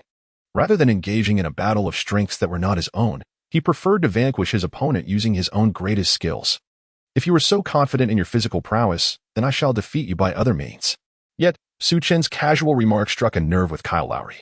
After all, he was a championship point guard, and to be so nonchalantly dismissed by Su Chen was infuriating. Just as he was about to retaliate with some trash talk, Su Chen took the initiative. A screen and roll. Su Chen gestured towards Howard, who immediately understood and rushed over to set a screen. Screen. Screen. Another screen. Could they not engage in a direct confrontation? At this moment, Kyle Lowry was on the brink of madness, wishing he could simply wrestle with Su Chen to settle the outcome. Yet, Su Chen offered no such opportunity. With a sudden burst of speed, he charged into the paint. Due to Spoelstra's strategy, which mandated double-teaming Su Chen upon receiving the ball, he effortlessly drew 3 defenders towards him. However, the Heat players failed to notice that after setting the screen, Howard did not roll to the basket in search of an opportunity, but, unexpectedly, positioned himself at the arc beyond the 3-point line. For Lowry, even if he were aware of this, he would likely choose to abandon guarding Howard. After all, Howard had been in the league long enough for everyone to understand his capabilities. Just as the 3 defenders were about to converge on Su Chen, he suddenly executed a behind-the-back pass, delivering the ball smoothly into Howard's hands. The Heat players were momentarily stunned. What was this maneuver? After receiving the pass, Howard took a deep breath, focused intently, and launched a three-point shot. Rebound, Spoelstra shouted, rising from his seat. The Heat players immediately surged towards the basket, claiming their positions. Swish, the three-pointer was successful. Howard mimicked Su Chen's celebratory gesture, as if wielding a game controller. The score was now 94-86. And the Lakers starters had swiftly reclaimed 3 points. Adebayo shrugged in exasperation, clearly believing this shot was simply a fluke by Howard. Spoelstra shook his head in quiet dismay. Although Lowry's defensive enthusiasm was commendable, he was unable to counter the screen and roll executed by Su Chen and Howard effectively. Contemplating this, Spoelstra glanced at Jimmy Butler. With his height, Jimmy could potentially limit Su Chen's shooting, thus mitigating the effectiveness of the screen. At that point, the Lakers would be compelled to seek alternative offensive avenues. However, it was still premature to reveal such a strategy. After all, Howard's three-point shooting could not become a reliable tactic. Yet, Howard promptly contradicted Spoelstra, replicating the same play, and this time, even Spoelstra rose in disbelief. Could he actually make it again? Swish. The ball indeed went in. What on earth is happening? Spoelstra exclaimed in shock. Adebayo was equally dumbfounded. When had Howard developed a three-point shot? Howard joyfully exchanged a high five with Su Chen, a gesture they had practiced countless times during training, now executed with remarkable proficiency. In the blink of an eye, the Lakers had narrowed the score to 96-89, trailing the Heat by a mere 7 points. Subsequently, both teams found themselves engaged in a fierce tug-of-war. The Heat's perceived advantages in stamina and player numbers evaporated in the face of the Lakers' tenacious veterans. As the game approached its climax, with just 1 minute remaining, the Lakers had surged to 119-118, just 1 point shy. Following Jimmy Butler's mid-range jumper that secured 2 points, Vogel promptly called for a timeout. He gathered the players and proclaimed, "Gentlemen, do you wish to topple the Eastern Conference leaders?" Yes. The Lakers responded in unison. A group of veterans on minimum contracts, alongside a player freshly promoted from the G League, found immense pride in such a pivotal game at the twilight of their careers. With only a minute left, Vogel urged them to unleash their remaining energy and give everything they had to overturn the Eastern leaders. On the other hand, the Heat devised a targeted strategy. Spoelstra sensed it was time to unveil his ace. He substituted Tyler Harrow for Kyle Lowry and instructed Jimmy Butler, "Jimmy, when you return to the court, you will guard that Eastern player." This caught Butler off guard. He hadn't anticipated being assigned to such a task. Spoelstra was reluctant to deploy his defensive stalwart against Su Chen, feeling it might undermine the team's dignity. However, with Lowry struggling defensively, there was no alternative. Better to set aside pride than to succumb to defeat. It was time to reveal the final card. Spoelstra was confident that this unexpected tactic would catch the Lakers off guard. With only a minute remaining, even if the Lakers were to react, it would likely be too late for adjustments, allowing the Heat to secure victory. After the timeout, both teams returned to the court. Vogel, observing Su Chen's silhouette, silently thought, "SU, I am counting on you." In stark contrast to Vogel's anxiety, Spoelstra remained calm. His strategy was in play, and now it was time to reap the rewards. The Heat's position as the Eastern Conference leaders was anchored in their defensive prowess, which intensified as critical moments approached.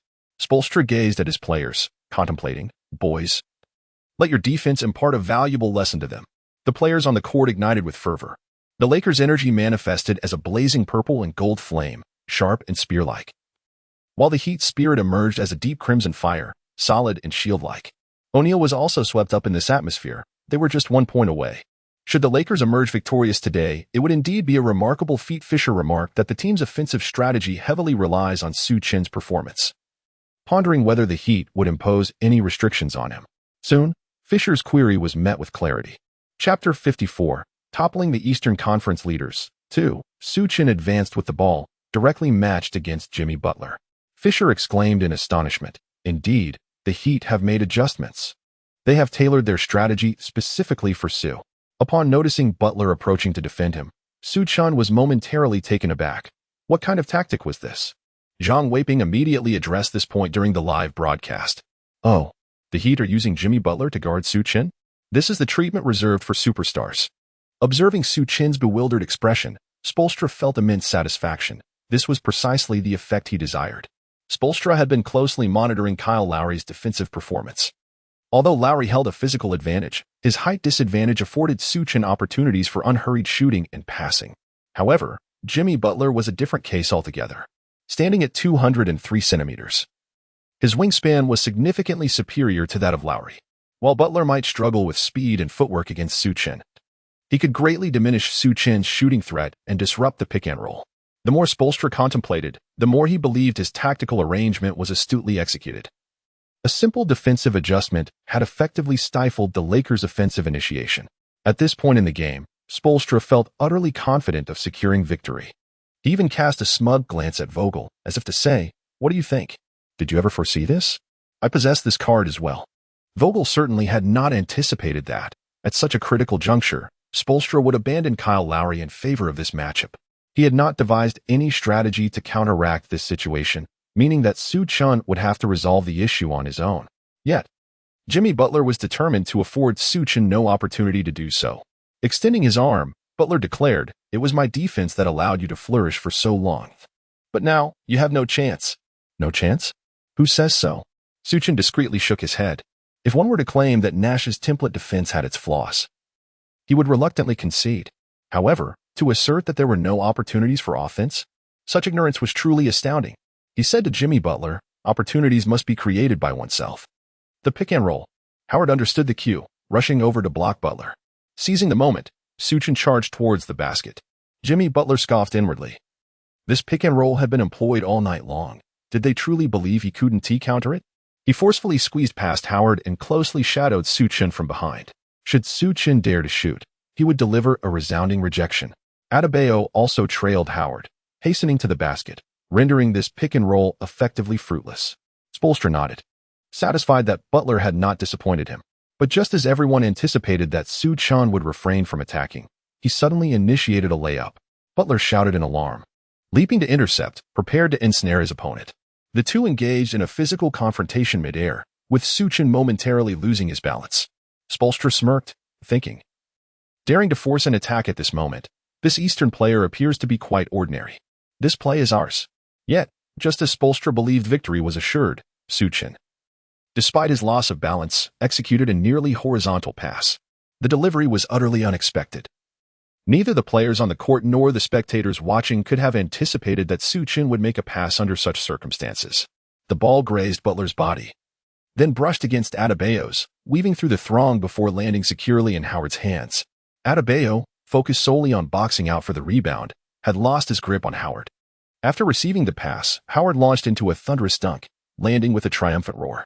119-120, the Lakers immediately surged ahead by a point. Zhang Weiping exclaimed, "Wow, that pass was exquisite. It's bound to make the top 5 plays."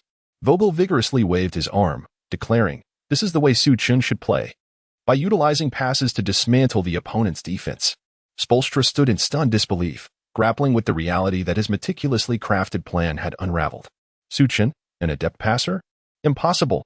There was no way he could have made such a play. It must have been sheer luck. He was loath to acknowledge that his final tactical arrangement had inadvertently paved the way for Su Chen, relegating the Heat to mere background in the highlight reel. Anxiously, Spoelstra positioned himself at the sideline, bellowing, "Forget that play. Let us stick to our strategy." Jimmy Butler nodded towards Spoelstra. Although he was equally impressed by Su Chen's exquisite pass, he did not believe that Su Chen could replicate such precision with every play. Shortly thereafter, Tyler Herro executed a pivotal mid-range jumper, elevating the score to 121-120, with the Heat now leading by a single point. With merely 20 seconds remaining, the Lakers were afforded their final opportunity for offense. Vogel refrained from calling a timeout, entrusting the game to the players on the court, particularly Su Chen. With the ball in his possession, Su Chen meticulously controlled the tempo, preparing to initiate his attack in the final moments. Once again, Jimmy Butler stood resolutely before him, intently proclaiming, "Your last shot was merely luck. This time, it shall be far more challenging." Luck? I call that skill. As time dwindled to 9 seconds, Su Chen finally made his move.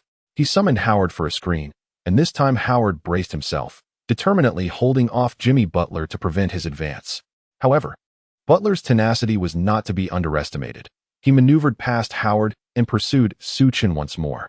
This time, Adebayo had learned from experience, keeping a vigilant eye on Howard to deny him the ball.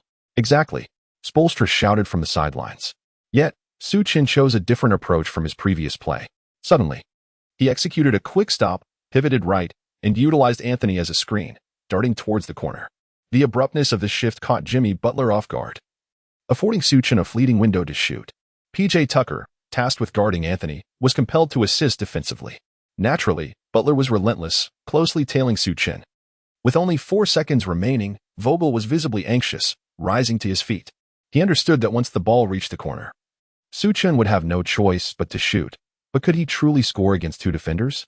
Even Spoelstra awaited Su Chen's final shot, convinced that with 2 defenders closing in, the chances of a successful basket were slim. True to expectations, Su Chen abruptly halted and feigned a shooting motion. Butler and Tucker, sensing the opportunity, were elated, believing that even if they could not block the shot, they would certainly disrupt it. Both leaped high, poised to thwart the attempt.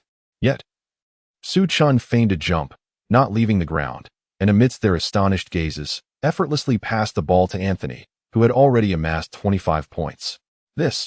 Spoelstra was momentarily dumbfounded. How did he even notice Anthony in that fleeting instant? But there was no time for contemplation. With merely 1 second remaining, Anthony soared into the air, unimpeded, and executed a flawless mid-range jumper. The ball traced a flawless arc as it soared toward the hoop. Every spectator's gaze was captivated by this pivotal shot. The fate of the struggling Lakers hinged upon this very moment. Could they topple the Eastern Conference leaders? Chapter 55, The Moment of Victory. Swish. The ball went in. A game-winning shot. After receiving a pass from Su Chen, Anthony executed his signature mid-range jumper, clinching victory against the top-ranked Heat. In that instant, although the Lakers had lost their trio of stars, every player on the court embodied greatness. As the winning shot found its mark, Spoelstra stood in stunned silence, rendered speechless. He believed he commanded a championship-caliber team with a defense of the highest echelon. Yet, facing a depleted Lakers squad, defeat was still their fate. Particularly on the defensive end, they were utterly unable to contain Su Chen's prowess. Spoelstra developed a profound respect for Su Chen. In terms of this game alone, Su Chen's statistics were already on par with those of Kyle Lowry. In this match, Lowry recorded an impressive 28 points, 8 assists, and 5 rebounds. Su Chen also achieved a commendable 30 points, 11 assists, and 2 rebounds. Statistically, the two players appear evenly matched. However, when viewed from the broader perspective of the entire game, Kyle Lowry merely fulfilled the responsibilities expected of a point guard, while Su Chen elevated the struggling Lakers to a remarkable transformation. This ability to alchemize despair into excellence is a capacity entirely absent in Kyle Lowry. Indeed, to describe it as miraculous would not be an exaggeration. Coach Spoelstra even entertained thoughts of a trade, but unfortunately, the team already has Kyle Lowry, making it impossible to take the risk of acquiring Su Chen. Although Su Chen exhibits remarkable prowess on the offensive front, he is notably hampered by a glaring weakness. His defensive skills are subpar, which contradicts the foundational philosophy of the Miami Heat. In this regard, Kyle Lowry appears to be a more fitting choice for the team. However, as Coach Spoelstra observes Su Chen, he cannot help but feel a tinge of regret. While Spoelstra's inclinations lean more towards Lowry, he recognizes that Lowry's morale is nearly shattered at this juncture. The moment Anthony secured the game-winning shot, Lowry departed from the bench and made his way to the players' tunnel. His expression bore no trace of anger, only resignation. For the first time, he contemplated that perhaps he was indeed aging and gradually stepping away from the elite ranks of point guards. The final 2 minutes, during which he was sidelined, left him despondent. Under ordinary circumstances, had he been substituted during a critical moment, he would have certainly voiced his objections. Yet this time, he found himself at a loss for words. Following the first quarter, his encounters with Su Chen had left him at a distinct disadvantage. Most disheartening of all was his inability to exert control over the game. Despite appearing competent statistically, the overall tempo of the match was entirely dictated by Su Chen, a reality that is particularly difficult for a premier point guard to accept. Nevertheless, Vogel was in high spirits today. Su Chen's performance today has far exceeded expectations. Whether in terms of shooting accuracy, overall game control, or the ability to inspire the entire team, he has surpassed all prior perceptions of his capabilities. The most direct comparison is with Russell Westbrook. Since Westbrook joined the Lakers, he has yet to deliver a performance as dominantly impressive as this one. Given Westbrook's current circumstances, it seems unlikely that he will achieve such a feat in the future. Following this game, it is improbable that anyone will harbor doubts about Su Chen any longer. He has faced formidable opponents, including Morant, Mike Conley, and today, Kyle Lowry, and he did not falter. Rather, he thrived. If such a performance does not merit a starting position, then what kind of performance would? However, Su Chen's remarkable display has presented Coach Vogel with a delightful dilemma. Once Westbrook returns, how will he harmonize the playing time and roles of these two players? After all, there can only be one starting point guard. But that is a concern for another day. Inevitably, one of them will have to yield. While Vogel grapples with this issue, the basketball community back home in Longhua has already erupted in excitement. Major media outlets are clamoring to report, each headline more sensational than the last. Basketball god, Su Chen, Asia's premier point guard, dominating the NBA. 22 points in a single quarter, 30 points overall, 11 assists in one game. Su Chen not only shattered his personal record for points in a single quarter, but also set new career highs in both scoring and assists. As a player on a minimum contract, he has undeniably showcased star-level performance, providing ample material for admiration. Especially captivating was Su Chen's use of pick-and-rolls to torment Kyle Lowry, a spectacle that delighted fans. Initially, expectations for Su Chen were modest. Merely starting and scoring a few points would have sufficed. The idea of leading this beleaguered Lakers team to victory seemed utterly unattainable. Yet, Su Chen has delivered a staggering surprise, not only dazzling the crowd but also providing 2 crucial assists in the final moments, completely surpassing fans' expectations. Zhang Weiping summarized after the game, "The Lakers winning this match is nothing short of miraculous, and Su Chen is the mastermind behind this miracle." Playing away, with the 3 superstars absent, Su Chen, especially in light of Kyle Lowry's presence, has demonstrated that a player from Longhua, or even Asia, can indeed make a mark in the NBA. I can confidently assert that Su Chen has now reached the level of a near-star player. Shaquille O'Neal's praise is even loftier. When Su Chen delivered that pass leading to Anthony's game-winning shot, O'Neal was the first to leap up in excitement. Once again, his microphone suffered the consequences. He crushed the microphone and exclaimed, "Oh my goodness! SU's passing is utterly insane. How did he see that opportunity? Is his brain a computer? No, it is not. He is a deity. He is divine." Fisher offered a rather objective assessment of Su Chen. SU dominated the game. He is the type of player who can alter the course of a match. The Lakers have struck gold by signing him to a minimum contract. On the court, following the Lakers' jubilant celebrations, Jimmy Butler approached Su Chen. "Hey, Shu, right?" he inquired. "No, that's quite mistaken. I go by SU. Oh, SU. You played exceptionally well in this game. If fate allows, I hope to see you again in the finals." Su Chen shrugged, acknowledging, "Of course, that is indeed my aspiration." Jimmy Butler embraced Su Chen once more before taking his leave. This poignant moment did not go unnoticed by astute domestic fans. The fact that Jimmy Butler took the initiative to embrace Su Chen signifies that the performance of the god of basketball has captivated the leader of the Miami Heat. This is quite understandable, is it not? After all, Su Chen has undeniably emerged as the undisputed star of the Los Angeles Lakers. Indeed, this fan's observation is astute. Once the Lakers players returned to the locker room, they immediately commenced their celebrations, singing and dancing as if they had already secured the championship title. At the very heart of this jubilant gathering stood the star player, Su Chen. Su Chen was filled with joy, not only because he seized the opportunity to start in today's game, but also because he led his team to victory, making significant strides toward the goal of entering the playoffs. Vogel felt a sense of satisfaction witnessing Su Chen's seamless integration into the team. Just a few days prior, they could scarcely recall Su Chen's name, yet now he has emerged as a starter and has become a pivotal figure within the squad, ultimately guiding them to triumph. This year, being fortunate enough to discover such a player has truly been a remarkable find. He firmly believes that as long as Su Chen can join the 3 stars in the playoffs, they are destined to make another formidable push for the championship title. Su Chen gazed at his teammates surrounding him, igniting a fervent hope for the playoffs. If he could secure victories in the upcoming away games, this year's postseason would undoubtedly be within reach. Amidst their celebrations, senior executives from the renowned brand Li Ning convened an urgent video conference with the gymnastics luminary himself, Li Ning, making an appearance.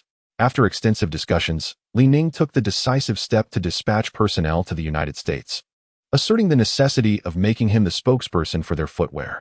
On the other hand, the atmosphere in the Lakers' locker room was jubilant as they prepared to engage with reporters. Su Chen, usually overlooked, found himself encircled by a throng of journalists, their cameras almost touching his face. The number of interviewers had even surpassed that of the game-winning hero, Anthony, inciting a tinge of jealousy in the seasoned player. In jest, Anthony remarked, "Hey, are you sure you have the right person? His name is SU, not Carmelo Anthony. I was the one who made the game-winning shot." This elicited hearty laughter from the crowd, creating a congenial atmosphere. Conversely, the mood among the opposing team was decidedly somber. Lakers reporters swiftly cornered a bare-chested Kyle Lowry, inquiring, "Could you explain why you left the court so abruptly?" "I had to relieve myself," he replied curtly. "Earlier, you claimed you didn't know SU. Do you have anything to say now?" Kyle rolled his eyes and retorted, "What do you want me to say? He just scored 30 points against me. What more is there to discuss?" Simultaneously, a reporter from Penguin Sports was en route to the United States. Having coordinated with the Lakers management, they dispatched a highly professional team to cover the developments surrounding Su Chen and the Lakers. A portion of the team would remain in Los Angeles, while a dedicated reporter would accompany them on their away games. This traveling reporter was none other than the renowned journalist from Penguin Sports, Mena. However, upon receiving this assignment, Mena was far from pleased, as she perceived Su Chen as a heartless scoundrel. Chapter 56, Mena's Lost Wallet. After a brief respite, the post-game press conference for the Lakers vs. Heat matchup commenced. Coach Vogel opted to bring two individuals to the conference, the game-winning Anthony and Su Chen, making his NBA debut as a starter. Before the conference began, Vogel approached Su Chen directly, urging him to freshen up and informing him of his impending attendance at the press briefing. This special treatment left Su Chen quite astonished. Typically, those who attend press conferences are either core players or exceptionally performing star athletes, so it was quite surprising when it came to be his turn. Even while seated in the chair at the press conference, Su Chen could hardly believe it, feeling a nervous tension that made him somewhat constrained. Nevertheless, his presence at the press conference thrilled domestic players immensely. Su Chen actually attended the press conference. Indeed, this signified the coach's recognition of him. His position in the team is secure. The reporters swiftly noticed the signals emitted by Vogel. After posing a series of questions regarding Anthony's game-winning shot, they immediately shifted their focus to Su Chen. "SU, how would you assess your performance as well as that of your opponents?" Su Chen attended the press conference for the first time, uncertain of how to articulate his thoughts, and cautiously remarked, Today's victory of the Lakers is largely attributed to Anthony's decisive shot. I merely fulfilled my responsibilities." When asked to evaluate his opponent, such as Kyle Lowry, he paused. Su Chen initially intended to bypass the question, yet the reporter persisted, compelling him to respond. "Well, Kyle Lowry is an exceptional player, and it is indeed an honor to compete against him." At that moment, another reporter directed a query at Vogel. "Coach, your next opponent is the Nets. Will SU still be a starter then?" Vogel shrugged. "Why not? Are you suggesting that SU must score 50 points for you to refrain from asking such questions?" Haha. With the mention of the Nets, the reporter's curiosity was piqued. One journalist inquired of Su Chen, "If you continue to start in the next game against Irving, who do you believe will emerge victorious?" Irving is a future Hall of Famer, and it would be an honor to compete against him. As for who will win, I believe my team will prevail." "Su." The reporter pressed further, "What is the team's objective?" "To qualify for the playoffs." Su Chen replied with conviction. Unlike the Lakers' goal of reaching the playoffs, the Heat's aspiration is the championship. Thus, the atmosphere of their press conference felt somewhat heavy. The fact that the Heat lost to the Lakers, who were missing their trio of stars, was almost laughable. Naturally, the reporters seized this opportunity to create a buzz. One journalist asked, "Kyle Lowry, how would you assess SU's performance today?" Kyle Lowry rolled his eyes and remarked, "He scored 30 points. I don't think my assessment is necessary." Another reporter immediately posed a question to Spoelstra. "Coach, could you explain why the top team in the East lost to the Lakers without their three stars?" Spoelstra pondered for a moment and replied, "I think the answer is straightforward. SU's outstanding performance inspired the entire team, and that's why we lost. It's that simple. We failed to prepare adequately and underestimated SU." Following the press conference, the media, through a lens of distortion, quickly released sensational headlines. Kyle Lowry dismisses SU's performance. SU claims Irving is not a rival. These two headlines were what Su Chen encountered while on a flight to Brooklyn that evening, engrossed in his computer. Frustrated, he turned to Howard beside him, exclaiming, "That's not what I meant at all. These reporters are fabricating stories." Howard shrugged, saying, "That's just how American reporters operate. They thrive on sensationalism, and since you're still relatively unknown, they seize the opportunity to spin their narratives. Once you become a star, it will improve significantly." Despite Howard's reassurances, Su Chen felt a profound sense of helplessness and frustration, leaving him with a decidedly negative impression of American journalists.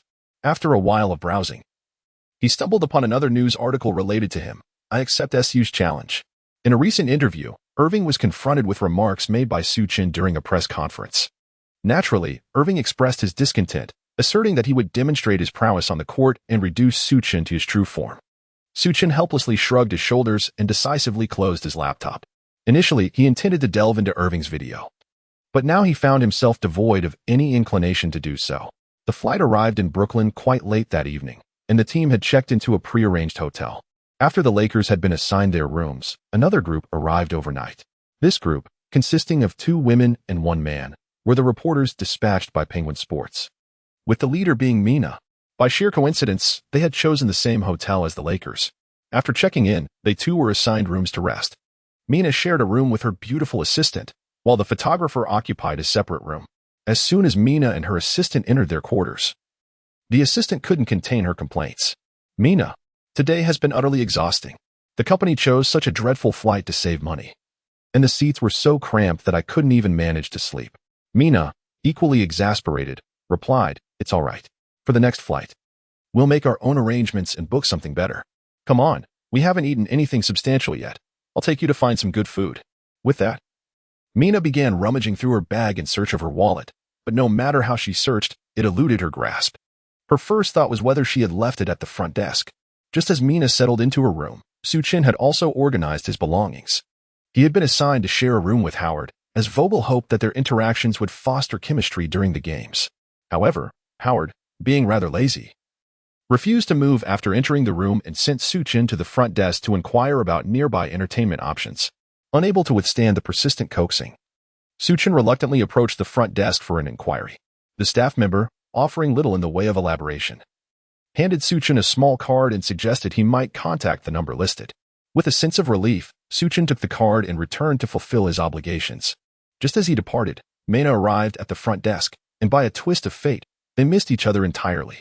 Eagerly, Mina inquired, "Have you found a wallet?" "A large red one." After consulting the reception desk, the staff replied, "I am sorry, miss, we have not found any wallet." "That's impossible. It must be here," Mina exclaimed, her anxiety escalating. Losing money was one thing, but the passport inside was a significant concern. The staff shrugged, confirming again that they had not found the wallet. Desperate, Mina glanced around, and her eyes fell upon a surveillance camera. "Review the footage," she insisted. She was promptly escorted to the monitoring room. The video revealed that since their check-in, no other guests had arrived, and indeed, no staff members had found any wallet. However, they did spot a suspicious individual, a man clad in a white tracksuit, who, as he departed, was holding a red object. "That's him," Mina pointed out. The staff swiftly located the man's room using the footage. Upon seeing the room number, Mina stormed out in a fit of rage. The staff, after confirming, realized this individual was a VIP guest, an athlete from the Los Angeles Lakers. The man in the white tracksuit had entered the very room where Su Chen and his companions were staying. Chapter 57. Identifying the thief before long. Mina stood before Su Chen's door. Bang, bang, bang. She pounded on the door with her clenched fist, shouting, "Thief, open up." The loud noise drew curious glances from passers-by in the corridor. The hotel staff hurriedly rushed over, but they were a step too late. The door swung open first, revealing Su Chen in his white tracksuit. "Excuse me, madam, is there something you need?" Su Chen inquired, momentarily taken aback by the sight of her. "You know me?" he asked suspiciously. "Of course I know you, you heartless scoundrel." Without further ado, Mina struck him with a resounding slap. This is a lesson from Yuan Fei. The blow was swift and unexpected, catching Su Chen off guard. Mina's ring grazed his left cheek, leaving a slight wound that drew blood. Su Chen found himself perplexed by the slap he had just received. Instead of retaliating immediately, he darkened his expression and inquired, "You mentioned Yuan Fei. Do you know her?" "Of course I know her. She is my closest classmate." "Oh, your face." Mina gasped, covering her mouth in shock upon noticing the bloodstain on Su Chen's face. Her initial intention had merely been to teach him a lesson. She had never intended to mar his visage.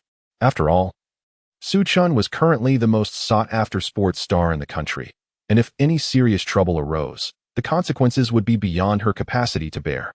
Su Chen touched his face and, upon noticing the bloodstains on his fingers, spoke with an impassive expression, "Since you are Yuan Fei's best classmate, I shall not hold this against you. However, I do not wish to see you right now. Kindly keep your distance." "Are you telling me to leave?" Mina fumed with indignation. At that moment, the staff finally rushed over. A man wearing a manager's name tag, upon seeing the handprint on Su Chen's face and the trace of blood, realized that the situation was dire. Although he did not recognize Su Chen, he was aware that he was a player from the Lakers who were visiting for an away game. If this incident was mishandled, it could jeopardize not only the Lakers as a significant client, but also other NBA affiliations. The hotel manager hastily intervened to separate the two and addressed Su Chen. "Sir, our hospitality has fallen short, and we will promptly handle this matter." Mena, not one to back down, quickly retorted, "Hey, what are you all talking about? Look closely. This guy is the thief from the video." "A thief? An NBA player as a thief?" The manager and several staff members turned to look at Su Chen, and indeed, he had not yet changed out of his white sports attire. Now, they found themselves in a predicament, for none had ever encountered a scenario where an NBA player was accused of theft. With a scowl, Su Chen directed his gaze towards Mena and exclaimed, "Are you accusing me of theft? Have you lost your mind? We have never even crossed paths before." "Humph. Indeed, we have never met. Yet my wallet is in your possession. Do not even think about denying it.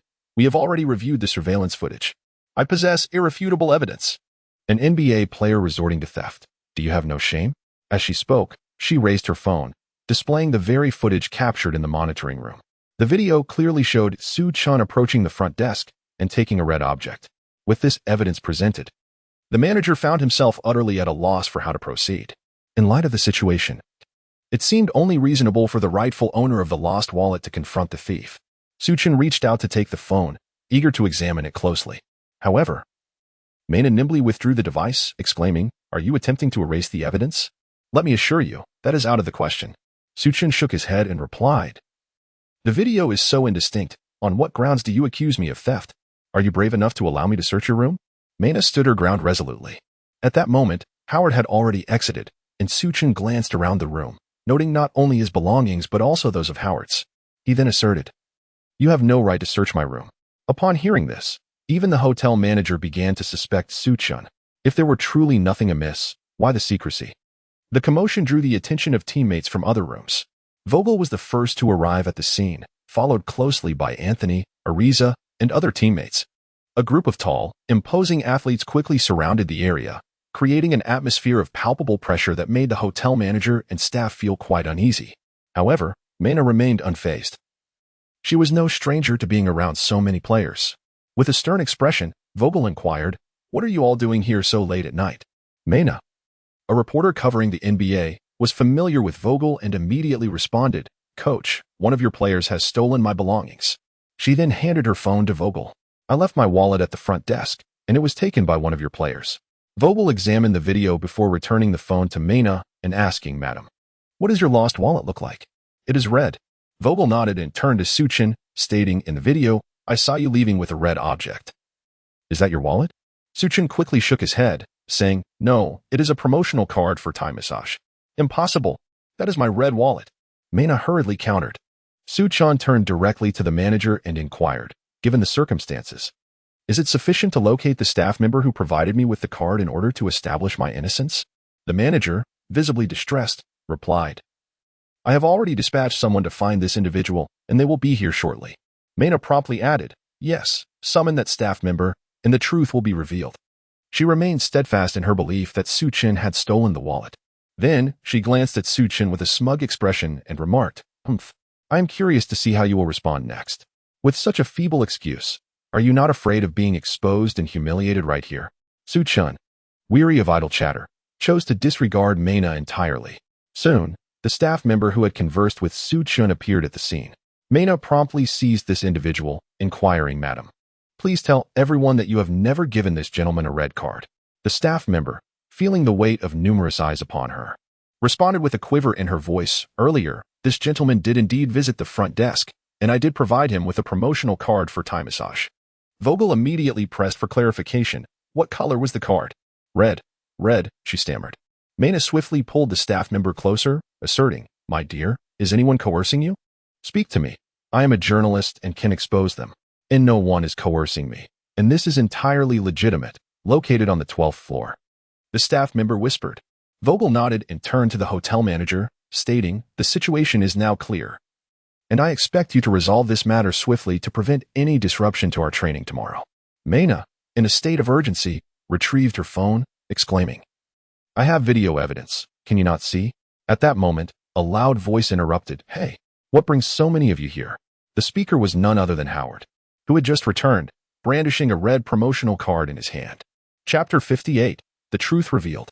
Vogel, recognizing the voice before even seeing the person, immediately queried, "Dwight, what have you been up to so late? It's almost midnight." Howard chuckled and approached Vogel, saying, "Coach, I am well aware that midnight is the curfew. I simply returned early.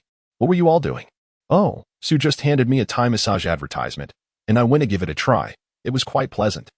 By the way, what is happening here?" With Howard's revelation, everyone understood the unfolding situation. Su Chen gazed at Mena and coldly remarked, "Dwight, this enchanting lady accuses me of stealing her wallet and intends to search our room. I have no objections, but it requires your consent." "Enchanting lady? Where?" Howard, having barely comprehended Su Chen's words, fixated solely on the term lady. Turning his gaze towards Mena, he was utterly captivated. Her strikingly beautiful visage, voluptuous figure, and elegantly long legs, all adorned in athletic attire, exuded an innocent yet enticing aura, reminiscent of a charming girl next door. "Search. Feel free to search." Howard grinned widely, displaying his pristine white teeth, and casually replied. Su Chen shrugged his shoulders and subsequently stepped aside, gesturing for her to proceed. At that moment, Mena wore a look of profound grievance. It was her wallet that had gone missing, yet this group continued to mock her mercilessly. She shot a fierce glare at Su Chen and declared, "Fine. Today is simply my unlucky day. I shall abandon my wallet." With those words, she abruptly crouched down and began to weep. Howard quickly turned to Su Chen, expressing his discontent. "Su, how can you possibly bully a girl? If you have taken her belongings, you ought to return them at once." Su Chen was rendered speechless. Upon hearing this, Anthony exchanged a glance with Bradley, and the two promptly dragged Howard away. Just then, another voice echoed from a distance. Sister Mena, I've found the wallet." A girl, even more voluptuous than Mena, emerged from the elevator. She was Mena's assistant for this trip. It was her first time encountering so many basketball stars, and with a flushed face, she navigated through the crowd to stand beside Mena. Her arrival instantly captured Howard's attention.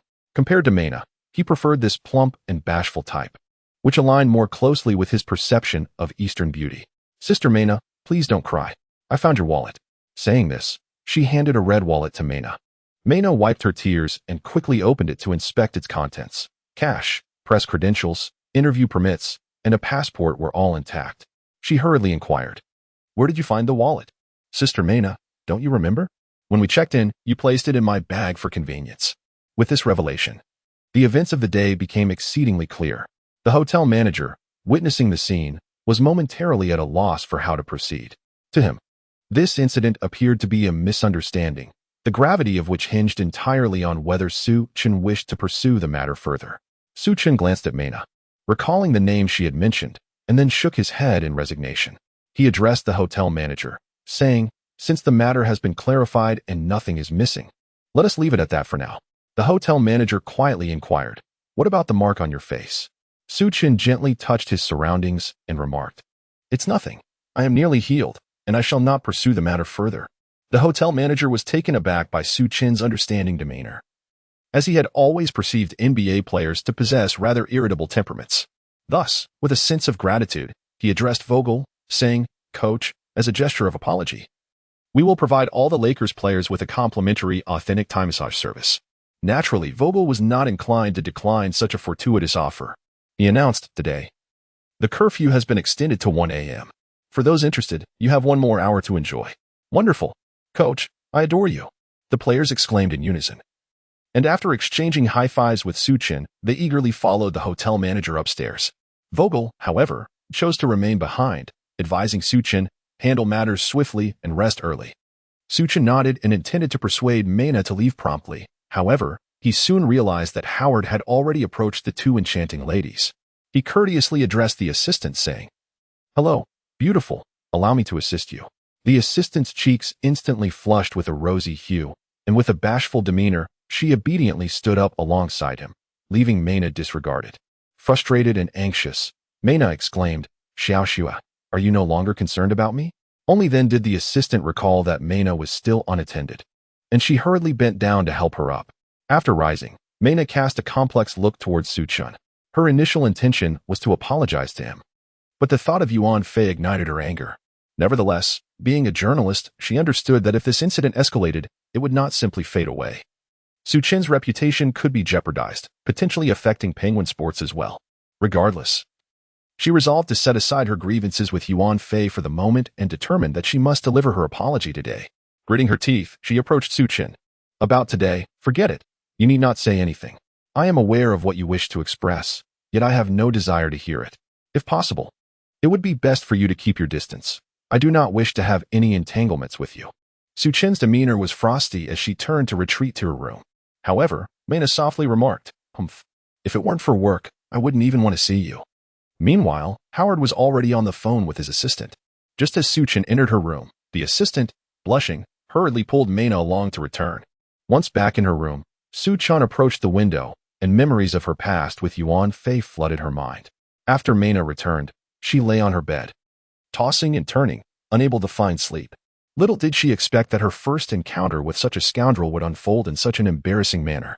After a night of loud quarrels, she felt like a ridiculous clown, wishing she could just vanish into a crack in the ground. Upon returning to his room, Howard incessantly chattered to Su Chen, "S.U., I feel as though I've fallen in love." Su Chen retorted with exasperation, "Oh, spare me. How many illegitimate children are there now? Let me make it clear, I will not allow you to bring harm to my compatriots." Meanwhile, Mena's assistant buried her head beneath the covers, lost in her own thoughts. The following day, after breakfast, the Lakers departed early for the Nets' home ground to engage in pre-game acclimatization training. Just before boarding the bus, the players happened to pass by a basketball court at the hotel. On the court, two girls were engaged in a one-on-one game. Howard, with his keen eye, immediately recognized one of them as Mena's assistant. "Hey, look, it's that Eastern girl. I'm going to say hello," he exclaimed. In response, Vogel turned around with a stern expression and commanded, "Let us move quickly."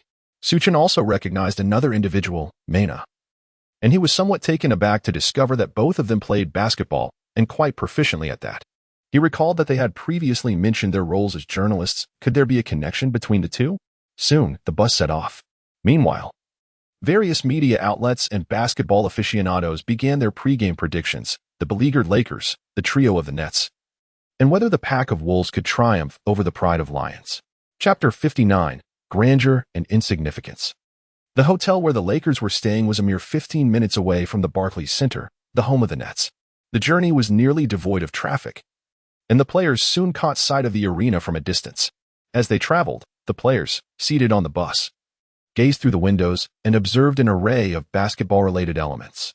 There was a sprawling outdoor court, along with shops, restaurants, bars, and parks all themed around basketball. The closer they approached the arena, the more prominent these basketball motifs became, with the most striking feature being the enormous posters hanging outside the arena. The bus was still about a kilometer away, yet they could clearly see the faces emblazoned on the posters: Kevin Durant, Kyrie Irving, and James Harden. These three figures loomed above the arena like guardians of Brooklyn. As the players journeyed, they either listened to music to unwind, admired the scenery outside, or chatted about Mena and her assistant, whom they had seen that morning. It was not until the sight of the colossal poster that a hush fell over the crowd. The three individuals depicted were exceedingly familiar to everyone, each one a superstar capable of standing alone at this stage, and their gathering was nothing short of extraordinary. The chemistry generated among them was indeed formidable. At the season's outset, due to injuries to both Durant and Irving, their intermittent play hindered the team from achieving optimal cohesion. However, with Durant's resurgence and Irving's return to health, the Nets gradually found their rhythm. The team ultimately showcased the most potent offensive prowess in the league, evidenced by their remarkable statistics. Thus far this season, Durant has averaged 26, 9 points, 5, 6 assists, and 7, 1 rebounds, with an impressive shooting percentage of 53, 7. Irving has also averaged 26, 9 points alongside 6, 0 assists, 4, 8 rebounds, and an additional 1 for steals, boasting a shooting accuracy of 50, 6. Harden contributes an average of 24, 6 points, 10, 9 assists, and 8, 5 rebounds, with an extra 1, 3 steals, although his shooting percentage stands at 47, 1, slightly lower than that of his counterparts. Yet, Harden's contributions extend beyond mere scoring. He orchestrates the team's play, a value not easily quantified. The most daunting aspect of this trio is their collective average shooting percentage, which has reached an astonishing 50. Together, they can contribute approximately 81 points per game. This season, the Nets have averaged 110.8 points, meaning that the trio's scoring accounts for around 75 of the team's total. Provided they maintain their form, they could become an unstoppable force against any team in the league. In addition to this trio, the Nets boast a bench filled with potential game changers. Notable contributors include Griffin, averaging 6.7 points and 4 rebounds this season, Aldridge, who averages 13.8 points and 5.7 rebounds, and Patty Mills, who contributes an average of 13 points. The tangible result of these contributions is that, following a remarkable 14-game winning streak, the Nets have ascended to third place in the Eastern Conference, closely trailing the second-place Bucks led by Giannis Antetokounmpo. Should the trio maintain their explosive performance and secure a victory against the Lakers tomorrow, they will not only achieve a historic 15-game winning streak, one could surpass the Bucks to secure the second position in the Eastern Conference, subsequently launching an assault on the top seed. In contrast, the Lakers, having lost their trio of stars, are left with scant talent capable of producing commendable statistics. Judging by the starting lineup that the Lakers continuously field this season, we find that Anthony averages a mere 13 points, 1.0 assists, and 4.2 rebounds. With a shooting percentage of 43.7, Howard contributes an average of 6.7 points and 6.6 rebounds, yet his shooting efficiency stands at a modest 61.4. Ariza manages to average 4.0 points and 3.4 rebounds, with a shooting percentage of only 35.1. Bradley averages 6.6 points and 2.3 rebounds, with a shooting efficiency of merely 41.1. From the limited matches observed, Su Chen averages an impressive 18.2 points, 6.5 assists, and 1.3 rebounds, boasting a commendable shooting percentage of 52.1. The combined average points of these five players barely reach around 48, which is easily rivaled by just two of the Nets' superstar players. Furthermore, the Lakers bench lacks any notable talent to speak of. Even if the Lakers trio of stars were absent, the increase in playing time would not significantly enhance the performance of this group of minimum salary players. Each of them is acutely aware of this reality. Thus, regarding mere statistics, the Lakers' recent victory over the Heat, taking advantage of their opponents' unpreparedness, can indeed be deemed miraculous. However, opponents cannot remain unprepared indefinitely, and miracles cannot be expected to manifest every night. The Nets have thoroughly prepared, with both players and coaches conducting in-depth analyses of the Lakers, including tactical and gameplay strategies. Particularly focused on Su Chen, Kyrie and Harden have dedicated extra time to review game footage together. Nash has only one stipulation: they can afford to lose to anyone, but under no circumstances may they lose to a depleted Lakers team. This player must not be allowed to slip away. In the blink of an eye, the Lakers bus arrived at the arena's entrance. Standing outside the venue, the team gazed up to behold the towering poster of the Nets trio, approximately 3 to 4 stories high, overlooking them. The Lakers players, standing beneath the poster, appeared minuscule, as if they were mere ants at the mercy of the gods. After gazing upward for too long, an intangible pressure began to weigh down upon them, causing even their breaths to quicken. Even Howard and Anthony, who have once ruled a city, wore expressions of distress. Vogel, too, though a championship coach, understood that such accolades were built on the foundation of strength. The current Lakers, with their meager roster, were scarcely in a position to discuss strength. It was entirely a matter of luck. For instance, in the previous game against the Heat, while Su Chen did indeed invigorate the entire team, leading to a performance that surpassed expectations, they ultimately scraped by with a last-second shot due to sheer fortune. Without luck on their side, the present Lakers would stand no chance against formidable opponents. Gradually, a thought began to form in Vogel's mind. One might as well concede to such formidable opponents and conserve energy, opting instead to target softer adversaries. In truth, Vogel's perspective, albeit somewhat justifiable, can be interpreted as a strategic approach when viewed from a long-term standpoint. This could be seen as a natural instinct of the weaker side when confronted by a powerful foe. However, Su Chen stands as an exception. Gazing upon the three colossal posters ignited a fierce determination within him. The greater the strength of his opponents, the more exhilarated Su Chen became. The mere thought of the opportunity to lead a cadre of veteran players on minimum contracts to triumph over the seemingly invincible Nets filled him with anticipation. He even found himself yearning for the match to commence sooner, eager to face the trio in a thrilling confrontation. Chapter 60: Upgrades and Expectations. Subsequently, the Lakers, guided by their staff, arrived at the arena. Along the route to the venue, some fans, having anticipated their arrival, gathered in wait. As the bus passed, fans promptly raised signs bearing the players' names, calling out to them. Among the crowd were supporters of Howard, Anthony, and, notably, Su Chen, whose name was heralded the most, with the loudest cheers echoing for him. "Hey, Su, can you please sign my name? Su, may I take a picture with you?" Su Chen observed that the majority of these individuals were overseas compatriots, with one person notably adorned in a Lakers jersey featuring the number 2. It was evident that this group had been waiting for quite some time. Consequently, Su Chen hurried towards them, eagerly seeking autographs and capturing moments in photographs. However, aside from a few Lakers enthusiasts, there were also supporters of the Nets among the crowd. They held up signs, not bearing the name of any specific player, but rather showcasing trivial taunts. "The Lakers shall surely fall. Return to your homeland." After Su Chen completed his tasks, he returned to the team. Howard, unable to contain his jealousy, remarked to Su Chen, "Su, I never expected you to eclipse me in popularity. It seems your fame has significantly increased following the last match." Su Chen shrugged and remarked, "There's nothing I can do. After all, I play exceptionally well. Besides, I'm certainly more handsome than someone." "Hey, Su, who is that someone you're referring to?" Upon arriving at the gym, they changed into their uniforms and engaged in some warm-up exercises, after which Vogel began to outline the training agenda. Due to the rigorous demands of consecutive away games, the team's stamina and energy had been significantly depleted. Vogel opted not to include physical conditioning or strength training. Instead, he strategically focused on coordination drills and tactical training. The tactical training primarily revolved around Su Chen's pick and roll. Expanding upon that technique, in addition to Howard, Anthony, Ariza, and Bradley each collaborated with Su Chen on pick and roll drills. Unfortunately, Vogel was not particularly satisfied with the training outcomes. It seemed that once Su Chen stepped onto the training court, he lost the brilliance he exhibited during games. The sharp three-pointers were absent. The miraculous drives were nowhere to be seen, and even his astonishing passes were nearly non-existent. Su Chen found himself in a state of helplessness regarding this situation, as his Nash template's true integration level was a mere 60. However, this figure was about to undergo a transformation. Following an ordinary pick and roll with Anthony, an icy, mechanical voice suddenly resonated within Su Chen's mind. "Congratulations, host. Your Nash template's true integration level has risen to 65. Additionally, you have acquired a stamina aura.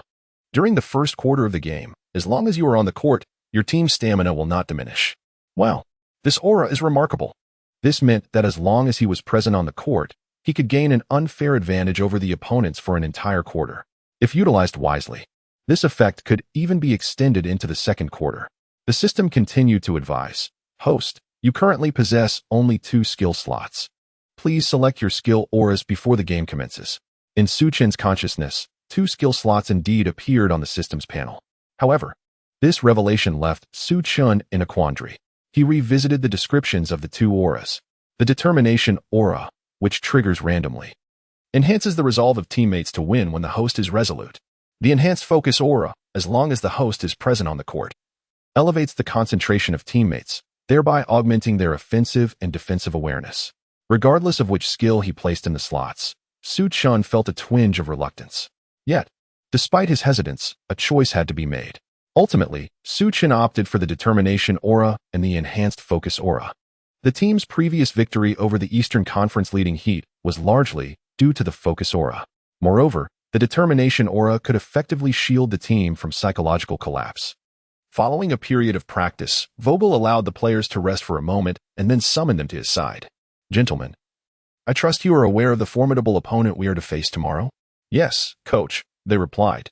"Do you believe you have a chance of winning?" Anthony, as the captain, was the first to step forward and said, "Coach, I believe that regardless of the opponent we face, we have the opportunity to win the game, even if they possess a trio of superstars." Su Chen also chimed in, "Coach, we triumphed over the Eastern Conference leaders, the Heat, yesterday. Surely we have a chance to defeat the Nets today." Vogel nodded approvingly and replied, "Indeed, it is this kind of fighting spirit that I seek." He continued to encourage the team, saying, "If our opponent is a lion, then we are a pack of hungry wolves. Even if it leads to our demise tomorrow, we must seize a piece of flesh from the lion." Anthony echoed with fervor, "Yes, even if tomorrow is destined for failure, we must make the entire league aware that we, the veterans still possessed vigor and have not truly aged. The atmosphere surged with passion, igniting their resolve to contend fiercely with the Nets. Vogel observed their reactions, nodding in satisfaction. However, despite the spirited words, his expectations for the upcoming match were not exceedingly high. Firstly, the fatigue from their previous battle against the Heat lingered, and it would not dissipate swiftly. After all, this group was rather seasoned.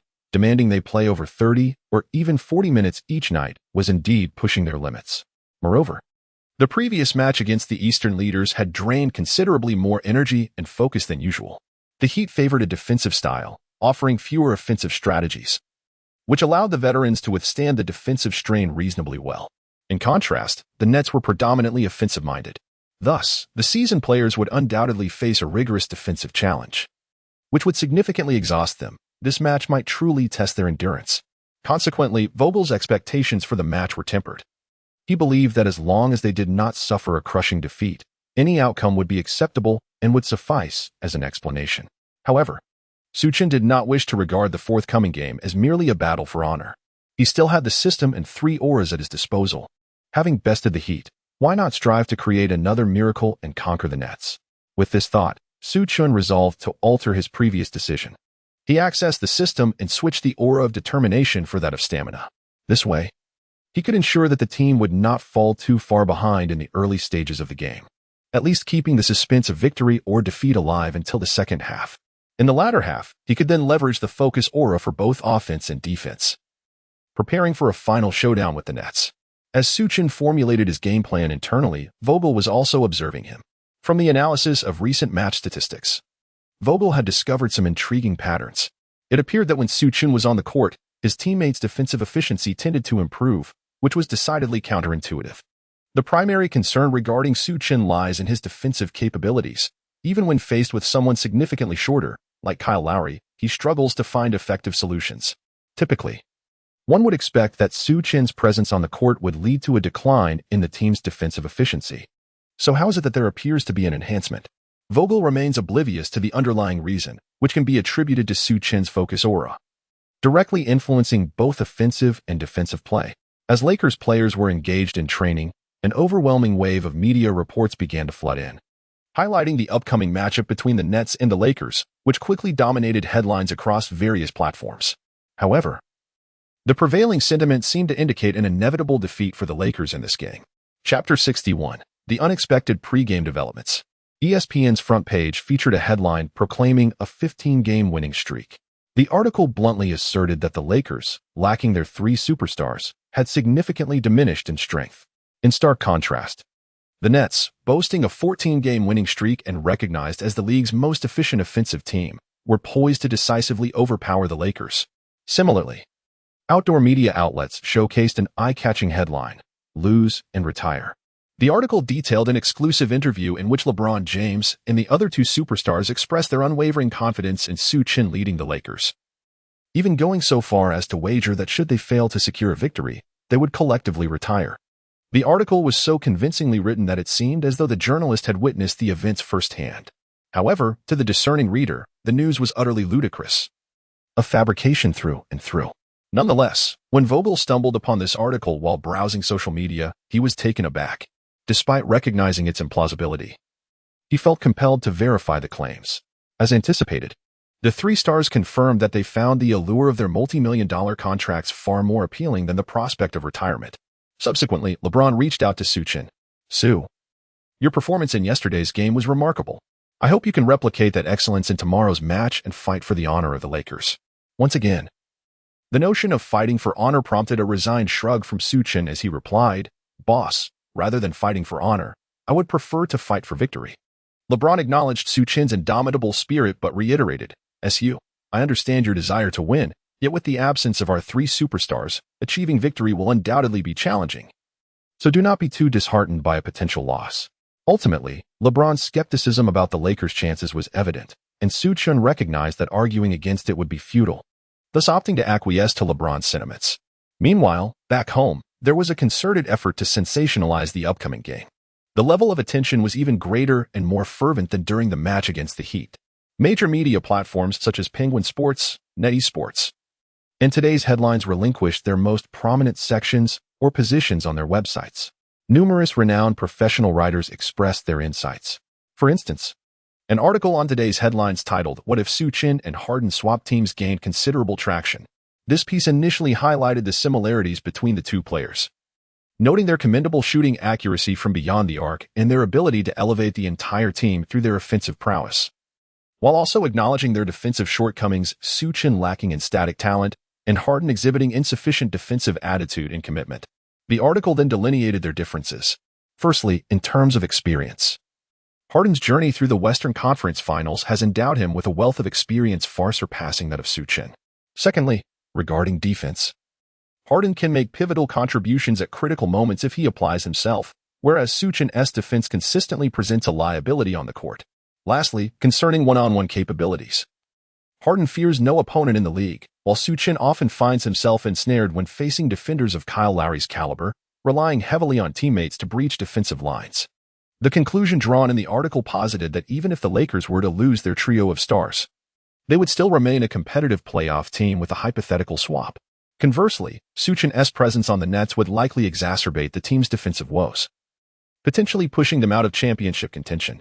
Reactions from fans in the comments section of the article were polarized. Supporters argued that the disparity in skill levels was too pronounced, claiming Su Chen merely benefited from fortuitous circumstances. Detractors contended that comparing the two was inherently unjust, given Su Chen's modest salary. This article also caught the attention of Mina and her crew, who were preparing for their first on-site interviews. When asked by her assistant about her thoughts on the hypothetical swap, Mina scoffed and replied, "Is that even a question?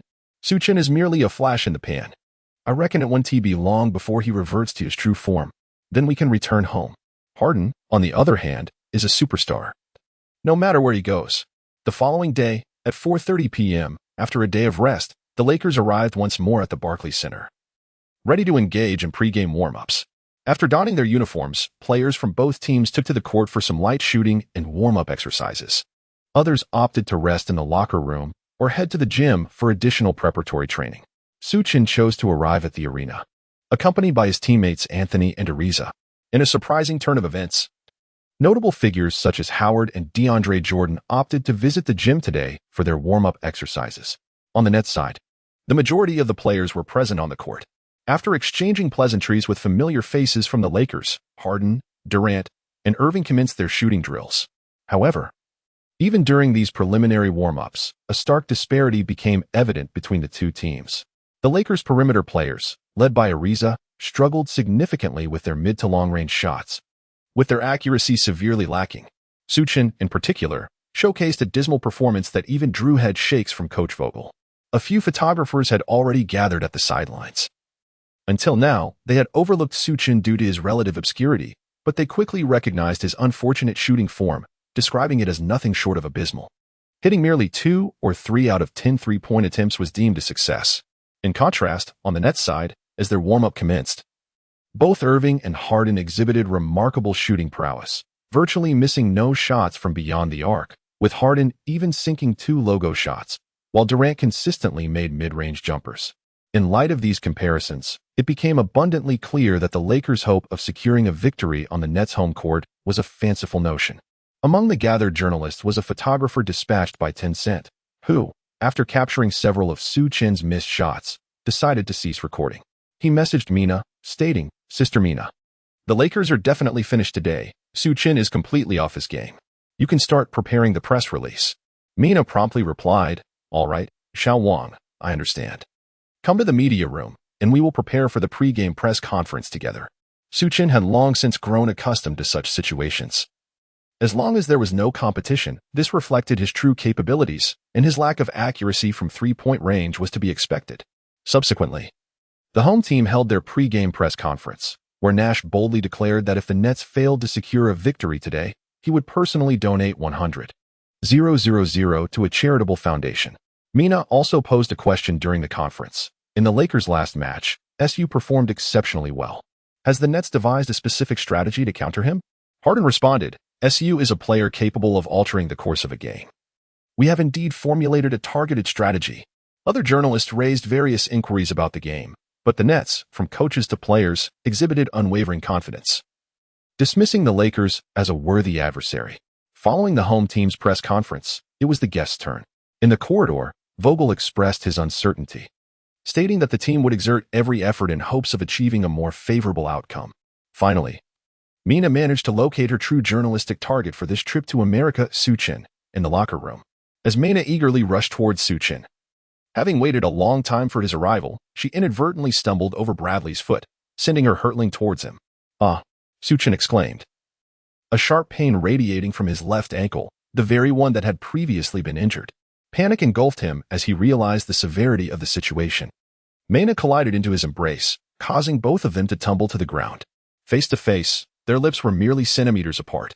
Su Chen could distinctly feel the warmth and softness of her presence, yet the throbbing pain rendered him incapable of relishing the moment. Observing the commotion, bystanders quickly helped them to their feet. As Su Chen rose, he gingerly placed his left foot down, visibly hesitant to put weight on it. Oh no! Mina immediately recognized that she was the cause of his injury. Upon noticing her expression, Su Chen, filled with anger, demanded, "What are you doing here? Did you lose your wallet again?" I am a reporter for Penguin Sports. Here is my press card. Do you have a moment for an interview?" Mina's voice faltered, her confidence waning. Absolutely not. Su Chen rejected her outright. The memory of the previous night's slap fresh in his mind, compounded by the fact that she had nearly injured him again. His feelings towards her had soured entirely. "Why you?" Mina was at a loss for words. Meanwhile, Vogel, noticing Su Chen's awkward stance, pulled him aside and quietly inquired, "Su, is your foot all right? Is it an old injury?" "Coach, I'm fine. Look, I can still hop." Su Chen replied, demonstrating with a couple of jumps, though the subtle pain in his ankle persisted. However, he chose not to voice his discomfort, fearing it might affect his performance. Chapter 62, Turning the Tables. At that moment, Mina found herself in a state of frustration. She had not anticipated that her interview would be sabotaged by her own clumsiness. Old debts remained unpaid, and now new ones had been incurred. Her presence had also caught the attention of other players, who quickly recognized her as the striking young woman from the hotel incident 2 nights prior. Howard, quick to react, bounded over and exclaimed, "Wow, beautiful lady, I hope you weren't hurt. I had no idea you were a reporter. By the way, did your assistant come with you?" His words dripped with interest in her assistant, showing little concern for Su Chen's well-being. She didn't come, she." While Mina attempted to navigate Howard's inquiries, Su Chen seized the opportunity to find a quiet corner, donning his headphones to feign meditation. This was an unspoken rule of the locker room. Wearing headphones signified a desire to avoid interviews. Mina naturally witnessed the scene and understood Su Chen's intentions. With a fierce stomp of her foot, she departed. However, as she stepped out of the changing room, regret washed over her. How could she report back without having interviewed Su Chen? Countless people across the country were eagerly awaiting his pre-game interview. Nevertheless, Mina quickly came to terms with it. His reluctance to be interviewed had no bearing on her. It was merely a misunderstanding, a moment of frustration. Was it truly worth such resentment? Indeed. A scoundrel is a scoundrel. Resolute, she gritted her teeth and left in a huff. As the clock struck 7:00 p.m., both teams' players entered the arena in succession. The Nets, hosting the event, saw the atmosphere reach a fever pitch as the DJ stoked the excitement of the fans. The trio of superstars made their grand entrance. First James Harden, followed by Kyrie Irving, and finally Kevin Durant. The large screen simultaneously showcased highlights of their previous performances, underscoring their status as a trio and their illustrious achievements. Su Chen gazed up at the grand screen, filled with envy. He aspired to become such a colossal superstar one day. He then turned his attention to Nash, marveling at the whims of fate. Although Nash had retired, he serendipitously inherited the point guard system, embodying Nash's legacy, allowing him to exist in another form.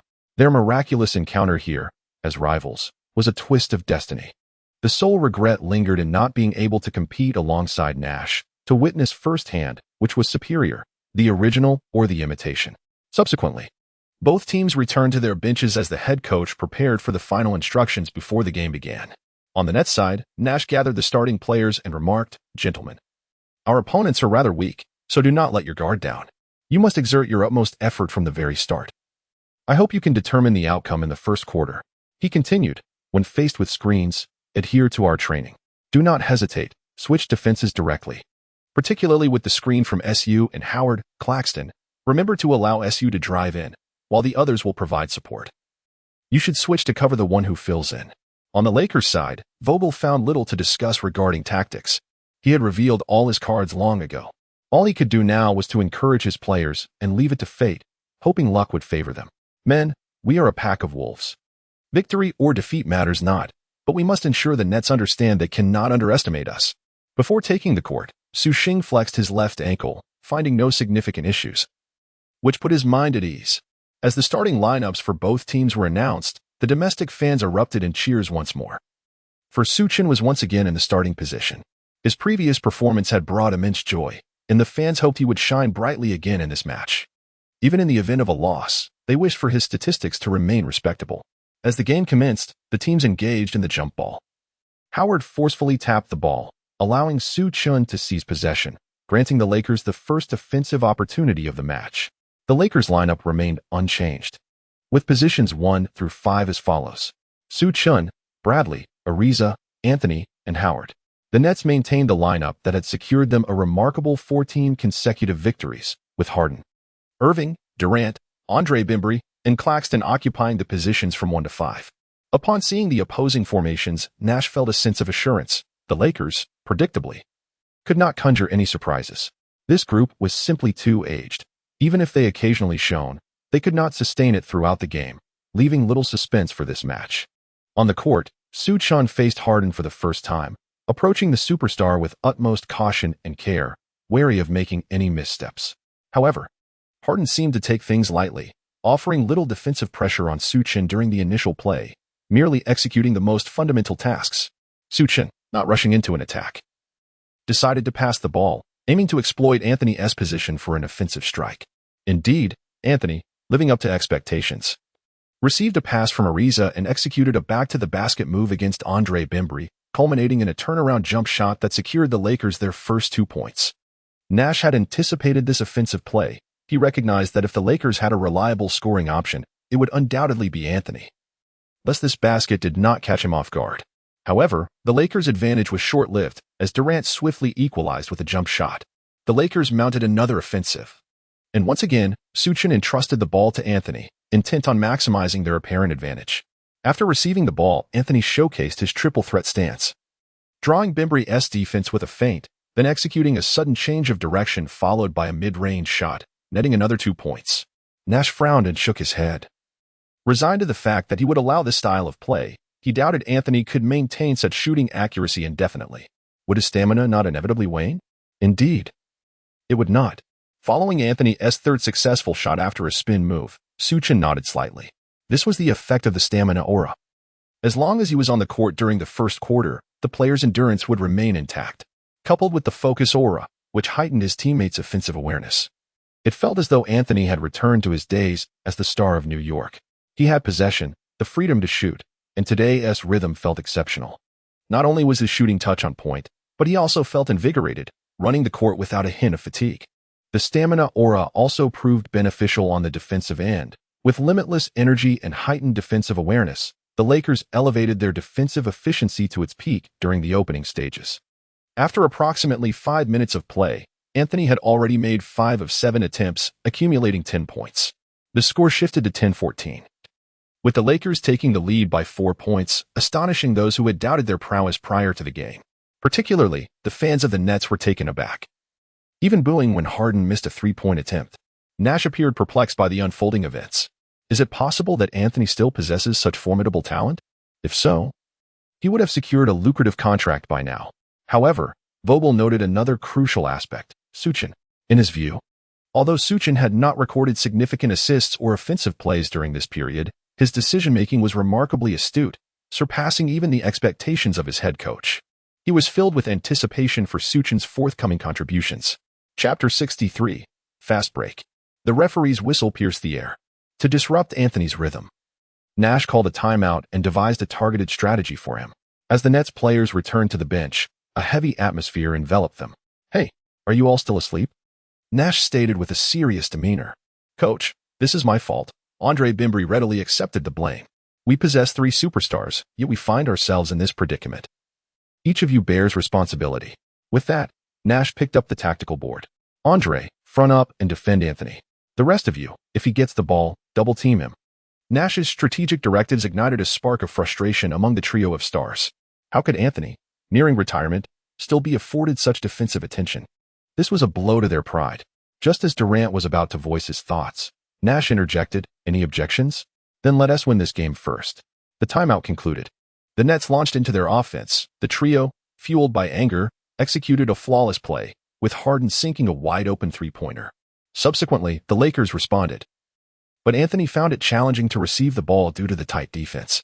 Yet Su Chen was undeterred. He deftly adjusted his approach and delivered a precise pass to Anthony. Here it comes again. Everyone in attendance silently echoed this thought. However, the Nets swiftly adapted. Durant abandoned Ariza and converged on Anthony for a double team. Taken by surprise, Anthony fumbled the ball, which was seized by Irving, who executed a fast break for 2 points. With the score at 15-14, the Nets swiftly scored 5 consecutive points post-timeout, taking the lead. Soon after, Ariza missed a three-pointer, and Durant, while withstanding Ariza's defense, nailed his own three. In the blink of an eye, the Nets unleashed an 8-0 run, effectively neutralizing Anthony. Was this the true caliber of the Nets? Vogel gazed at the luxurious trio across the court, his mind swirling with questions. At that moment, the fans of the Nets erupted in cheers. A fitting display for a team boasting a 14-game winning streak. Nash finally settled back onto the bench. Although they had only just regained a 4-point lead, he sensed that if they maintained this rhythm, the team would prevail. Meanwhile, Mina, seated off the court, shook her head and remarked to the cameraman beside her, Shao Wang. There's really nothing noteworthy about Su Chen today. His performance is rather mediocre. Look, I haven't captured a single usable photo yet. Shao Wang replied, after all. The trio is the star of the show today. I suppose Su Chen's contributions will be limited. Domestic fans echoed their dissatisfaction with Su Chen's display. Su God. Why aren't you attacking today? I skipped a date with my girlfriend for this match.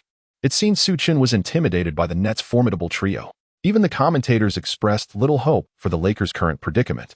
Shaquille O'Neal, with a scowl, stated, Look, the Nets are starting to ramp up their efforts.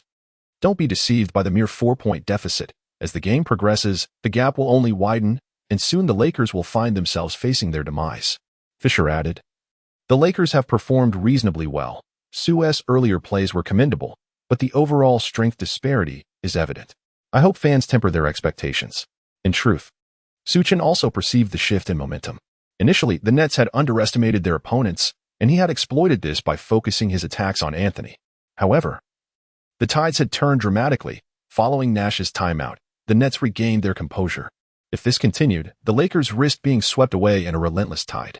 Contemplating this, he glanced at Vogel, hoping for a sign of strategy, but Vogel merely stood there, arms crossed, seemingly disinclined to call a timeout. It appeared that he would have to devise a solution on his own, since the stamina from the first quarter would not diminish. The optimal strategy would be to accelerate the pace of their offense. Faster was better. Subsequently, as the Lakers initiated their attack, Su Chen received the baseline pass and swiftly advanced. After the Nets scored, they did not retreat quickly. Su Chen then showcased his signature move, inspired by Nash, capitalizing on the transition between offense and defense. Su Chen's teammates were momentarily taken aback, but Su Chen surged forth like a wild stallion, charging ahead.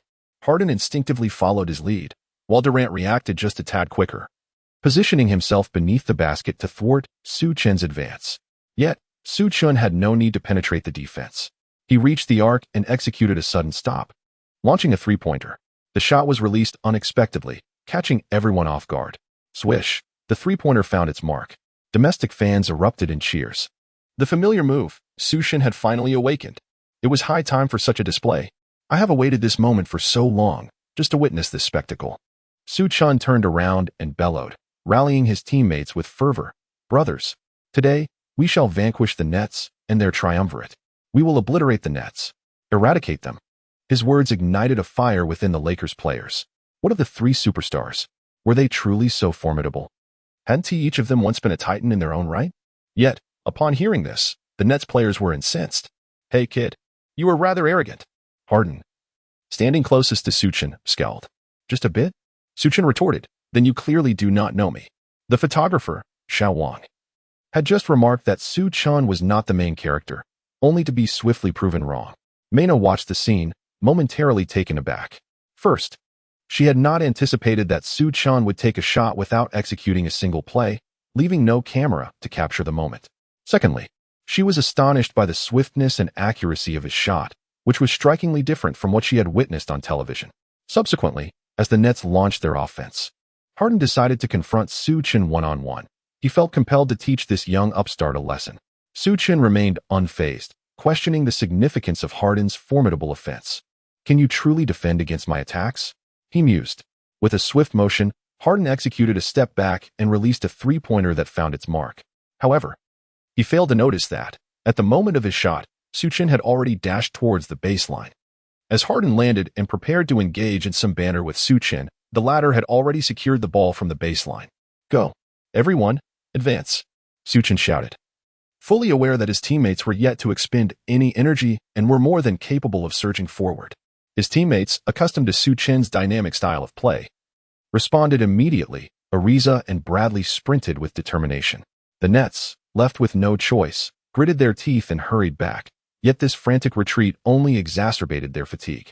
Nevertheless, the Nets were a step behind. Due to the defensive attention drawn from the previous play, Su Chen passed the ball to Ariza, who was racing down the court. With a burst of speed, Ariza evaded Irving's defense and executed a thunderous dunk. The score stood at 21-19, although the Lakers trailed. They held their ground in the game. Gasping for breath after his sprint, Harden turned to Su Chen and remarked, "Playing this way is akin to courting disaster. In a battle of endurance, you are but a handful against our numbers. You cannot possibly outlast us." Su Chen smiled faintly. "Oh, is that so? Then let us put it to the test." In Chapter 64, The Way Things Used to Be, Harden observed Su Chen's audacious demeanor but chose not to comment further. Thinking to himself, "All right, you wish to compete in endurance? Then let us see." Subsequently, the Nets initiated their offense, with Harden emulating Su Chen's approach, swiftly advancing and setting the tempo. Upon reaching the front court, they wasted no time in executing quick ball movement, culminating in Kyrie Irving completing a breakthrough. However, Su Chen, with Howard, quickly launched a baseline inbounds pass, and Su Chen surged forward, followed closely by his teammates. The Nets began to dig in defensively, particularly Harden, who was determined to intercept the ball. Yet, he was no match for Su Chen's speed, who darted like a cunning fish in a pond, evading capture. With deft maneuvers, Su Chen reached the three-point line at a 45-degree angle. At that moment, Bradley arrived just in time, receiving an unseen bounce pass from Su Chen, and executed a jump shot, scoring 2 points against Irving's defense.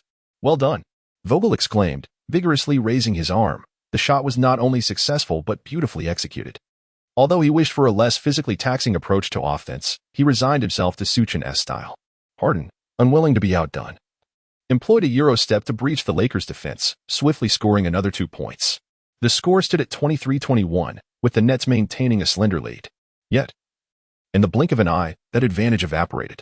Seizing the moment, Su Chen launched a quick offensive, capitalizing on Harden's momentary lapse in concentration to sink a three-pointer. With 2 successful attempts, Su Chen swiftly accumulated 6 points, once again reversing the score. At this juncture, Nash could no longer remain passive. He had previously believed the game was securely in hand, proceeding as he had envisioned. Little did he anticipate that Su Chen's single alteration would reignite the contest. "Hey, pass me the ball." Durant, realizing they had fallen behind, became anxious and utilized a one-on-one play to score 2 points back. However, before they could catch their breath, Su Chen once more pushed forward with the ball, exploiting the opponent's unstable defensive positioning. With a two-man play, he assisted Howard in executing a thunderous dunk. Following this play, the Nets finally began to feel the fatigue setting in. This time, Harden refrained from a rapid advance, instead opting to control the tempo and choose a set offense, allowing Durant to score another 2 points. Yet, the Lakers showed no signs of relenting. Thus, both teams engaged in an offensive exchange, one score followed by another, maintaining an exceptionally high shooting percentage, providing the fans with a visual feast. Relying on the advantage of his physical prowess, Su Chen maintained an unrelenting pace, advancing swiftly whenever permitted. Time and again, he exploited the Nets' defensive instability, either through astute passing or by breaching the opponent's defenses himself. After several minutes of such relentless play, the Lakers players continued to dart about the court with astonishing speed, as if invigorated by some unseen stimulant. Even Howard, tirelessly sprinting from one end of the court to the other, showed no signs of fatigue. However, The Nets found themselves utterly unable to keep up. Unless they resorted to fouling early, they simply could not contain the Lakers. They helplessly realized that even their offensive efforts were futile, as the Lakers' own attacks were equally insurmountable. With 3 minutes remaining in the game and the score tied at 30-30, both teams boasted alarmingly high shooting percentages. Nash lifted his gaze to Su Chen, suddenly lost in contemplation. Observing Su Chen's rapid advances, he felt an unmistakable sense of familiarity. 7 seconds. Yes, it was a 7-second offense. The Lakers' fast breaks were consistently executed within this brief window. So this was the secret behind the Lakers' stellar performance that night. Yet, wasn't this reminiscent of his own style of play? In his prime, he too, much like the current Su Chen, had molded the Suns into a flawless team, always delivering the ball to his teammates in their most comfortable shooting positions. Their attacks, too, often concluded within 7 seconds, scoring primarily through three-pointers or dunks, showcasing remarkable efficiency. All night long, he had raced down the court, orchestrating one spectacular performance after another with his exceptional intelligence and elite passing skills. It seemed as though this young man before him possessed all those qualities. Nash marveled at the surprising existence of someone who mirrored his own playing style so closely. He recalled a previous interview where a reporter had asked him how his style would fare in today's game. Nash had confidently replied that if the Suns of his era faced the contemporary defenses, their offense would undoubtedly be even more frenzied. Of course, his assertion had not garnered widespread agreement. Yet now, the evidence lay before him. Su Chen had proven that this fast-paced, high-scoring philosophy could thrive even today, commanding the league with a squad of seasoned veterans. While Nash was momentarily lost in thought, Su Chen seized the ball and advanced rapidly. Before even crossing half-court, he seemed to possess a godlike perspective, identifying an opening. Suddenly, he elevated his arm and launched a long pass, threading the needle through the crowd to find Anthony. As Anthony received the ball, he charged toward the basket and executed a thunderous dunk. Following this spectacular play, the home crowd, somewhat intoxicated by the excitement, erupted in cheers. Anthony raised a finger towards Su Chen, exclaiming, "SU, that pass was absolutely phenomenal." Vogel raised his finger high towards Su Chen. Meanwhile, Mena captured the long pass, her mind still lingering in disbelief over the events that had transpired in the last few minutes. Su Chen's performance has prompted her to reevaluate this individual. It was astonishingly swift. The pace was overwhelming. Is this truly the way for an Asian player to excel in the NBA? Although Su Chen managed to score only 2 baskets in those few minutes, her passing was nothing short of exquisite, far exceeding her previous understanding of basketball. It appeared that Su Chen's passes did not require any premeditated strategy. She merely needed to move about freely to discover opportunities, leading to an astonishingly quick assist, allowing her teammates to score effortlessly. Mena realized that she had underestimated Su Chen. Based on her extensive experience as an NBA reporter, it was evident that, given this performance in just 1 quarter, Su Chen was more than capable of establishing herself in the NBA, despite his past as a complete scoundrel to Yuan Fei. In the realm of basketball, Su Chen undeniably possessed something extraordinary. Following this play, the Nets took advantage of Bradley's foul to make a substitution, replacing Durant. After a series of exchanges, Nash also discerned that the Lakers' defense was as fragile as paper. Consequently, he decided to keep 2 of the stars on the court while resting one off. This strategy would allow them to rotate their key players to conserve energy. He firmly believed that the Lakers could not maintain such a frenetic pace throughout the game, and soon it would be the Nets' turn to seize control. On the Lakers' side, with everyone still brimming with energy, Vogel opted not to make any substitutions, choosing instead to keep the starting lineup on the floor, unless unforeseen circumstances arose. He intended for the starters to play the full 12 minutes of the first quarter. Upon noticing that the Lakers had not substituted, Nash was certain of the Lakers' impending defeat. Meanwhile, the Nets' offensive momentum did not wane in Durant's absence. Harden and Irving frequently exploited their one-on-one opportunities to score, continuing their formidable assault. The Lakers, undeterred, maintained their offensive vigor. The 5 starters were still running swiftly as the first quarter approached its final minute, their shooting accuracy remaining unaffected by fatigue, leaving even those well-versed in basketball astonished. As the first quarter concluded, the score stood at a tie of 40-40 between the Nets and the Lakers. With the game still ongoing, this score was destined to become a sensational news topic. After Su Chen made the final buzzer beater, he turned to Harden and remarked, "Do not forget what I said. Today, I shall annihilate the Nets." Harden, with a grim expression, replied, "It's only the first quarter. The game is still long. Let us wait and see." It was only at this moment that everyone seemed to grasp the situation. The previously underestimated Lakers had managed to challenge the formidable Nets. Boasting their trio of superstars, to such an extent, it was utterly astonishing. Discussions began to arise regarding the possibility that the Lakers might indeed have a chance to defeat the Nets in this match. Chapter 65, My Dream. As the first quarter concluded and Su Chen had sunk the buzzer beater, he prepared to return to the Lakers bench. However, after taking only a few steps, he suddenly felt a wave of tingling and sharp pain in his left ankle. Hiss. Su Chen instinctively hopped a step back, stunned in place. He sensed that something was amiss with his left foot. He attempted to exert pressure on it to move forward, but this time, an even more intense tingling and sharp pain surged through him. This was bad. Su Chen was beset by an ominous premonition. His unusual demeanor did not escape Howard's notice. Howard hurried to Su Chen's side. A look of concern etched upon his face as he inquired, "Hey, Su, what is troubling you?" Su Chen furrowed his brow and remarked, It seems that an old injury has flared up a bit. It is nothing to be concerned about." After speaking, Su Chen took a step forward. Yet this time the sharp pain intensified, overshadowing the tingling sensation.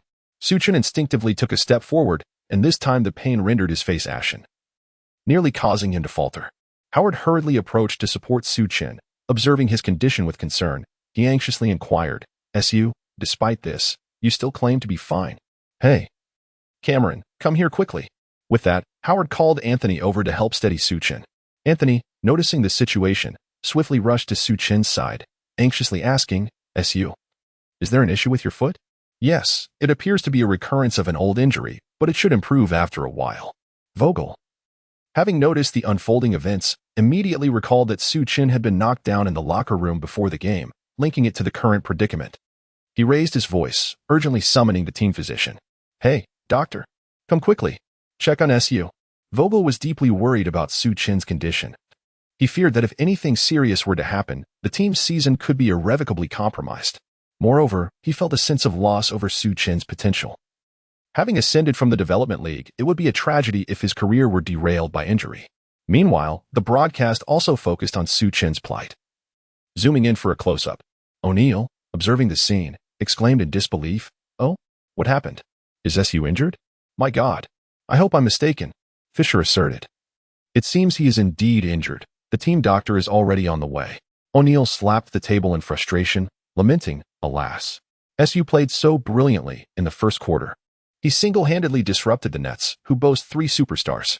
It would be such a shame if he were sidelined now." Nash also took note of Su Chen's situation and immediately turned to Harden, asking, "James, did you have any physical contact with Su just now?" Harden glanced at Su Chen and shrugged, replying, "I didn't touch him on that play." Nash nodded, his expression complex as he regarded Su Chen. From the team's perspective, Su Chen's injury would signify the Lakers' demise, a fortunate turn for the Nets. Yet on a personal level, he had finally encountered a player whose style mirrored his own. Fostering a sense of mutual respect, he sincerely wished for Su Chen's well-being. On the sidelines, Mina anxiously watched the unfolding events, her eyes filled with profound guilt. She immediately recalled that Su Chen's sudden injury might be related to the collision moments earlier. Concurrently, fans back home began to share in the anxiety. "It seems God Su is hurt. Please, no? He played so well in the first quarter, with 8 points and 6 assists. If he continues like this, he could achieve another double-double. Why does Su Chen's NBA journey have to be so fraught with challenges?" At this moment, Su Chen, limping, was supported off the court by Howard and Anthony. Once he was seated, the team physician promptly approached to conduct an examination. After a thorough assessment, Vogel immediately inquired, "How's the injury? Is it severe?" The physician shook his head and, with a grave expression, responded, "It appears to be a recurrence of an old injury, but it is not overly serious." Su Chen, feeling somewhat disheartened, struck the ground with force and turned to the team doctor, inquiring, "Will I be able to play in today's match?" After assessing Su Chen's injury, the doctor responded, "Your playing time will have to be restricted. You may only participate for a maximum of 5 minutes per quarter." 5 minutes? Just 5 minutes? Su Chen asked, a hint of sadness in his voice. The doctor affirmed, "While your injury does not appear to be severe at this moment, engaging in strenuous activity could potentially exacerbate the situation. Therefore, our recommendation is to wait until you have fully recovered before returning to the field. Otherwise, you risk jeopardizing your athletic career." "Is it really that serious?" Vogel interjected anxiously. Su Chen immediately responded, 5 minutes is fine. I am well aware of my own body.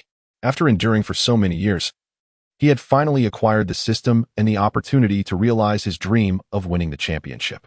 Su Chen was unwilling to relinquish that chance.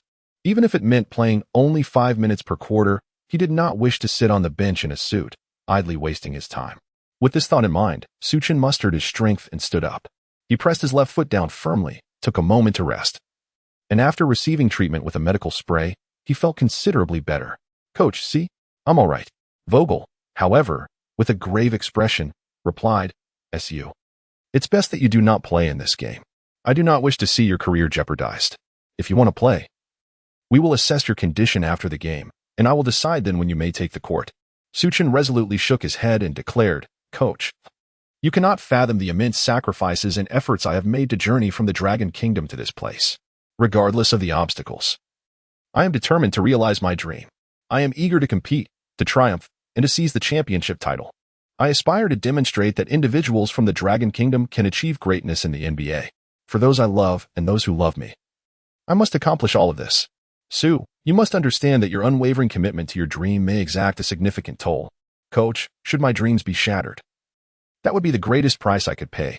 Su Chen gazed steadfastly at Vogel, displaying no inclination to compromise. Vogel sighed and replied, "Very well. However, the team physician has stipulated that you may only play for 5 minutes each quarter. That is my non-negotiable limit."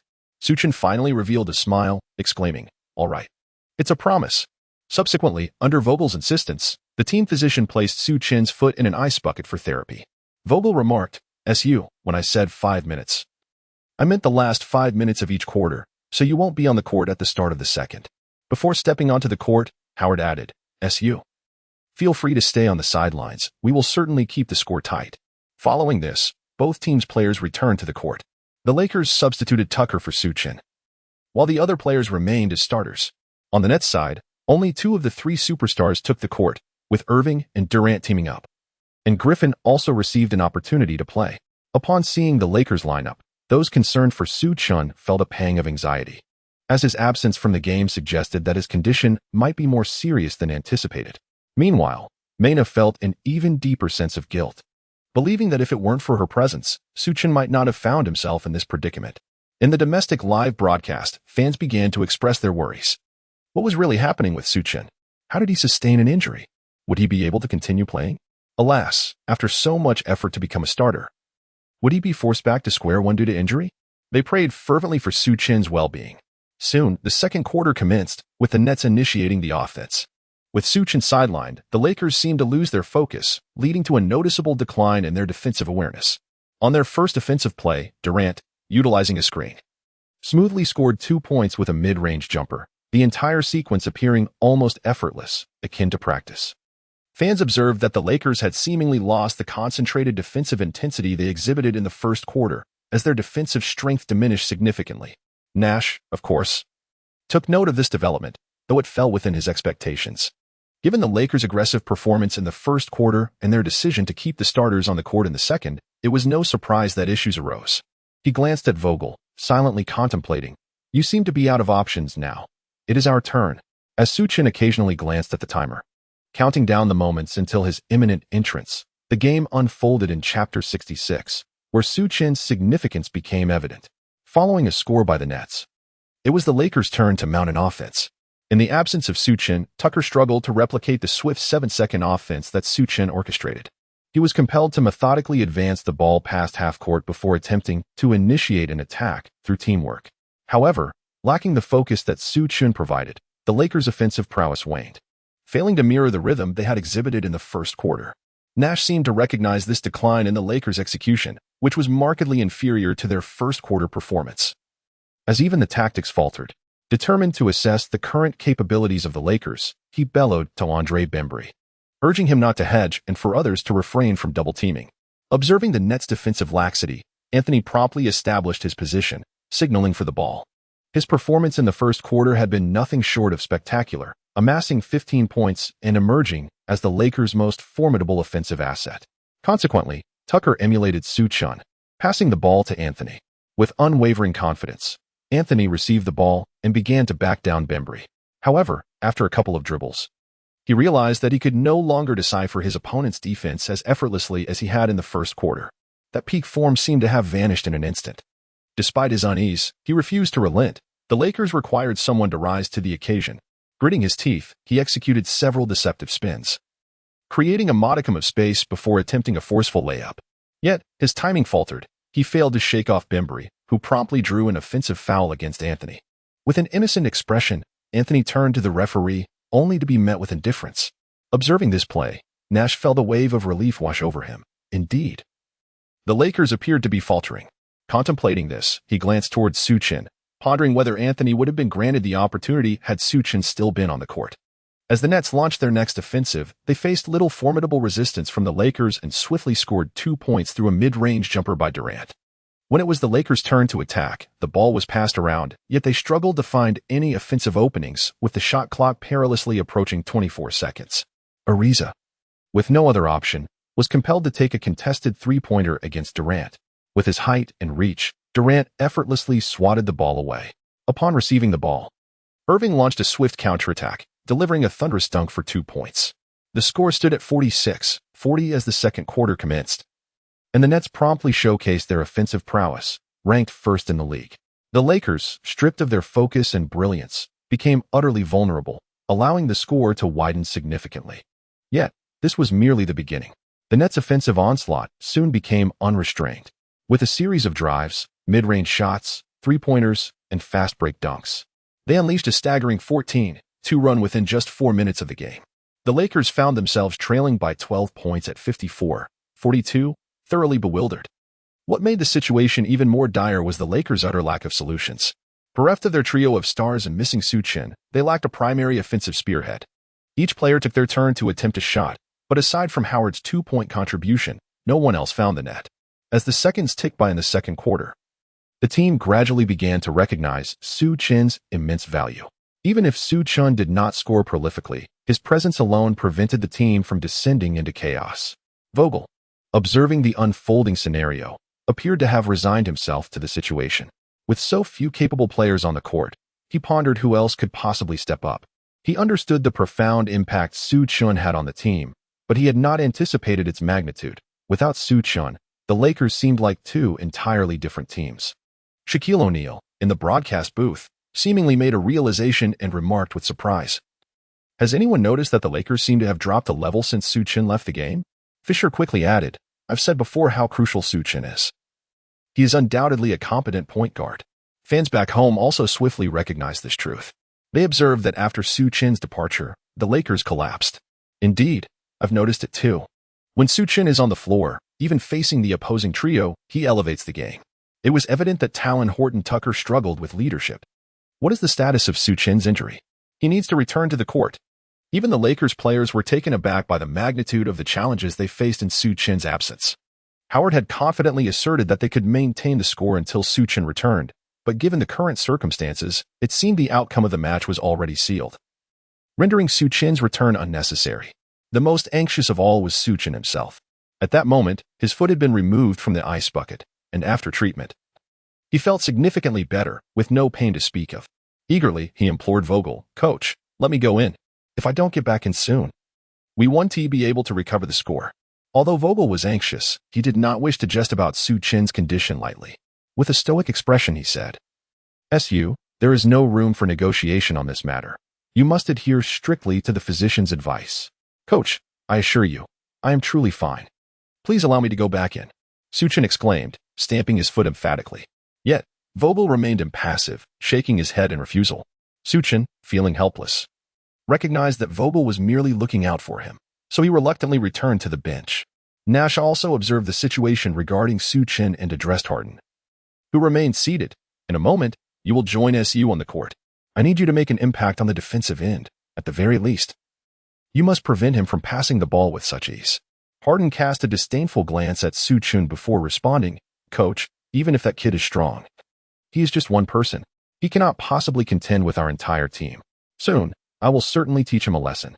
Nash nodded, trusting in Harden's abilities. He knew that as long as this individual approached the game with seriousness, he could contribute on both offense and defense. However, Nash did not concur with Harden's sentiments. Su Chen is a player of the same caliber, Thus he is acutely aware of Su Chen's remarkable leadership abilities. He can indeed single-handedly contend against an entire team. The game continues unabated. The Lakers, at last, managed to narrow the gap by 2 points thanks to Ariza's free throws, allowing everyone a moment to catch their breath. However, before they could fully recover, the Nets launched yet another wave of offense, relentless as the tide. This time, even Griffin erupted with vigor. And facing Howard, he avoided the paint and instead ventured to the perimeter, repeatedly delivering devastating three-pointers that struck Howard with precision. Howard, left bewildered and demoralized, had his temper completely extinguished. With a score of 64-44, following a Lakers basket, the Nets unleashed a staggering 10-0 run, extending their lead to 20 points and leaving the Lakers bereft of hope. In desperation, Vogel called a timeout with 5 minutes and 26 seconds remaining in the game. Su Chen could no longer contain his impatience as he inquired, "Coach, may I take the field now?" Vogel sighed with resignation and replied, "SU, in truth, given the current circumstances, your participation holds little significance. I would much prefer that you focus on recuperating from your injury." Su Chen resolutely declared, "Coach, I would prefer to be with the team, even if it means losing. I would rather lose to our opponents than to injuries." Sighing in resignation, he accepted the situation. Meanwhile, both teams' players returned to the benches. The Nets celebrated with high fives, each player aware that victory was all but secured for them today. Nash, elated, joined in the applause and remarked, "Gentlemen, you have performed admirably today. Let us maintain this advantage until the final whistle." In stark contrast, the Lakers appeared devoid of spirit, each player seemingly wishing for the game to conclude sooner. Except for one, Su Chen. With unwavering determination in his eyes, he vowed to seize the scant 5 minutes remaining to restore hope to his team. Chapter 67.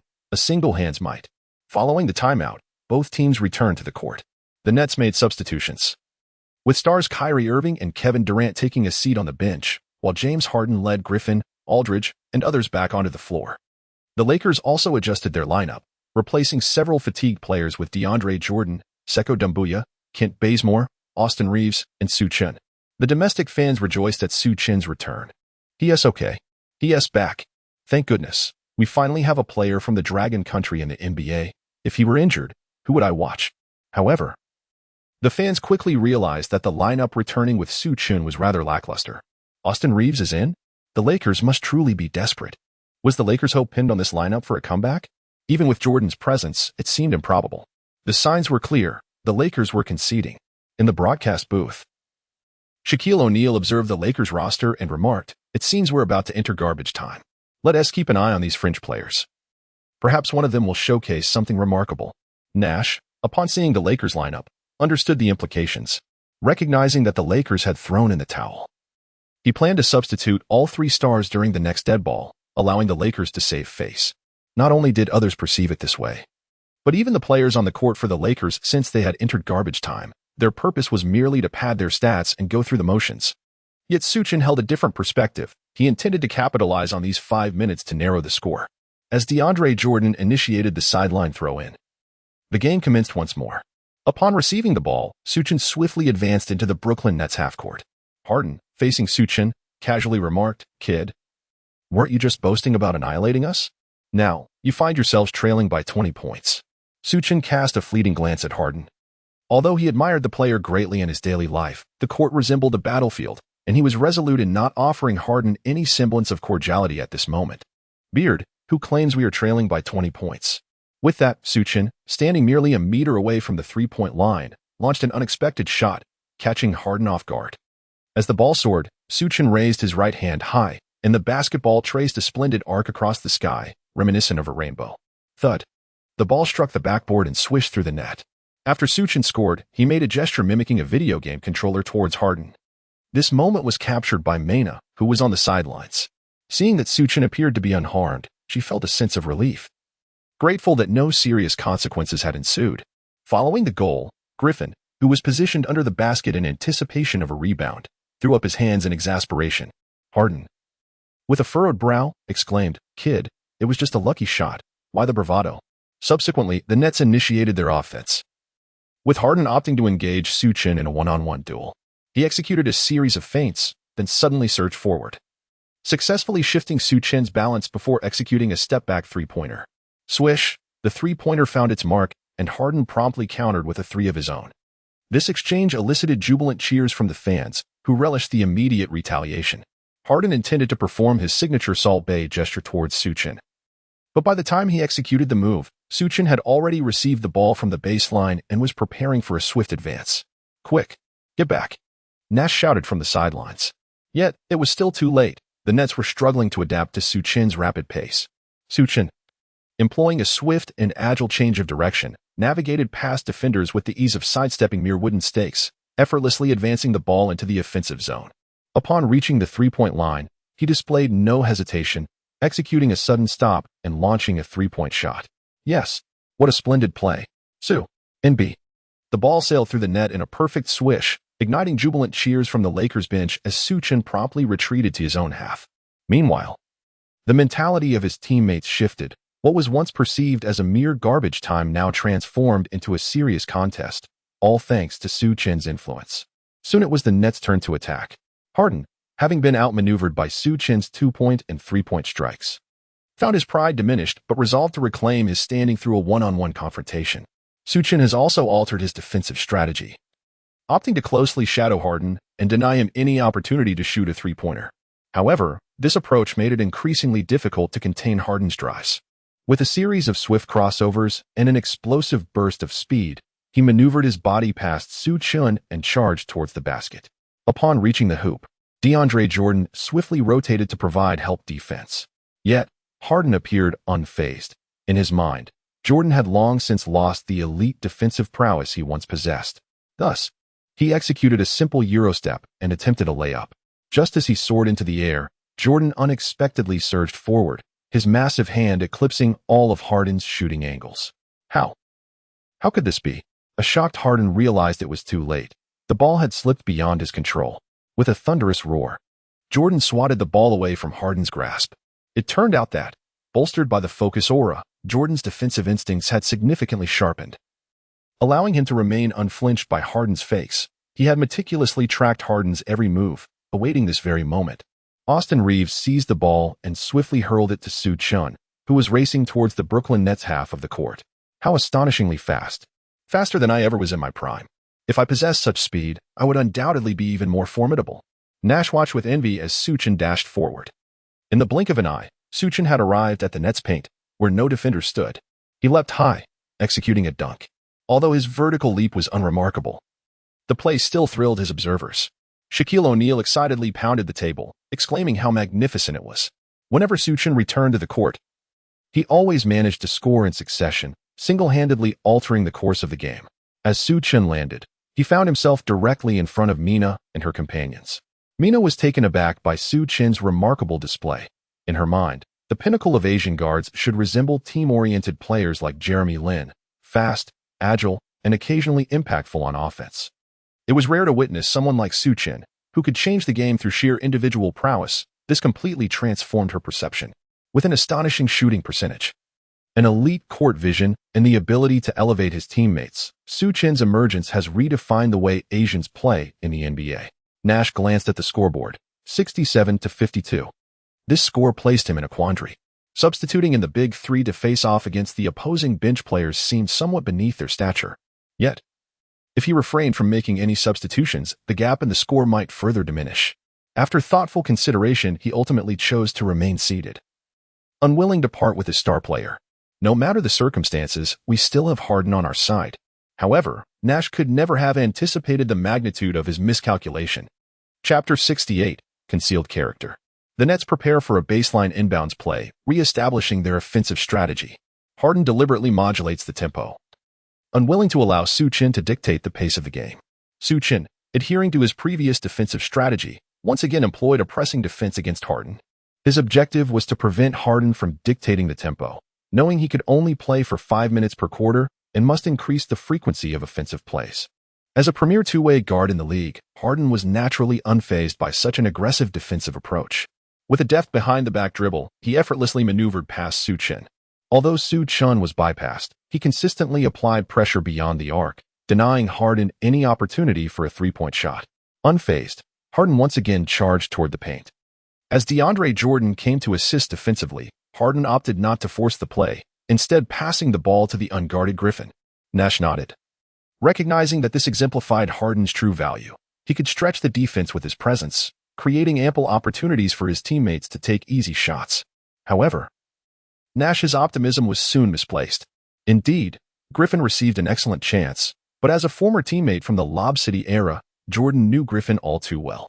Jordan's defense on Harden was a ruse, designed to entice him into passing, and he quickly pivoted to soar toward Griffin.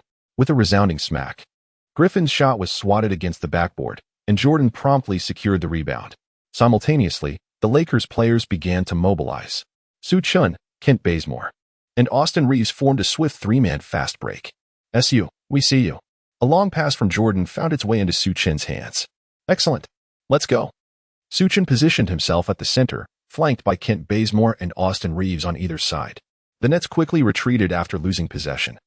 Yet the Lakers' pace proved to be even swifter, especially with Su Chen's focused aura enhancing their positioning significantly. Nash observed the Lakers' offensive maneuver, nodding in approval. Although they were rivals, from a purely basketball perspective, the positioning of these players, orchestrated by Su Chen, was impeccably executed, underscoring his ability to elevate the team's performance. On the court, the Nets struggled to maintain their positions at the free throw line and beneath the basket. Yet they were unable to withstand the combined force of Su Chen and his two companions. Su Chen feigned a drive to the basket, drawing the defense before passing the ball to the corner. Austin Reeves, finding himself unmarked, released a three-pointer just ahead of the defense's arrival. The shot found its mark. With a score of 67-55, the Lakers executed a stunning 11-3 run, narrowing the gap to just 12 points. Following the basket, the Lakers bench erupted into a frenzy. With even Vogel joining in the jubilation, the domestic fans were equally ecstatic. Indeed, Su Chen was extraordinary. Whenever he stepped onto the court, he transformed the mundane into the miraculous. Most notably, the opponent was Harden, which added undeniable weight to the moment.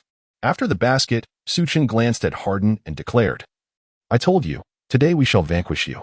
Harden, rendered speechless, found himself devoid of any retort. On paper, even without all three of the Nets star players on the court, their strength was presumed to surpass that of the Lakers. Yet, the reality was that a promising hand had been squandered. Harden began to doubt himself, wondering if his leadership capabilities paled in comparison to this Eastern player. Had all those years of hard work been in vain? With this thought, he cast a desperate glance towards Nash, contemplating whether it was time to call a timeout. However, Nash chose not to pause the game nor substitute players, maintaining his faith in Harden's abilities and trusting that the team would soon regain their composure. With less than 2 minutes remaining in the match, Harden initiated an offensive play. He gazed at the Lakers lineup, perplexed by the apparent defensive vulnerabilities, yet found the execution to be laborious. At that moment, Su Chen closed in, applying tight pressure. Determined to score, Harden executed a series of dribbles, attempting to maneuver past Su Chen. Nevertheless, Su Chen's relentless defense forced Harden into a mistake. He lost control of the ball, which was swiftly seized by Su Chen. Harden attempted to reclaim possession, but even as he fell to the floor, he could not recover the ball. Upon seizing the ball, Su Chen surged towards the half-court of the basket, finding himself in an unencumbered expanse, utterly alone. Just as everyone anticipated yet another breathtaking slam dunk, Su Chen unexpectedly executed a sudden stop at the arc, launching a three-pointer. The referee raised 3 fingers high into the air. The shot was successful. Su Chen executed an impeccable performance, sinking all 5 of his three-point attempts, achieving a remarkable shooting percentage of 100. Astonishing. Did he score again? Howard was the first to leap in excitement. With a score of 67-58, Su Chen's successful shot brought the Lakers within 10 points of their adversaries. Su Chen charged directly in front of Harden, taunting, "What's up, Bearded One?" The incessant repetition of Bearded One ignited Harden's fury. If it were merely a war of words, it could be overlooked. However, being stripped of the ball, followed by a three-pointer, and then humiliated by an unknown player was intolerable. He immediately pushed Su Chen, who, refusing to back down, retaliated with a shove of his own. The tension between them was palpable, ready to erupt. Shaquille O'Neal, observing the unfolding drama in the broadcast booth, remarked, "Oh, James Harden is furious. If you have the skill, prove it on the court. Resorting to violence is not true prowess." Sensing the escalating intensity, players from both teams rushed in to separate the two. With referees swiftly approaching to restore order, Su Chen hastily exclaimed, "There is no need to pull me back, whether it be a fight or a game. I have never feared anyone."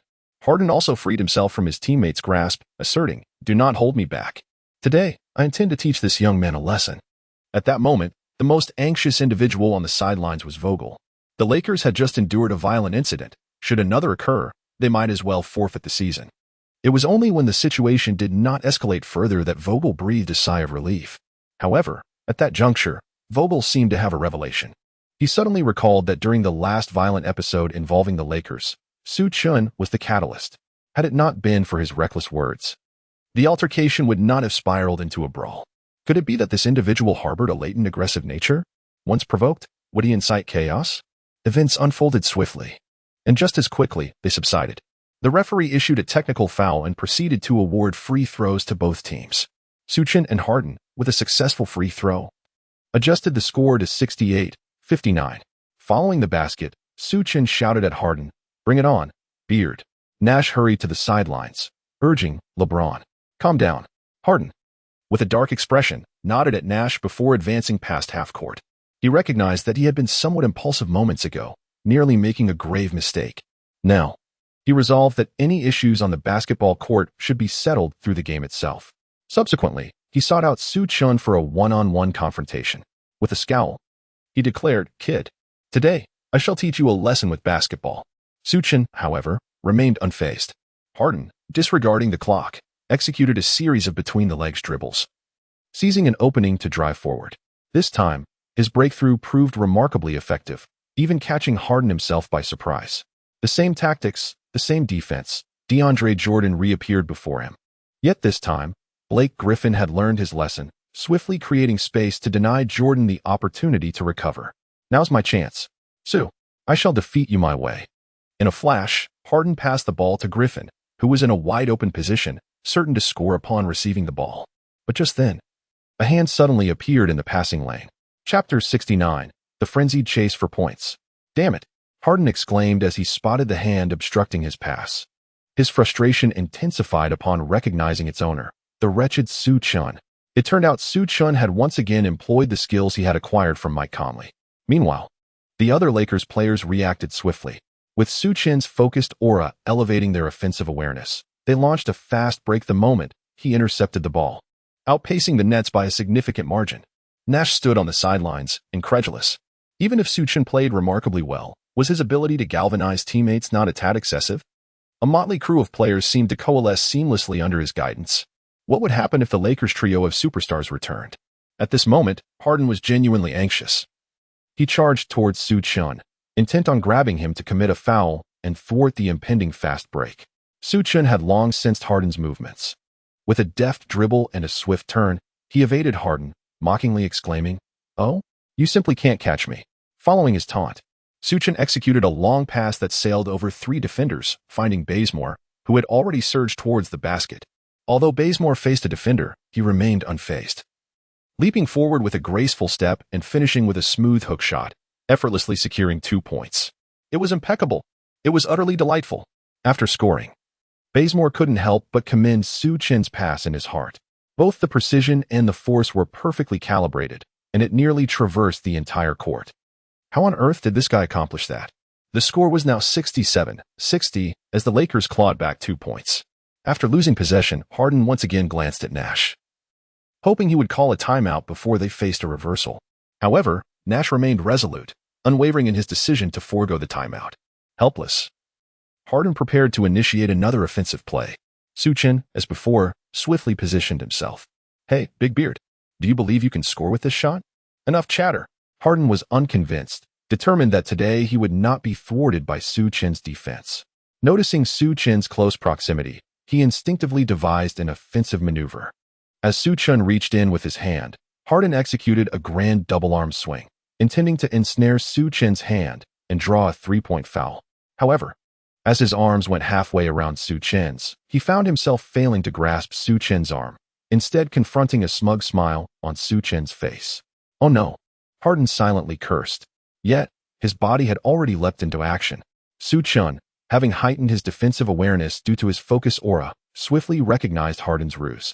He feigned vulnerability, enticing Harden into committing a foul, and to his surprise, Harden took the bait. But by the time Harden realized his mistake, it was too late. He was suspended in midair, and not shooting was not an option. Ultimately, he could only release the ball in an unconventional manner. Griffin and Aldridge, observing Harden's contorted position, knew instinctively that the shot would miss, and they rushed to position themselves for the rebound.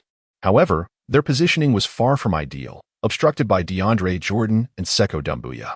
A testament to Su Chen's focus aura.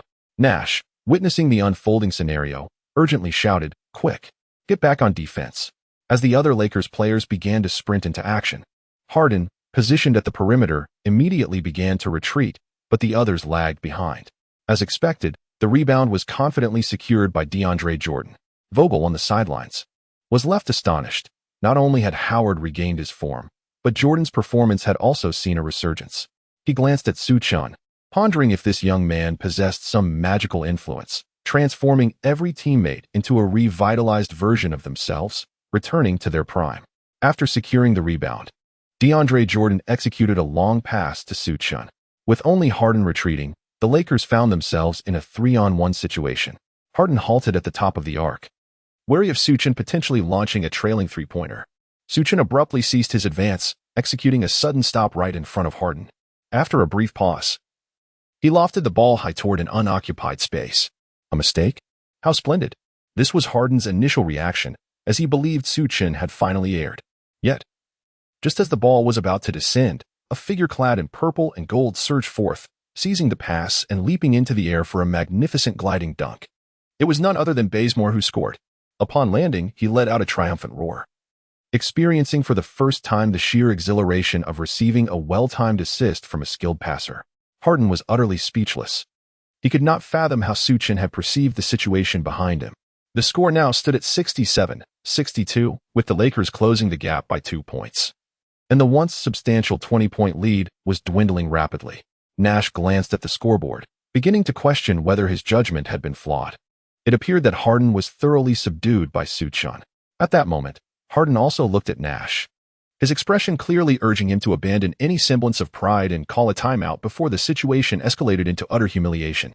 However, Nash observed the timer, noting that only 32 seconds remained, and after a moment's consideration, chose not to call a timeout. With the game nearing its conclusion, both teams would have the opportunity to mount one final offensive. There was little significance in halting the momentum now.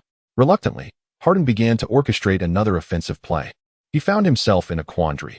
If he continued to press Su Chen and failed to score, it would be a dire predicament. Yet, if he refrained from attacking, it would appear as though he was conceding defeat. Just then, Aldridge suddenly established position, exclaiming, "Hey, James, pass me the ball." Upon seeing this, Harden promptly delivered the ball, prioritizing victory over pride. Aldridge finally obtained his first opportunity to go one-on-one in the game. His defender was Doumbouya, an exceptionally athletic and versatile forward. Aldridge felt somewhat confident about this possession, considering his opponent was relatively unknown. Little did he realize that Su Chen's focus had heightened Doumbouya's defensive awareness, making him a formidable adversary. As Aldridge backed into Doumbouya, he began to utilize his footwork to attack. However, he soon realized that his efforts were in vain. Doumbouya effectively leveraged his physical advantages to thwart Aldridge's maneuvers. Left with no other options, Aldridge resorted to a fading jump shot. Yet, due to Doumbouya's interference, his attempt was noticeably off the mark. He shouted, "Rebound." As if anticipating the play, DeAndre Jordan had already secured his position, overpowering Griffin to snatch the rebound into his grasp. His relentless defensive efforts and rebounding prowess left many reporters astonished. Did such talent truly warrant wandering from team to team? With skills like these, he surely deserved a position worthy of a middle-class salary. Even many journalists began to ponder that. Were it not for the absence of the trio of superstars, they might never have realized just how many capable players the Lakers possess. After securing the rebound, DeAndre Jordan promptly passed the ball to Su Chen. However, this time, Su Chen did not rush to attack. With merely 20 seconds remaining in the second quarter, he intended to completely deplete the clock during this possession. He glanced up at the scoreboard, which read 67-62, with the Lakers still trailing. He mused to himself, "Is there truly no way to equalize the score before the next quarter?" Chapter 70, A Tale of Two Extremes. Su Chen pondered earnestly, recognizing that a 5-point deficit and merely 20 seconds on the clock left him with few avenues for recourse. A sense of regret washed over him. With only one of the three superstars on the court, this was undoubtedly the Los Angeles Lakers' best opportunity to narrow the gap. He surmised that in the second half, the Brooklyn Nets would likely not extend such a chance again. Meanwhile, Harden was meticulously monitoring Su Chen's every move. Recalling that Su Chen had previously made 5 consecutive three-point shots, he resolved that under no circumstances could he allow Su Chen to make another three-pointer. As the clock dwindled to the final 9 seconds, Su Chen launched his attack. Observing this, Harden quickly closed in on him. While he may not match Su Chen at speed, his advantage in strength was undeniably significant. As Su Chen collided with Harden, it felt akin to crashing into an immovable wall. Harden retaliated with a forceful shove, nearly causing Su Chen to lose his balance. Undeterred, he taunted, "Is that all you've got, beard? Humph. This one trick is sufficient to deal with you." With a smirk, he added, "Do you truly believe I lack alternative strategies?" Just then, DeAndre Jordan surged forward, providing a decisive screen for Su Chen. "Oh no, it's a pick," Harden shouted urgently, calling for a switch. In an instant, Jordan swiftly descended, drawing Harden's defense away and leaving Griffin to contend with Su Chen. Su Chen cracked a grin, exclaiming, "Heh, big beard. Did you ever anticipate this?"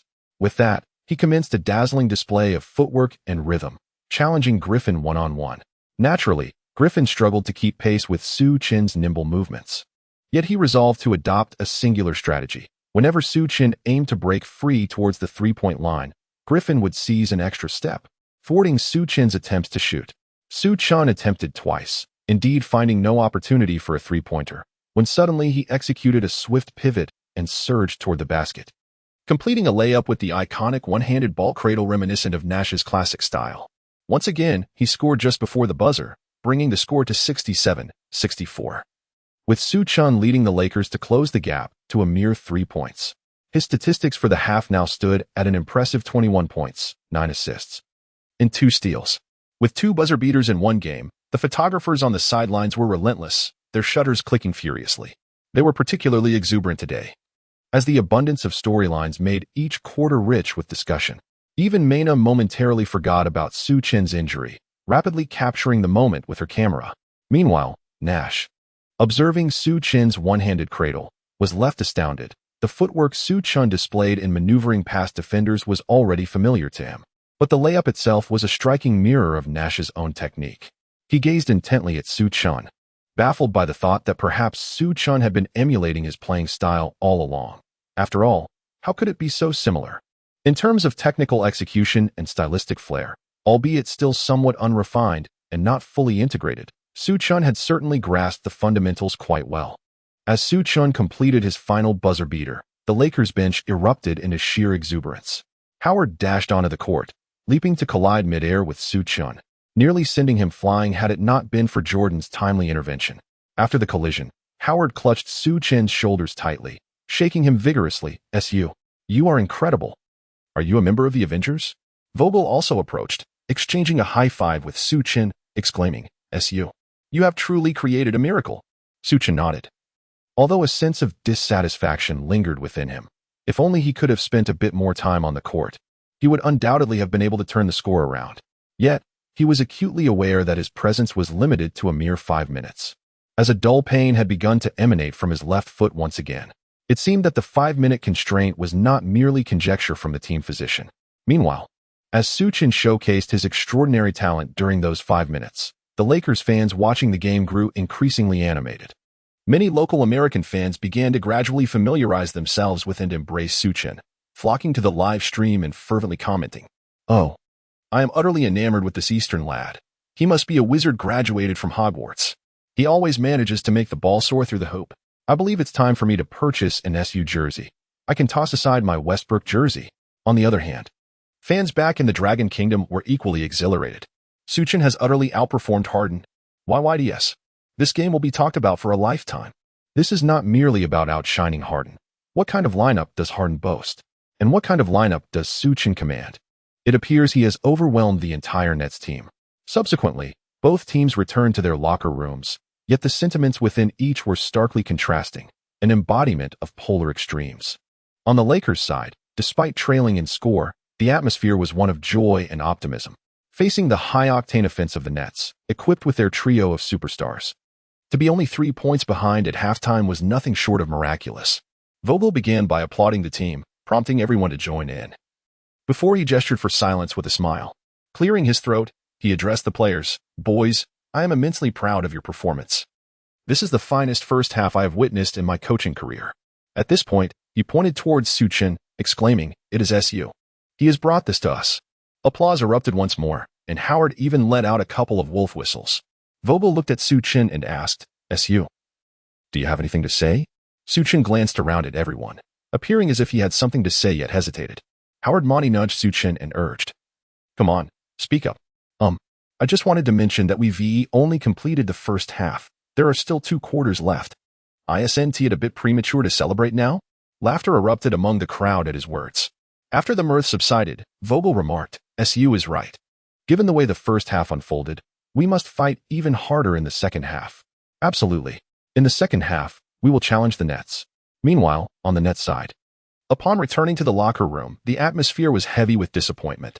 Nash was the last to enter. Upon pushing the door open, he spotted a trash can and, without a second thought, kicked it across the room. "What the hell are you all doing? Are you in a daze? Being outplayed by a bunch of minimum salary veterans. Do you still have any pride left?" Nash paused, then turned to Harden. "James, can you not handle a player on a minimum contract? I can already envision the headlines. Harden, defeated by a minimum salary player." Although Harden felt a surge of defiance, he found himself at a loss for words. In terms of both performance and statistics, he was undeniably at a disadvantage, losing with a sense of begrudging acceptance. Yet, he harbored a lingering question for Nash. Why, with the team in such disarray, hadn't he called a timeout? He kept this thought to himself, though it did create a slight rift in his mind. After chastising Harden, Nash turned to the whiteboard and began sketching strategies. In the second half, Durant, Irving, Harden, the 3 of you will play together. We need to increase our inside scoring, leaving only one person to secure rebounds while the others swiftly transition back on defense. Do not give SU any chances for fast breaks, and do not easily pass to him. Make him take on the offense alone. Cut off his connections with Su Chen and the others." Though Nash was unaware of why Su Chen resembled him so closely, he reasoned that if he bore such similarities, perhaps he also had corresponding weaknesses. This was a conclusion Nash had drawn over the years, reflecting on why the up-tempo style of his era had not flourished. The team had relied too heavily on the point guard. If that position faltered, the fast-paced game would collapse. He thought to himself, "SU. It has been proven that relying solely on the point guard for a running game leads to failure. I hope today I can inspire you to reconsider this approach." Chapter 71. Resolute Attitude. The Brooklyn Nets, riding a wave of momentum, deployed their formidable starting lineup that had secured an impressive 14 consecutive victories. Harden, Irving, Durant, Andre Bembry, and Claxton. The Los Angeles Lakers saw Talon Horton-Tucker step in for Su Chen, while the remainder of the starting lineup remained unchanged. Tucker, Bradley, Ariza, Anthony, and Howard. As the Lakers lineup was announced, it became immediately evident that Su Chen was once again seated on the bench. The camera quickly found Su Chen among the substitutes, zooming in on his left foot, which was encased in a thick ice pack around the ankle. Domestic fans were taken aback by this sight, exclaiming in dismay, was Su Chen's injury more severe than anticipated? Hadn't he returned to the court in the second quarter? Mina also noticed Su Chen's condition. The relief she had felt moments ago was swiftly replaced by concern. Even Nets fans began to murmur amongst themselves about Su Chen's injury. Unbeknownst to him, Su Chen's every action was garnering increasing attention. Yet he remained largely unconcerned about his injury, his focus entirely on the game, his expression rife with urgency and anxiety. The score stood at 67-64, with the Lakers trailing by 3 points. Although the score appeared close, the Nets were exceedingly strong, presenting a formidable challenge for the Lakers to not only catch up but also surpass them. A daunting chasm lay between the two teams. The disparity in their lineups had already been evident at the onset of the second quarter, as the Nets surged ahead with a 20-point lead in mere minutes, underscoring the gap in their capabilities. Had it not been for Nash's decision to substitute out 2 of his stars, Su Chen would have found it impossible to bridge the gap. Now, with both teams fielding their respective lineups, Su Chen was certain that Nash would not err again. Vogel shared Su Chen's perspective. The Lakers' performance in the first half was nothing short of miraculous, and Nash, despite his follies, would unlikely repeat the same mistake. However, the media remained optimistic about the Lakers, despite Su Chen's absence. Anthony, Howard, and others were performing admirably, and their spirits were high. leading many to believe that as long as the Lakers maintained their current play, the outcome remained uncertain. Even Shaquille O'Neal remarked, "Though SU cannot take the court due to injury, the Lakers have demonstrated commendable performance today. I still believe they have a chance." Yet, Fisher promptly countered, "No, I do not share that sentiment. As a former point guard, I can discern that without Su Chen, the Lakers are merely a disjointed assembly." The situation on the court swiftly validated Fisher's assertions. Just as Su Chen and Vogel had anticipated, Nash would not be foolish enough to repeat the same mistake twice within a single game. As the third quarter commenced, the Nets unleashed their full potential. Harden's step-back three-pointer heralded the offensive onslaught. Subsequently, the trio of stars began to dominate. Irving's penetrations, Durant's lethal mid-range jump shots, and Harden's successive three-pointers and free throws all found their mark. In the first 4 minutes, the Nets executed 7 consecutive successful attacks, delivering a staggering 14-2 run. The score swiftly escalated to 81-66, with the Nets extending their lead to 15 points. Meanwhile, on the Lakers side, aside from Howard's offensive rebound and putback dunk, they failed to score again. Observing this outcome, Fisher promptly remarked, "So, what do you think, Big Shark? Was I wrong?" Shaquille O'Neal shrugged helplessly and replied, "All right. I concede my error. While I have always maintained that Su can change the course of a game, I have underestimated his impact on the team." Mina, stationed beneath the basket, gradually recognized this truth as well. Although she was a girl, her understanding of basketball was no less profound than that of her peers. The fact that Tencent chose her to serve as a team reporter in America attested to this. Yet, the more she comprehended the intricacies of basketball, the more astonished she became. It was one thing for superstars like LeBron or Curry to influence a game when absent, as they belonged to that echelon of players. However, Su Chen was not originally of such caliber. In fact, he had nearly bid farewell to the NBA. How had he managed to perform at such a level now? Mina was plagued by countless questions, yet no one could provide her with the answers. Su Chen was undoubtedly aware of his significance to the team. Yet the more he understood, the more anxious he became. While watching the game, he had even discreetly exerted himself with his left foot. But the sharp pain had not entirely subsided. Nevertheless, he feigned nonchalance and approached Vogel, imploring him to grant him an earlier opportunity to play. However, Vogel flatly rejected his request, for every NBA head coach comprehends that injuries can be ferocious. A moment's inattention could lead to lifelong regret. Su Chen found himself in a predicament, reluctantly returning to the bench, yet he remained unsatisfied, his gaze fixated on the timer, eagerly anticipating his 5 minutes on the court. However, the situation for the Lakers was deteriorating rapidly. After 2 more minutes, the Lakers still failed to score, while the Nets grew increasingly emboldened, racking up another 10 points. In the blink of an eye, the score had shifted to 91-66, with the Nets leading by a staggering 25 points. With such a deficit, it was evident to all that the Lakers were beyond redemption. In a mere 6 minutes, the Nets unleashed a relentless offensive surge, outscoring the Lakers 24-2, showcasing their prowess as the league's most formidable attacking force. With still over 20 seconds remaining before Su Chen's moment arrived, he frequently glanced at the timer, his eagerness almost palpable, wishing to leap into action immediately. In stark contrast, his teammates on the bench appeared despondent, their eyes vacant. Bearing the torment of a game they longed to conclude swiftly, Vogel noticed Su Chen's anxious demeanor and quietly beckoned him to his side. Upon hearing Vogel call his name, Su Chen's eyes sparkled with anticipation, realizing that his moment had finally arrived. However, Vogel unexpectedly remarked, "SU, given the current state of the game, I believe it would be unwise for you to take the risk of playing, as it may exacerbate your injury. Coach, the match is not over yet. And as you can see, my injury is not severe. I do not wish to forfeit this game," Su Chen replied, demonstrating his resolve by bouncing on his feet. "Su, this is merely a regular season game. The season is still long ahead. There is no need to jeopardize your career," Vogel cautioned. "Coach, for me, as long as the game has not concluded, I will not give up. Even if it is just a regular season match, I refuse to surrender," Su Chen asserted. "Su, such a mindset is utterly foolish. Players must take responsibility for themselves. One must plan for their future." Su Chen slowly turned his head, gazing intently at the arena. "Coach, I may only encounter opponents like today's a few times in my lifetime. This battle exhilarates me. Every single cell within me is ablaze. Allow me to take the court.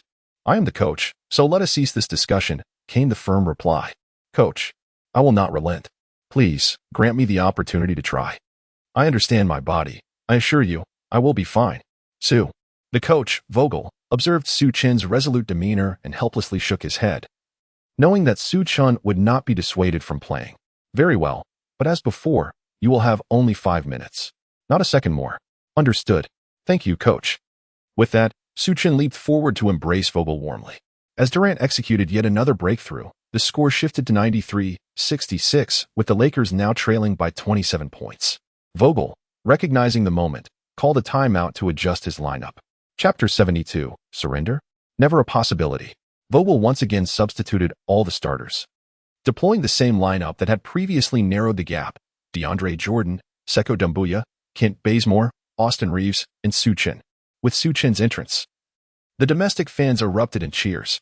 At last, Su Chen has made his appearance. It seems his injury isn't too severe. We eagerly await the miraculous comeback he will lead. Mina sighed in relief upon seeing Su Chen on the court. Although unaware of the specifics of his injury, his presence suggested there was no grave concern. Only Fisher noticed Su Chen's limited playing time. Has anyone observed that Su Chen has consecutively played the last 5 minutes of each quarter? It appears his playing time is restricted, likely due to the injury. O'Neal shook his head repeatedly. Look at him. Su Chen is bouncing around, clearly unharmed. Vogel is simply being overly cautious. No. Fisher waved his hands dismissively. I know Vogel. He would never jeopardize a player's career for frivolity. On the Nets side, the starting lineup remained unchanged. Harden, Irving, Durant, Andre Bembry, and Claxton, the trio of stars, remained on the court. Clearly, Nash would not repeat past mistakes. He aimed to decisively crush the Lakers, leaving them with no opportunity for resurgence. However, the more dire the situation grew, the more fervent Su Chen became. Even trailing by 27 points, he remained undeterred, determined to reclaim the score. As the Lakers initiate their offensive play, Su Chen possesses the ball. With Su Chen's performance steadily improving during his tenure with the Lakers, his teammates are increasingly placing their trust in him. His role as a primary ball handler has become increasingly adept. However, this time, his opponent is not Harden, but rather Irving. Nash perceives that Harden has been somewhat overwhelmed by Su Chen's prowess, and subjecting him to further pressure may leave him with psychological scars. Yet, Nash harbors no significant hopes regarding Irving. While Irving is undeniably an enigma on the offensive end, his defensive capabilities are notably lacking. During his tenure with the Cavaliers, he was never recognized for his defensive prowess, often exhibiting a lack of enthusiasm on that front. Among elite players of his caliber, Irving's defensive efficiency is remarkably subpar. Thus far this season, his defensive efficiency rating stands at 107, placing him 97th in the league. The reasons for Irving's defensive shortcomings are akin to those of Su Chen, primarily stemming from physical attributes. Irving's height and weight do not confer advantages among NBA guards, rendering him susceptible in physical confrontations. Additionally, during offensive plays, Irving expends considerable energy while driving with the ball. Therefore, it is unrealistic to expect exceptional defensive performances from him. However, Irving possesses one advantage over Harden. His speed is sufficiently rapid, comparable to that of Su Chen, allowing him to impose some restrictions during transitions between offense and defense. Su Chen discerned Nash's intentions, yet he remained unfazed. A superstar, is it? I thrive on the challenge of facing superstars. Clap, clap, clap. Su Chen cautiously maneuvered the ball, seeking potential offensive opportunities. With each bounce of the basketball, it resonated deeply within Irving's soul. Although Irving appeared remarkably composed, exuding an air of seasoned experience, the fervor of Su Chen's earlier performance had already ignited a sense of anxiety within him. After all, no one wishes to become merely a backdrop to Su Chen's dazzling offensive displays. According to Nash's tactical instructions, when defending against Su Chen, everyone was to refrain from providing additional support, instead focusing solely on one-on-one defense, ensuring that Su Chen did not engage his teammates, thereby stifling his influence. Consequently, Irving found himself under considerable defensive pressure. With a resounding clap, Su Chen struck the ball once more and sprang into action. What was destined to happen would inevitably unfold. Irving thought helplessly, yet he still failed to contain Su Chen. Su Chen merely swayed for a moment before leaping into action, launching a shot from beyond the three-point line. Here it comes. It's happening again. O'Neal, wearing an expression of eager anticipation, was the first to exclaim. Those familiar with Su Chen are well aware that whenever he steps onto the court, he invariably employs such an explosive approach to intimidate his adversaries. Irving, A beat slow in his reaction, leapt with all his might in an attempt to block Su Chen, but it was simply too late. Su Chen swiftly released the ball, which soared towards the hoop in an exceptionally flat trajectory. Howard, seated on the bench, gazed in astonishment at the ball's flight path, exclaiming, that shot is remarkably flat. He was not alone. Many spectators present also noticed that there seemed to be something amiss with the ball's release. Su Chen was acutely aware that something was amiss with the ball as a sudden sharp pain shot through his left foot during his leap, causing him to lose both power and balance. Although the aura of concentration aided him in adjusting his shooting angle, it proved futile against the overwhelming impact of the pain. Thud. Indeed, the ball ricocheted off the rim. Rebound. Su Chen shouted anxiously, as little Jordan rushed forward with all his might to seize the opportunity. However, he found himself outnumbered, as two defenders from the Nets worked in tandem to block him, ultimately allowing Claxton to secure the ball. Meanwhile, the other members of the Nets began to mobilize, initiating a swift counterattack. Su Chen's feet still throbbed with a slight pain. His first step failed to propel him forward, causing him to fall significantly behind. By the time he surged ahead, Durant and Harden of the Nets had already crossed the halfway line. Claxton forcefully hurled the ball, directing it straight to the sprinting Harden. Meanwhile, Bazemore struggled to keep pace with Harden. Observing Harden feigning a shot, he leaped from a distance, attempting to intercept. However, Harden did not take the shot. Instead, he executed a deceptive maneuver and passed the ball to the cutting Durant. Just before the defense could react, Durant unleashed a powerful dunk, earning 2 more points. The home crowd was instantly ignited by this electrifying slam. Su Chen gently shifted his foot. Realizing that after a brief movement, the sharp pain gradually subsided, he cast a glance at the scoreboard, which now read 95-66, with the Lakers trailing by 29 points. A wave of self-reproach washed over him. If only he had opted for a pass instead of forcing that shot. Following that moment, the Lakers bench players had utterly surrendered, as the impending 30-point deficit loomed large, making a comeback seem implausible. Those who had once harbored hopes that Su Chen could lead the team to victory were now completely disheartened. In their eyes, no matter how formidable Su Chen might be, perfection was unattainable, and the Nets would undoubtedly seize such an opportunity. Faced with an unstoppable home team on one side and a visiting team that could afford no mistakes on the other, the outcome of the match had already been sealed in favor of the Lakers' defeat. Nonetheless, the commendable performance in the first 2 quarters would still allow the Lakers to hold their heads high as they departed. Yet, Su Chen remained undeterred. After conceding points, he rushed to the baseline and shouted, "Hey, pass it to me." Due to a dip in morale, DeAndre Jordan's pass was a tad slow. However, Su Chen paid little heed to such details, seizing the ball and charging toward the Nets' half-court. What did a 29-point deficit mean? Surrender? That would be utterly inconceivable. Chapter 73, The Titan. Upon receiving the ball, Su Chen was poised to sprint towards the Nets' half-court when Irving swiftly matched his pace, adhering closely to his side and denying him the opportunity to accelerate. Observing this, Howard promptly moved in to set a screen. Yet Irving adeptly maneuvered around Jordan and continued to shadow Su Chen. The two players became entangled as they crossed into the Nets' half-court. As a result of Irving's delay, Su Chen's fast break was thwarted, allowing the Nets players to retreat rapidly. Nash, witnessing this development, felt a sense of satisfaction, recognizing that his strategy had borne fruit. Although Harden possessed considerable mass and strength, his lateral movement was sluggish, placing him at a disadvantage in defending Su Chen. In contrast, Irving not only held his ground against Su Chen but also enjoyed a speed advantage. However, this turn of events left many fans in Longwa feeling somewhat disheartened. Su Chen's rapid advancement and swift offensive style were exhilarating to behold, but Irving's intervention had disrupted the flow entirely. With the fast break thwarted, the game inevitably shifted to a half-court battle. Consequently, the Lakers' offensive weaknesses became glaringly apparent. Su Chen surveyed the individuals on the court. Whether in one-on-one play or in their movements, they appeared lacking. The Nets' defense was particularly focused, leaving him with scant opportunities even to pass the ball. Observing Su Chen's futile attempts to find an opening, Irving smiled slightly. "Hey, Eastern fellow, surrender already. Why exert yourself so fiercely? We could all afford to play a little more casually, couldn't we? Surrender? You've misjudged my character. If you remain this earnest, your defeat will only be more humiliating. Kyrie, after years of basketball training, I have never learned the art of capitulation. All right, I respect your resolve. Let us not waste time. Let us go solo." "Solo? Very well. Who fears whom?" When a top-tier star in the league called him out for a solo match, Su Chen felt his blood surge with excitement. With a series of dramatic shifts in his center of gravity, amidst the astonished gasps of Nets fans, he deftly maneuvered past Irving and boldly charged toward the paint. However, Irving possessed remarkable speed and quickly closed the gap, prompting Su Chen to engage in a physical confrontation. This was precisely the moment Irving had awaited.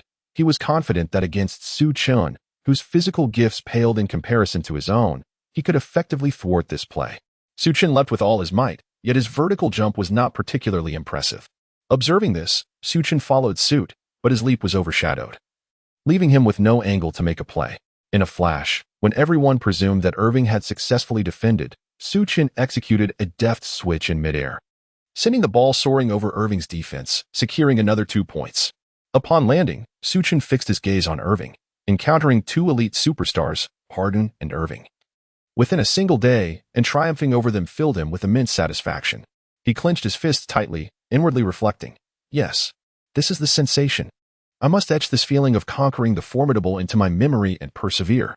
Irving silently acknowledged Su Chen's basket. Although his defense was lacking, he believed that with earnest effort, he could perform above standard.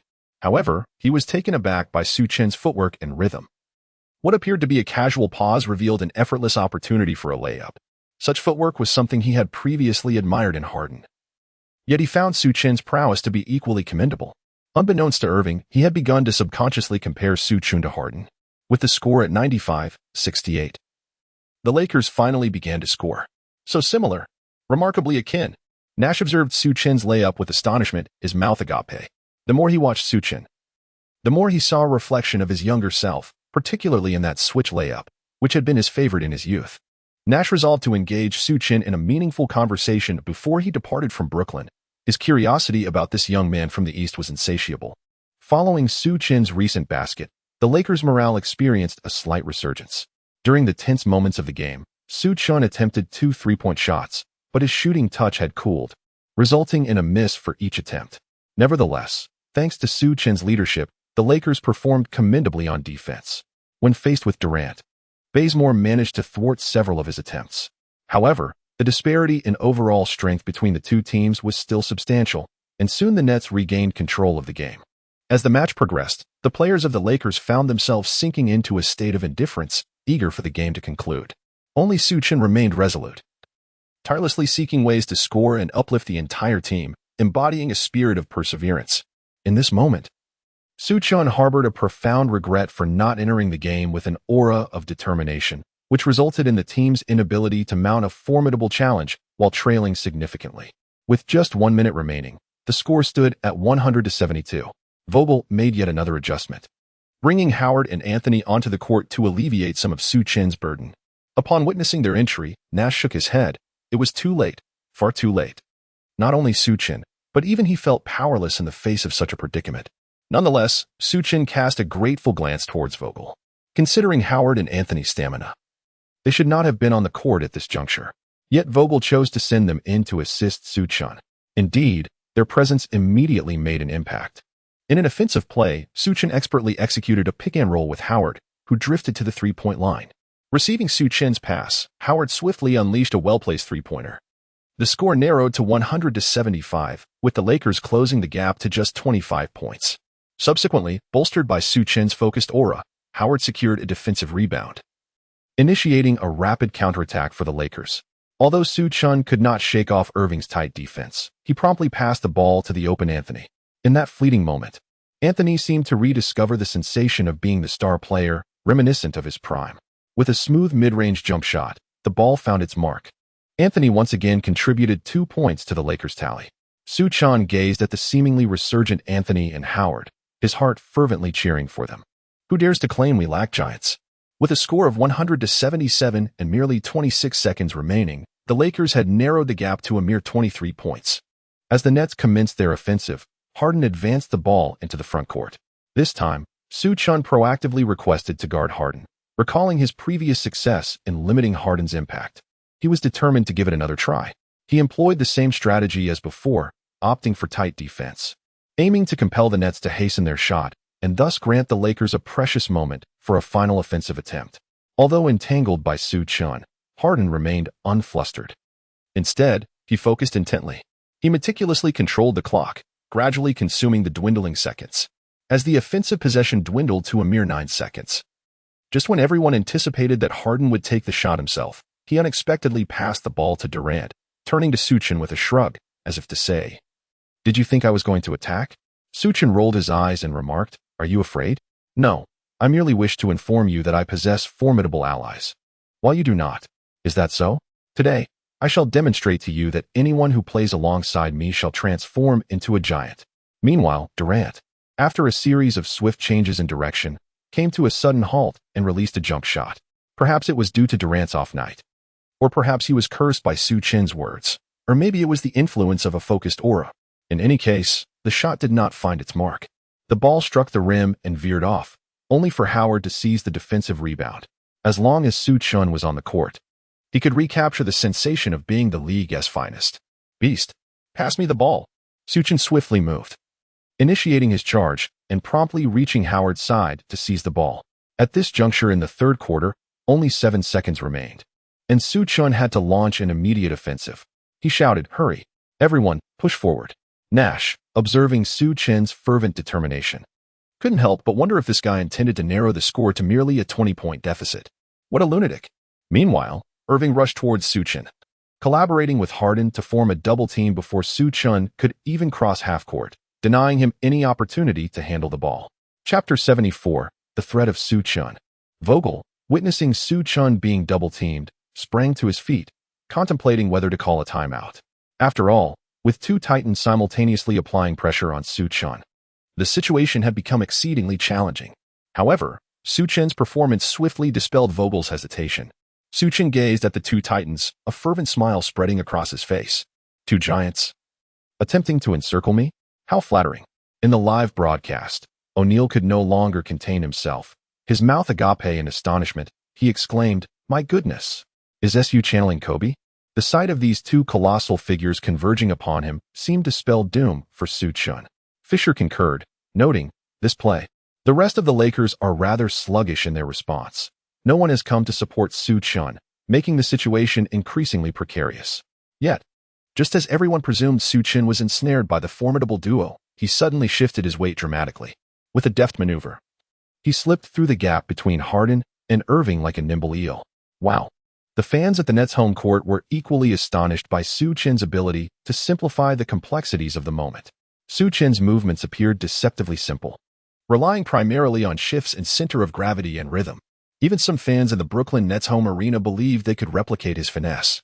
However, contemplating the act is one thing, executing it is an entirely different matter. Mastery of footwork has always been one of Harden's greatest strengths. Yet witnessing Su Chen perform with nearly identical proficiency left him utterly astounded. He sensed, perhaps, that in the not-so-distant future, Su Chen would undoubtedly emerge as a premier player, standing as his most formidable rival on the path to victory. Meanwhile, Su Chen surged ahead, racing towards the Nets' half of the court. His ability to simplify his breakthrough drew enthusiastic applause from O'Neal, who could not help but repeatedly pound the table in admiration. Domestic fans erupted in cheers, exclaiming in disbelief that an Asian, a representative from the Dragon Nation, had simultaneously outmaneuvered two colossal superstars, an extraordinary spectacle indeed.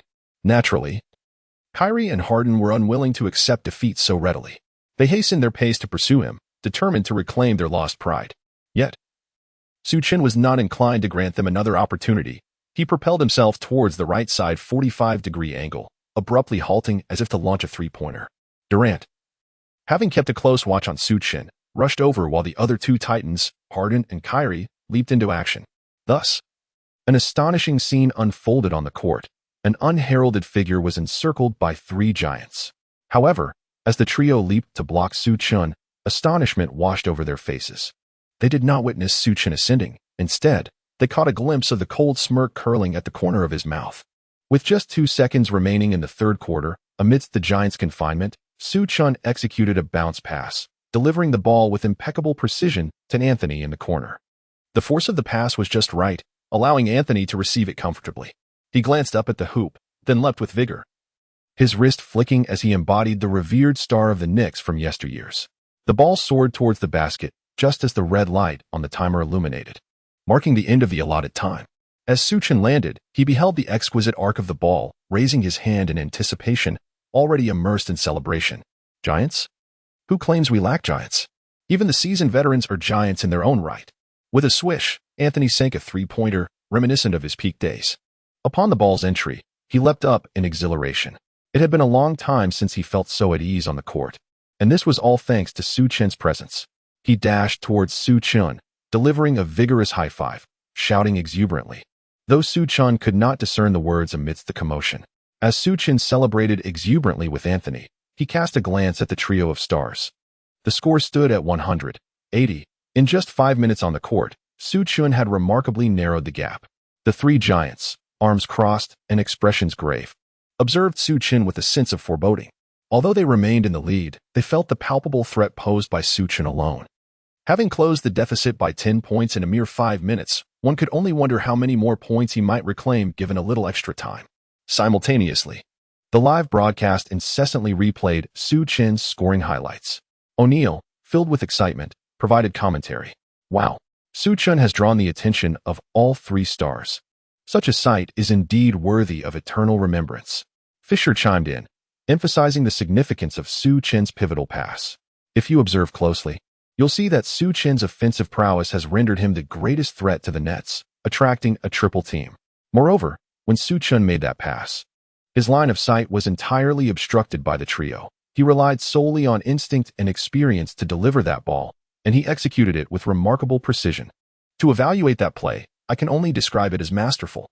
After the intermission, both teams returned to their benches. On the Nets side, despite maintaining the lead, Nash's countenance was far from amiable. He bellowed at his players.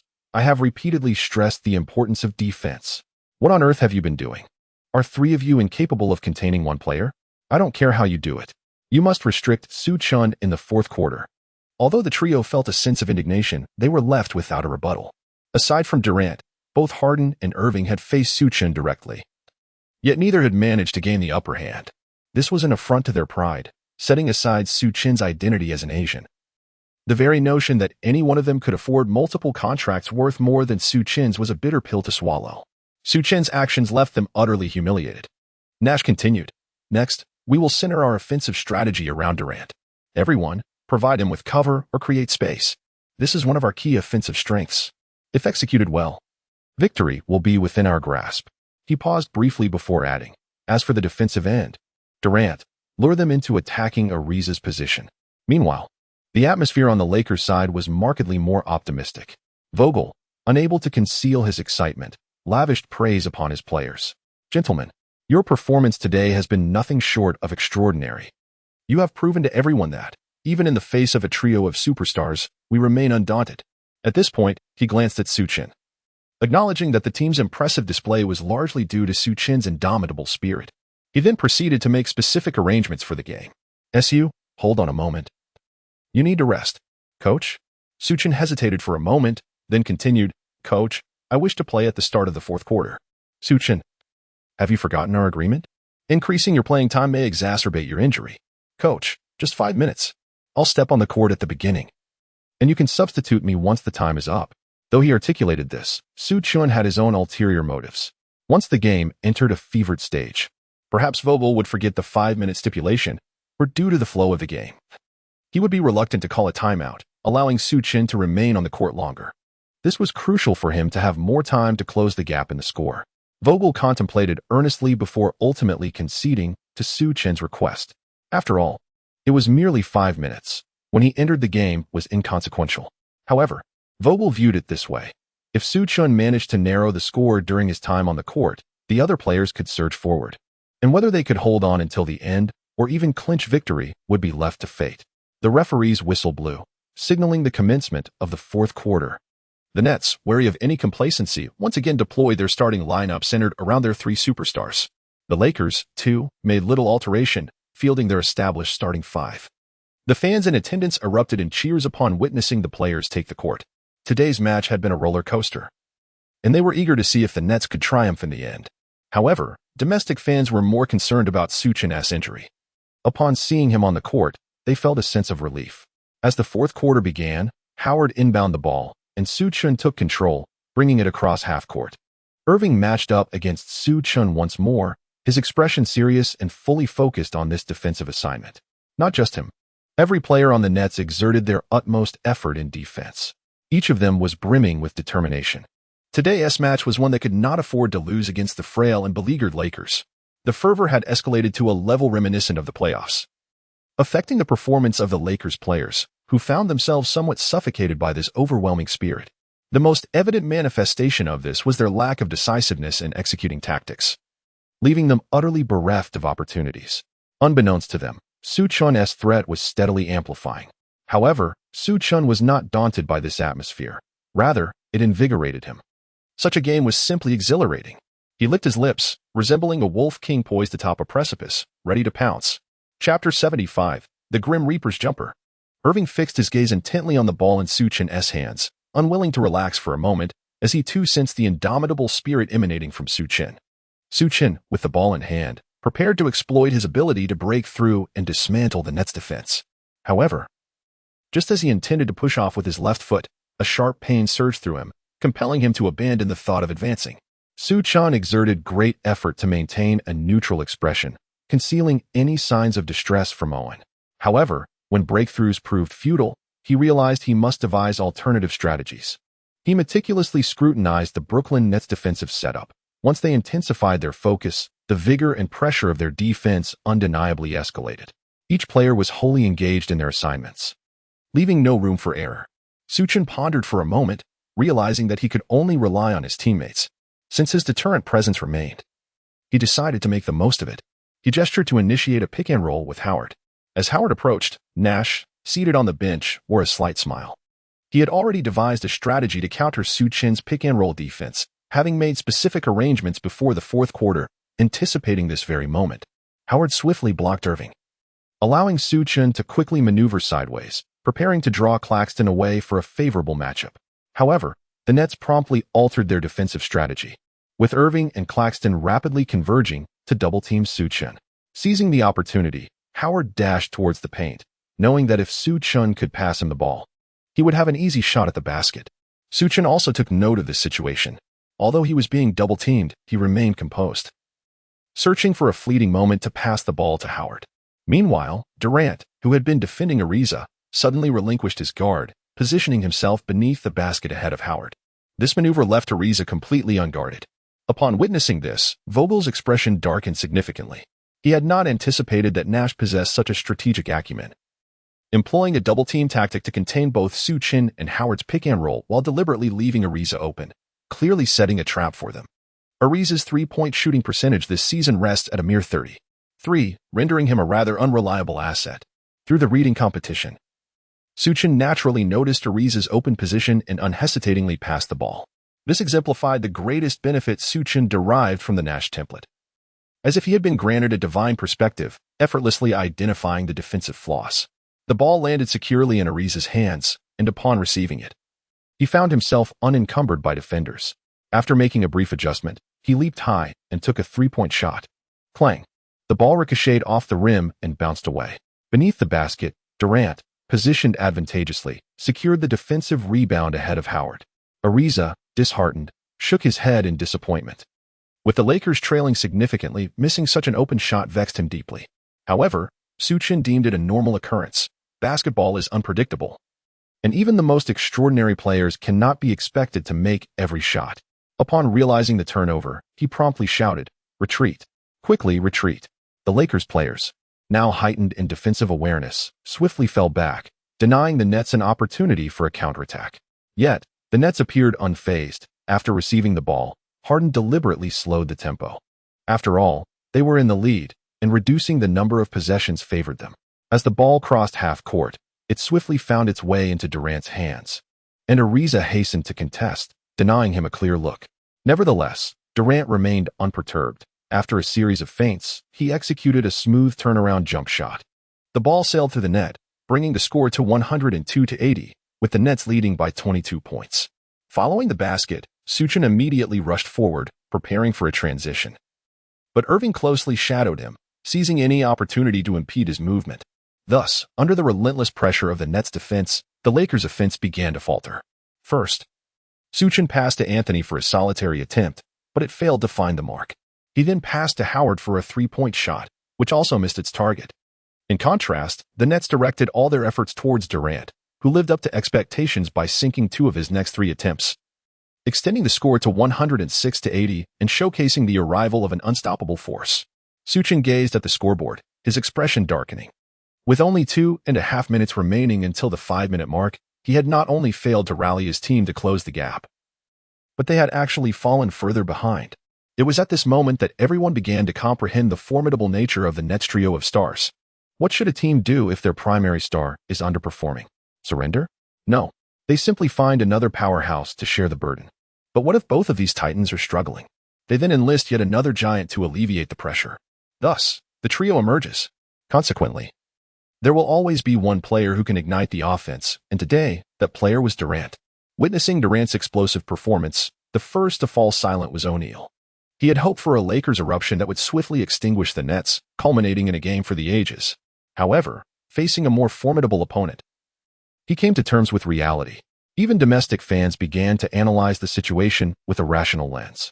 Su Chen, as impressive as he was, could not single-handedly contend with the trio, especially given the significant score deficit. One must commend Durant for his unwavering steadiness. The Lakers had performed admirably today. This group of veterans had not brought shame upon themselves. Meanwhile, on the sidelines, Mayna's gaze remained fixated on Su Chen's left ankle, as she seemed to notice that he had not made any aggressive plays, seemingly evading something. Vogel also sensed that Su Chen appeared to have an issue, consistently refraining from initiating offense and instead passing the ball to his teammates. Could it be that? The final moments of the third quarter and the beginning of the fourth, although both 5 minutes, were somehow not the same?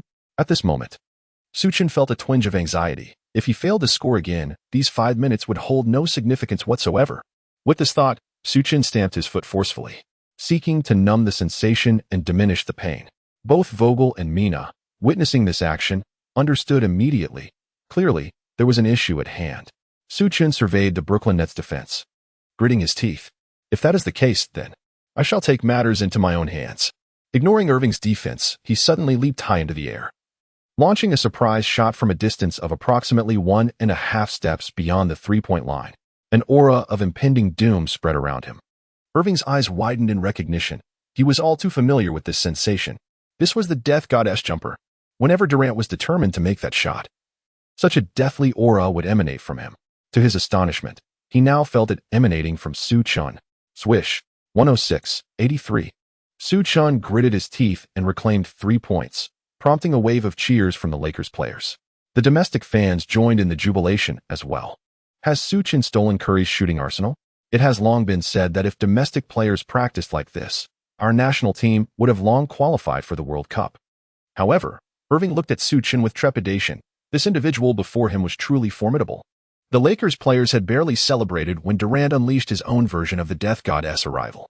He nailed another mid-range shot, completely overwhelming his opponent, Ariza. 108-83. The Nets maintained their dominance. After the basket, Durant turned to Su Chen with an inscrutable expression.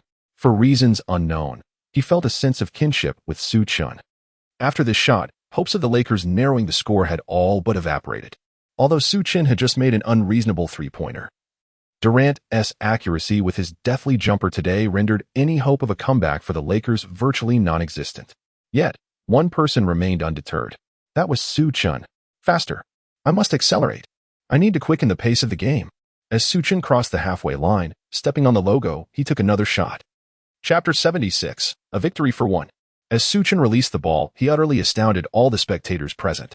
While they were aware of his excellent form that day, the distance was simply staggering. A logo shot. Could it be that this fellow has fancied himself as the next Curry? Even the domestic fans expressed their reservations about Su Chen's audacious attempt. Despite his favorable shooting touch, such recklessness seemed unwarranted. Moreover, the choice of shot appeared rather illogical.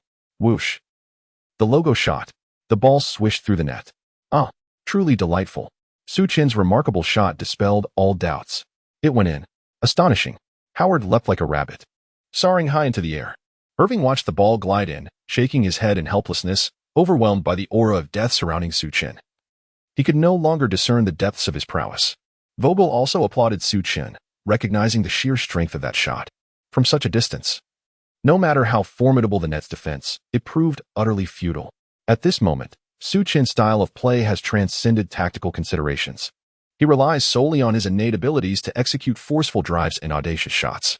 Such a player, when fully developed, will undoubtedly rival even the most elite point guards. Should the Lakers find themselves with a chance to enter the playoffs, Vogel harbors hopes that Su Chen can replicate this level of performance in the postseason. However, this prospect hinges entirely on the Lakers securing a spot in the playoffs.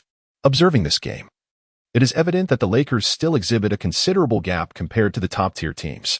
If this match serves as a benchmark, it is likely that, prior to the triumvirate's return, the victories they can achieve will be few and far between. Should they fail to amass sufficient wins before the trio's comeback, any talk of the playoffs will be moot. Back on the court, following Su Chen's basket, Durant once again responded emphatically. Irving penetrated the defense and passed to Durant, who answered with a three-pointer of his own. 111-88, the Nets maintain a commanding lead of 23 points, asserting their dominance. Su Chen anxiously cast a glance at the timer. Less than 2 minutes remained until his return to the court, yet the scoreboard reflected a daunting deficit of 23 points.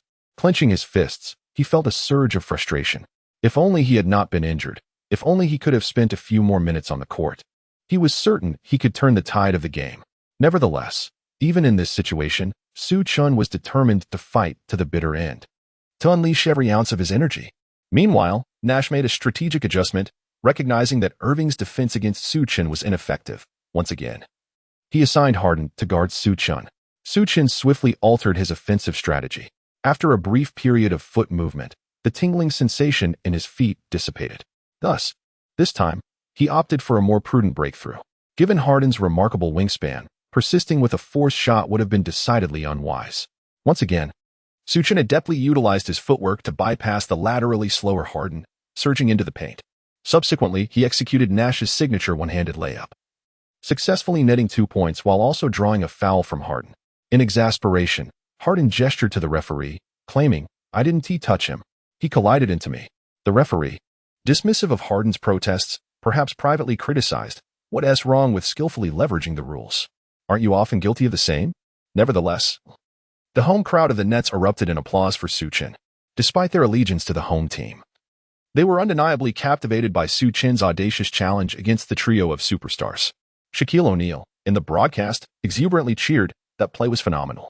Defeating Harden with his own style, absolutely brilliant." Fisher, too, did not hold back in his praise, exclaiming, "SU has been sensational these past few minutes." He embodies the essence of a lone hero. First, he rendered Irving's defense utterly ineffective, then forced Harden into a three-point play, and even managed to trade blows with a top-tier star like Durant. This performance clearly demonstrates that Su Chen has, at the very least in this game, attained the caliber of a superstar. Su Chen confidently sank a free throw, bringing the score to 111-91, as he once again narrowed the gap. Following this, the Nets launched their offense. Harden, feeling aggrieved after being fouled for an and-one, immediately called out Su Chen for a one-on-one duel. He taunted Su Chen, saying, "SU, do you recall the bold words you spoke? Weren't you going to annihilate us? Just look at the score. There's still quite a distance to cover." Su Chen wore a grave expression, with merely over a minute remaining before his imminent entry onto the court. If he continued to dawdle, he would truly forfeit the scant opportunities for offense. "Hey, bearded one, could you hasten your pace? Stop being so verbose." The moment Su Chen addressed Harden as the bearded one, it ignited a surge of ire within him. Ignoring Durant's plea, he deftly maneuvered away from Su Chen, executing a bank shot that effortlessly netted 2 points. The score stood at 113-91, with the Nets' offensive onslaught unwavering. Yet, Su Chen was undeterred. With Kyrie neglecting to guard him, a fast break presented itself. Howard, attuned to the moment, swiftly initiated the baseline play. Observing this, Kyrie relinquished his defense on Bradley and hastened towards Su Chen, inadvertently granting him a prime opportunity to pass. Su Chen dashed to the arc, poised to take a shot, only to execute a clever feint that left Harden and Irving momentarily bewildered. At that very moment, Bradley surged forward, and with a precise bounce pass, Su Chen effortlessly delivered the ball into Bradley's hands. Bradley then soared into a fast break, executing a powerful dunk that secured 2 points. The score stood at 113-93. Maintaining the 20-point gap between the teams, the Lakers players converged, exchanging high fives in celebration. Despite still trailing by 20 points, The fact that they could compete fiercely against the trio of stars filled everyone with immense excitement. Su Chen raised his gaze once more to the scoreboard. With merely 31 seconds remaining in the final 5 minutes, it was evident that it was a matter of offense and defense. He could only hope that Vogel would overlook the situation, granting him a few more precious moments on the court. The Nets, too, were visibly awed by the Lakers' momentum. Their eyes filled with admiration for Su Chen. Despite their undeniable strength and impressive shooting percentage, the Lakers, under Su Chen's leadership, resembled resilient cockroaches, impervious to defeat no matter the effort exerted against them. Fisher, in the commentary booth, could not help but declare, regardless of whether the Lakers emerge victorious, SU has already won this game. He is the sole victor of this contest. O'Neal quickly concurred, adding, Old Fee, I wholeheartedly agree. This triumph belongs to Su Chen alone. The Nets initiated another offensive play. Harden, with the ball, faced Su Chen. Having been intercepted by Su Chen earlier in the match, he approached with heightened caution. Yet, he underestimated Su Chen's determination for victory. Even with mere seconds ticking away, Su Chen was unwilling to relent. He closely shadowed Harden, applying an aggressively oppressive defense in an attempt to wrest the ball from his grasp. However, Harden, having learned from his previous mistake, swiftly passed the ball to Irving. Receiving the pass, Irving proceeded to engage in a one-on-one against Bradley. Unfazed by the Lakers' formidable defense, Irving deftly maneuvered, ultimately finding an opportunity to shoot, confidently sinking a mid-range jumper. The score stood at 116-93, with the Lakers still trailing. Yet, in terms of momentum, they showed no signs of being outmatched by the star-studded Nets. Su Chen glanced at the timer, realizing he had a mere 18 seconds remaining. He was determined to execute one final offensive maneuver and score. Just as he was about to initiate a fast break, the referee's whistle pierced the air. Chapter 77.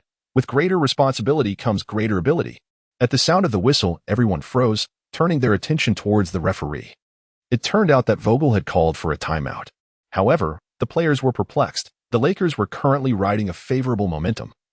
So why would he choose to halt the game? Su Chen glanced at the score, descending from the court with an expression of disappointment. Only he understood that this timeout had been called specifically for him. Indeed, as soon as he left the court, Vogel addressed Su Chen, saying, SU, I believe the time I promised you has nearly elapsed. Now, focus on your recovery and leave the game to your teammates.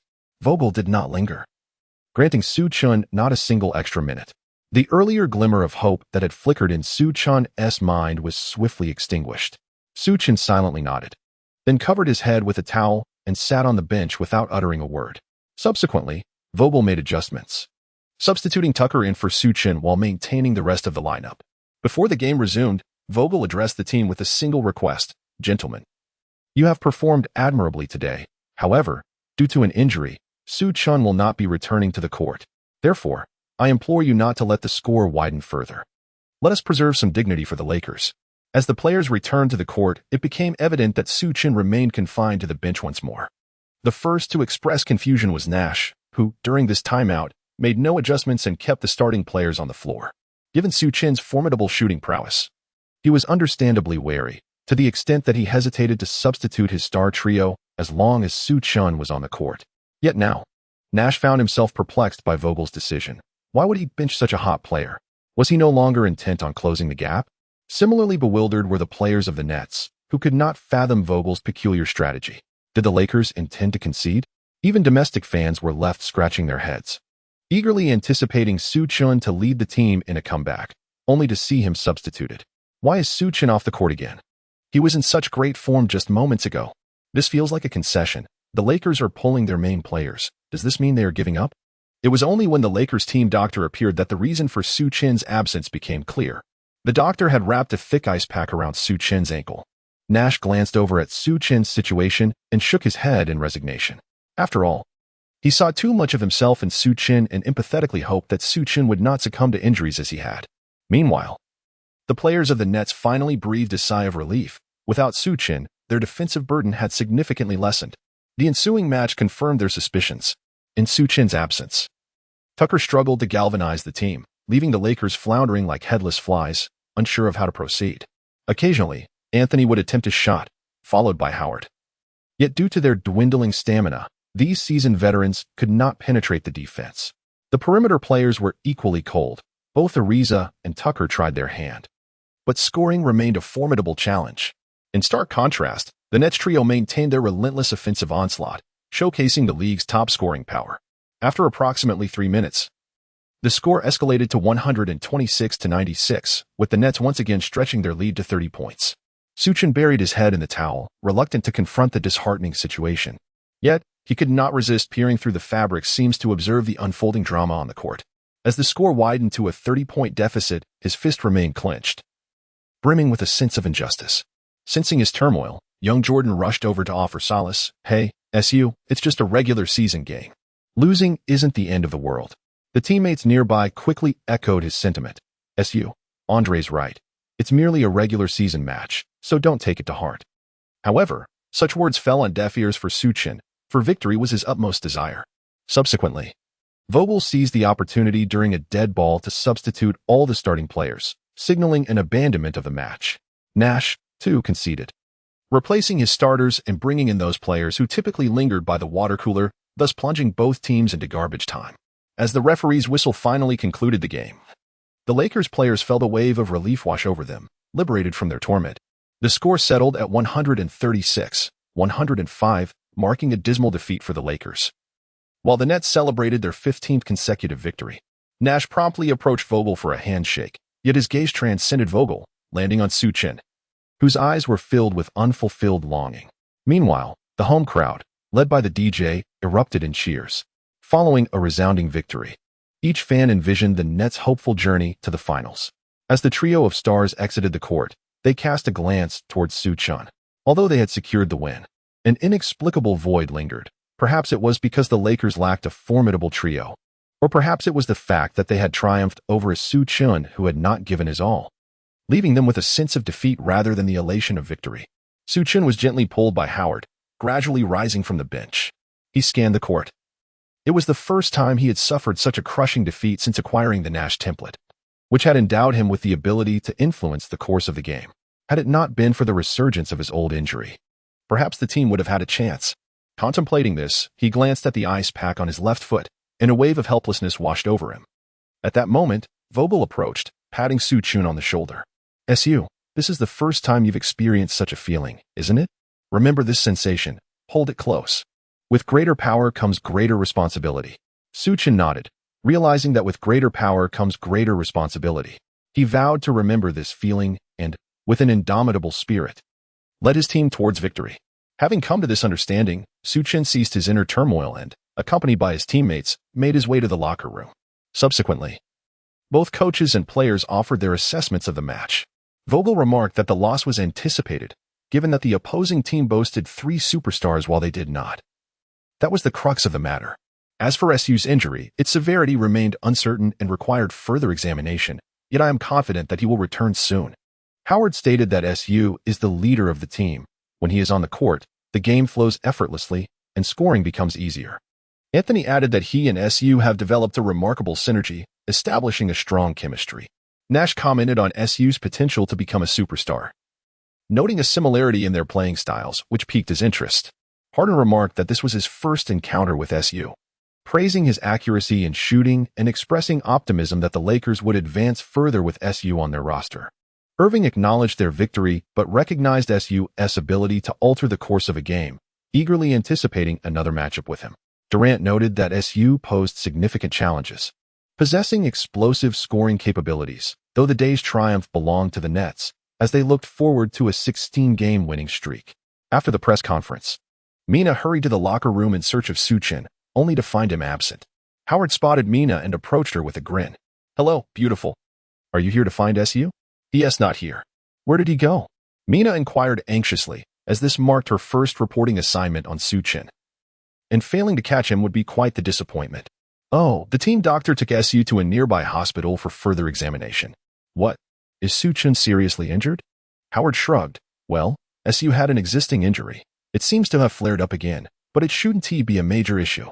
Meanwhile, in a hospital in Brooklyn, Su Chen grasped a doctor's coat in desperation and asked, "Doctor, do I really need to rest for such an extended period?" Chapter 78, The Hospital Diagnosis. The Lakers players quickly intervened, releasing Su Chen's grip and reassuring him, "SU, there's no need to be so anxious. It's merely a recurrence of an old injury." A good rest of 1 to 2 weeks should suffice. Su Chen waved his hand dismissively, expressing that 2 weeks was an excessively long duration. By the time he returned, it was likely that the Lakers would have lost all hope of making the playoffs. At this juncture, a thought struck Su Chen. "Doctor," he inquired, "did you not mention that under certain circumstances, I could return to the court in a week?" The physician pondered for a moment before responding, "In terms of your injury, a week of rest would suffice for your basic recovery. However, the 2-week period is intended to ensure a more complete and thorough healing process." Su Chen smacked his thigh, exclaiming, "I know my body well. A week's rest will suffice. I must return to the field sooner, for the team needs me now." The assistant coach and the team physician exchanged glances, then shook their heads in resignation. Su Chen continued, "Please devise a training regimen that will enable me to return to the court within a week. I must be back in action in just 7 days. The team physician quickly interjected, "Su, what are you thinking? What you need most right now is rest, not a training plan." Suddenly, the doctor examining Su Chen chimed in. "I see your attire. It must be from the Lakers, correct? I don't recall the Lakers having an Asian player." The assistant coach accompanying Su Chen replied with a stoic expression, "Oh, Su is a player we recently signed. You must not watch many games, hence your unfamiliarity." The doctor shrugged and said, "I watch games frequently, but indeed, I have not heard of this player." He then turned to Su Chen and solemnly remarked, "Player, there are a few things I must convey. I believe that as a marginal player like yourself, even if you were to return to play, it would likely have little impact on the game. Therefore, I urge you to prioritize your career, focus on recuperating properly, and minimize the risk of recurrence before considering how to assist the team." Upon hearing this, both the assistant coach and the team physician burst into laughter. Su Chen's presence had little impact on the game? He has now become a player capable of going head-to-head with the three giants. How can one assert that such a player has no bearing on the match? The doctor, momentarily taken aback, glanced at the two and inquired with surprise, "What are you laughing at? Is there something amiss with my statement?" After Su Chen and his companions departed, the doctor stumbled upon news of the game on his phone. 7 out of 9 3-point attempts, Su has conquered the three giants. The accompanying image depicted Su Chen executing a three-pointer while stepping on the logo. Recognizing the familiar face, the doctor instantly recalled the Lakers player from earlier. He couldn't help but mutter, "Is this Eastern player truly that formidable? I actually referred to him as a marginal player?" No wonder they laughed at me. Upon returning to the hotel, the other Lakers players had already boarded the earliest flight to their next destination, Philadelphia. In contrast, Su Chen and his companions would need to catch a flight the following day to reach Philadelphia. Before takeoff, Vogel also spoke with his assistant coach, clearly stating that Su Chen would not be required to play in at least the next 4 games. The decision regarding his return to the court would depend on the team's medical assessment a week later. Nevertheless, Su Chen would be allowed to accompany the team and observe the games in person. Though Su Chen was reluctant about the arrangement, he found himself powerless to change it. Upon returning to his hotel room, he discovered that Howard had already left. The absence of this jovial young man left Su Chen feeling somewhat disoriented. Meanwhile, in another room of the hotel, Mena was packing her belongings with her assistant, preparing to catch a flight to Philadelphia. As she organized her items, Mena began to voice her grievances. "Oh, Xiaoxiwe, today has truly been unfortunate for me. Not only did I fail to interview Su Chen, but it seems I may have inadvertently caused him injury. Najia, how is Su Chen's condition now? I don't know. I haven't seen Su Chen in person, nor have I encountered any other players from the Lakers. The team has yet to publicly disclose Su Chen's injury status." Just then, Mena's phone chimed with a message from cameraman Xiao Wang. "Najia, I just heard from the hotel front desk that Su Chen and the others haven't left. They are still in the hotel. Do you want to go and check?" "Xiao Wang, are you certain?" "I am. I've already verified it with the hotel front desk." Mena paused her packing, then sat on the bed with mixed emotions. "Xiaoxiwe, it seems Su Chen did not depart with the team. His injury is likely to affect at least the next game. Najia, you should go see him now." Mena shook her head. "I truly do not know how to face Su Chen, especially since his injury is partly my responsibility." "Najia, do you not have that traditional medicine your grandfather passed down? Remember when we played basketball and I twisted my ankle? You applied it, and I was fine the next day." Mena nodded. "Then I shall take the medicine to him. It will serve as my apology. But how should I approach him?" "Najia, if you're feeling shy, you could simply say you are going to interview him about his injury, and you can hand him the medicine in passing." After pondering for a moment, Mena replied, "All right, I will go now." With that, She did not take any recording devices, but instead grabbed a white porcelain bottle containing the traditional medicine and made her way to Su Chen's room. Just as Su Chen lay on the bed in a daze, a knock suddenly echoed through the door. Su Chen did not ponder much. Assuming it was the team doctor or assistant coach seeking him, he leaned on a crutch and opened the door. Upon the door's revelation, both individuals were taken aback to see one another. Su Chen was taken aback to find that the one knocking at the door was indeed the journalist. Mena, on the other hand, was surprised to see that Su Chen had reached the point of needing crutches. Su Chen, is your injury all right? Mena's voice trembled slightly. It's fine. Do you need something? Su Chen's tone was frigid. Oh, I heard that you were injured. So I brought some medicine for bruises. I'm so sorry, it's all my fault.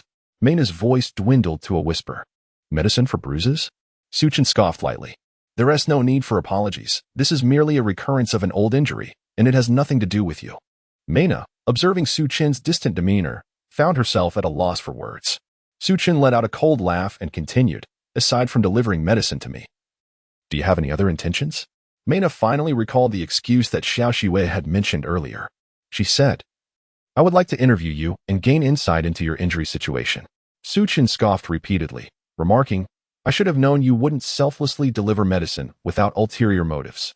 He then declared, as for my injuries, I have nothing to disclose. With that, he slammed the door shut, leaned on his crutch, and reclined once again on the bed. The sound of the door slamming startled Mena, causing her to jump. It was only then that she realized her previous words were misguided. She wished to clarify, but it was too late. No matter how she called out to Su Chen, he remained unresponsive. Ultimately, with reddened eyes and a sense of grievance, she returned to her own room, the bottle of medicinal ointment still in her hands, unoffered. Shortly after Su Chen lay down, his phone suddenly rang, displaying an unfamiliar number. Su Chen pondered for a moment, finding the number unfamiliar, yet he answered the call. Hello, SU, this is Steve Nash. Are you still awake? I'm downstairs at your hotel. May I come up if it's convenient? Chapter 79, Steve Nash. Steve Nash? The one who enjoys licking his fingers and playing with hair? Su Chen exclaimed in surprise. Well, I'm not licking them now. It's rather unsanitary and unhealthy. However, it seems you're still awake, so I'll head up now. All right. My room number is. Soon after, the two found themselves seated in Su Chen's room, where Nash thoughtfully brought along a case of non-alcoholic beer. After exchanging pleasantries, they settled into their chairs, akin to old friends, gazing at the city's nocturnal splendor outside the window. Nash took a sip of his beer and remarked, SU, your style of play closely resembles mine. Su Chen offered a wry smile. Donning the guise of this legendary figure, it was only natural that his playing style mirrored his. However, this was a matter that could not be divulged. He took a sip of beer and chuckled. Of course, I grew up watching you play. Often studying your tapes at home. Nash laughed. Haha, you must be around 28 or 29 this year, right? Did I seem that old to you, having watched me play? The two clinked their bottles and took generous swigs. Nash continued, SU, while you have learned from my game and indeed play quite well, you have merely scratched the surface. Were these words spoken by another, Su Chen would have surely countered. Yet, with the owner of the guise imparting this wisdom, Su Chen found himself listening intently. Nash walked to the window, gazing out over the city's nocturnal panorama, and remarked, while you have done well to galvanize the team, you have not truly led it. Nor have you ensured the involvement of every player. Su Chen nodded. Although he had donned Nash's mantle and acquired the peak abilities that Nash possessed, he had yet to transcend his own cognitive patterns and was still in the throes of exploration. Nash, with a hint of arrogance, continued. Only when you can lead the team and truly merge with the game will you grasp the essence of what it means to be a top-tier superstar. Top-tier superstar? Is it that simple? Su Chen cast a sidelong glance at the short-haired Nash. While he could understand Nash's notion of leading the team, the idea of merging with the game felt rather enigmatic and perplexing to him. Noticing Su Chen's confusion, Nash shrugged and remarked, It's perfectly fine if you don't understand now. When you reach that level, it will naturally become clear. What you need to focus on now is to lead the team, ensuring that everyone finds a way to participate and create offensive opportunities for your teammates. Create offensive opportunities? Yes, remember this term. Create. Create?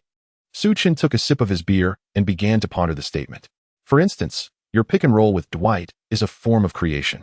While this approach is straightforward, one I also favored in my early days, it represents the most rudimentary method. At this point, Nash retrieved the remaining 4 bottles of beer, uncapped them, collected the caps, and placed the bottles on the ground. He then set down the empty bottle he held, arranging the bottles in a particular order. Pointing at them, he said, "Suppose these bottles represent the defenders." Afterward, he casually placed the caps beside the bottles, finally setting one cap next to the empty bottle, stating, "The cap represents our players, and the cap beside the empty bottle signifies you. Where do you think our opportunity for this offense will arise?" This. Su Chen was both amused and bemused by Nash's simplistic arrangement. "Su, don't laugh. Please answer my question seriously." Su Chen contemplated for a moment and replied, "Just looking at it this way, I can't discern anything, as I don't know which team we are facing, their player configurations, or the current form of our players." Suddenly, Nash extended a finger and casually pointed at one of the bottles, declaring, "I believe there is an opportunity here." Su Chen examined the situation carefully and then, with a hint of surprise, inquired, "Who is this player? What has been their recent form? What is their shooting percentage when initiating an attack from this position? Who is defending against them? Regardless, I assert that there is an opportunity here. Even if it isn't apparent, I possess a 50% chance of creating one." "Now, that sounds a bit far-fetched," he chuckled. After sharing a laugh, Nash continued, "A strong offensive capability does not equate to a genuine threat. Accurate passing does not necessarily mean creation. Cultivate a highly aggressive organization, and then, by leveraging your own abilities, you can alter the opponent's defense, thus seamlessly transforming personal offensive threats into opportunities." Alter the opponent's defense? Su Chen pondered, seemingly grasping a novel perspective he had never considered before. Traditionally, his approach had been to react to the dynamics on the court and seek out offensive opportunities, a mindset shared by most point guards in the league. However, according to Nash, the goal was to create opportunities through changing the opponent's defense. Was this truly feasible? Was it even realistic? He recalled that Nash himself did not play in such a manner, or did he? No, perhaps Nash had always played this way, unnoticed by others. Could it genuinely be possible to alter the opponent's defense? At that moment, a cold, mechanical voice resonated in Su Chen's mind. "Congratulations, host. Your integration with the Nash template has reached 70%. Simultaneously, your determination aura has upgraded to an enhanced version. When you are on the court, if trailing by no more than 20 points, your teammates will not abandon the game." "What on earth is this?" he exclaimed, astonished at the implications of Nash's words. Nash believed he had conveyed all that was necessary, leaving the rest to Su Chen's comprehension. He then shifted his focus to Su Chen's injury. "Su, how is your injury?" "The doctor mentioned I should rest for about 1 to 2 weeks. I plan to return in a week," Su Chen replied. Nash shook his head. "Injuries can be quite severe. Since the doctor recommended 2 weeks, I advise you not to rush back."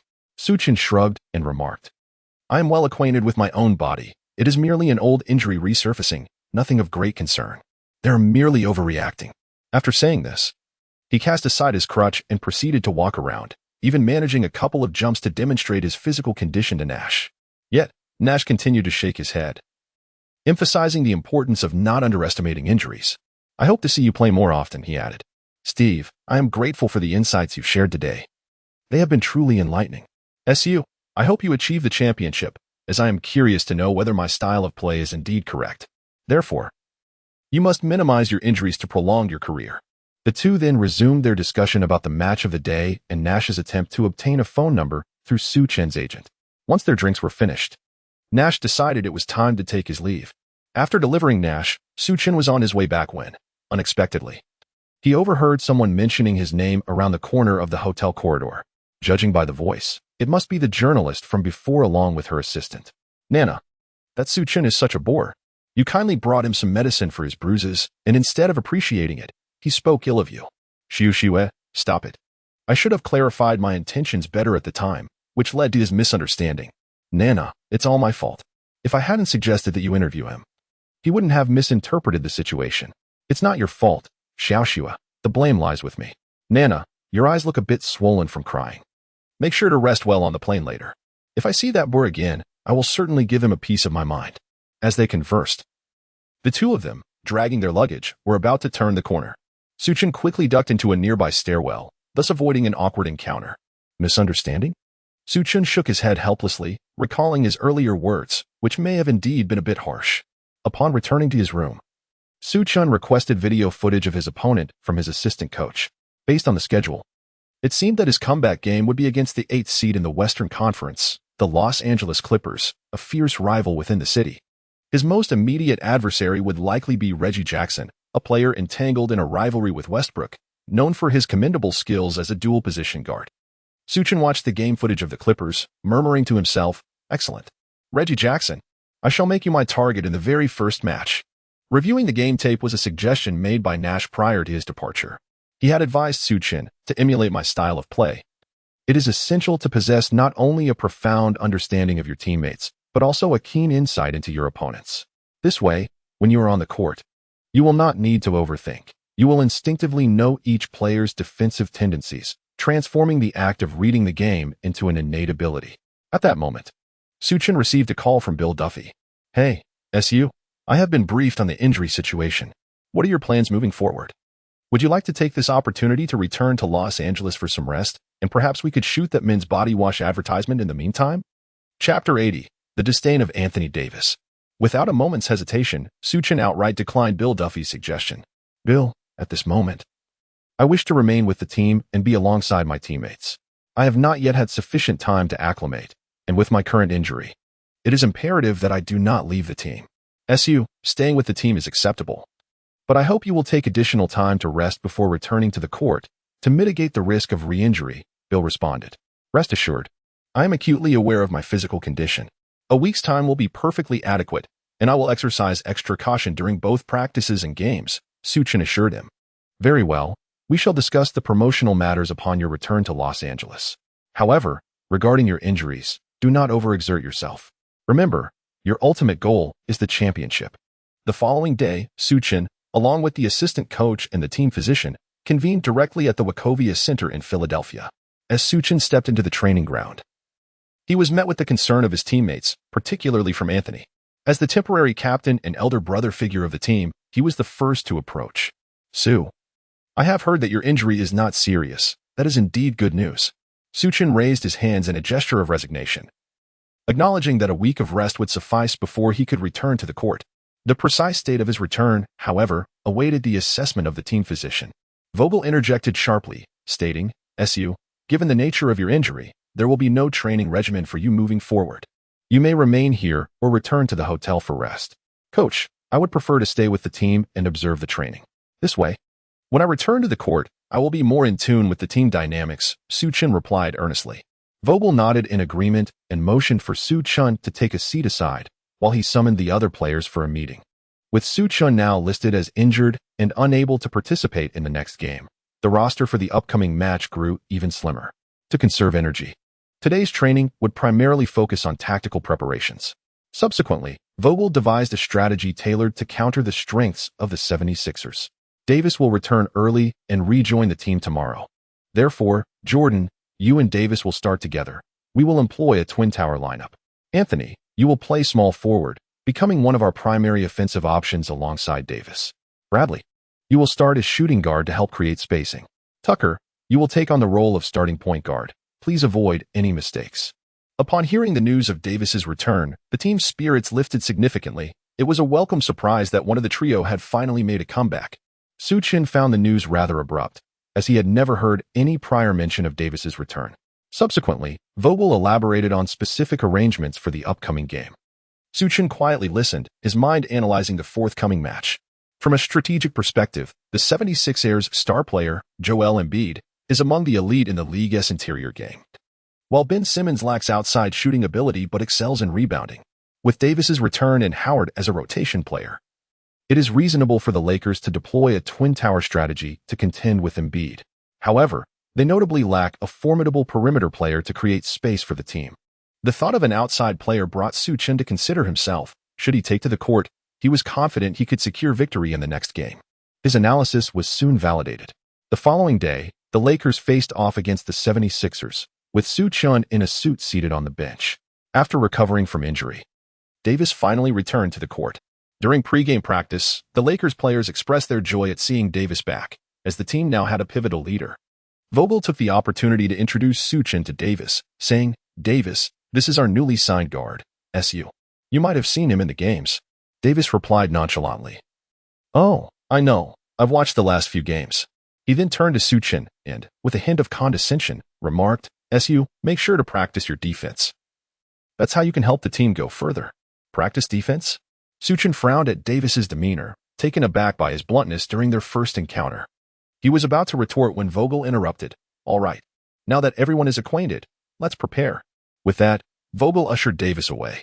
At that moment, Howard approached Su Chen and, with a playful grin, said, "Su, don't take it too personally. That guy is just like that.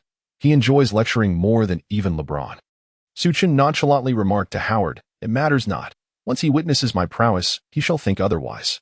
Yet, despite his words, the prospect of defense lingered painfully in Su Chen's mind. In the previous match against the trio of superstars, he had been utterly overwhelmed on the defensive end.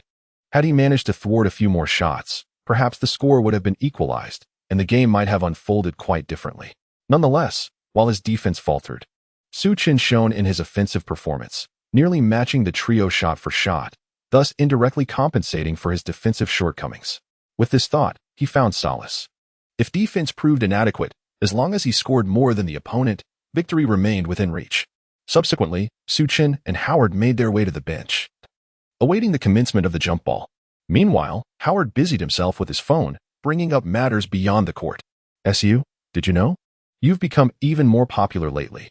Upon saying this, Howard handed his phone to Su Chen, displaying a plethora of news articles from the previous match.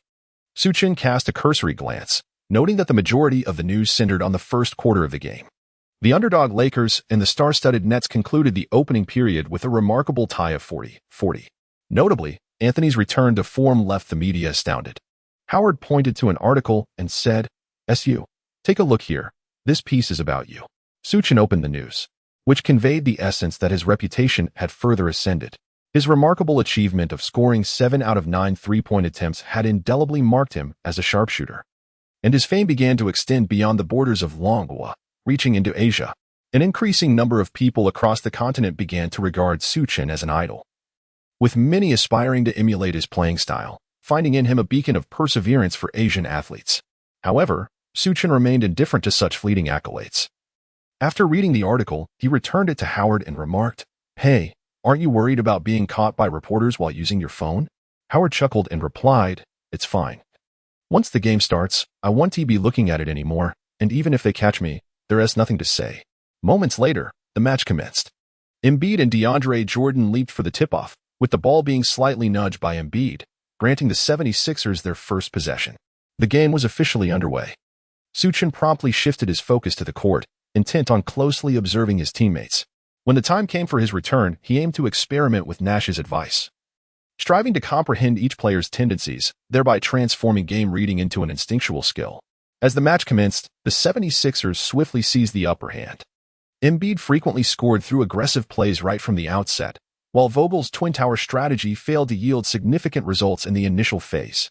Howard, standing beside Su Chen, murmured quietly, "Su, this game is going to be challenging. Our perimeter performance is simply inadequate. It would be wonderful if you could take to the court." Su Chen silently nodded. Although he was reluctant to boast, he was indeed unrivaled on the Lakers' perimeter. At that moment, he suddenly caught sight of a rather inconspicuous figure across from him, intently observing him. This individual wore a hat pulled particularly low and appeared to be of considerable age. Su Chen nudged Howard and gestured towards a figure in the distance, inquiring, "Do you recognize that person? I feel like I've seen him before." In Chapter 81, The Influence of Su Chen, Howard followed Su Chen's and scrutinized the opposite side of the court. There, he spotted an elderly man with a small mustache, donning sunglasses and dressed rather inconspicuously, whose somewhat portly figure was observing them. Upon noticing their gaze, the elderly gentleman waved his hand, seemingly greeting them. Howard studied the man intently for a moment, attempting to identify him. Suddenly, he smacked his thigh, as if a realization had dawned upon him. He waved back and was about to speak when Vogel called out his name. "Howard, substitute for DeAndre Jordan." Vogel's voice carried a hint of dissatisfaction. In a hurry, Howard tore off his jacket and dashed onto the court. After being interrupted by Vogel, Su Chen redirected his attention to the game. As the match commenced, DeAndre Jordan quickly found himself ensnared in foul trouble, thereby disrupting Vogel's rotation strategy and necessitating the premature introduction of Howard onto the court. As the game progressed, Su Chen recalled the enigmatic old man he had noticed earlier and cast a glance in that direction, only to discover that the individual had vanished. As the contest continued, Howard was substituted once more. Upon his exit, he hurried to Su Chen and inquired, "Su, Where did that old man go? Has he left? Su Chen shook his head and replied, I don't know. I have been focused on watching the match and didn't pay attention to him. Howard, wiping the sweat from his brow, feigned mystery and inquired, Su, do you know who that old man was just now? Su Chen shook his head, uncertain. Yet he felt an inexplicable sense of familiarity. If he wasn't mistaken, that individual should be Mike D'Antoni. D'Antoni? Su Chen exclaimed, gazing at Howard in astonishment, then inquired further. Are you certain? Did you not misidentify him? Howard quickly nodded, affirming that he had not erred. We have worked together before, although he had slightly disguised himself. I recognized him immediately.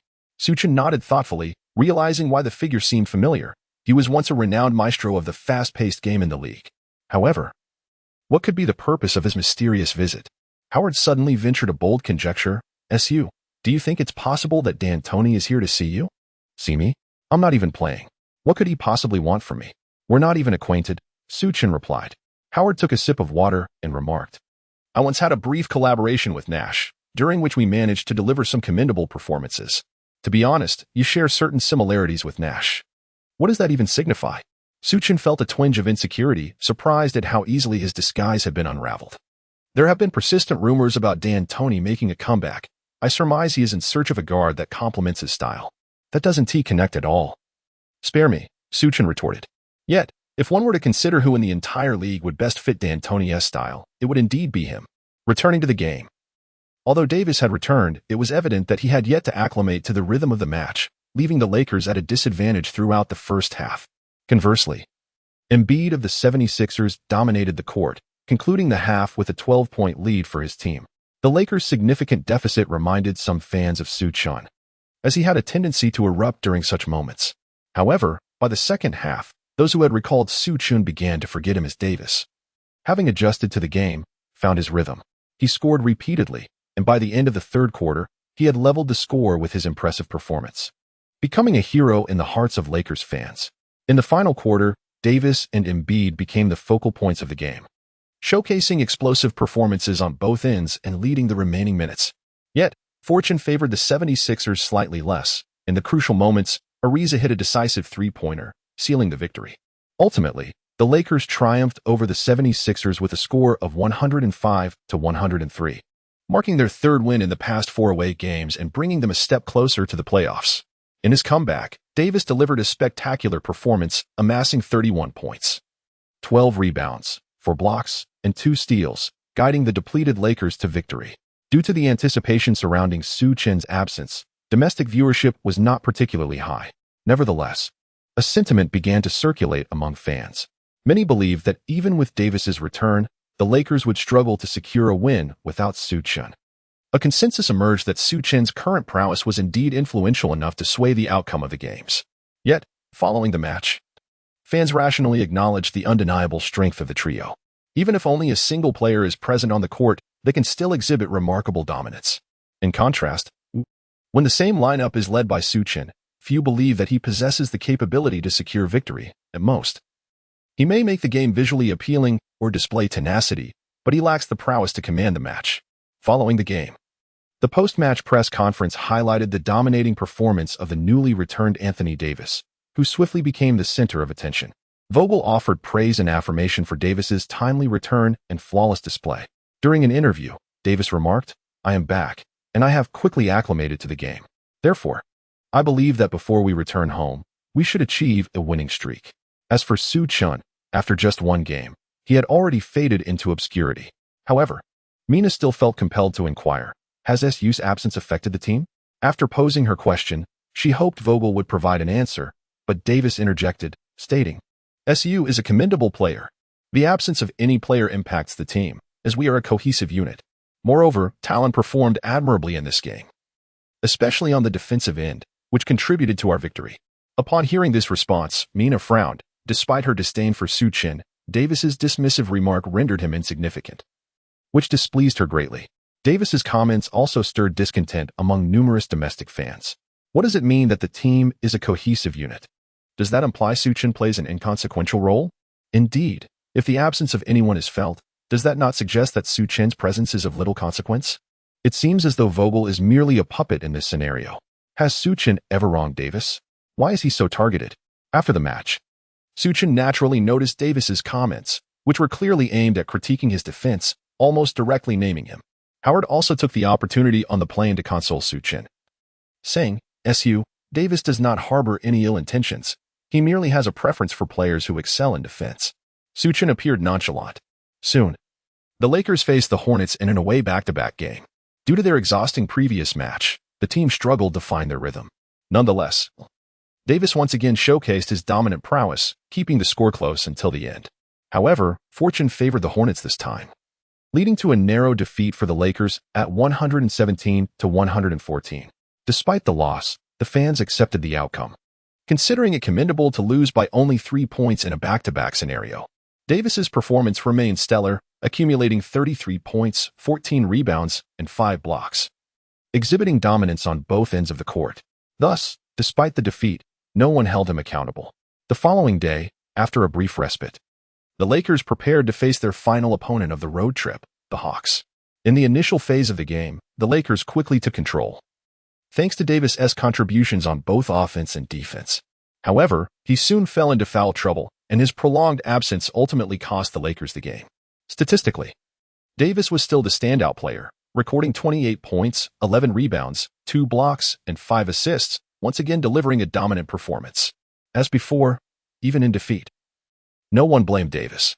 With Davis's consistent performance, Su Chen gradually faded from memory, especially in contrast to Davis, as fans recalled Su Chen's lackluster defense.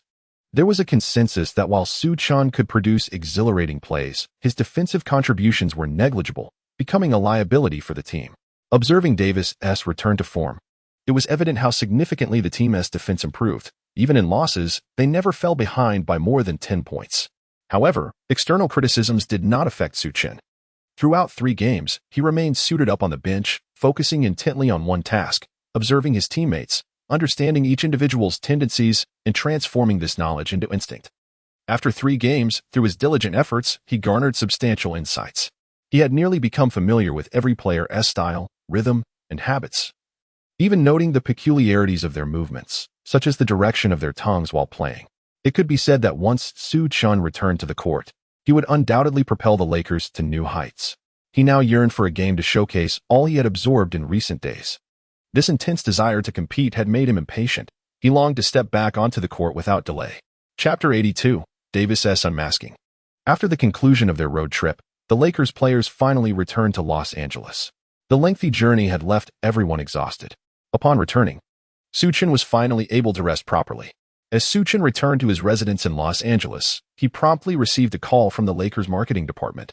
"Su, do you know a journalist by the name of Mena?" "Mena? Yes, I'm acquainted with her. What's the matter?" "Well, in 2 days, it will be the Chinese New Year. Oh, and due to your connection, Penguin Sports from the Dragon Kingdom wishes to collaborate with the Lakers players to film a New Year greeting video. And Mena has reached out to me regarding this." "I see. How can I assist?" Considering his position overseas, Su Chen was delighted at the opportunity to convey blessings to the fans in the Dragon Kingdom and readily agreed. "After tomorrow's training, I will organize the Lakers players for the shoot. I have already sent the contract to your agent, and the compensation will be the same for everyone." "All right, no problem." The following day, due to the absence of a training schedule, Su Chen arrived at the gym later than usual. By the time he arrived, the other players had already commenced their training routines in an orderly fashion. Within the training facility, Su Chen also encountered a familiar figure, Cannon Baker.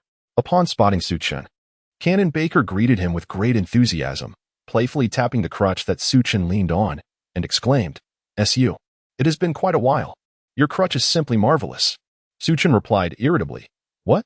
If you like it, shall I gift you a pair?" "No, thank you. My legs are in such good condition that I have no need for such things." Su Chen cast a glance at Cannon Baker and remarked, "Who said you wouldn't benefit? I know an old traditional Chinese medicine practitioner named Zhao, who imparted to me some unique diagnostic techniques. Thus, I could discern at a glance that one of your legs is afflicted. Ancient Eastern wisdom, the enigmatic art of traditional Chinese medicine, the kind portrayed in martial arts films? Indeed, quite similar. I don't believe it. Well then, if you doubt, let us put it to the test. Raise your leg as high as my hand directs you. As high as you can manage, then let it fall with force, shall we? Believe it or not, there is certainly an issue with your leg.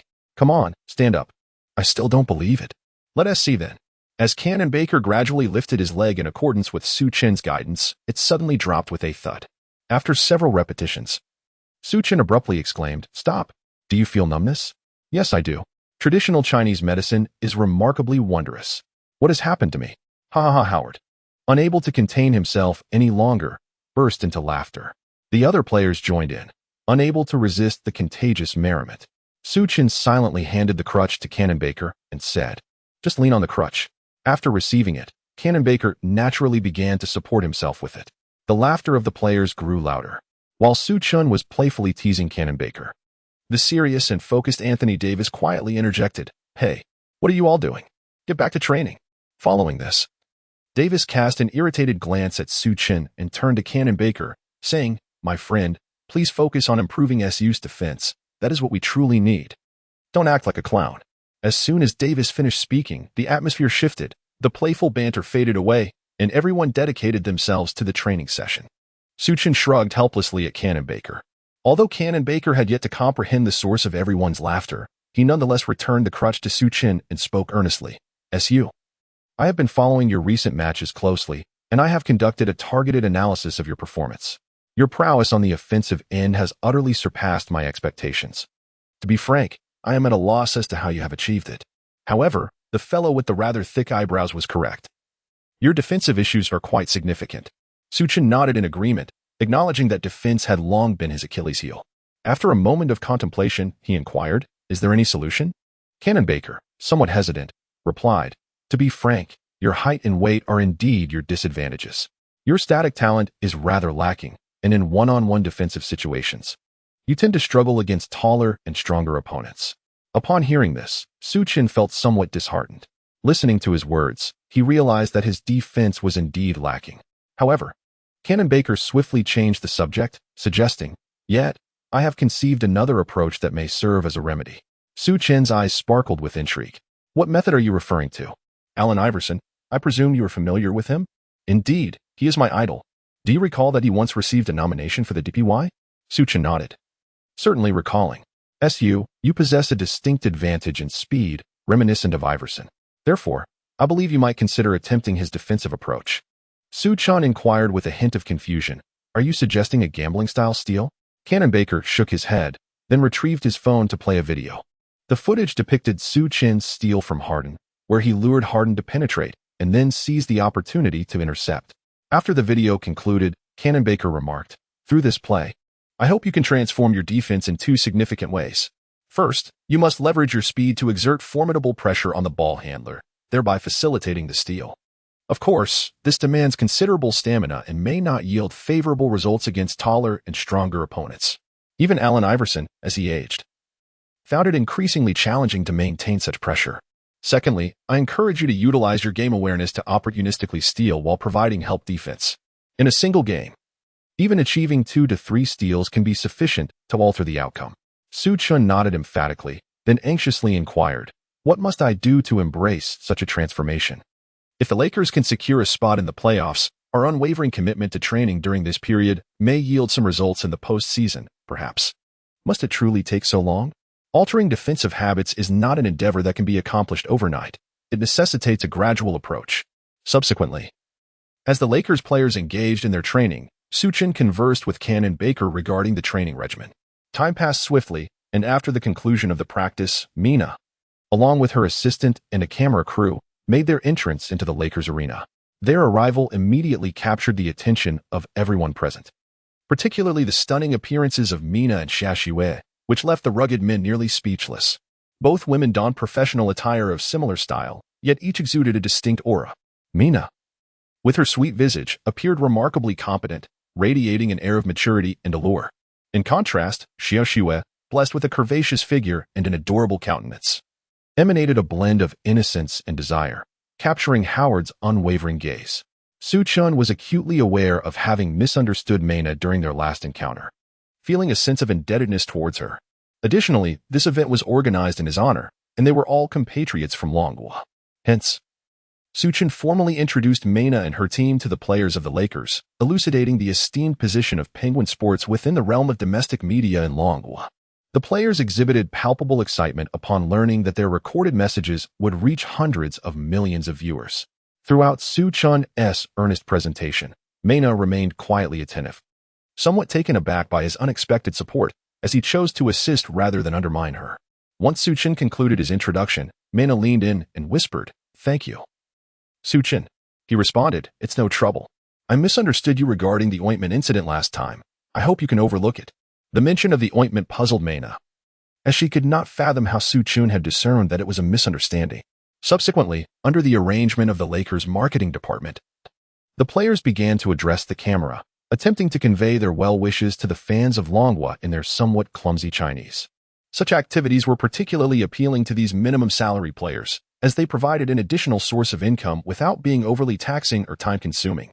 Austin Reeves even privately approached Su Chen, expressing a desire for more opportunities like this in the future. All players present at the training session participated, with one notable exception. After completing his practice, Anthony Davis ignored Mena and her team entirely, intending to leave without engaging. The marketing department was keen to retain Davis, as his notoriety commanded the highest compensation from Penguin Sports, resulting in greater financial benefits for the department. Despite their attempts to persuade him, they were met with futility. Davis exhibited a clear aversion to participating in such activities, bluntly stating, "My time is extremely valuable. I won't waste it on trivial matters. I would rather dedicate that time to honing my defensive skills." He shot a glance at Su Chen, his words implicitly directed at him. "Defense? I can win the game through offense." Su Chen retorted sharply. "Win the game? I distinctly remember our team losing to the Nets by 30 points. Where was your offense then?" Davis countered. "That was because I was injured, you say? A commendable excuse, but it holds no weight with me. Do not forget, I have won a championship, which makes me acutely aware that your approach to the game is flawed." Upon uttering this, Vogel timely intervened, escorting the increasingly confrontational Davis out of the training facility, thereby preventing the situation from escalating further. Su Chen gazed at the retreating figure of Song Mei, his fist clenched tightly, pondering within, "Just one more match, and I shall make my comeback. Allow me to take the court, and I shall demonstrate to you who truly plays the game incorrectly." Chapter 83, The Confidence of the Lakers. The video filmed by Penguin Sports featuring Su Chen and his team has gained a modest wave of popularity domestically. Many of Su Chen's teammates have also reaped the benefits, and his reputation in Longhua has soared accordingly. Some brands have even begun discreetly reaching out to certain players. Those who have gained from Su Chen's success have etched his kindness in their hearts. With the arrival of the new year in Longhua, Su Chen hosted a small gathering at his residence, inviting the players from his team. Most of them attended, provided they had no prior engagements, especially Howard and Anthony, who each brought a bottle of champagne. However, Davis did not show up at all, as he held Su Chen in contempt, dismissing him as an insignificant player. Su Chen had made reservations for a lavish feast of traditional Dragon Country delicacies, accompanied by an assortment of dumplings.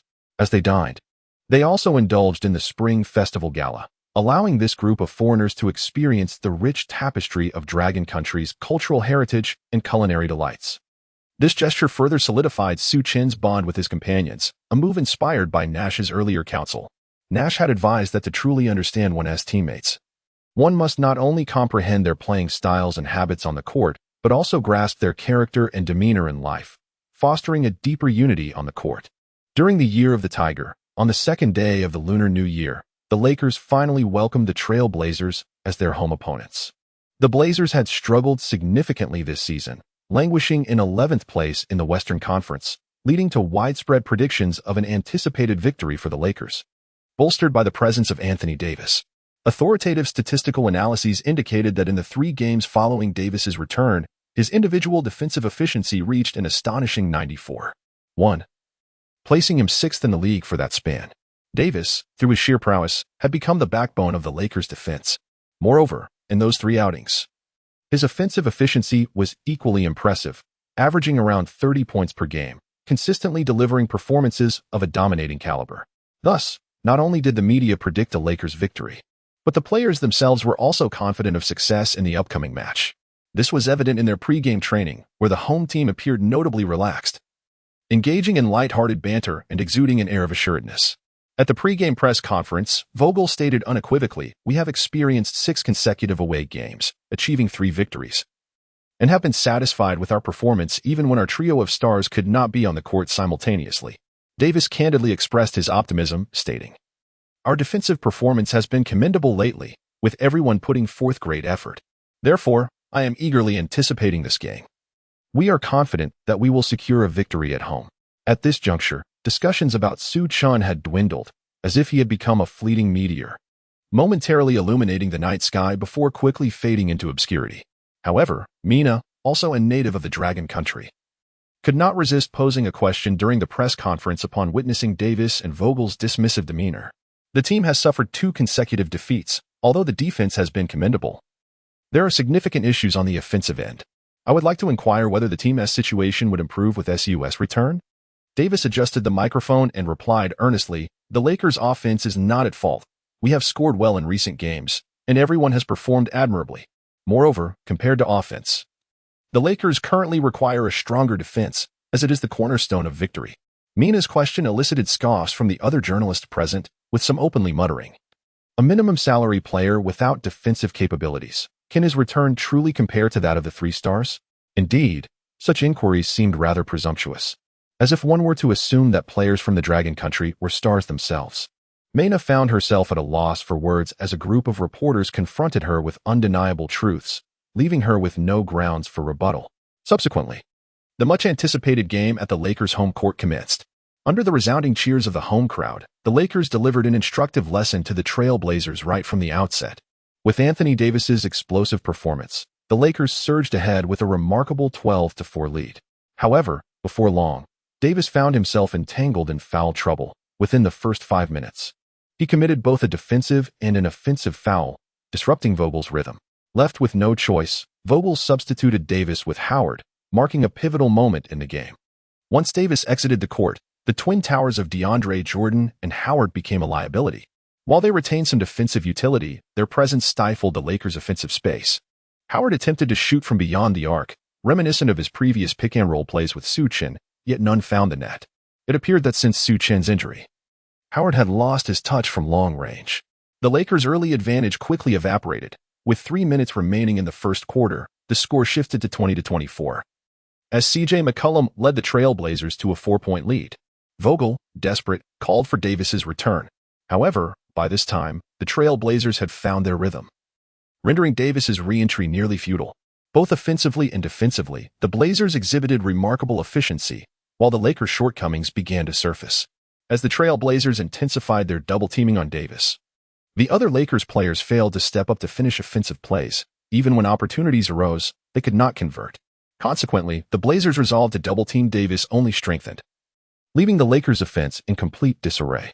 Although Davis possessed some organizational and playmaking abilities, they were quite limited, leaving him to primarily distribute the ball passively rather than driving the team's offensive momentum. Today, Su Chen sat once again on the bench, clad in a suit, anxiously observing the Lakers as they grappled with pressing issues. The team could not afford another defeat, as their recent record of 3 wins out of 6 away games had yielded little change in their standings, still languishing in 9th place. A further loss could see them plummet to 10th, jeopardizing their chances of even qualifying for the play-in tournament. Watching Anthony Davis being relentlessly double-teamed, Su Chen felt an overwhelming urge to dash onto the court and sink that infuriating open three-pointer. As the first quarter concluded, the score stood at 26-34, with the Lakers trailing the Trailblazers by 8 points. The weaknesses of both Davis and the Lakers had been keenly exploited by the Trailblazers. Stifling Davis rendered the Lakers nearly powerless. In the second quarter, sensing the impending crisis, Vogel reluctantly reverted to a smaller lineup, positioning Davis at center and shifting Anthony to power forward in a bid to bolster the Lakers' offensive capacity. This adjustment did indeed alleviate some of the Lakers' attacking woes in the second quarter, as Anthony provided Davis with the necessary space and capitalized on several open shots amidst the defensive pressure. However, the absence of their twin towers exposed vulnerabilities on the defensive end. The once celebrated defense of Davis crumbled against a Trailblazers side lacking in offensive potency. Besides Su Chen, Howard murmured complaints. "Su, this game is utterly frustrating. When will you take the court? I eagerly anticipate the moments we play together." Even more disheartening was the realization that the Lakers' defensive shortcomings were not compensated for by their offense. As the second quarter drew to a close, the gap widened further, culminating in a score of 54-69, with the Lakers trailing by 15 points. The previously lauded defense had been thoroughly dismantled by the Trailblazers. Such a performance prompted even the live broadcast guest, Shaquille O'Neal, to exclaim, "The Lakers are performing dreadfully today." The Trailblazers have discovered the antidote to the Lakers' Twin Towers. If Vogel fails to make changes, the Lakers are likely to face yet another defeat. In the locker room, Davis could no longer contain his frustration. "Ariza, can you please make that damn open three-pointer? Talon, I need your drives. I need your support. Bradley, you must guard CJ McCollum. Do not allow him to score again." The atmosphere within the Lakers' quarters, already tense, grew even more oppressive under the weight of Davis's grievances. Upon witnessing such results, Su Chen felt an overwhelming sense of urgency. However, what irked him even more was the arrogant demeanor of his teammate, Davis. For days, he had been subjected to Davis's incessant complaints, lamenting his 30-point loss and his inadequate defense. Now, he found Davis pointing fingers at everyone else. This time, Su Chen resolved to break his silence. As the others remained quiet, he suddenly spoke up with a scowl, "The game is a collective effort. Why should you claim all the credit while shifting the blame onto others?" Chapter 84, Confrontation in the Locker Room. What right do you have to speak here? The authority of Davis in the locker room was audaciously challenged by a minimum salary player whose origins were unknown, igniting his fury. Davis approached Su Chen directly, glaring at him as he exclaimed, "Don't think that just because you've played a few good games, you have the right to speak. Everyone here possesses more experience and skill than you. Your presence here is merely a stroke of luck." "Luck?" Su Chen retorted. "In the same 3 away games with the same players, my presence led the team to victory in 2 matches, while your presence resulted in 2 losses. This is not luck. This is skill." "Humph. You, a player from the Development League, dare to lecture me about skill? Humph. You can't even surpass a player from the Development League, yet you lecture me on skill?" Su Chen confronted Davis fiercely, showing no leniency towards him. Observing the escalating tension, Anthony promptly stepped in to separate the two. "What are you shouting about? If you have the ability, channel that into the game. No matter how loud you argue here, what difference does it make? Anthony's standing in the league is unquestionable. He is the man who once intimidated Garnett to the point of retreat. His mere presence immediately quelled the uproar." He patted Davis on the shoulder and said, "Our objective is to win the game. We must focus our attention on that, rather than engaging in internal strife here." Although Davis dared not confront Anthony directly, he still glared at Su Chen and retorted, "Are you really allowing a rookie to dictate terms in the locker room? Does he even respect anyone here?" Anthony chose not to respond to Davis, but instead approached Su Chen. "Su, you've had a few commendable performances, but that does not grant you the right to speak so boldly. A little humility won't hurt." Despite Su Chen's confrontation with Davis, due to his generally amicable relations with the team, no one stepped forward to defend Davis at that moment. Howard timely pulled Su Chen aside and whispered, "Su, don't act impulsively, do not challenge the authority in the locker room or disrupt the unwritten rules." Su Chen was well aware of the unspoken rules of the locker room, yet his displeasure towards Davis was undeniable. Meanwhile, Vogel had returned to the locker room. Observing the charged atmosphere, he angrily shouted, "What are you all trying to accomplish? Do you wish to fight? If you have the energy to win the game, why flaunt your strength here?" Davis shot a glare at Su Chen and exclaimed, "Coach, leave the second half to me. I will ensure we secure the victory." The other players, led by Anthony, echoed loudly, "We'll take the game." While Vogel felt a sense of satisfaction from their fervor, he was nonetheless displeased with the conflict that had erupted in the locker room, specifically calling out Davis and Su Chen for their conduct. Naturally, Davis was unwilling to back down. He declared to Su Chen, "Kid, just watch. You'll see how I turn the game around in the second half. I will show you why we were champions in the past. As a key player on this team, securing a win is your duty, but what if you fail? If we lose, I'll live stream shaving my eyebrows. All right, it's a deal." After the break, both teams entered the third quarter. As the game commenced, it appeared that Davis was fueled by determination, scoring consistently and giving the Lakers a promising start, narrowing the score somewhat. However, as the match progressed, the Lakers' issues remained unresolved. Once Davis was double-teamed, the team found itself in trouble. Although Anthony provided a more stable scoring option, he still struggled to receive the ball, and the rest of the players remained cold in their shooting. Soon enough, the Trailblazers widened the gap once again. With the absence of the Twin Towers on defense, Davis found himself overwhelmed, unable to fend off the Trailblazers' relentless offense. His mindset began to shift, growing increasingly impatient. He had boasted in front of Su Chen about live streaming the shaving of his eyebrows if they couldn't win, yet the Lakers were being thoroughly outplayed by the Trailblazers. At this pace, defeat was inevitable. The more anxious he became, the more prone he was to errors. With just 2 minutes left in the third quarter, Davis committed an offensive foul followed by a defensive foul, bringing his total to 4 personal fouls. Should he accumulate 6, he would be ejected from the game. Thus, Vogel had no choice but to substitute Davis once again. The Lakers, now without Davis, crumbled on both offense and defense. By the end of the third quarter, the score stood at 80-103, leaving the Lakers trailing by 23 points. The morale of the team had plummeted to an all-time low. Losing to formidable teams like the Nets or Heat would have been understandable, but to fall behind by such a margin to the Trail Blazers was simply inexcusable, especially for Davis, who was now utterly frustrated. He had just finished spraying Su Chen in the locker room, only to find himself in a similarly dire situation. At this moment, Vogel felt utterly powerless. Deep down, he understood that this was the true measure of the Lakers' capabilities. Previously, the presence of the Twin Towers had masked some of the team's deficiencies, preventing more severe losses. In the fourth quarter, when both teams returned to the court, C.J. McCollum erupted once again. With 6 minutes remaining, the score swelled to 84-117 as the Trail Blazers stretched their lead to an astonishing 33 points, relegating the game to garbage time. Vogel called a timeout and substituted all the starters.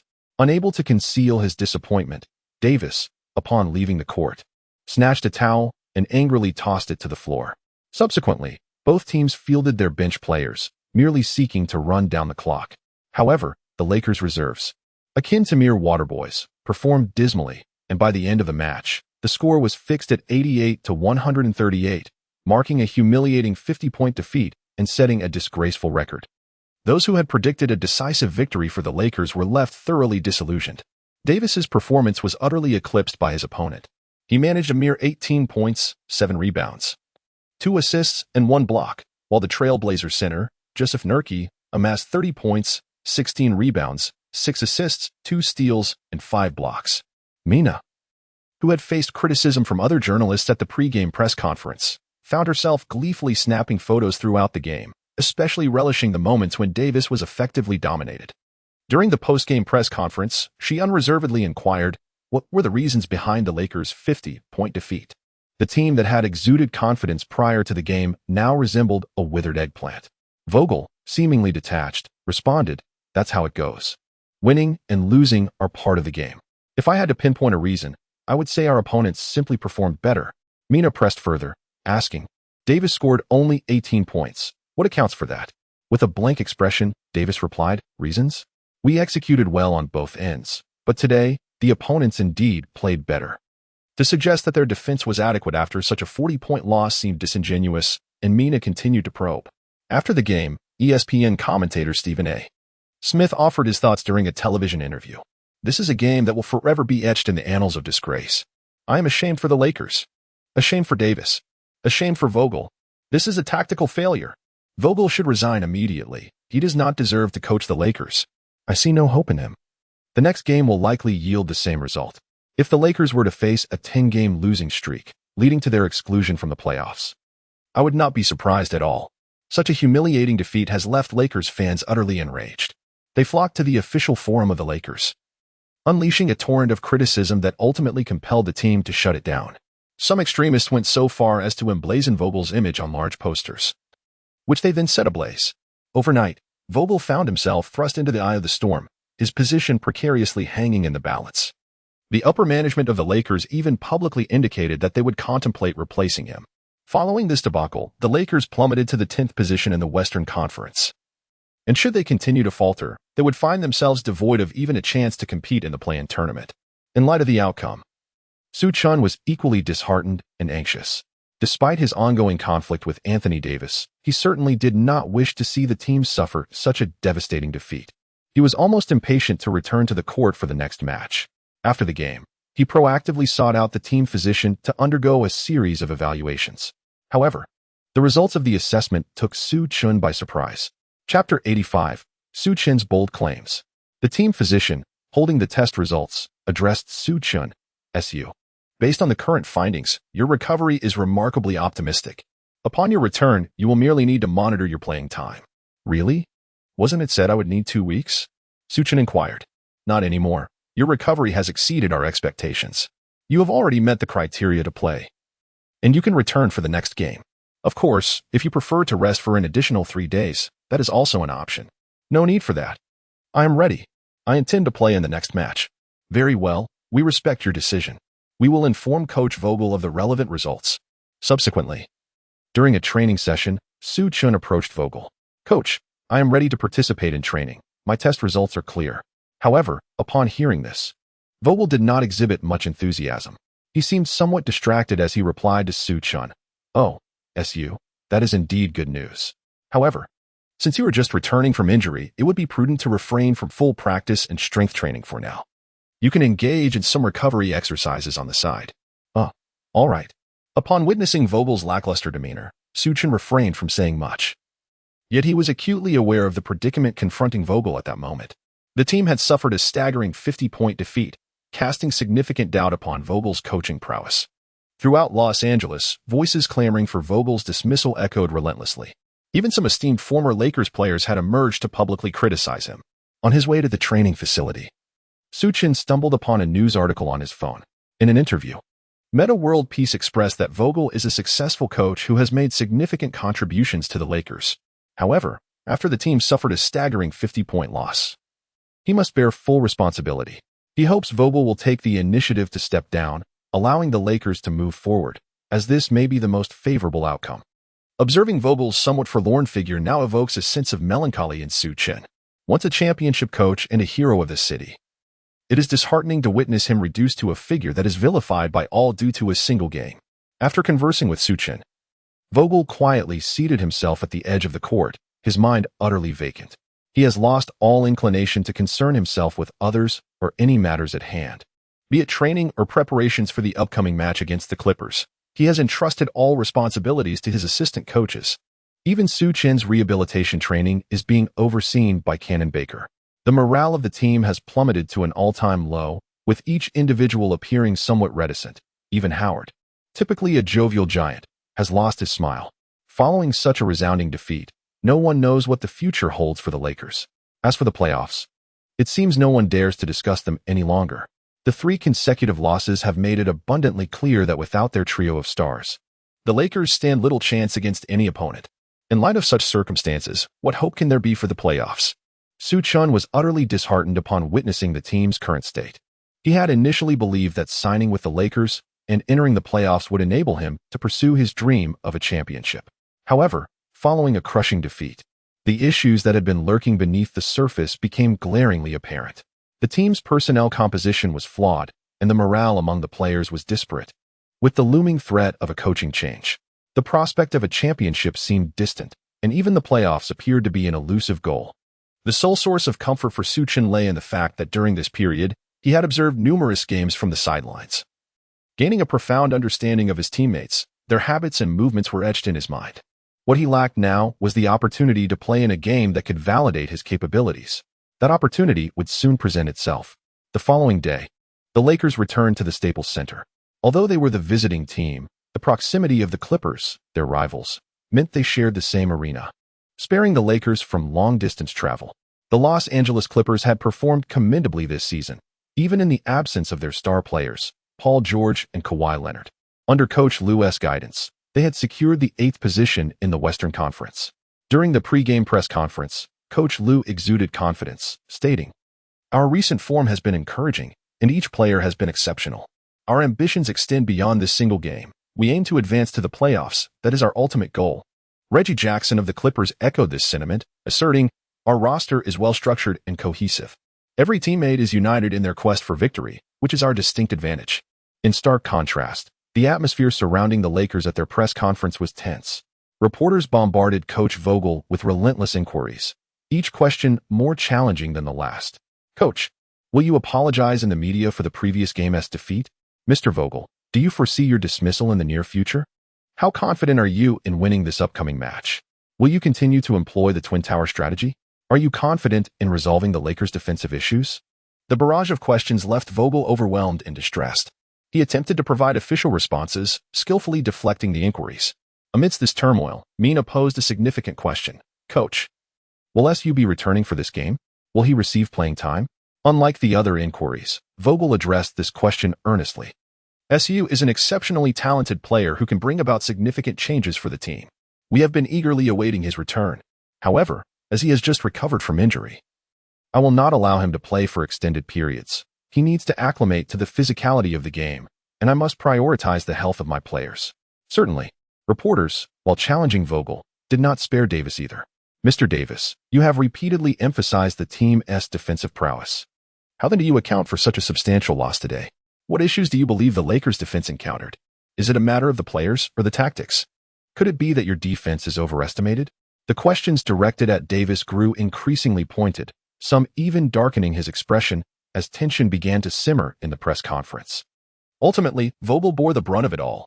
He abruptly stood up, slammed his hand on the table, and declared, "In this game, we will shed our burdens and give our all. We are confident we can secure victory. If we do not win, I will resign immediately." With that, Vogel left the press conference without a backward glance. His words ignited a fervor among the journalists, who swiftly began clicking their cameras.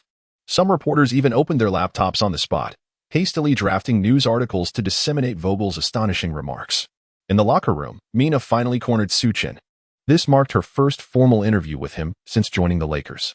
"Su Chen, regarding the earlier matters, I hope you don't take them too to heart." "Oh, it's nothing. I'm a player. You're a reporter. We're merely fulfilling our respective roles," he replied. "Let us begin the official interview then." "Su Chen, do you believe the Lakers will win this game?" Mina asked directly, cutting to the chase. "Whether we can win depends on my playing time. If I am given ample time on the court, I am confident I can alter the outcome and secure victory." Mina was taken aback by Su Chen's lack of humility during her first interview with him, which surprised her. As they conversed in Chinese, their dialogue was candid, unfolding in the corridor. Among the other reporters, one American journalist who understood some Chinese nearly dropped his jaw upon hearing Su Chen's remarks. He quickly translated Su Chen's comments as a joke to the other journalists. As this joke spread among the reporters, players in the Clippers locker room soon became aware of Su Chen's statements. Chapter 86, Poised for Action. Reggie Jackson, sitting in the locker room, was left with a face full of questions. What? Who is this SU? How can he speak so arrogantly? Whether they can win depends on his playing time. Does he think he has Jordan or something? Beside him, Morris pondered and replied, "I believe I've heard he has either from Dragon Country or Japan. He has had a few good games and has become quite popular." "Just a few good games, and he has this arrogant? We're sitting at 8th in the West. Should we be worshipping him as a deity?" Batum from France chuckled. "Reggie, I just asked the assistant coach. This guy is a point guard and will be directly matched up against you. It seems you might get overwhelmed." Haha. His words elicited laughter from everyone, as although Reggie Jackson may not reach all-star caliber, Batum's claim that he would be outperformed by an Asian player was utterly absurd. Meanwhile, Ibaka clapped his hands to silence the crowd and earnestly remarked, "I've watched some footage of this SU. He has faced off against Lowry, Mike Conley, and Morant. And from what I've seen, he hasn't fared poorly. Reggie, you should be cautious." However, Reggie Jackson, unfazed, retorted, "No matter how strong SU is, he is just an Asian. In terms of physical prowess, I possess an inherent advantage, so I am confident I can defeat him. In my view, the only opponent I truly care about on the Lakers is Russell Westbrook, but unfortunately, he is unable to play. Nonetheless, this SU is far too arrogant. I'll take him down." As he spoke, Reggie recalled Westbrook's words during his trade. "We have a chance to win the championship, even if Reggie is not here. We still have a shot at the title." The tension between him and Westbrook was well known among the other players on the Clippers. They had witnessed Reggie's dedication in practice, and ever since he had set Westbrook as his target, he had been eagerly anticipating a matchup against the Lakers. However, with Westbrook sidelined due to a violent incident, Reggie found himself frustrated with no outlet for his pent-up emotions. Yet, unexpectedly, a single remark from Su Chen reignited the fighting spirit within Reggie. It was clear to everyone that if Su Chen took the court today, he would surely face the full wrath of Reggie Jackson. On the Lakers' side, Su Chen's words had piqued the interest of journalists. Once Mina completed her interview, a few astute reporters quickly sensed an opportunity for a sensational story and soon surrounded Su Chen. "SU, do you believe your skill level is high? Does receiving only a minimum salary feel unjust to you? Previously, Davis mentioned your defensive issues, and now the Lakers need defense. If your defense is lacking, will you even get a chance to play? What gives you such confidence that you can influence the game? Is it some mysterious power from the East?" Upon encountering such a multitude of reporters, Su Chen instinctively felt the urge to flee. However, this inquisitive assembly of journalists would not let such a golden opportunity slip by. For the majority of these reporters, it was a foregone conclusion that the Lakers were destined to face defeat. The prospect of a mere underdog daring to make audacious claims before the game, only to be soundly defeated and subsequently ridiculed in the aftermath, presented an irresistibly captivating narrative. It was sure to become the most amusing anecdote following the match. Su Chen effortlessly discerned the true nature of this group, and realizing he could not evade the situation, he boldly declared, "Indeed, it is I who said it. The more time I spend on the court, the greater our chances of victory." This was precisely the sentiment they sought. The journalists were thoroughly satisfied with his response, contentedly stowing away their recording devices. However, Su Chen's remarks sowed a seed of discord within the Lakers' ranks. While Howard and Anthony remained unfazed, having previously played alongside Su Chen and recognizing his prowess, Davis held a different perspective. He confronted Su Chen once again in the locker room, exclaiming, "Such arrogance! How shameless! Your disgrace is of little concern. But do not drag the Lakers down with you." Su Chen, naturally, would not yield easily. "Are you not capable of managing your own affairs? Have you forgotten the last game where Nurki overwhelmed you?" The brow forcefully tossed his headband to the ground and declared, "Fine. I shall await your entrance for this match. I am eager to see how you will perform." He continued, "But do not meddle or deliberately obstruct my efforts." With that, he picked up the headband only to hurl it down once more, asserting, "I am a professional athlete. Do not question my commitment to the sport. I have no interest in such petty antics." Su Chen scoffed, "Humph. Can you be trusted?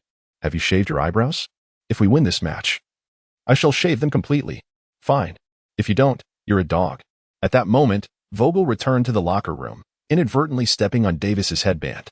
Feeling an uncomfortable sensation beneath his foot, he kicked it aside and, with little enthusiasm, clapped his hands and declared, "All right, boys, the game has begun." Subsequently, the players from both teams took to the court in succession. The commentators also noted that Davis was not wearing his headband, and they unanimously agreed that this was Davis's way of casting aside the band to signify his intent, resolutely determined to fight fiercely against the Clippers. Under the DJ's introduction, the Clippers head coach, Lou, presented a starting lineup that included Ibaka, Batum, Morris, Amir Coffey, and Reggie Jackson, which was quite pedestrian. Meanwhile, Vogel once again deployed a twin tower lineup, featuring DeAndre Jordan, Davis, Ariza, Bradley, and Tucker as his starters. Due to the repercussions of injury, Su Chen found himself excluded from the starting lineup once again, relegated to the bench. As this lineup was revealed, the guest commentator, Fisher, promptly began his analysis. Judging by the Lakers' formation, it appeared that Vogel was still intent on emphasizing defense. Shaquille O'Neal, however, slammed the table and exclaimed, "Defense? They are already down by 50 points. Where on earth is the defense? Can they even defend? It seems Vogel has resigned himself to defeat. I heard he plans to resign after the game. That would indeed be splendid." As the match commenced, O'Neal's assessment quickly proved accurate. The Lakers lacked vitality from the very beginning, despite the presence of their twin towers. The players' morale had already crumbled, rendering them incapable of maintaining focus defensively. Just as the first quarter began, the Lakers fell victim to a staggering 14-1 run, with the sole point coming from Tucker's free throw after drawing a foul. Meanwhile, Davis once again faltered on both ends of the court. Batum breezed past him as if crossing a street, scoring 3 consecutive baskets for a total of 6 points right out of the gate. In light of the team's dire circumstances, Vogel appeared lackluster on the sidelines, seemingly too indifferent even to stand and direct his players. It was as if he had already prepared for resignation before the match had concluded. The situation on the Lakers bench was similarly bleak. The players wore expressions devoid of emotion, lacking any fighting spirit, as if they were participating in a game entirely unrelated to them. Su Chen observed the team's disheartening state, his heart racing with urgency. He eagerly sought out Vogel, imploring, "Coach, allow me to take the court. I can turn the tide of the game." Upon hearing Su Chen's request to play, Vogel, for once, seemed to regain his composure. He shook his head and replied, "SU, you are a rare gem I discovered in the Lakers. I am likely to depart from this team soon, and I do not wish for your future to be jeopardized under my watch due to injury. I will grant you playing time, but I must also protect you, so you must wait a little longer." "Waiting may be too late," Su Chen retorted. But Vogel remained resolute. With no opportunity to play, Su Chen reluctantly returned to the sidelines, yet he refused to relinquish hope. He rallied his teammates, saying, "Let us not be so despondent. We must cheer on those on the court." However, His words fell on deaf ears, with Howard bluntly telling him, "Su, don't waste your breath." Su Chen let out a resigned sigh and returned to his seat on the bench. The game progressed for a few more minutes, and finally, Anthony Davis began to find his rhythm, starting to score. However, it was too late. Approximately 8 minutes had elapsed in the first quarter, and the score stood at 28-12, with the Lakers trailing by 16 points. It was evident to everyone that the Lakers were in dire straits. At that moment, the Lakers made their first substitution. Coach Vogel replaced DeAndre Jordan, Ariza, and Talen Horton-Tucker with Dwight Howard, Carmelo Anthony, and Austin Reeves. Unfortunately, the situation did not improve. In fact, it worsened. Chapter 87. Su Chen enters the game. With the introduction of these players, the defense became even more inadequate. Vogel's substitutions lacked any strategic intent. They merely served to fulfill the rotation. Reggie Jackson played with an intensity akin to being infused with adrenaline, unstoppable in his pursuit of points. Neither Talen Horton-Tucker nor the newly introduced Austin Reeves could contain Jackson's performance. As the first quarter drew to a close, he scored 2 consecutive layups, amassing a total of 10 points within the first quarter alone. The score shifted to 35-18, with the Lakers trailing by 17 points at the end of the first quarter. Su Chen had been gazing intently at the scoreboard. The point deficit was substantial, and if he did not take to the court soon, the chance of a comeback would slip away. During the intermission, Vogel refrained from making any tactical alterations, while the players appeared listless, seated on the bench with minimal interaction. The previously boisterous Anthony Davis now seemed utterly deflated. Seizing the opportunity of the break, Su Chen approached Vogel once more. "Coach, I've been sidelined for an entire quarter. I believe I've rested sufficiently. Allow me to enter the game. Trust me, I can help narrow the gap." TCH. Anthony Davis, overhearing Su Chen's earnest plea, scoffed derisively. "Do you truly fancy yourself the savior?" Vogel maintained his previous demeanor, addressing Su Chen with unwavering seriousness. "Su, there is no need for further discussion. It is not yet your time to play. Just continue your warm-up." Su Chen once again resignedly returned to the bench. As he watched the score slip further away, the frustration of being unable to take the court was driving him to the brink of madness. His fervent desire for victory had transformed into a raging inferno, nearly bursting forth from his eyes. Subsequently, the second quarter commenced. The Clippers, having established a significant lead, substituted in their bench players. In contrast, the Lakers coach Vogel reverted to his starting lineup, with the only change being Anthony replacing Ariza, a change that was, at best, marginal. This adjustment bore some fruit, as Anthony suddenly found his rhythm on the offensive end, consistently finishing with mid-range shots. This also aided Davis in creating space for his own offensive maneuvers. Approximately 4 minutes into the second quarter, the score shifted to 39-26, with the Lakers trailing by only 13 points. Clippers coach Lou promptly called a timeout to halt the bleeding, and upon the resumption of play, he reinstated his starters. After witnessing his lineup close the gap slightly, Vogel, sensing a glimmer of hope, refrained from making any personnel changes during the timeout, but instead emphasized the need for Anthony and Davis to collaborate effectively and maintain their momentum. However, once again, Vogel's calculations fell short. The seemingly unremarkable Clippers starting lineup quickly stabilized the game upon their return. By the end of the second quarter, the score had ballooned to 65-42, with the Lakers now facing a daunting 23-point deficit. Reggie Jackson emerged as the standout player of the first half, amassing 18 points, 3 assists, and 2 steals, eclipsing Davis's paltry 8 points and 4 rebounds. This outcome incensed Lakers fans, some of whom, in their outrage, resorted to smashing their televisions while watching the live broadcast. The arena was filled with numerous Lakers supporters, who jeered and hurled insults as the team made their way to the locker room. Once inside the locker room, the atmosphere between the two teams was a stark contrast. Coach Lou of the Clippers expressed his satisfaction with the game's progress, cheerfully addressing his players. "Brothers, we've done well today. Let us keep it up. Don't become complacent. Though this Lakers team may not pose much of a challenge, let us not forget our goal, to advance to the playoffs." Reggie Jackson, with a hint of disdain, inquired, "Coach, what about that SU guy? Why has he seen any playing time? Was he quite boastful before the game?"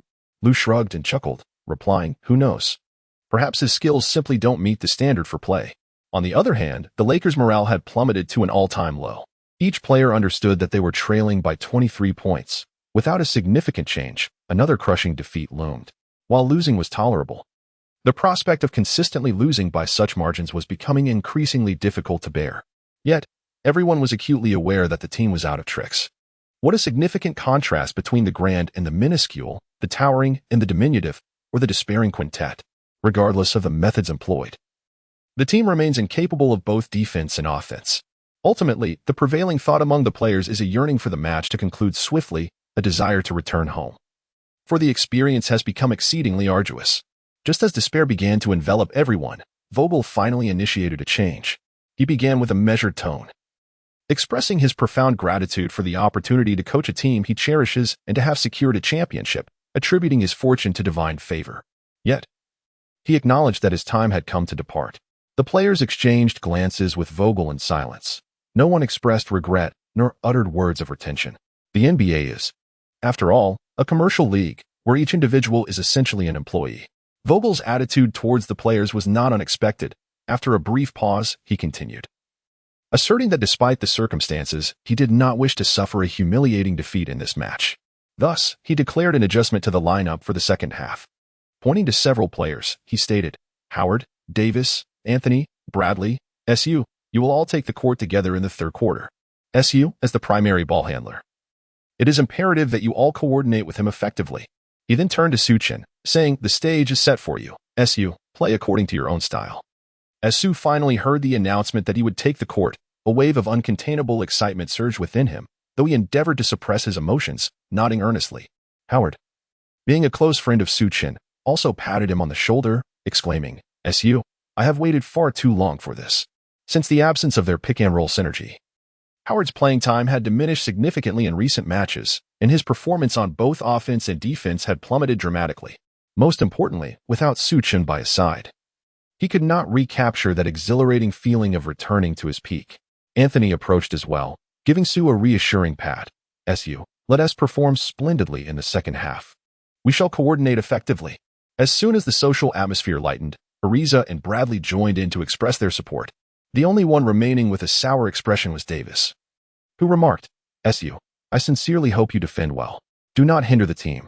He remained unconvinced that a minimum salary player with such poor defensive skills could make any significant difference, regardless of whether he took to the floor.